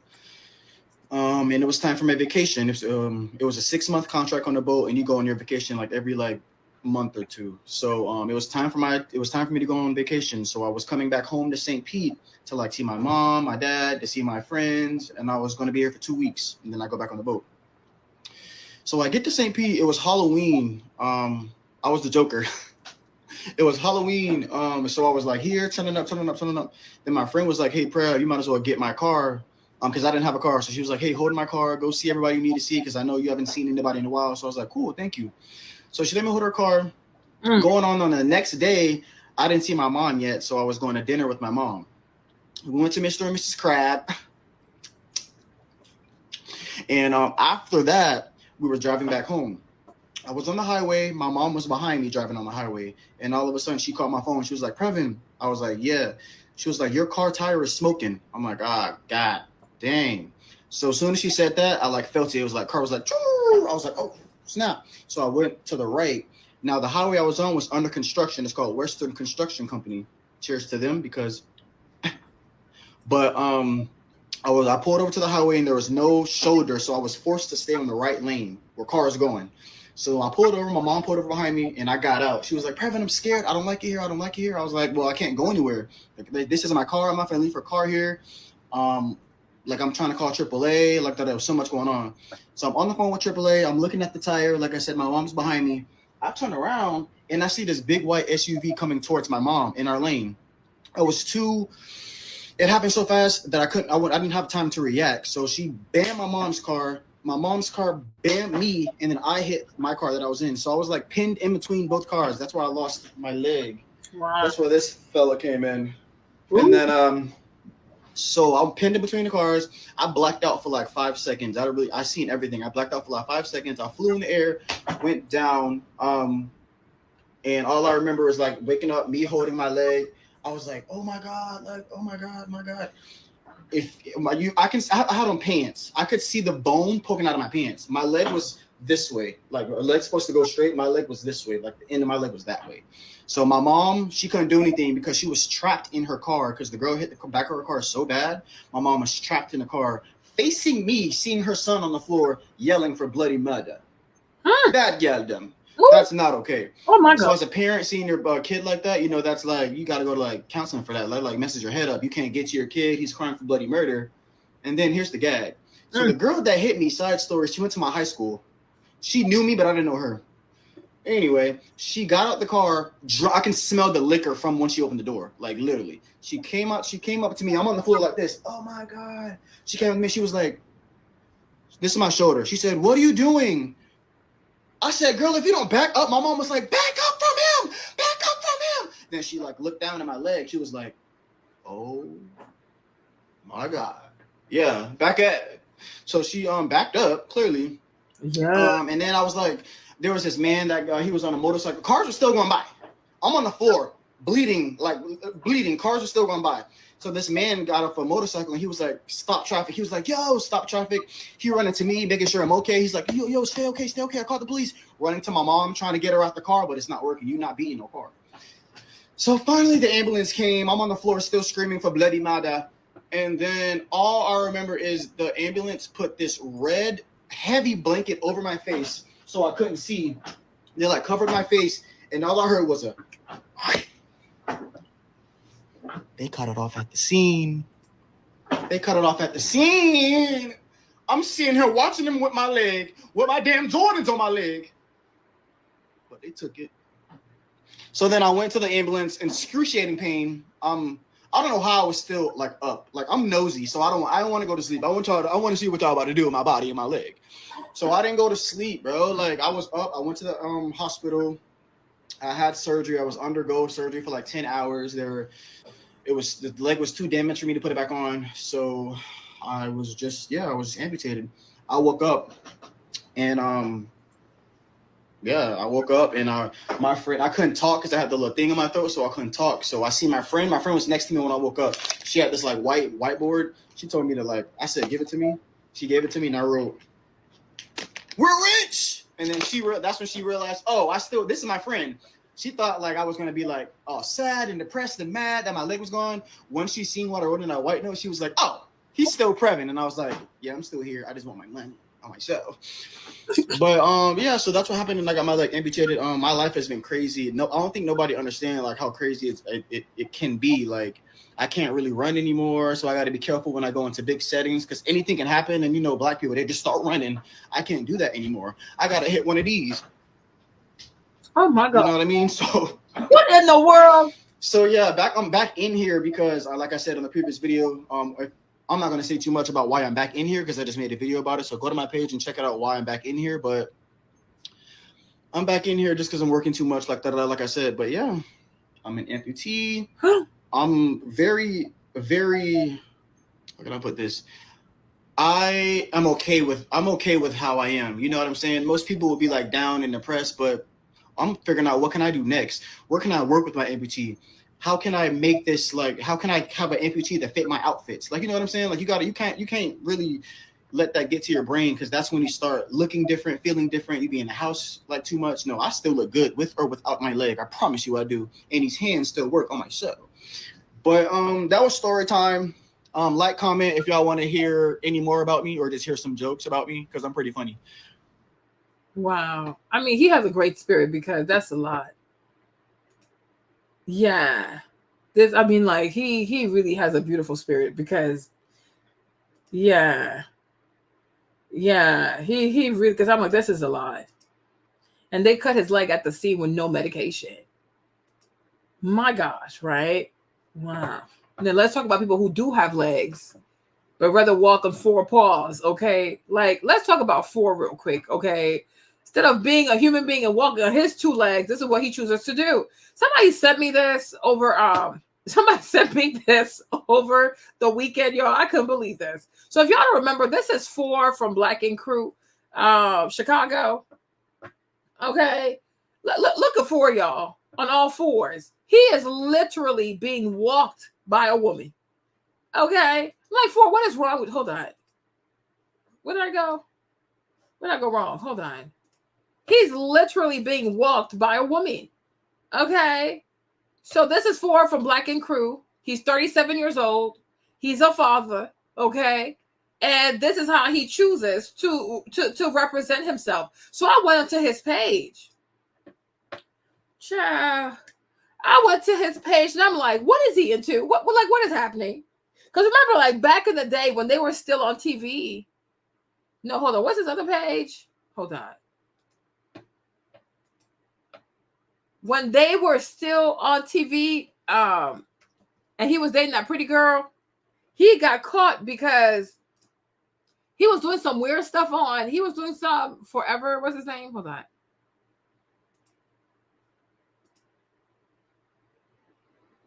Yeah. So this is what he's into now. But back in the day, when they were on TV back in the day, he sent his booty or something to someone on Snapchat. So him and Nique had to break up, right? But I'm like, you go on his page, y'all. It's all kinds of degeneracy. And I'm like, when did he become this? Y'all, some of the stuff, I'm going to show you some of the stuff, y'all. Hold on. Wait a minute. Let me be careful real quick. Hold on. Oh, no. Hold on. Let me go check the page out before I see if I can even post some of this stuff. But for some reason, he wants to be walked like a dog. You know, somebody was like, if you don't stop the Scooby-Doo, because she said he looks like a Scooby-Doo. Okay, look at this. His true self. Let me tell you something. There's a part I said I was going to play. Let me find my favorite song. Like, what is going on? What I'm like, what's happening with you?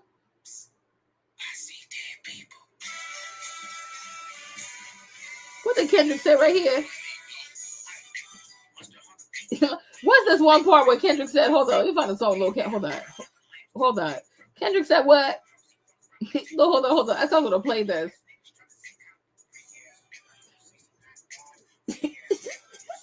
Hold on. I thought I was gonna play this right here. Hold on. I said if I got to this, I'm playing these bars right here. Hold on. I said, what? Freaky ass nigga, he a 69 God. Freaky ass nigga, he a 69 God. Hey, run for your life. Hey. I was like, what is going on? Okay. What is going on with you for? What are you doing? Is he okay? I'm like, what is this? Freaky ass nigga, he a 69 God. Hey, run for your life. Hey. I'm like, what is going on? What is going on? Freaky ass niggas need to stay their ass inside. Hey, bro. I couldn't believe this. I'm like, since when did he become like this? So look at him, y'all. He walks around dressed like a hold on. Freaky ass niggas need to stay their ass inside. Hey, bro. I'm like, where is he going? Why is he doing this? Why is he doing it? I said, you know what? This is exactly what Kendrick was talking about. Okay. Freaky ass nigga, he a 69 God. Hey, run for you. I said, that's exactly what this is. I said, this is what Kendrick was talking about. What is he doing, y'all? Why is he acting like this? I'm like, you have a son. What are you up to? Why are you doing this? I mean, this is pure madness. Like, look at it. Look at this one. One girl was like, if you don't stop all this Scooby-Doo stuff, or this one right here, he got some woman doing some weird stuff to him. And I'm like, are you okay? You know, some people, I really feel like if you were to take them back to plantation times, they probably enjoy themselves. Like, because this is weird. You got this big old buffy black dude allowing somebody to do this to him. I'm like, what exactly are you doing though? Like, this is just insanity. He wants to be subjugated. Wow. This is bizarre. Ooh! Ooh! Hey, run for your life. Freaky ass nigga, he a 69 God. Freaky ass nigga, he a 69 God. Hey, run for your life. Let me hear some ho. Okay. Hey, run for your life. Say O-V-Ho. O-V-Ho. Say O-V-Ho. O-V-Ho. Then step this way, step that way. Then step this way, step that way. I was like, I'm going to play this for this session because I said, what is this dude doing? What is he doing? Oh my God. He a fan. He a freaky ass nigga, he a 69 God. Freaky ass nigga, he a 69 God. Hey, run for your life. Hey, run for your life. Freaky ass nigga, he a 69 God. Freaky ass nigga, he a 69 God. Hey, run for your life. Hey, run for your life. Say O-V-Ho. Say O-V-Ho. Then step this way, step that way. Then step this way, step that way. Are you my friend? Oh, not if you're doing this kind of thing. I'm like, what is happening to you for? What has gotten into you? Oh my Lord. Look what's gotten into him. Look at him. What is he doing? Child. This is bizarre. This is bizarre. This is so bizarre.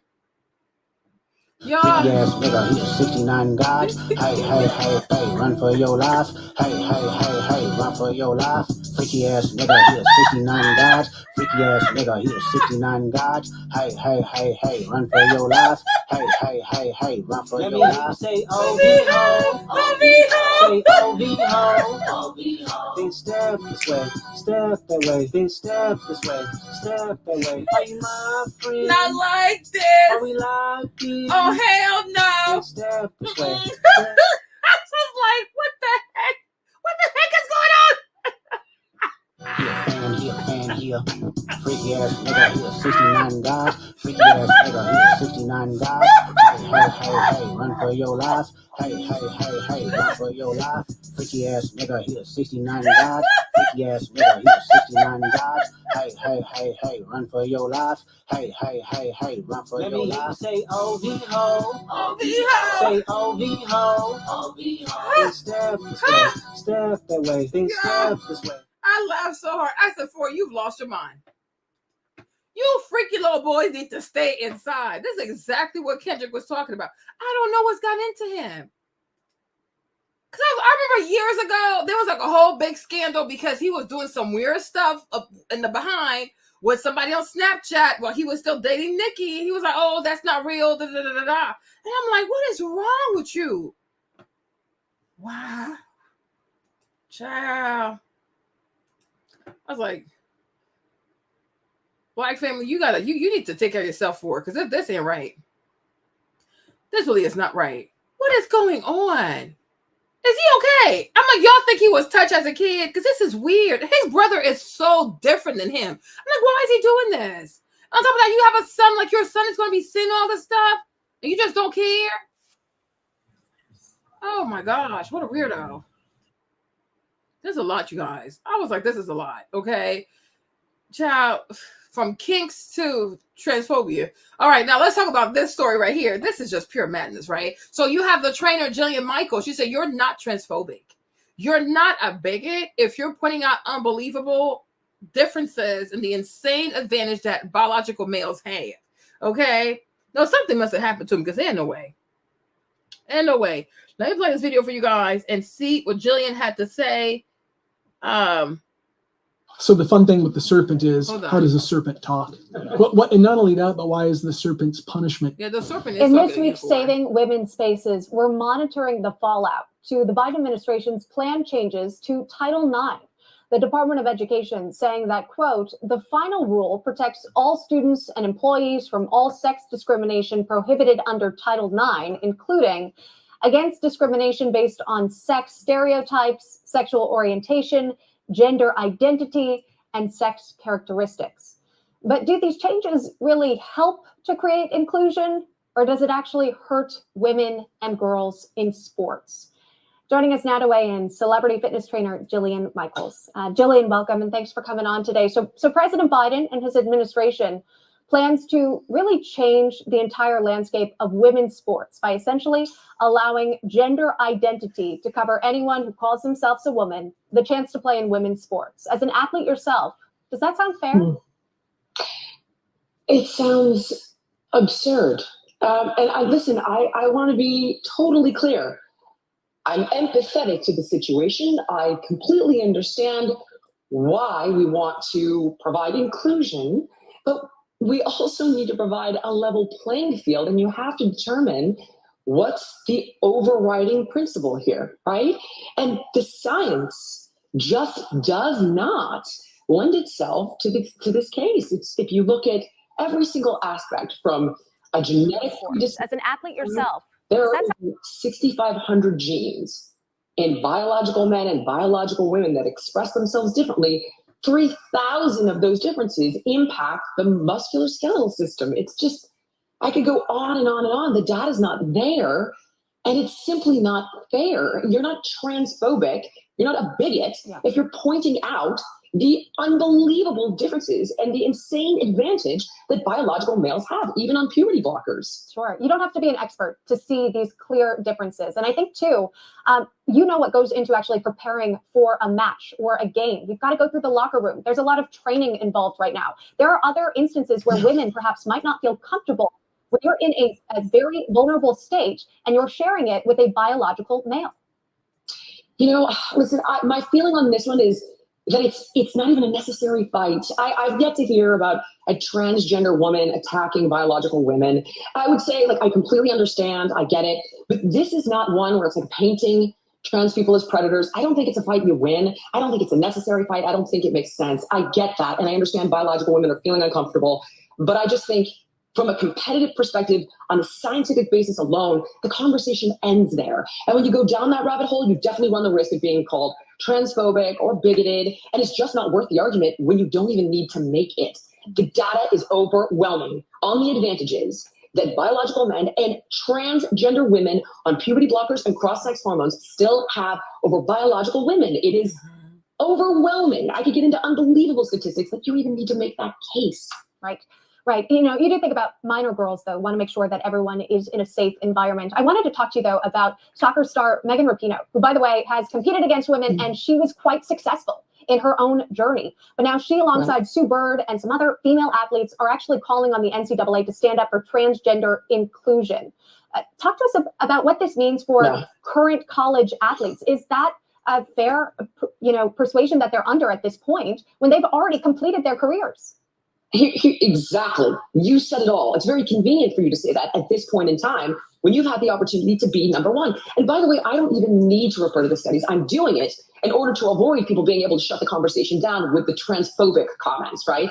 So the reason I'm evidencing the data is so you can't make that case. But this is bearing itself out in real time. And what I mean by that is you're seeing biological males who were at an average ranking when they competed against men have meteoric rises in the rankings with new news every single week about another record that was just broken by a transgender athlete, another championship that was just won by a transgender athlete. This is a world with no Serena Williams, with no Lindsey Vonn, with no Megan Rapinoe, because in order to be the GOAT, you have to win. You've got to be number one over and over and over. And something else that's deeply concerning for me is what we saw happen to a powerlifter in Canada named April Hutchinson. So the Canadian Powerlifting Union held a competition. They changed the rules. They have a gender identity inclusion policy, and of course, a transgender athlete. And I say of course because, again, the data is there that transgender women are going to be significantly stronger. We've got some of those statistics. If our controller wants to, I can run them down for you. I know. Yeah, if you'd like. It is. No, we've got it. Yeah. Okay. I mean, and I'll send you all the studies. There are 19 of them alone that compare the strength and the physical capacity. I mean, there you go. Like it's just you're looking at. Okay, but this is versus men.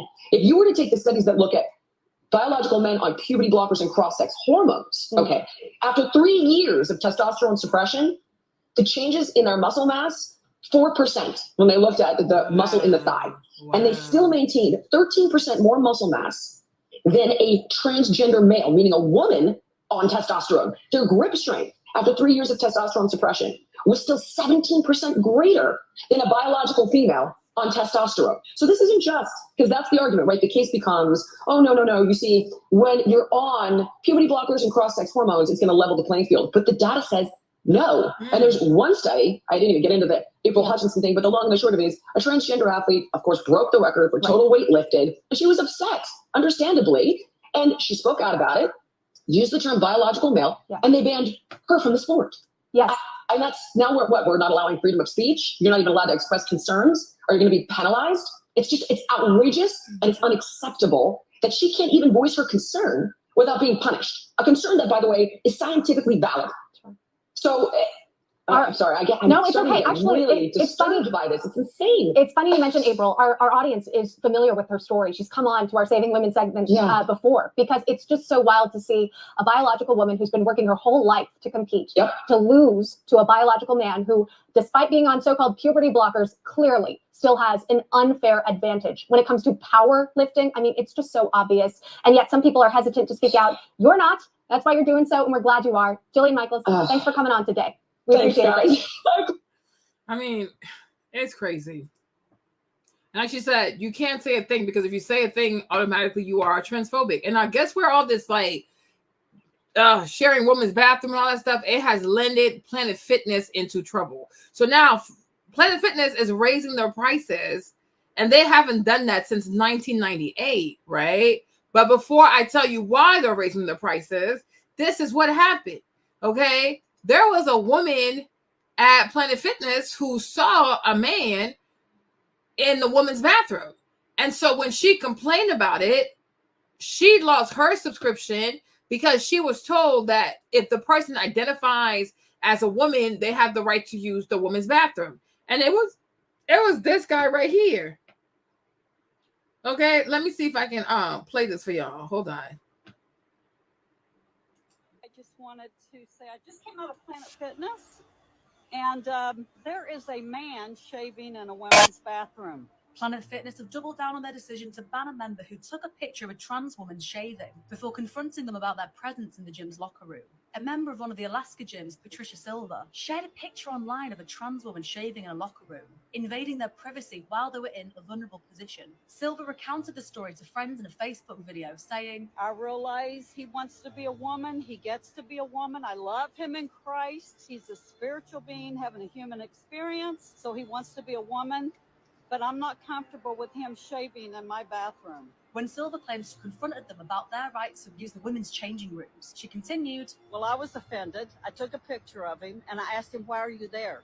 You're a man with a penis. Why are you in the women's locker room? Planet Fitness's statement reads, our gender identity non-discrimination policy states that members and guests may use the gym facilities that best align with their sincere, self-reported gender identity. The member who posted on social media violated our mobile device policy that prohibits taking photos of individuals in the locker room, which resulted in their membership being terminated. Silver shared her dismay towards Planet Fitness's response. This morning I got canceled. Planet Fitness is defending the man in the women's locker room, the man with the penis, rather than the child sitting in the corner with a towel wrapped around her. It's rather disturbing. The Planet Fitness operations manual is making the rounds on X. It addresses the uncomfortability some members might experience sharing facilities with transgender members. This isn't the first time Planet Fitness have taken a no-nonsense approach to the harassment of trans people in their gyms. In 2019, a man threatened to kill a transgender woman using the women's changing rooms at a Planet Fitness in New Hampshire. The woman took out A man was in a women's bathroom. So this is the guy.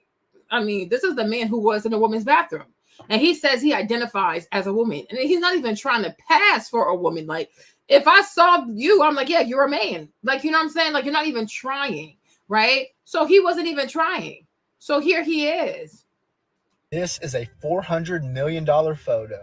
Planet Fitness lost more than $400 million in just 5 days. Wow. Here's why. A lady walked into the women's locker room where she noticed a 12-year-old girl with a towel wrapped around her, and she looked really afraid. This man was grooming himself at the mirror sink. So the woman who took this photo asked the man to leave. The man responded that he identified as a woman. And then the woman said, "No, you're a man." The man wouldn't leave, and Planet Fitness kicked out the woman who took the picture and canceled her membership. Well, word got around how that woman was treated.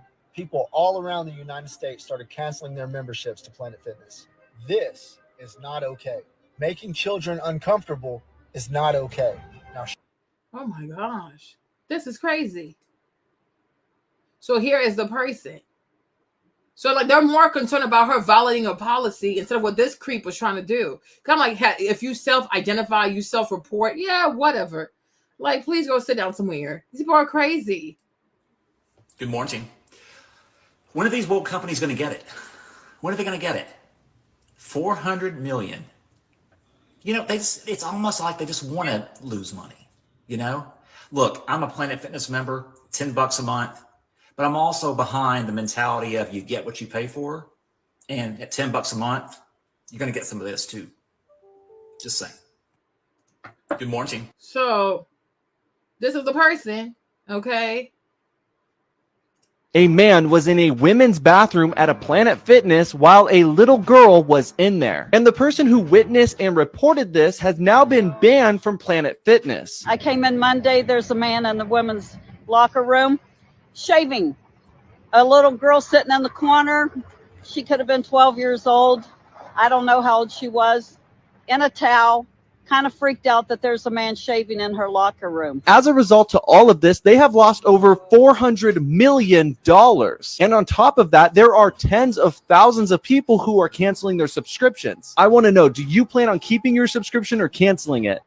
So as a consequence, Planet Fitness loses like $400 million, right? So because they lost the $400 million, now they have to start raising their prices. Raising prices, first time since 1998. Isn't that wild? Classic card membership will jump from $10 to $15 per month for new members. It all starts this summer. Current members will continue to pay $10 until their membership expires.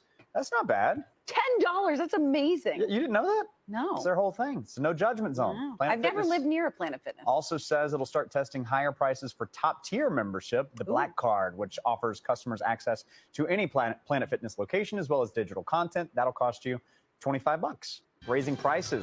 Okay. Planet Fitness is raising its base level membership prices for new customers for the first time since 1998. Classic card membership will be priced at $15 a month for new members starting this summer. Current members will continue to pay $10 a month. Planet Fitness also said it will start testing higher prices for its top tier membership, known as the Black Card, this summer. Planet Fitness is raising its... So like now they have to raise their prices because they lost $400 million trying to go woke, okay? Like when they say when you go woke, you go broke, they're in line, okay? Now, speaking of you go woke, you go broke, guess what Target is doing? Target is getting rid of self-checkout.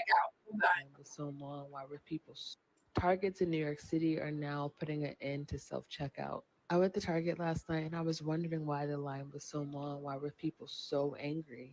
And then when it was time to check out, I realized that there were more cashiers than I've ever seen at Target. Apparently, this is going to slowly roll out to other Targets and other stores too. I guess we say goodbye to self-checkout. Yeah, because y'all don't, Targets in New y'all York stole City so are now much. People be stealing so much from the self-checkout. They're like all these liberals, they're like, people are getting rid of it.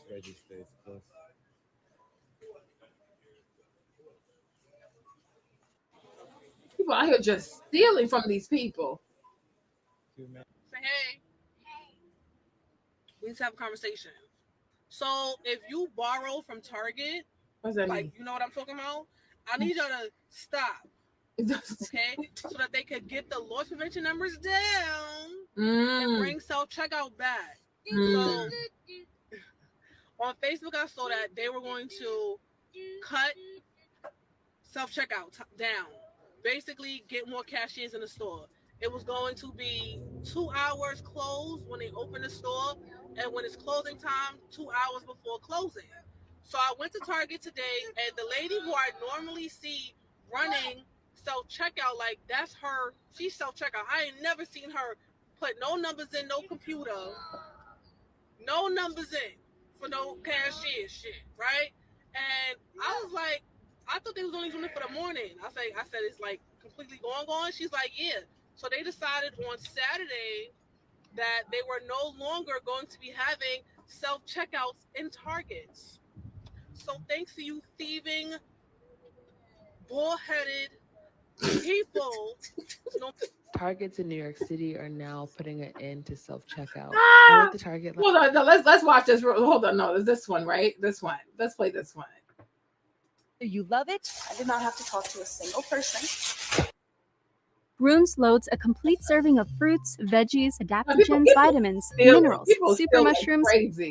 Whether you love it, I did not have to talk to a single person. Or loathe it. Can we just all boycott self-checkout? Like, I'm so sick of it. This morning, there are big changes in the self-checkout aisle.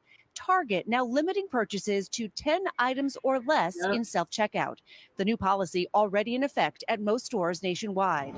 Why? Target says its pilot tests found the restriction made self-checkout twice as fast. And it's a lot. They're tired of people are stealing. It's a lot. It's not about going fast or going slow. People are stealing like crazy. Target is tired. Okay, they tired. Y'all not paying. Like y'all need to start paying. Okay. Proved the customer experience. It comes as the do-it-yourself option meant to get you out of the store quicker and reduce face-to-face interactions continues to cause technical hurdles for some consumers. I stood there for almost 10 minutes. Help is on the way. Help is on the way. We found mixed reaction to Target's new policy. The line goes quicker, but also I feel like it's not very convenient for some people that are buying a lot of stuff. I like someone that's doing it for me. I don't really like touching the screens, to be honest with you. Target follows other major retailers also checking out of self-checkout. According to multiple retail analysts, self-checkout machines increase the risk of theft and in some cases outweigh the investments companies made in them. At Walmart, some stores are experimenting with limiting self-checkout to delivery drivers and paid subscribers to the Walmart Plus app. This during high... Yeah, like they're losing a lot of money. They are seriously losing a lot of money. To get rid of self-checkout, we are giving free labor while paying for items. It was never fair, and that's why folks were stealing. Folks were stealing because they could get away with it.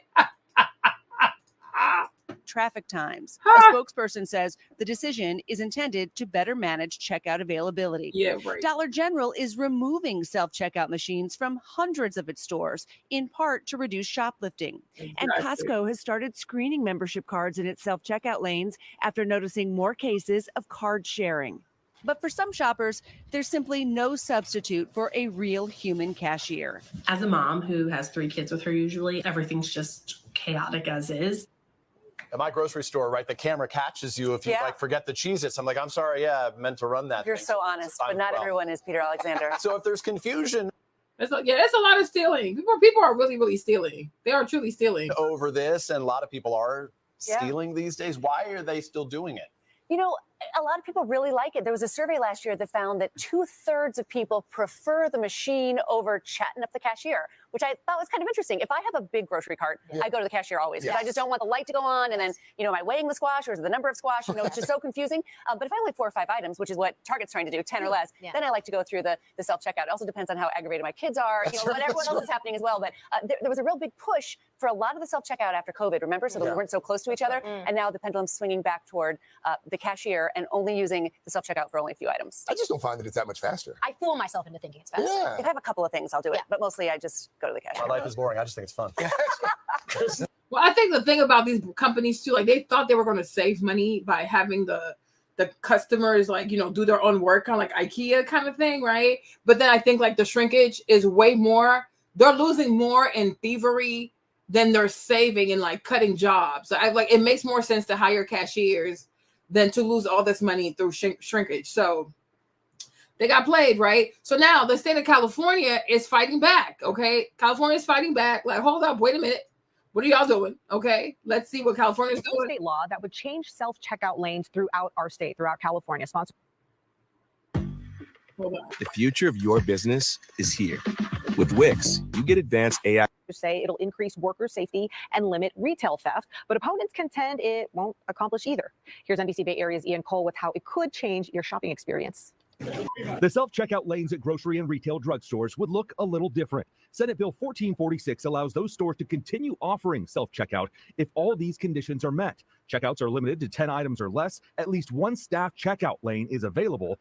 Customers are prohibited from purchasing certain products that require an ID, like alcohol and tobacco, but also items behind locked cabinets. And one employee can only monitor up to 2 self-service stations. Supporters say it would reduce retail theft and make working conditions safer. This act will protect workers and the public by ensuring safe staffing levels at grocery and drug stores and regulating self-checkout machines in a way that's being smart on crime. Letizia Costa manages multiple self-checkouts at a Lucky's in Pinole. I have also observed customers who just walk through the self-checkout area when there's no workers and they walk out with their items. Costa joined the state senator for a virtual press conference this morning. She says in February she saw 3 women stealing items, so she called 911. But then they turned around and attacked her. And because of this incident, I am terrified to report any incidents of theft. The proposed law would also require employees monitoring self-checkout to be solely focused on that task and not be asked to do anything else. The California Retailers Association is not on board. Its CEO says the bill doesn't do enough to protect employees and customers. Instead, we're supporting a package of bills that really is a comprehensive approach to address the issue of retail theft. It includes going after and providing consequences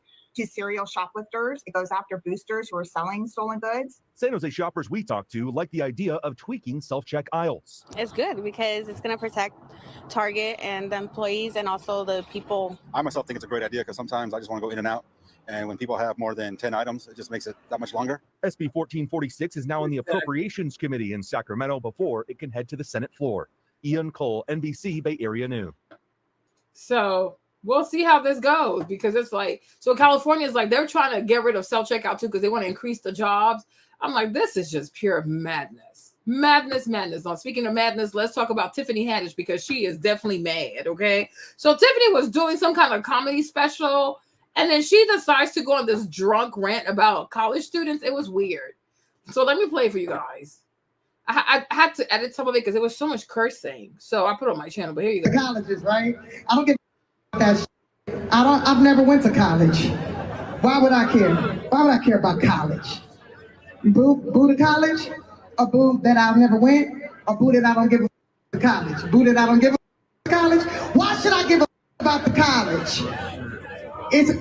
There's not genocide at the college. I give about what's going on the other side of the world, but why would I give the college? Because of Africa? Because Africa is working at the college? Shut the This is talking about stupid college. I ain't never worked a day in your life. Do you remember 9/11? No, forget about it. We were under attack. 11 terrorists blew our 3,000 people dead. What did we do, America? Do y'all remember what we did? If you're from the 1900s, you remember. We went over there, we they didn't we? I I went over there. I flew on a plane. I went over there and did comedy for the troops. I did do that. I did comedy for our American troops. So this lady is just so ignorant, right? So here are some, hold on, let me slow you to this. Here are some of the videos. Like, let's see what Campfire has to say. Tiffany is she is really ignorant. My goodness, this lady is ignorant. Oh, Lord.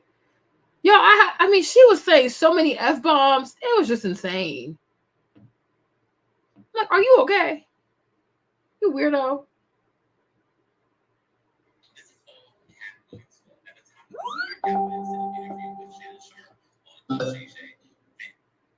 Other comedians, including Tiffany Haddish. But Tiffany Haddish has been a headline throughout the last couple of years. Guys, so today I wanted to bring to your attention the back and forth going on between former friends Amanda Seales and Tiffany Haddish. Tiffany Haddish recently did a comedy show where she poked fun at all of the college students protesting here in America on behalf of Palestine. Tiffany said she doesn't care about college students' protests. She only cares about what's going on in Palestine. And Amanda used footage from that show to not only criticize Tiffany's point of view, but to promote her own comedy show. So we're going to get into that in this video. But first, if you're watching and you haven't yet subscribed, go ahead and subscribe, and everyone click the thumbs up button. And if you want to advertise your business or your channel with me, or you want to learn more about YouTube, check out the links in the description box. All right, you guys, so Amanda Seales was among several celebrities who signed a letter urging the United States administration. Okay, so I think this is, hold on. Okay, so I think this is what. Oh, Jesus. Why should I give a fuck about the college? It wasn't until colleges, right? I don't give a fuck about that shit. I don't. Okay, she's cussing too much. That's why I try not to do all that stuff, right? I said it before and I will say it again. It is not enough to simply just be Black. You have to be Black, and you have to be about breaking down the imperialist empire that continues to use your Blackness against you. You have to be committed to breaking down the imperialist empire that is allowing other countries to be used against you. And anyone who is supporting that is not getting my support, Black or not. At the end of the day, we must honor those who are brave enough to put their futures on the line for causes that end up supporting everybody's elevation. An example of that is these students that are currently protesting. The same students who, though peacefully protesting, are having the same militarized, state-sanctioned police force put upon them that we as Black people in this country have been fighting against since we were let out of slavery and into their hands. So miss me with any kumbaya bullshit that is expected, because at the end of the day, we can no longer support Black people who are supporting any structures that are propping up the white supremacy that continues to oppress us. Period. Period. Someone asked me today, don't you ever get tired of standing on business? No, I was born on business. Ba-dum-bum. Okay. All right. So now let's go back over here. Okay. Let me do what I do. Administration to honor all lives in what is referred to as the Holy Land and to facilitate a ceasefire, emphasizing an end to the bombing of Gaza and the safe release of hostages. This position is seen as showing support for the Palestinian side of the conflict. On the other hand, Tiffany Haddish visited Israel, which she described as an educational trip to understand both. So this is it right here. Who said I wasn't going to Gaza? I said I'm going to go see with my own eyes. Got to go to Israel first. This is Tiffany Haddish. She's a comedy actress, and you might recognize her from Like a Boss, Girls Trip, and The Kitchen. And now she's on her way to Israel. Gonna have some fun, yeah. It's gonna be great. Then I'm gonna learn about the politics. Hey. She says she wants to visit the Holy Land and learn about the politics amid the Israel-Hamas war. I can't believe everything I see on the internet. I'm gonna ask questions, see with my own eyes. When Tiffany was 40, she celebrated her bat mitzvah ceremony. She also went on to star in a Netflix show called Tiffany Haddish Black Mitzvah. So many people have gone, and they've come back alive. They come back fine. As of February 21st, over 29,000 people in Gaza have been killed. The conflict between Israel and Gaza continues, with Prince William calling for a ceasefire and the UK government voting on it this evening. Tiffany went on to lose over 14,000 Instagram followers since posting this video, with some people in the comments praising her and others saying she is on the wrong side of history. This is an educational trip for me. I want to see what's really going on. I want to learn how it started, why it started. I want to see where Jesus walked. Whether celebrities have publicly shown their support for Israel, for Gaza, or have decided to stay neutral, it has brought on some strong opinions from their fans and followers. I'm on my way to the Holy Land. I might come back a little Jewish baby. Tiffany promises to show her followers what she sees on her visit. Okay, so let's go back here. Both sides of the conflict better. She emphasized her interest in learning directly from the people affected by the conflict and stated her care for humanity, indicating a more neutral stance, but one that's drawn criticism for potentially not fully acknowledging the complexities of the Palestinian perspective. Who said I wasn't going to Gaza? Identifying as Jewish is pretty They obvious. said you went on a rant. Than Amanda Seals. Who said genocide at the college? I've never went They to said college. you went on a rant. I went on a. Who said I was about the college? I played this already. I you had me cursing in my ear like this. She's crazy. A comedy show where we do care about college and college students and folks who didn't go to college and Black liberation and Palestine and Africa and the Sudan and Congo and, you know, things that matter. If you want all of that, plus a show where you might hear about drug dealer dick, titty pics, savages, hear nigga damn laws, Juneteenth, funny style interviewers, you want to find out what a cotton tickle is and more, well, maybe come to the Amanda Seals show. All right, because we're going to talk about all of that and have a good ass time doing it. You'll also find out why my braids look like this. Link in bio or go to amandaseals.com for the Unlikable tour. See you there. It's one wicked road, you gonna make it right. We found you. So before we get into Tiffany Haddish's response to Amanda, y'all leave a comment and let me know what y'all think about Amanda criticizing her friend, quote unquote friend, Tiffany Haddish's comedy show to promote her own show. Do y'all think that's doing too much when that person considers you a friend? No. Or doesn't that even matter when someone like Tiffany has already crossed the line and you feel like your friendship is over anyway? Exactly. Leave a comment and let me know what you think about that. And let's get into Tiffany Haddish's response to Amanda Seals. Hey y'all, I'm back. Hey y'all. I just wanted to say hi. And I just wanted to give love to those that need it. There's some out there that need it. And yeah, I'm gonna just keep it positive. Because some people out here will say they're your friends and they will constantly actually be hating your guts, really just jealous, wishing they can be where you. More insane. I think this is this one. Okay. Girl, start talking. Hey y'all, I'm back. Hey y'all. The sound is delayed.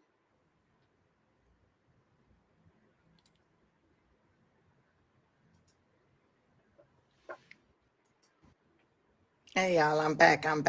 Hey y'all. I just wanted to say hi.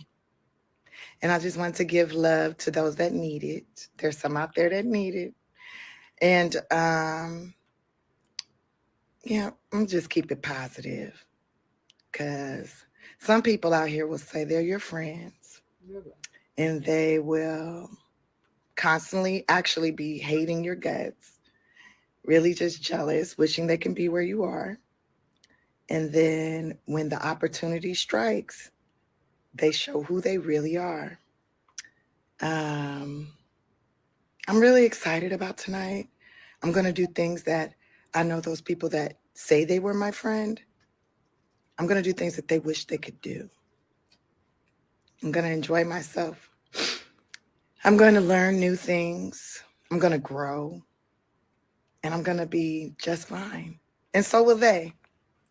And I'm glad that my hard work and dedication has gotten me to such a point in my life where they need to use my name to make themselves relevant or to promote whatever they're promoting. And I'm proud of me. I'm proud of me.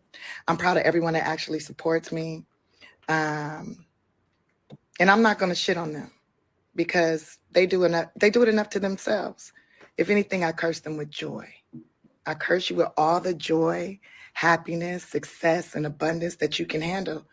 And obviously God hasn't given it to you yet because you're not ready to handle it. But you'll get it. And when you do, I'll be sitting right here waiting for whatever guidance you might need, because I just can't hate you. I won't. You can hate me though.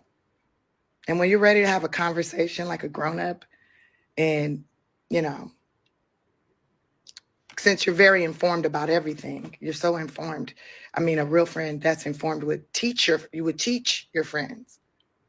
But I wish you the best. I wish all of you the best. All the haters, I wish the best. I pray for everyone on this planet that they live as long as they can handle life. You live as long as you can handle it. Because it's not easy. But I'll see y'all later. I'm finna go have some fun. There is no room for negativity around me. I'm only growing. Girl, be quiet. You're a whole alcoholic. Like what? Okay, so one thing that stood out to me regarding Tiffany's response, other than accusing people of being jealous of her, which I feel like is so immature. One thing that stood out is that she implied that she wanted someone to teach her. She wanted Amanda or whoever to teach her. And I just feel like at 40-something years old, you should have the ability to research for yourself, study for yourself, and teach yourself. You shouldn't expect people to treat you like a child and come at you from an educational perspective when they're mad. Like, they're both grown women with the capacity to teach themselves. And Tiffany saying that reminds me of how some people with privilege expect less privileged people to come and teach them and facilitate them and make them a better person instead of doing the work on their own. In any case, even though Tiffany Haddish didn't call out Amanda Seales by name, Amanda seemed to feel like Tiffany was talking about her, and she responded again. I said it before and I will say it again. It is not enough to simply just be Black. You have to be Black, and you have to be about breaking down the imperialist empire that continues to use your Blackness against you. You have to be committed to breaking down the imperialist empire that is allowing other countries to be used against you. And anyone who is supporting that is not getting my support, Black or not. At the end of the day, we must honor those who are brave enough to put their futures on the line for causes that end up supporting everybody's elevation.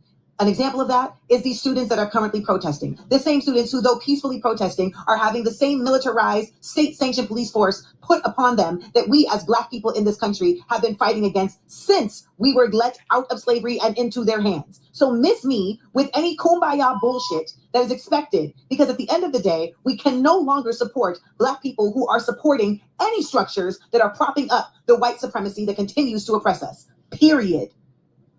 Someone asked me today, don't you ever get tired of standing on business? No, I was born on business. Ba-dum-bum. All right, you guys, so leave a comment and let me know, number one, if you think Amanda Seales and Tiffany Haddish's friendship is fit. Okay. Yeah, I'm like, Tiffany, I think because, you know, she's Eritrean, so I guess she identifies as Jewish also. So obviously she's taking the side of the Zionist state of Israel, okay, because maybe she feels like she's white. I don't know. But she identifies with the state of Israel. She identifies with Zionism. She also identifies as a Jew. So I guess for her, it's completely legitimate to, you know, just hurt people. Because so far, I think they've killed about Benjamin Netanyahu and his IDF military. They've killed about 35,000 Palestinians. Okay, and allegedly they're looking for hostages. I don't know why it takes killing 35,000 people, destroying all types of property, chasing people into Rafah, which is in Egypt, and you still have not found your hostages. You know, so I'm even starting to wonder, like, are these hostages even real? You know what I'm saying? I've never heard like, oh, it takes 35,000 dead people to find some hostages, and you still have not found those hostages. Are they real? And I'm like, it's so funny how we don't even know who the name of the hostages are. We don't know their names, don't know their age. We don't know how long they've been missing, right? It's just, oh, the hostages. Who are these people? What are their names? Why don't you show their faces, right? So I'm like,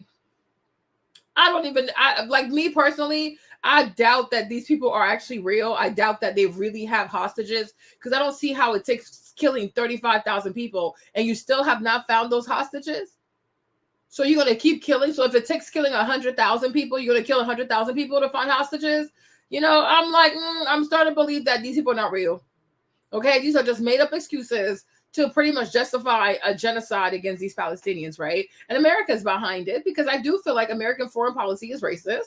I do feel like America has, I mean, especially white America, are, against Islam. I think they're strong Islamophobes. They cannot stand Islam. They cannot stand these Arabs. So whatever reason they can make up to go bomb these people, ethnic cleanse these people, do a genocide on these people, they will. They will. They truly, truly will. Okay? They truly will. I'm like, this is crazy to me. And when it comes to, when it comes to Tiff, she was even on the Breakfast Club, right? Being even like, she's just really, I think she's just really ignorant, right? I think she's really, really ignorant, which makes a lot of sense why Common ran for his life. Let me see if I can play this one with the Breakfast Club. Hold on. They said you went on a rant I about went on a- college protests. Yeah, I went off. Why should I give a to me happening? Block that's on the side that's going on, and you want that to stop happening. I think there's some better ways to go about making it stop happening. Blocking people from going to class is not going to be the thing. To me, if you really want to be change, you want to make change, you really want to be effective, you really want this to stop, then start learning, get yourself educated, and get in there and change the laws. Change get in. And even her saying that, like her saying this shows how ignorant and uneducated she is when it comes to an oppressed people getting their freedom, right? Because I'm like, take slavery, for example, right? Imagine if, first of all, you weren't even allowed to read or write. So let's start there. Okay, there was a point in the time where even in this country, like learning how to read and write, if you were not white, was a crime, right? So it's like, okay, imagine somebody who's constantly being evil towards you, bullies you, beats you, sells you, grapes you. And then you say to a person, oh, all you have to do is get an education. All you have to do is go to school and somehow they'll be nice to you. It's like, when have you ever known white people to just give stuff to people because they're nice? Okay, like when have you ever known white people to change the laws or to pay people a better wage or to give people more rights and stuff like that simply because people are nice, right? We've seen Dr. King with the peaceful protest, right? Non-violence, whatever, right? But then white people come and whoop you behind. Okay, all right, like you know what I'm saying? They want you to protest peacefully, right? But when you protest peacefully, what do white people do? They come and beat you. They beat you. They gas you. They mace you. They throw dogs at you. They lock you up. They don't have mercy on you. They don't have mercy on you. I have never seen anybody who has done a peaceful protest with white people. And then the white folks were like, oh my gosh, we are so impressed by your politeness. Okay? We are so impressed by how civil you are. Here you go. We'll give you what you want. Absolutely not. White people are violent people. And one thing they understand is violence. Like it's sad, but it's true. It's not a peaceful people. They have never said, you know what? We've abused y'all too much. Let's stop. Right? In Kenya, people had to go back crazy for Great Britain to leave them alone. Right? What had to happen for all these European countries, especially France and Great Britain, to leave Africa and to allow these people to become independent to some extent, right? It's never peaceful because white people themselves are not peaceful. An oppressor is never peaceful. So you can try to be nice if you want. You can go on a hunger strike. You can write poems. I mean, you can be as docile as you want. They will not respect you. They will not give you what you want because they themselves do not acquire things peacefully. White people don't have all this land to them, like, in their domain because they're nice or because they're polite, right? All these countries around the world do not speak English because Great Britain went around the world doing philanthropy and being nice and helping people. No, it was nothing but violence. Okay, you look at Latin America. How many countries in Latin America speak Spanish or speak Portuguese? It was not some nice foreign exchange program that enabled these people to start speaking Spanish. It was violence. Europeans are violent people. Like, they are truly a violent people. And I think it's a mockery. I think it's a slap in the face to tell someone when you know that inherently you're violent, that they should be peaceful for them to get your attention. They will never get anything done.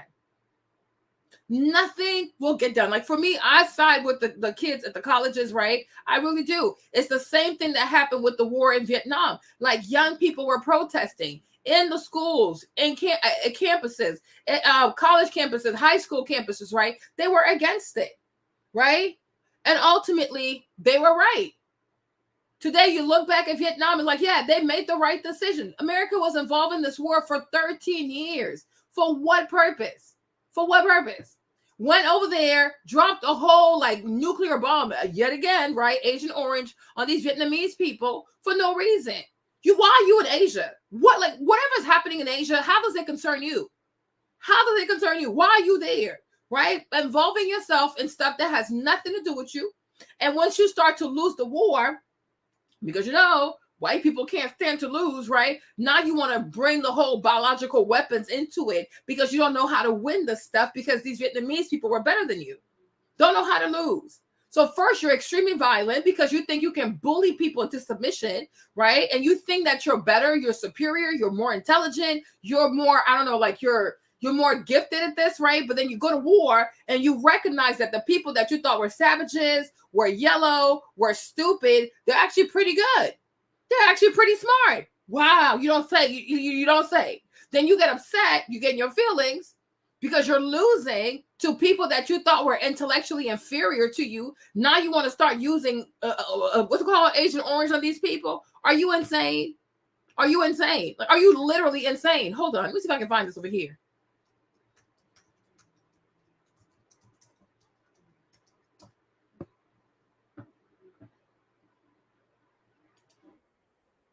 Still being felt today. And this comes from Operation Ranch Hand in the Vietnam War. The operation kicked off in 1961 when the South Vietnamese government requested U.S. help to spray herbicides over select parts of the country. The goal was to defoliate parts of the jungle so the enemy couldn't hide. Like, you see, white people, like they say, just when I tell you these people are so entitled, I don't know how to wrap my mind around it. Who are you to decide that you're going to deforest somebody else's country? Like, what in the world? Like the stuff America does in other people's country, these white people could never take even a fraction of it if anybody tried that over here, right? But you want to cause deforestation in someone else's country? Like, who gives you this authority? Like, where do these people come off thinking that, though? I swear, when it comes to white people, I really think they truly think the world belongs to them. And anybody else, we're just so lucky to get to share the world with them. Like, it is their world, it's their planet, right? And we truly do not matter. Because I'm like, where do you come off thinking that this behavior is okay? They feel entitled to anybody's country, anybody's natural resources, anybody's human resource, your animals. I mean, they feel entitled to everything.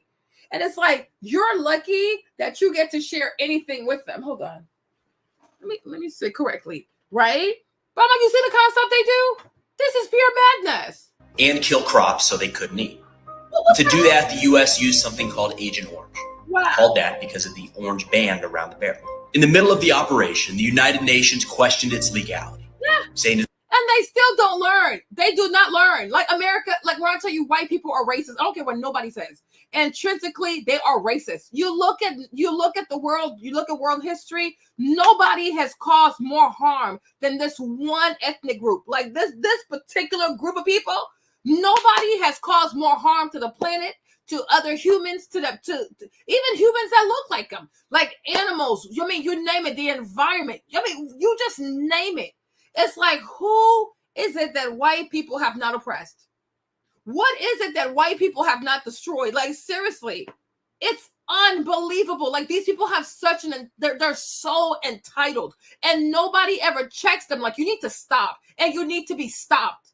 And the problem with them is when they haven't made up in their mind that they know what's best for the world, nobody can check them. Nobody can offer an alternative because they think they know it all. And that's the problem with them.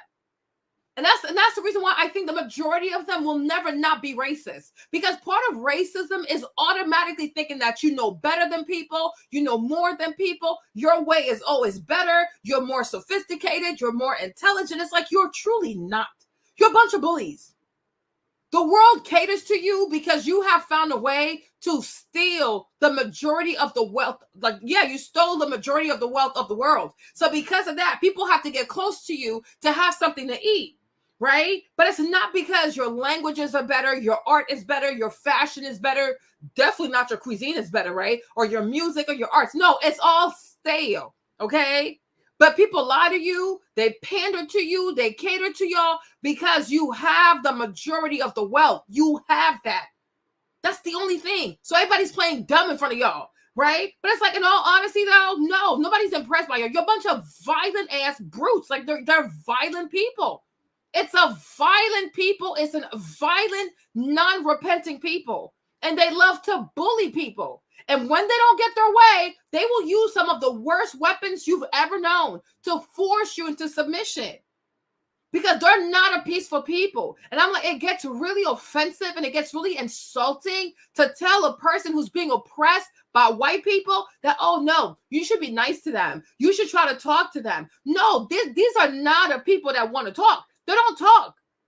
They're not peaceful. Even in their history books, right? White people never celebrate peaceful people. They don't build museums and statues for peaceful people. Okay, give me one white person who's been peaceful. Who? They celebrate soldiers. They celebrate generals. They celebrate a bunch of killers, right? They are obsessed with people who kill. That's who they value. Now, when it comes to other people's countries like India, they'll talk about Mahatma Gandhi, right? When it comes to Black America, they'll talk about MLK. When it comes to, I guess when it comes to South Africa, they'll talk about Nelson Mandela, right? They always worship peaceful people who are from different cultures, right? But when it comes to their own culture, tell me a white person that is celebrated for being peaceful. Give me the name of one white person that is held in high regards for being peaceful, for brokering peace, for being all about peaceful, peaceful protest. No. They never want to be peaceful, but they want you to be peaceful. So that way they can continue to have an advantage over you. Because they don't want you, you see the thing about, that's why I say they're a bunch of bullies. This is why I say that white people are a bunch of bullies. They want you to be peaceful in your protest because they don't want to feel what they do to you. Because they have no problem shooting you, gassing you, putting dogs on you, locking you up. They don't have an issue with that. But one thing about them, they never want to know what it feels like to be in your shoes. Because they know what the stuff they're doing to you is not right. And if it was to be done to them, they couldn't take it. They couldn't take it. Because they're a bunch of bullies. That's the thing about bullies, right? They love to bully you, but they don't like it when you match their energy because they know it doesn't feel good.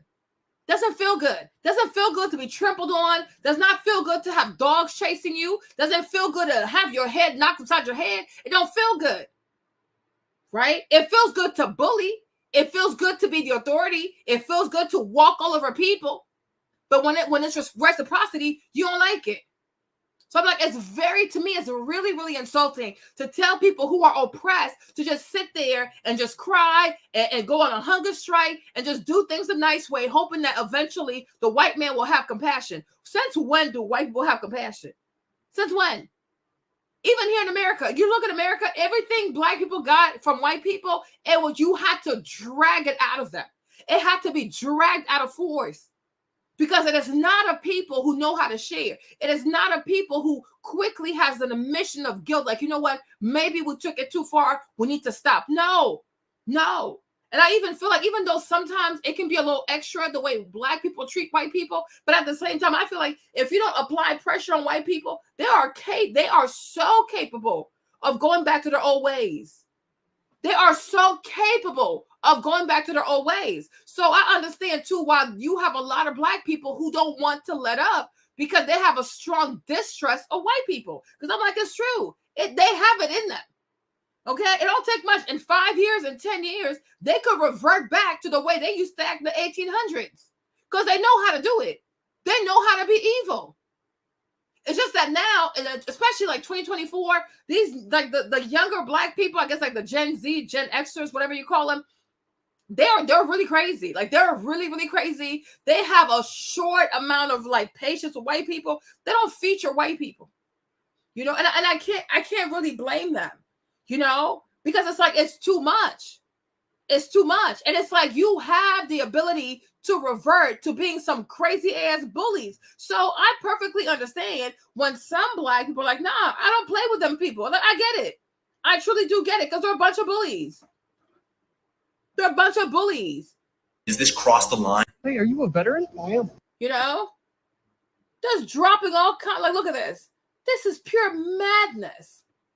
You see what I'm saying? But they want to talk about Vladimir Putin. This is the stuff America does in foreign countries because they don't see. I'm telling you, if you're not white people do not see you as a human being. I don't care what they say.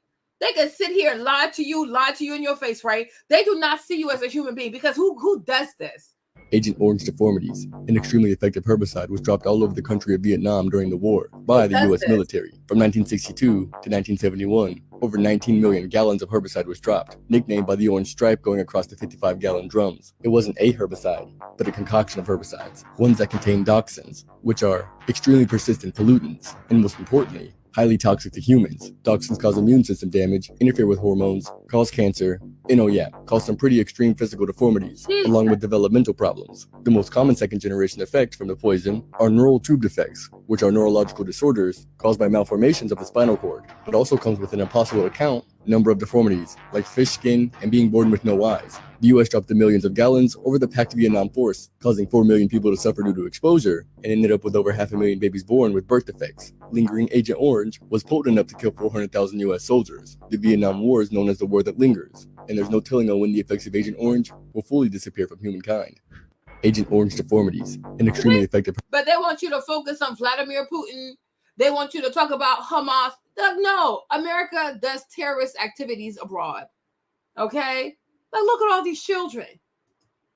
But imagine somebody did this to a white child. Or imagine somebody did this to a few white children. Oh, when I tell you, these white people will start losing their minds, start killing everybody in sight. But when they do it to other people, they move on like nothing happened. Did America ever pay money to Vietnam for what they did? Did they ever compensate these people? Children are being born without eyes because of the American government, and they say nothing about it.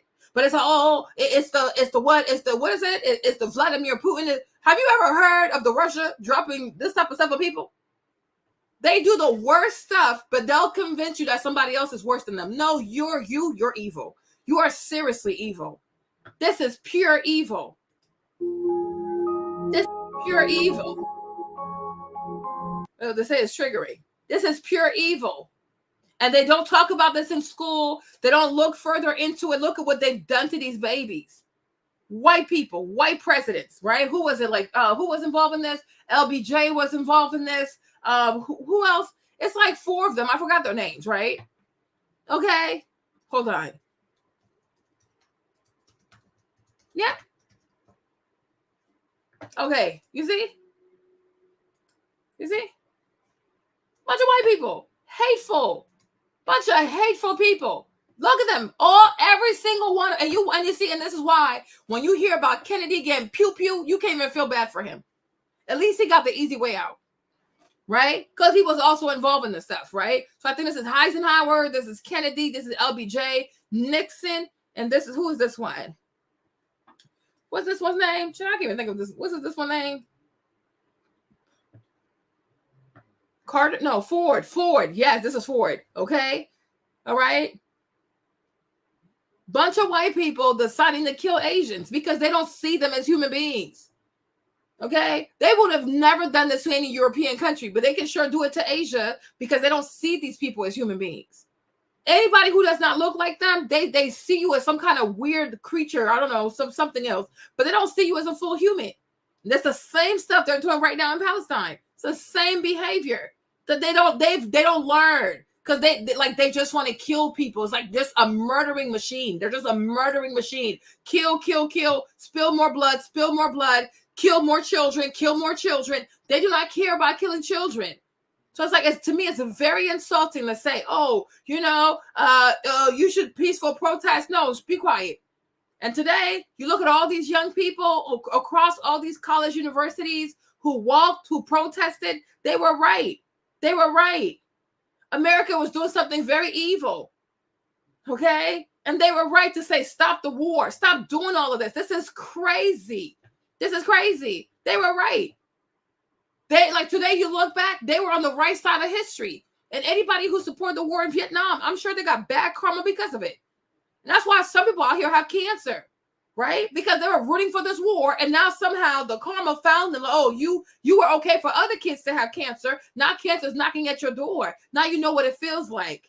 You should never support genocide. You should never support this type of stuff. And my thing is like, what kind of civilized human being will advocate for war? War is so brutal. It's so much savagery. It's so much destruction. Any freaking animal can go to war. It takes a full-blown human being to have self-control to say there's a better way. There's always a better way. There's a better way. Because do you truly want to have this on your conscience, though? Like, you really want all these kids dying to be on your conscience? What is so hard for Joe Biden to enforce a ceasefire? Why is America still sending weapons and still sending money? Okay? It's like nobody's telling Joe Biden to stop, but you want these college students to stop? They're the least of your problems. Why can't Joe Biden stop what he's doing? Why can't Kamala Harris tell Joe Biden to stop? Okay? All this can come to an end. You don't want these young people to protest, then stop doing this. Like, this is pure madness. And like, you want to gaslight these young people to think that they're the ones that are in the wrong. No. 20 years from now, 30 years from now, 50 years from now, when the world looks back at what happened between Israel and Palestine, right? Israel is going to be held to such a standard of scrutiny. And all these young people at these colleges, they're going to be heroes because they were on the right side of history. It is wrong. We're in 2024. We haven't learned anything about the real casualties of war. Even the soldiers who go to war, they themselves are harmed. They come back with all kinds of weird diseases, PTSD, trauma. I mean, it's like, damn, this stuff is awful. Nobody wins when there's a war. Nobody does. Maybe these crazy companies who want to make money off of killing people, maybe they do. I don't know. But even then too, though, I'm sure God finds them because they're responsible for these kids dying. You're responsible. It's a sick business to be involved in. It is sick. Selling drones to go kill children. You are sick. And that's why a lot of these rich white people, bad things always happen to them. Bad things always happen to their kids. Bad things always happen to their grandkids. Okay, like the Kennedys. They're always dying left and right. Because I'm like, what did your grandfather do for y'all to make this kind of money? What kind of demonic pact did your grandfather make for y'all to make this kind of money? Because it's weird. RFK just came out saying that there was a worm in his head and the worm was eating his brain. I'm like, what is wrong with the Kennedys? It seems like they have this weird demonic covenant. And now that demon that made them wealthy is coming back to collect every generation. Something bad happens. Every generation, something bad happens to these people. Like, what is this? But I'm like, Israel, 20 years from now, they're going to pay ooh, child. History will not. You think Germany suffered? You don't know what awaits you. Oh my gosh. NATO or whatever, the international, whatever you got to be on, Senate, all that, like, change the laws, change how we move. Yeah, that's what I would do. That's what, if you really wanted to change, like, be effective and get involved in government. Well, I think they're protesting to get those legislators' attention. Exactly. So those legislators can become a lobbyist. Mm-hmm. Go be a lobbyist and get their attention. You yelling. Look how dumb she is. People are dying now. Like, do you know how many years it takes to be a lobbyist? It's not the same as being a comedian. Okay. Do you have any idea how long it takes to be a lobbyist? These kids will have to graduate college, get their degrees, get a job, and et cetera, et cetera. I'm like, so people are dying now. So they need to wait 10 years to have an impact? No, protest. Young people, protest. You know, and when you think about American history too, it's always been young people. Change in America has always come through young people. Okay? Always came through young people. So my thing is, why would you not protest? Okay? Why would you not protest? Because young people understand stuff a whole lot better. Why would they not protest, right? Beaten by the police. His head was cracked open. There's pictures of him bleeding. He was right next to me when we got arrested, and I got dragged over a gravel walkway, and I still have scars on my knees to show for it. We were going to just stop classes from going forward. It was not going to be business as usual. Over the next few days, the students occupied 5 campus buildings, and prevented classes from going forward. When the police came, That's really what escalated Yeah. the situation. And you can see that now on every single campus. Not Mhm. only did it escalate the whole situation, but it vastly increased the amount of support we had from among the students and the faculty. And I see the same thing happening now. When I look at the faces of the students today, I see our Look at this. 1963, thousands of children began a week-long series of protests against segregation in Birmingham. The campaign became known as the Children's Crusade. Exactly. When the children took to the streets, the local head of the police, Bull Connor, used high-pressure fire hoses You and see, dogs. white people. Like I'm like, they are equipped with a level of savagery that you, like me, Marlene, when I tell you I fear these people, I really do. They are equipped with a level, a demonic level of savagery that you have never seen. A white man. This a man supposed to be a father. I'm sure he has kids, grandkids. You see how he just like, I'm like, how do you hose these children like this? Putting a, like, let's see. And I'm like, and that thing is, and the sad thing is, for anybody that has a dog, dogs are they're good creatures. You know, they protect children. They're very loyal. They're very nice. You know, white people will take a beautiful animal like a dog and they'll turn a dog into a killing machine. Like anything, I'm like, they just have their anointing is just demonic. I'm so sorry. I'm not trying to be mean. I probably have like white followers, but I'm so sorry. But your people just scare me. They have like, their mind just works for evil. How do you put a dog on a child? How do you make such a creature that has so much good in them, and you turn such a creature into an attack monster that will chew the life out of a human being? You see this? This is a child. Children did the same thing. I'm like, if you ever get a chance, like you study Black America and you study South Africa, Black South Africa, right? People went through the same stuff. Abusing children, beating on children, putting dogs on children. Like they have so much hatred in them.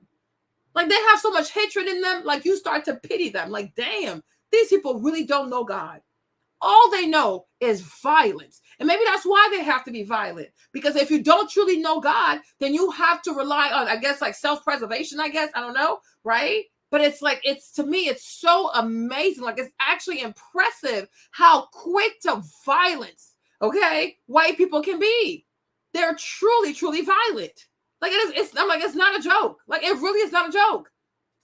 Dogs to attack the children, many of whom were arrested. I remember 60 years ago today, I woke up with my mind on freedom. I had attended student nonviolent workshops, and I was prepared because I finally understood that it was more than just segregation, it was inequality. We didn't have any other choice. If our parents had protested, they could have lost their jobs, they would have gone to jail, there was no one to take care of us. But as Bevel pointed out to us, we really didn't have anything to lose. We were getting a second-class education. We had all kinds of inequities put upon us. And if we wanted that to change, we were going to be the change agents. We didn't have anything to lose. It's very discouraging and frightening to see leaders in legislation and governors who are trying to push back on the gains that were made due to the tremendous sacrifices that were made by young people. Yeah. Young people bringing change. I don't know what anybody says. Young people ushering change. Young people sometimes, most of the time, they be prophetic. Okay? Like Daniel. Okay? All right? This is pure madness.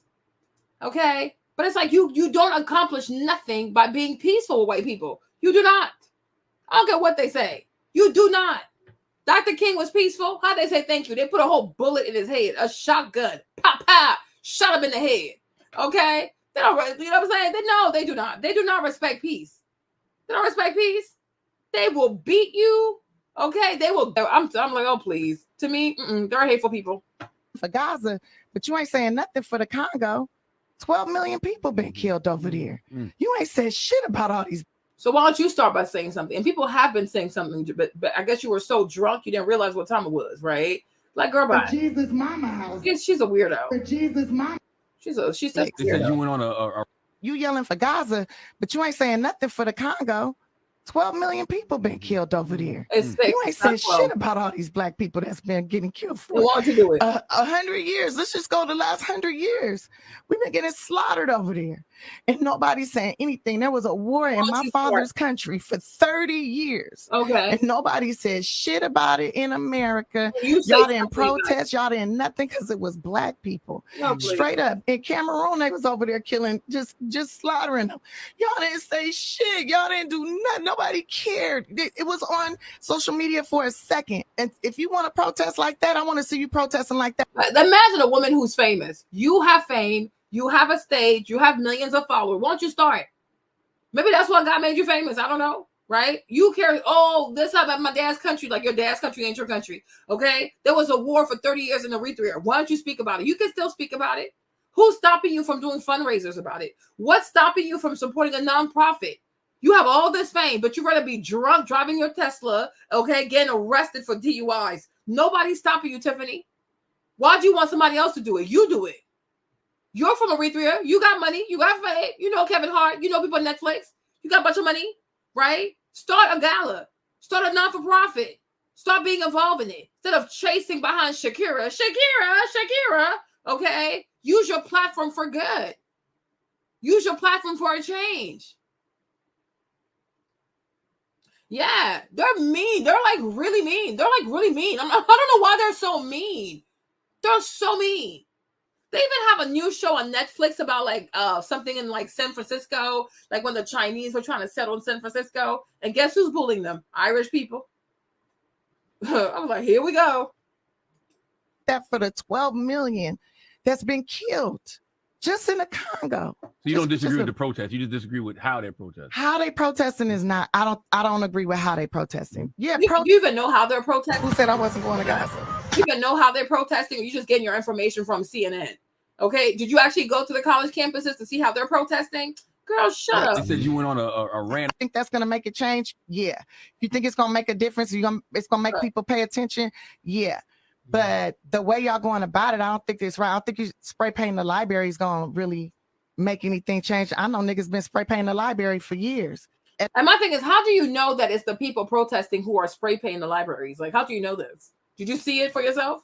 Did you know exactly who did it? Like, I'm like, people swear as if when there is a movement to bring about change, you're not going to have agitators. You're not going to have people who are going to dress up pretending to be part of those protesters to start some mess, right? Like last time, they're like, oh, the protesters are being violent. When in reality, it was a bunch of Jewish kids who went down to the campus to antagonize these people. They were in the low tents, quietly minding their business. Then out of nowhere, these Jewish kids are coming attacking them. Like, why are you attacking them? Right? I really don't get this.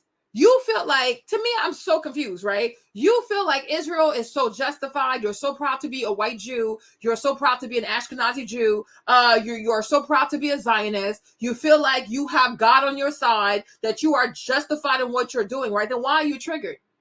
Why are you triggered? Right? If you feel like God is telling you to go kill the seed of Amalek, or God is telling you to go uproot the seed of Amalek, you feel like every Palestinian is Hamas, pro-Hamas, you feel like all these people are just evil people, then why are you triggered? You should be like, no, what we're doing is right.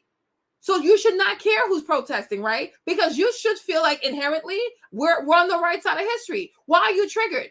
Why does somebody who feels like what's happening in Israel is justified, triggered by a bunch of kids outside sleeping in a tent?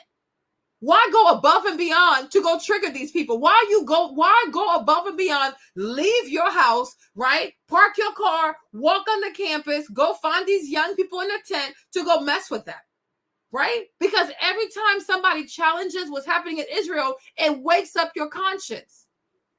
And it makes you feel like something could be wrong. And you're triggered. You're mad because they're making you see that, you know what? Maybe things are not so black and white. And that's why you're really triggered. Because if you are really confident in how you truly felt, nobody could get to you. It's the same thing with so-called trans women, right? They're so easily triggered. You say, oh, you can't, they get triggered. Why are you triggered? Because deep down inside, you know a man can never be a woman. So it triggers you. So you want to call everything homophobic, transphobic, right? Because you don't want to have things reminding you of the fact that science ultimately rules supreme. A biological man will never be a woman. Okay? A biological woman will never be a man. Now, you're free to take pills and do all kinds of weird stuff if you want to, but the truth remains. And that's the part you don't want to deal with. Okay? Because I'm like, why do you care? America is on your side. America is giving you all the money. They'll give you all kinds of weapons. The majority of mainstream media in America supports Israel. So why are you triggered that bunch of little kids on the college campus are supporting Palestine and they want a ceasefire? Why does that trigger you? Because deep down inside, you know this is wrong. So you want to silence every voice of opposition so that you can quiet your conscience. You will never quiet your conscience. And may God continue to be with these young protesters. Because people need to see this is America. They talk about freedom of speech. They talk about, oh, they're against the war and they're against totalitarian government and Vladimir Putin is so evil. But the world needs to see what goes on in America. You don't have the right to protest the war. You don't have the right to ask for a ceasefire. The world truly needs to see how hypocritical America is. And the world needs to know. It needs to be written down, like in history, in the annals of history, that Joe Biden supported a genocide. His name needs to go in there. Kamala Harris, her name needs to go in there. Because these people will be held in contempt. Like they will be held in contempt. Okay? Forever. Their names will go down in history as people who supported a genocide. They could have asked for peace. They could have stopped sending the money. Right? But they went on and gave money, gave weapons for Israel and Benjamin Netanyahu to go around killing a bunch of children. For what? For what? For what? Ultimately, what have they gained? They're just killing people because they can. What does it fix? You killed 35,000 people. What has changed? You're still hateful. And even if you were able to kill all these Palestinians, you will still not be satisfied. Because now you're going to do what? Come to America and start looking for more Palestinians to unalive? Pure madness. I'm like, this is just madness. You know what I'm saying? But at the same time, though, this is who Joe Biden really is. He's a racist. He's a staunch racist, been a racist. So I'm sure he enjoys it because he hates black people. He hates Arabs, like typical white boy. He just hates everybody. Make it make sense. It's not that hard to say enough is enough because Israel cannot keep going if America is not behind it. You say one thing to the American people, but behind the scenes, you're still supporting this man and you're helping him to commit a genocide. For what? For what? Just because these people are different? Because they pray differently? Because they look differently? I'm a Christian, but I'm like, I will never go, oh yeah, go kill them because they're Muslim. Are you sick? We need diversity. But like, you'll fight for transgender to be able to play sports, but God forbid that Palestinians live amongst the Jew. You make no sense. Selective diversity. Go sit down somewhere. They're a bunch of weirdos. Yeah, because he's a freaking weirdo. Look, they even have a video of his ass right here. Lying per usual. I didn't realize, even though I was deeply involved initially in the civil rights movement that got me involved to run for the lying. During the 60s, I was, in fact, very concerned about the civil rights movement. I was not an activist. I worked at an all-black swimming pool in the east side of Wilmington, Delaware. I was involved. I was involved in what they were thinking, what they were feeling. I was involved, but I was not out marching. I was not down in Selma. I was not anywhere else. I didn't realize, even though I was deeply involved initially in the civil rights always lying. You know, the thing about Joe Biden, I'm telling you, like the thing about why black people support Joe Biden because of Obama, everything has to do with Barack Obama because they feel as though if he was good enough for Barack, he's good enough for me. You see what I'm saying? I'm like, this is where I feel like the Democratic Party, where they played it smart twice at least, right? It's like signing the Civil Rights Act made Black America feel like, oh, that's the party for Black people. When in reality, he only signed it because he had to. He didn't even want to. Okay. The second thing that's probably gonna get the Democratic Party another 100 years of getting the Black vote is Barack Obama. right? So I think for a lot of Black people, the fact that Joe Biden was Obama's VP makes a lot of Black people feel like, oh no, he's safe. Because if he was good for Obama, then he's good for me. Because they truly think that Obama was a Black president.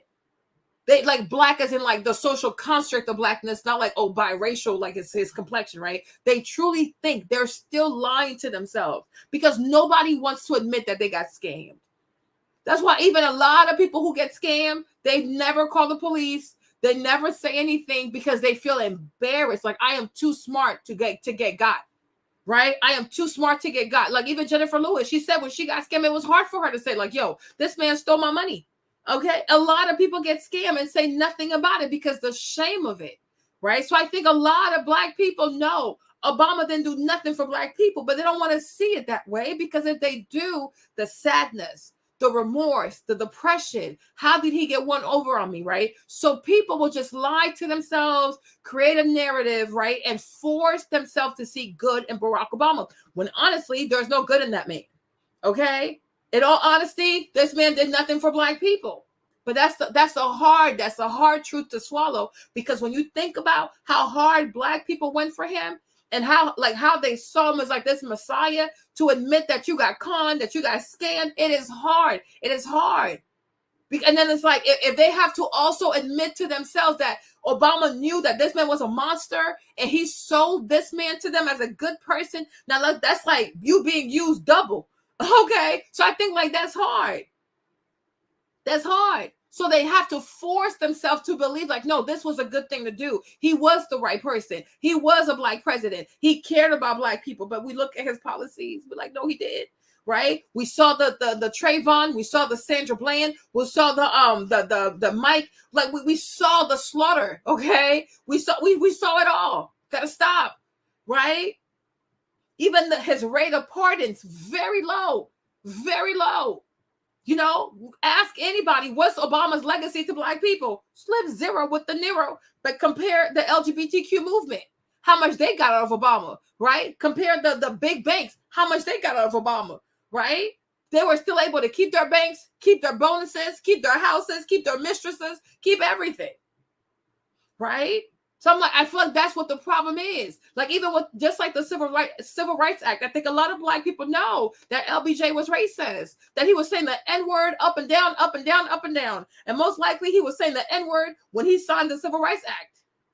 But you have to pretend you like people lie to themselves. It's sad. It's real. It's real. Yeah, but we are. But yeah, that's the real. But that's true though. We are. We truly are. You know, we're like, you don't see the behavior out here. I'm like, it's real. Like, it's sad. It really is sad. And that's why sometimes you got to have empathy. You know, some days you get frustrated, but it's like eventually you do have to have empathy, because nobody wants to admit that they got conned. Like, yo, I got played. It's like, yeah. But, you know, I mean, because it's hard. It's hard. It really is hard. So like the Democratic Party, between the Civil Rights Act and Obama being the first Black president to be elected under the umbrella of a Democrat, you know, they bought themselves another 100 years of Black loyalty. Absolutely. You know, because it's like, you talk about the crime bill, you talk like a lot of Black people know Joe Biden's legacy, but they refuse to see it because of Barack Obama. Do you know what I'm saying? And I think a lot of people tell themselves that, oh no, him and Barack have to be good friends, right? Because they believe the pictures. You know what I mean? When they would see pictures of them walking, eating food together, they really think these people had a real relationship. The whole time it's fugazi. They were posing for the cameras. We don't know what their relationship was really like. And most likely they hated each other. Like, be for real. You know, there's too much delusion. And that's another reason why too, Kevin, like you think about it, because we're so deluded. That's another reason why we love going to church. I'm telling you, it makes perfect sense. Because to be overly religious, you need a certain amount of delusion. God this and God this and God this and God this and God that. It's like, you people are like, you're weird. You sound weird. But that's how it goes. That's how it goes. As a 20-something-year-old, like you invigorated teenager, yeah, like That's protest. It's been happening every decade. It's always happened. Women was out there burning their bras, but y'all out here angry about what's going on over there in Gaza and this genocide when they about to pass laws over our bodies, women's bodies. We ain't gonna be able to have no choice in what we do. And what are you even talking? She's saying all kinds of.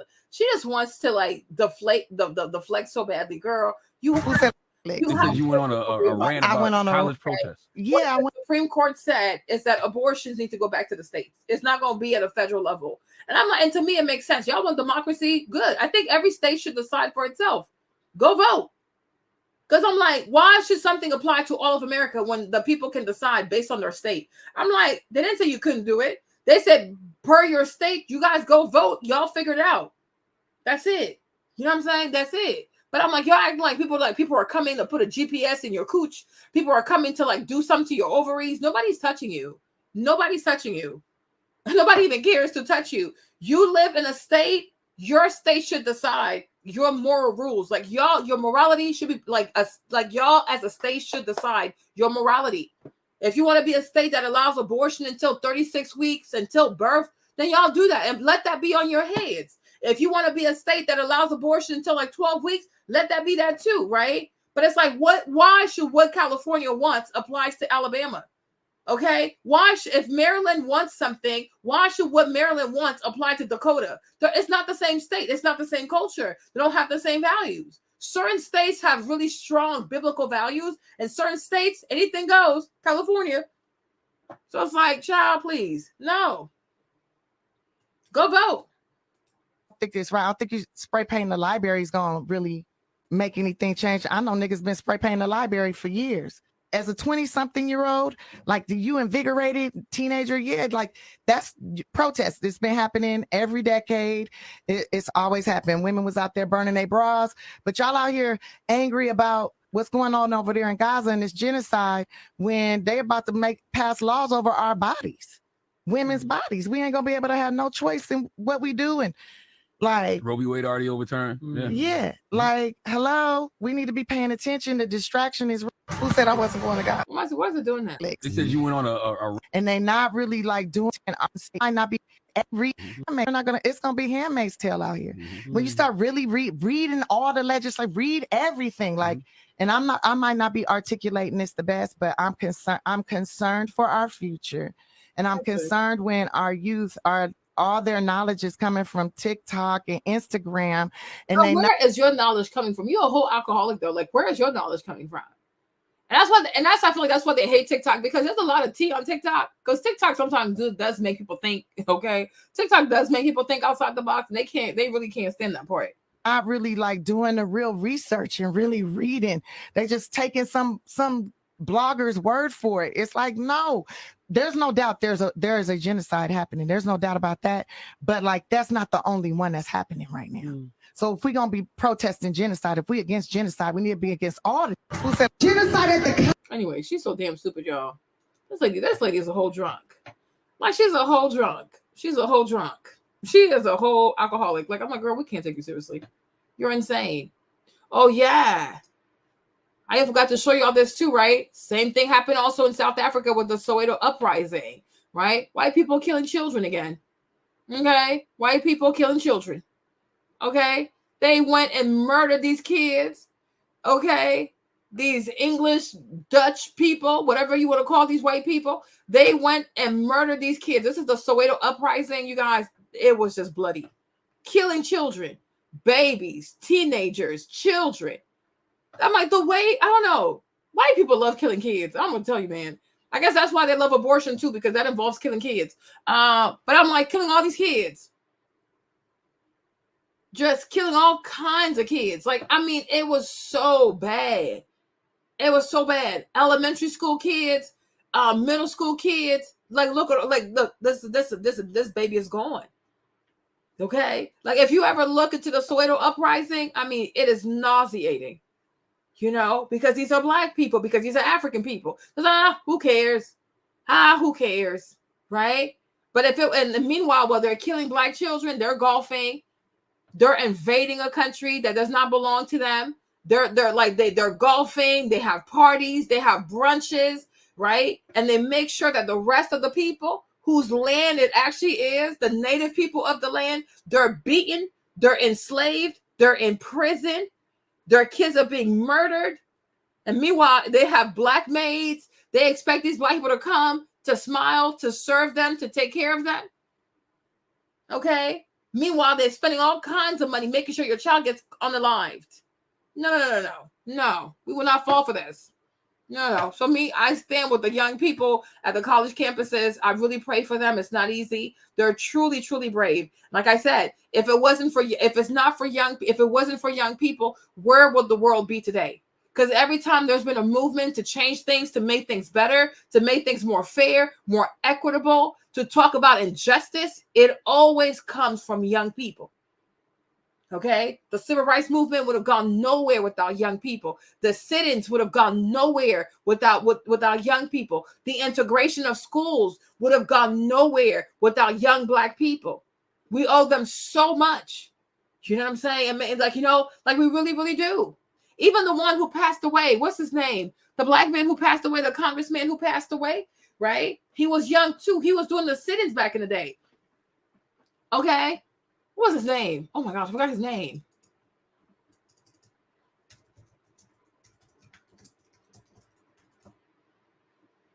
John Lewis, yeah, right? He was out here marching too. They also beat him too. Okay? Like he also got beat. Let's see if I can find younger pictures of him.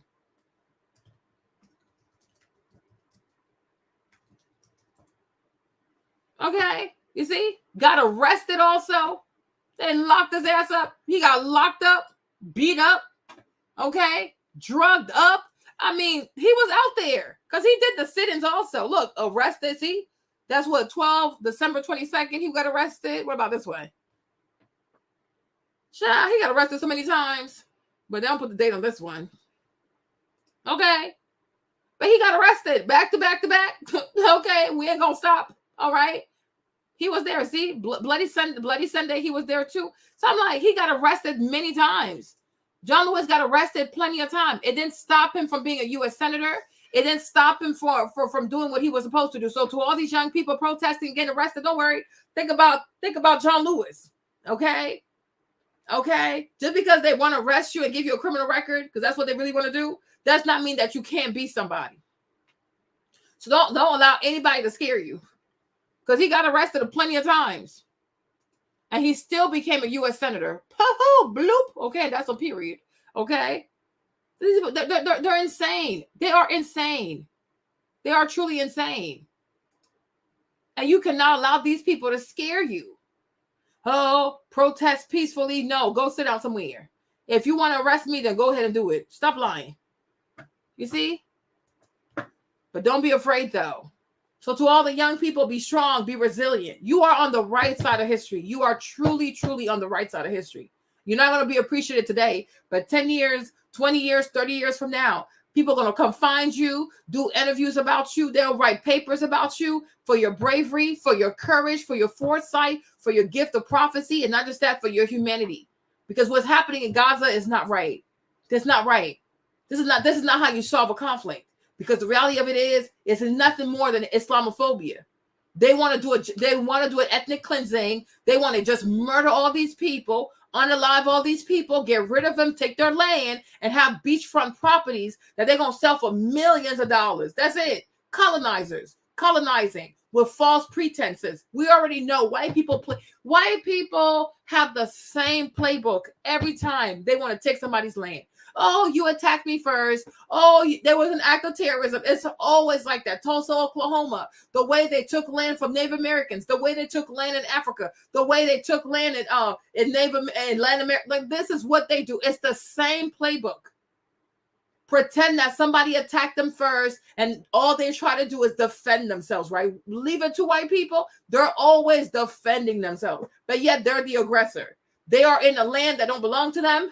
They take stuff that don't belong to them, but somehow they're always the one that, oh my gosh, I'm just defending myself. Yeah, shut up. You have no business being here in the first place. Okay? Colonizers. Okay? And that's exactly what Kendrick told Drake. You are a colonizer. Like, yeah, that's all they do. They want to get rid of these Palestinians. They want to push them out so that way they can take their land. And they're going to build all these properties. That's what the boy Kushner was saying. Oh, like, if we were to build properties here, they'd be worth so many millions of dollars. That's it. They're thinking about how we can get rid of these people, take their land, right? And then build these beautiful condos, these houses, these apartments, these hotels. They don't care. They will slaughter children so they can raise up high-rise buildings with pools and 180 view, 360 view of the ocean. They do. These people have no soul. They only worship money. For the love of money, there's nothing that white people as a collective will not do. For the love of money, there's nothing that they will not do to other people. That's how much they love money. They're like, yeah, exactly, like Maui. That's it. Because they want the land. They will find a way to get the natives off their land. They will find a way. And then they'll use their media to sell this pitch. Oh, we're defending ourselves. Oh, there was a fire. We're just trying to help rebuild, right? They use their media. Because in America, the media is not about journalism. It's nothing more than a big old propaganda marketing agency to sell you the lies of the lobbyists, sell you the lies of politicians or whatever big companies out there making trillions of dollars. That's all. Sorry, that's all that is. They don't care. That's why you cannot trust them. You can't trust these politicians. You can't trust the media. You don't trust these people. You know? So that's it, you guys. Been here for 9 hours, 30 minutes. So hopefully you've enjoyed this live. I still have more topics, but maybe I'll do them tomorrow. I'll do them tomorrow. So thank you so much for being with me. I enjoy you guys chilling with me. It's really nice. You're really awesome. So I hope you had fun. I hope you learned a few things. I hope you laughed a bit. I hope you were upset also a little bit because certain things out here just ain't right. Okay? They just ain't right. So with that being said, I will see you guys tomorrow. I'll try to be on time tomorrow. Not color people time. I will actually try to be on time tomorrow. Okay? So love y'all. Enjoy your evening and I'll holler at you later. Bye. She got to go. Ooh, I need to go pee. Oh, Lord.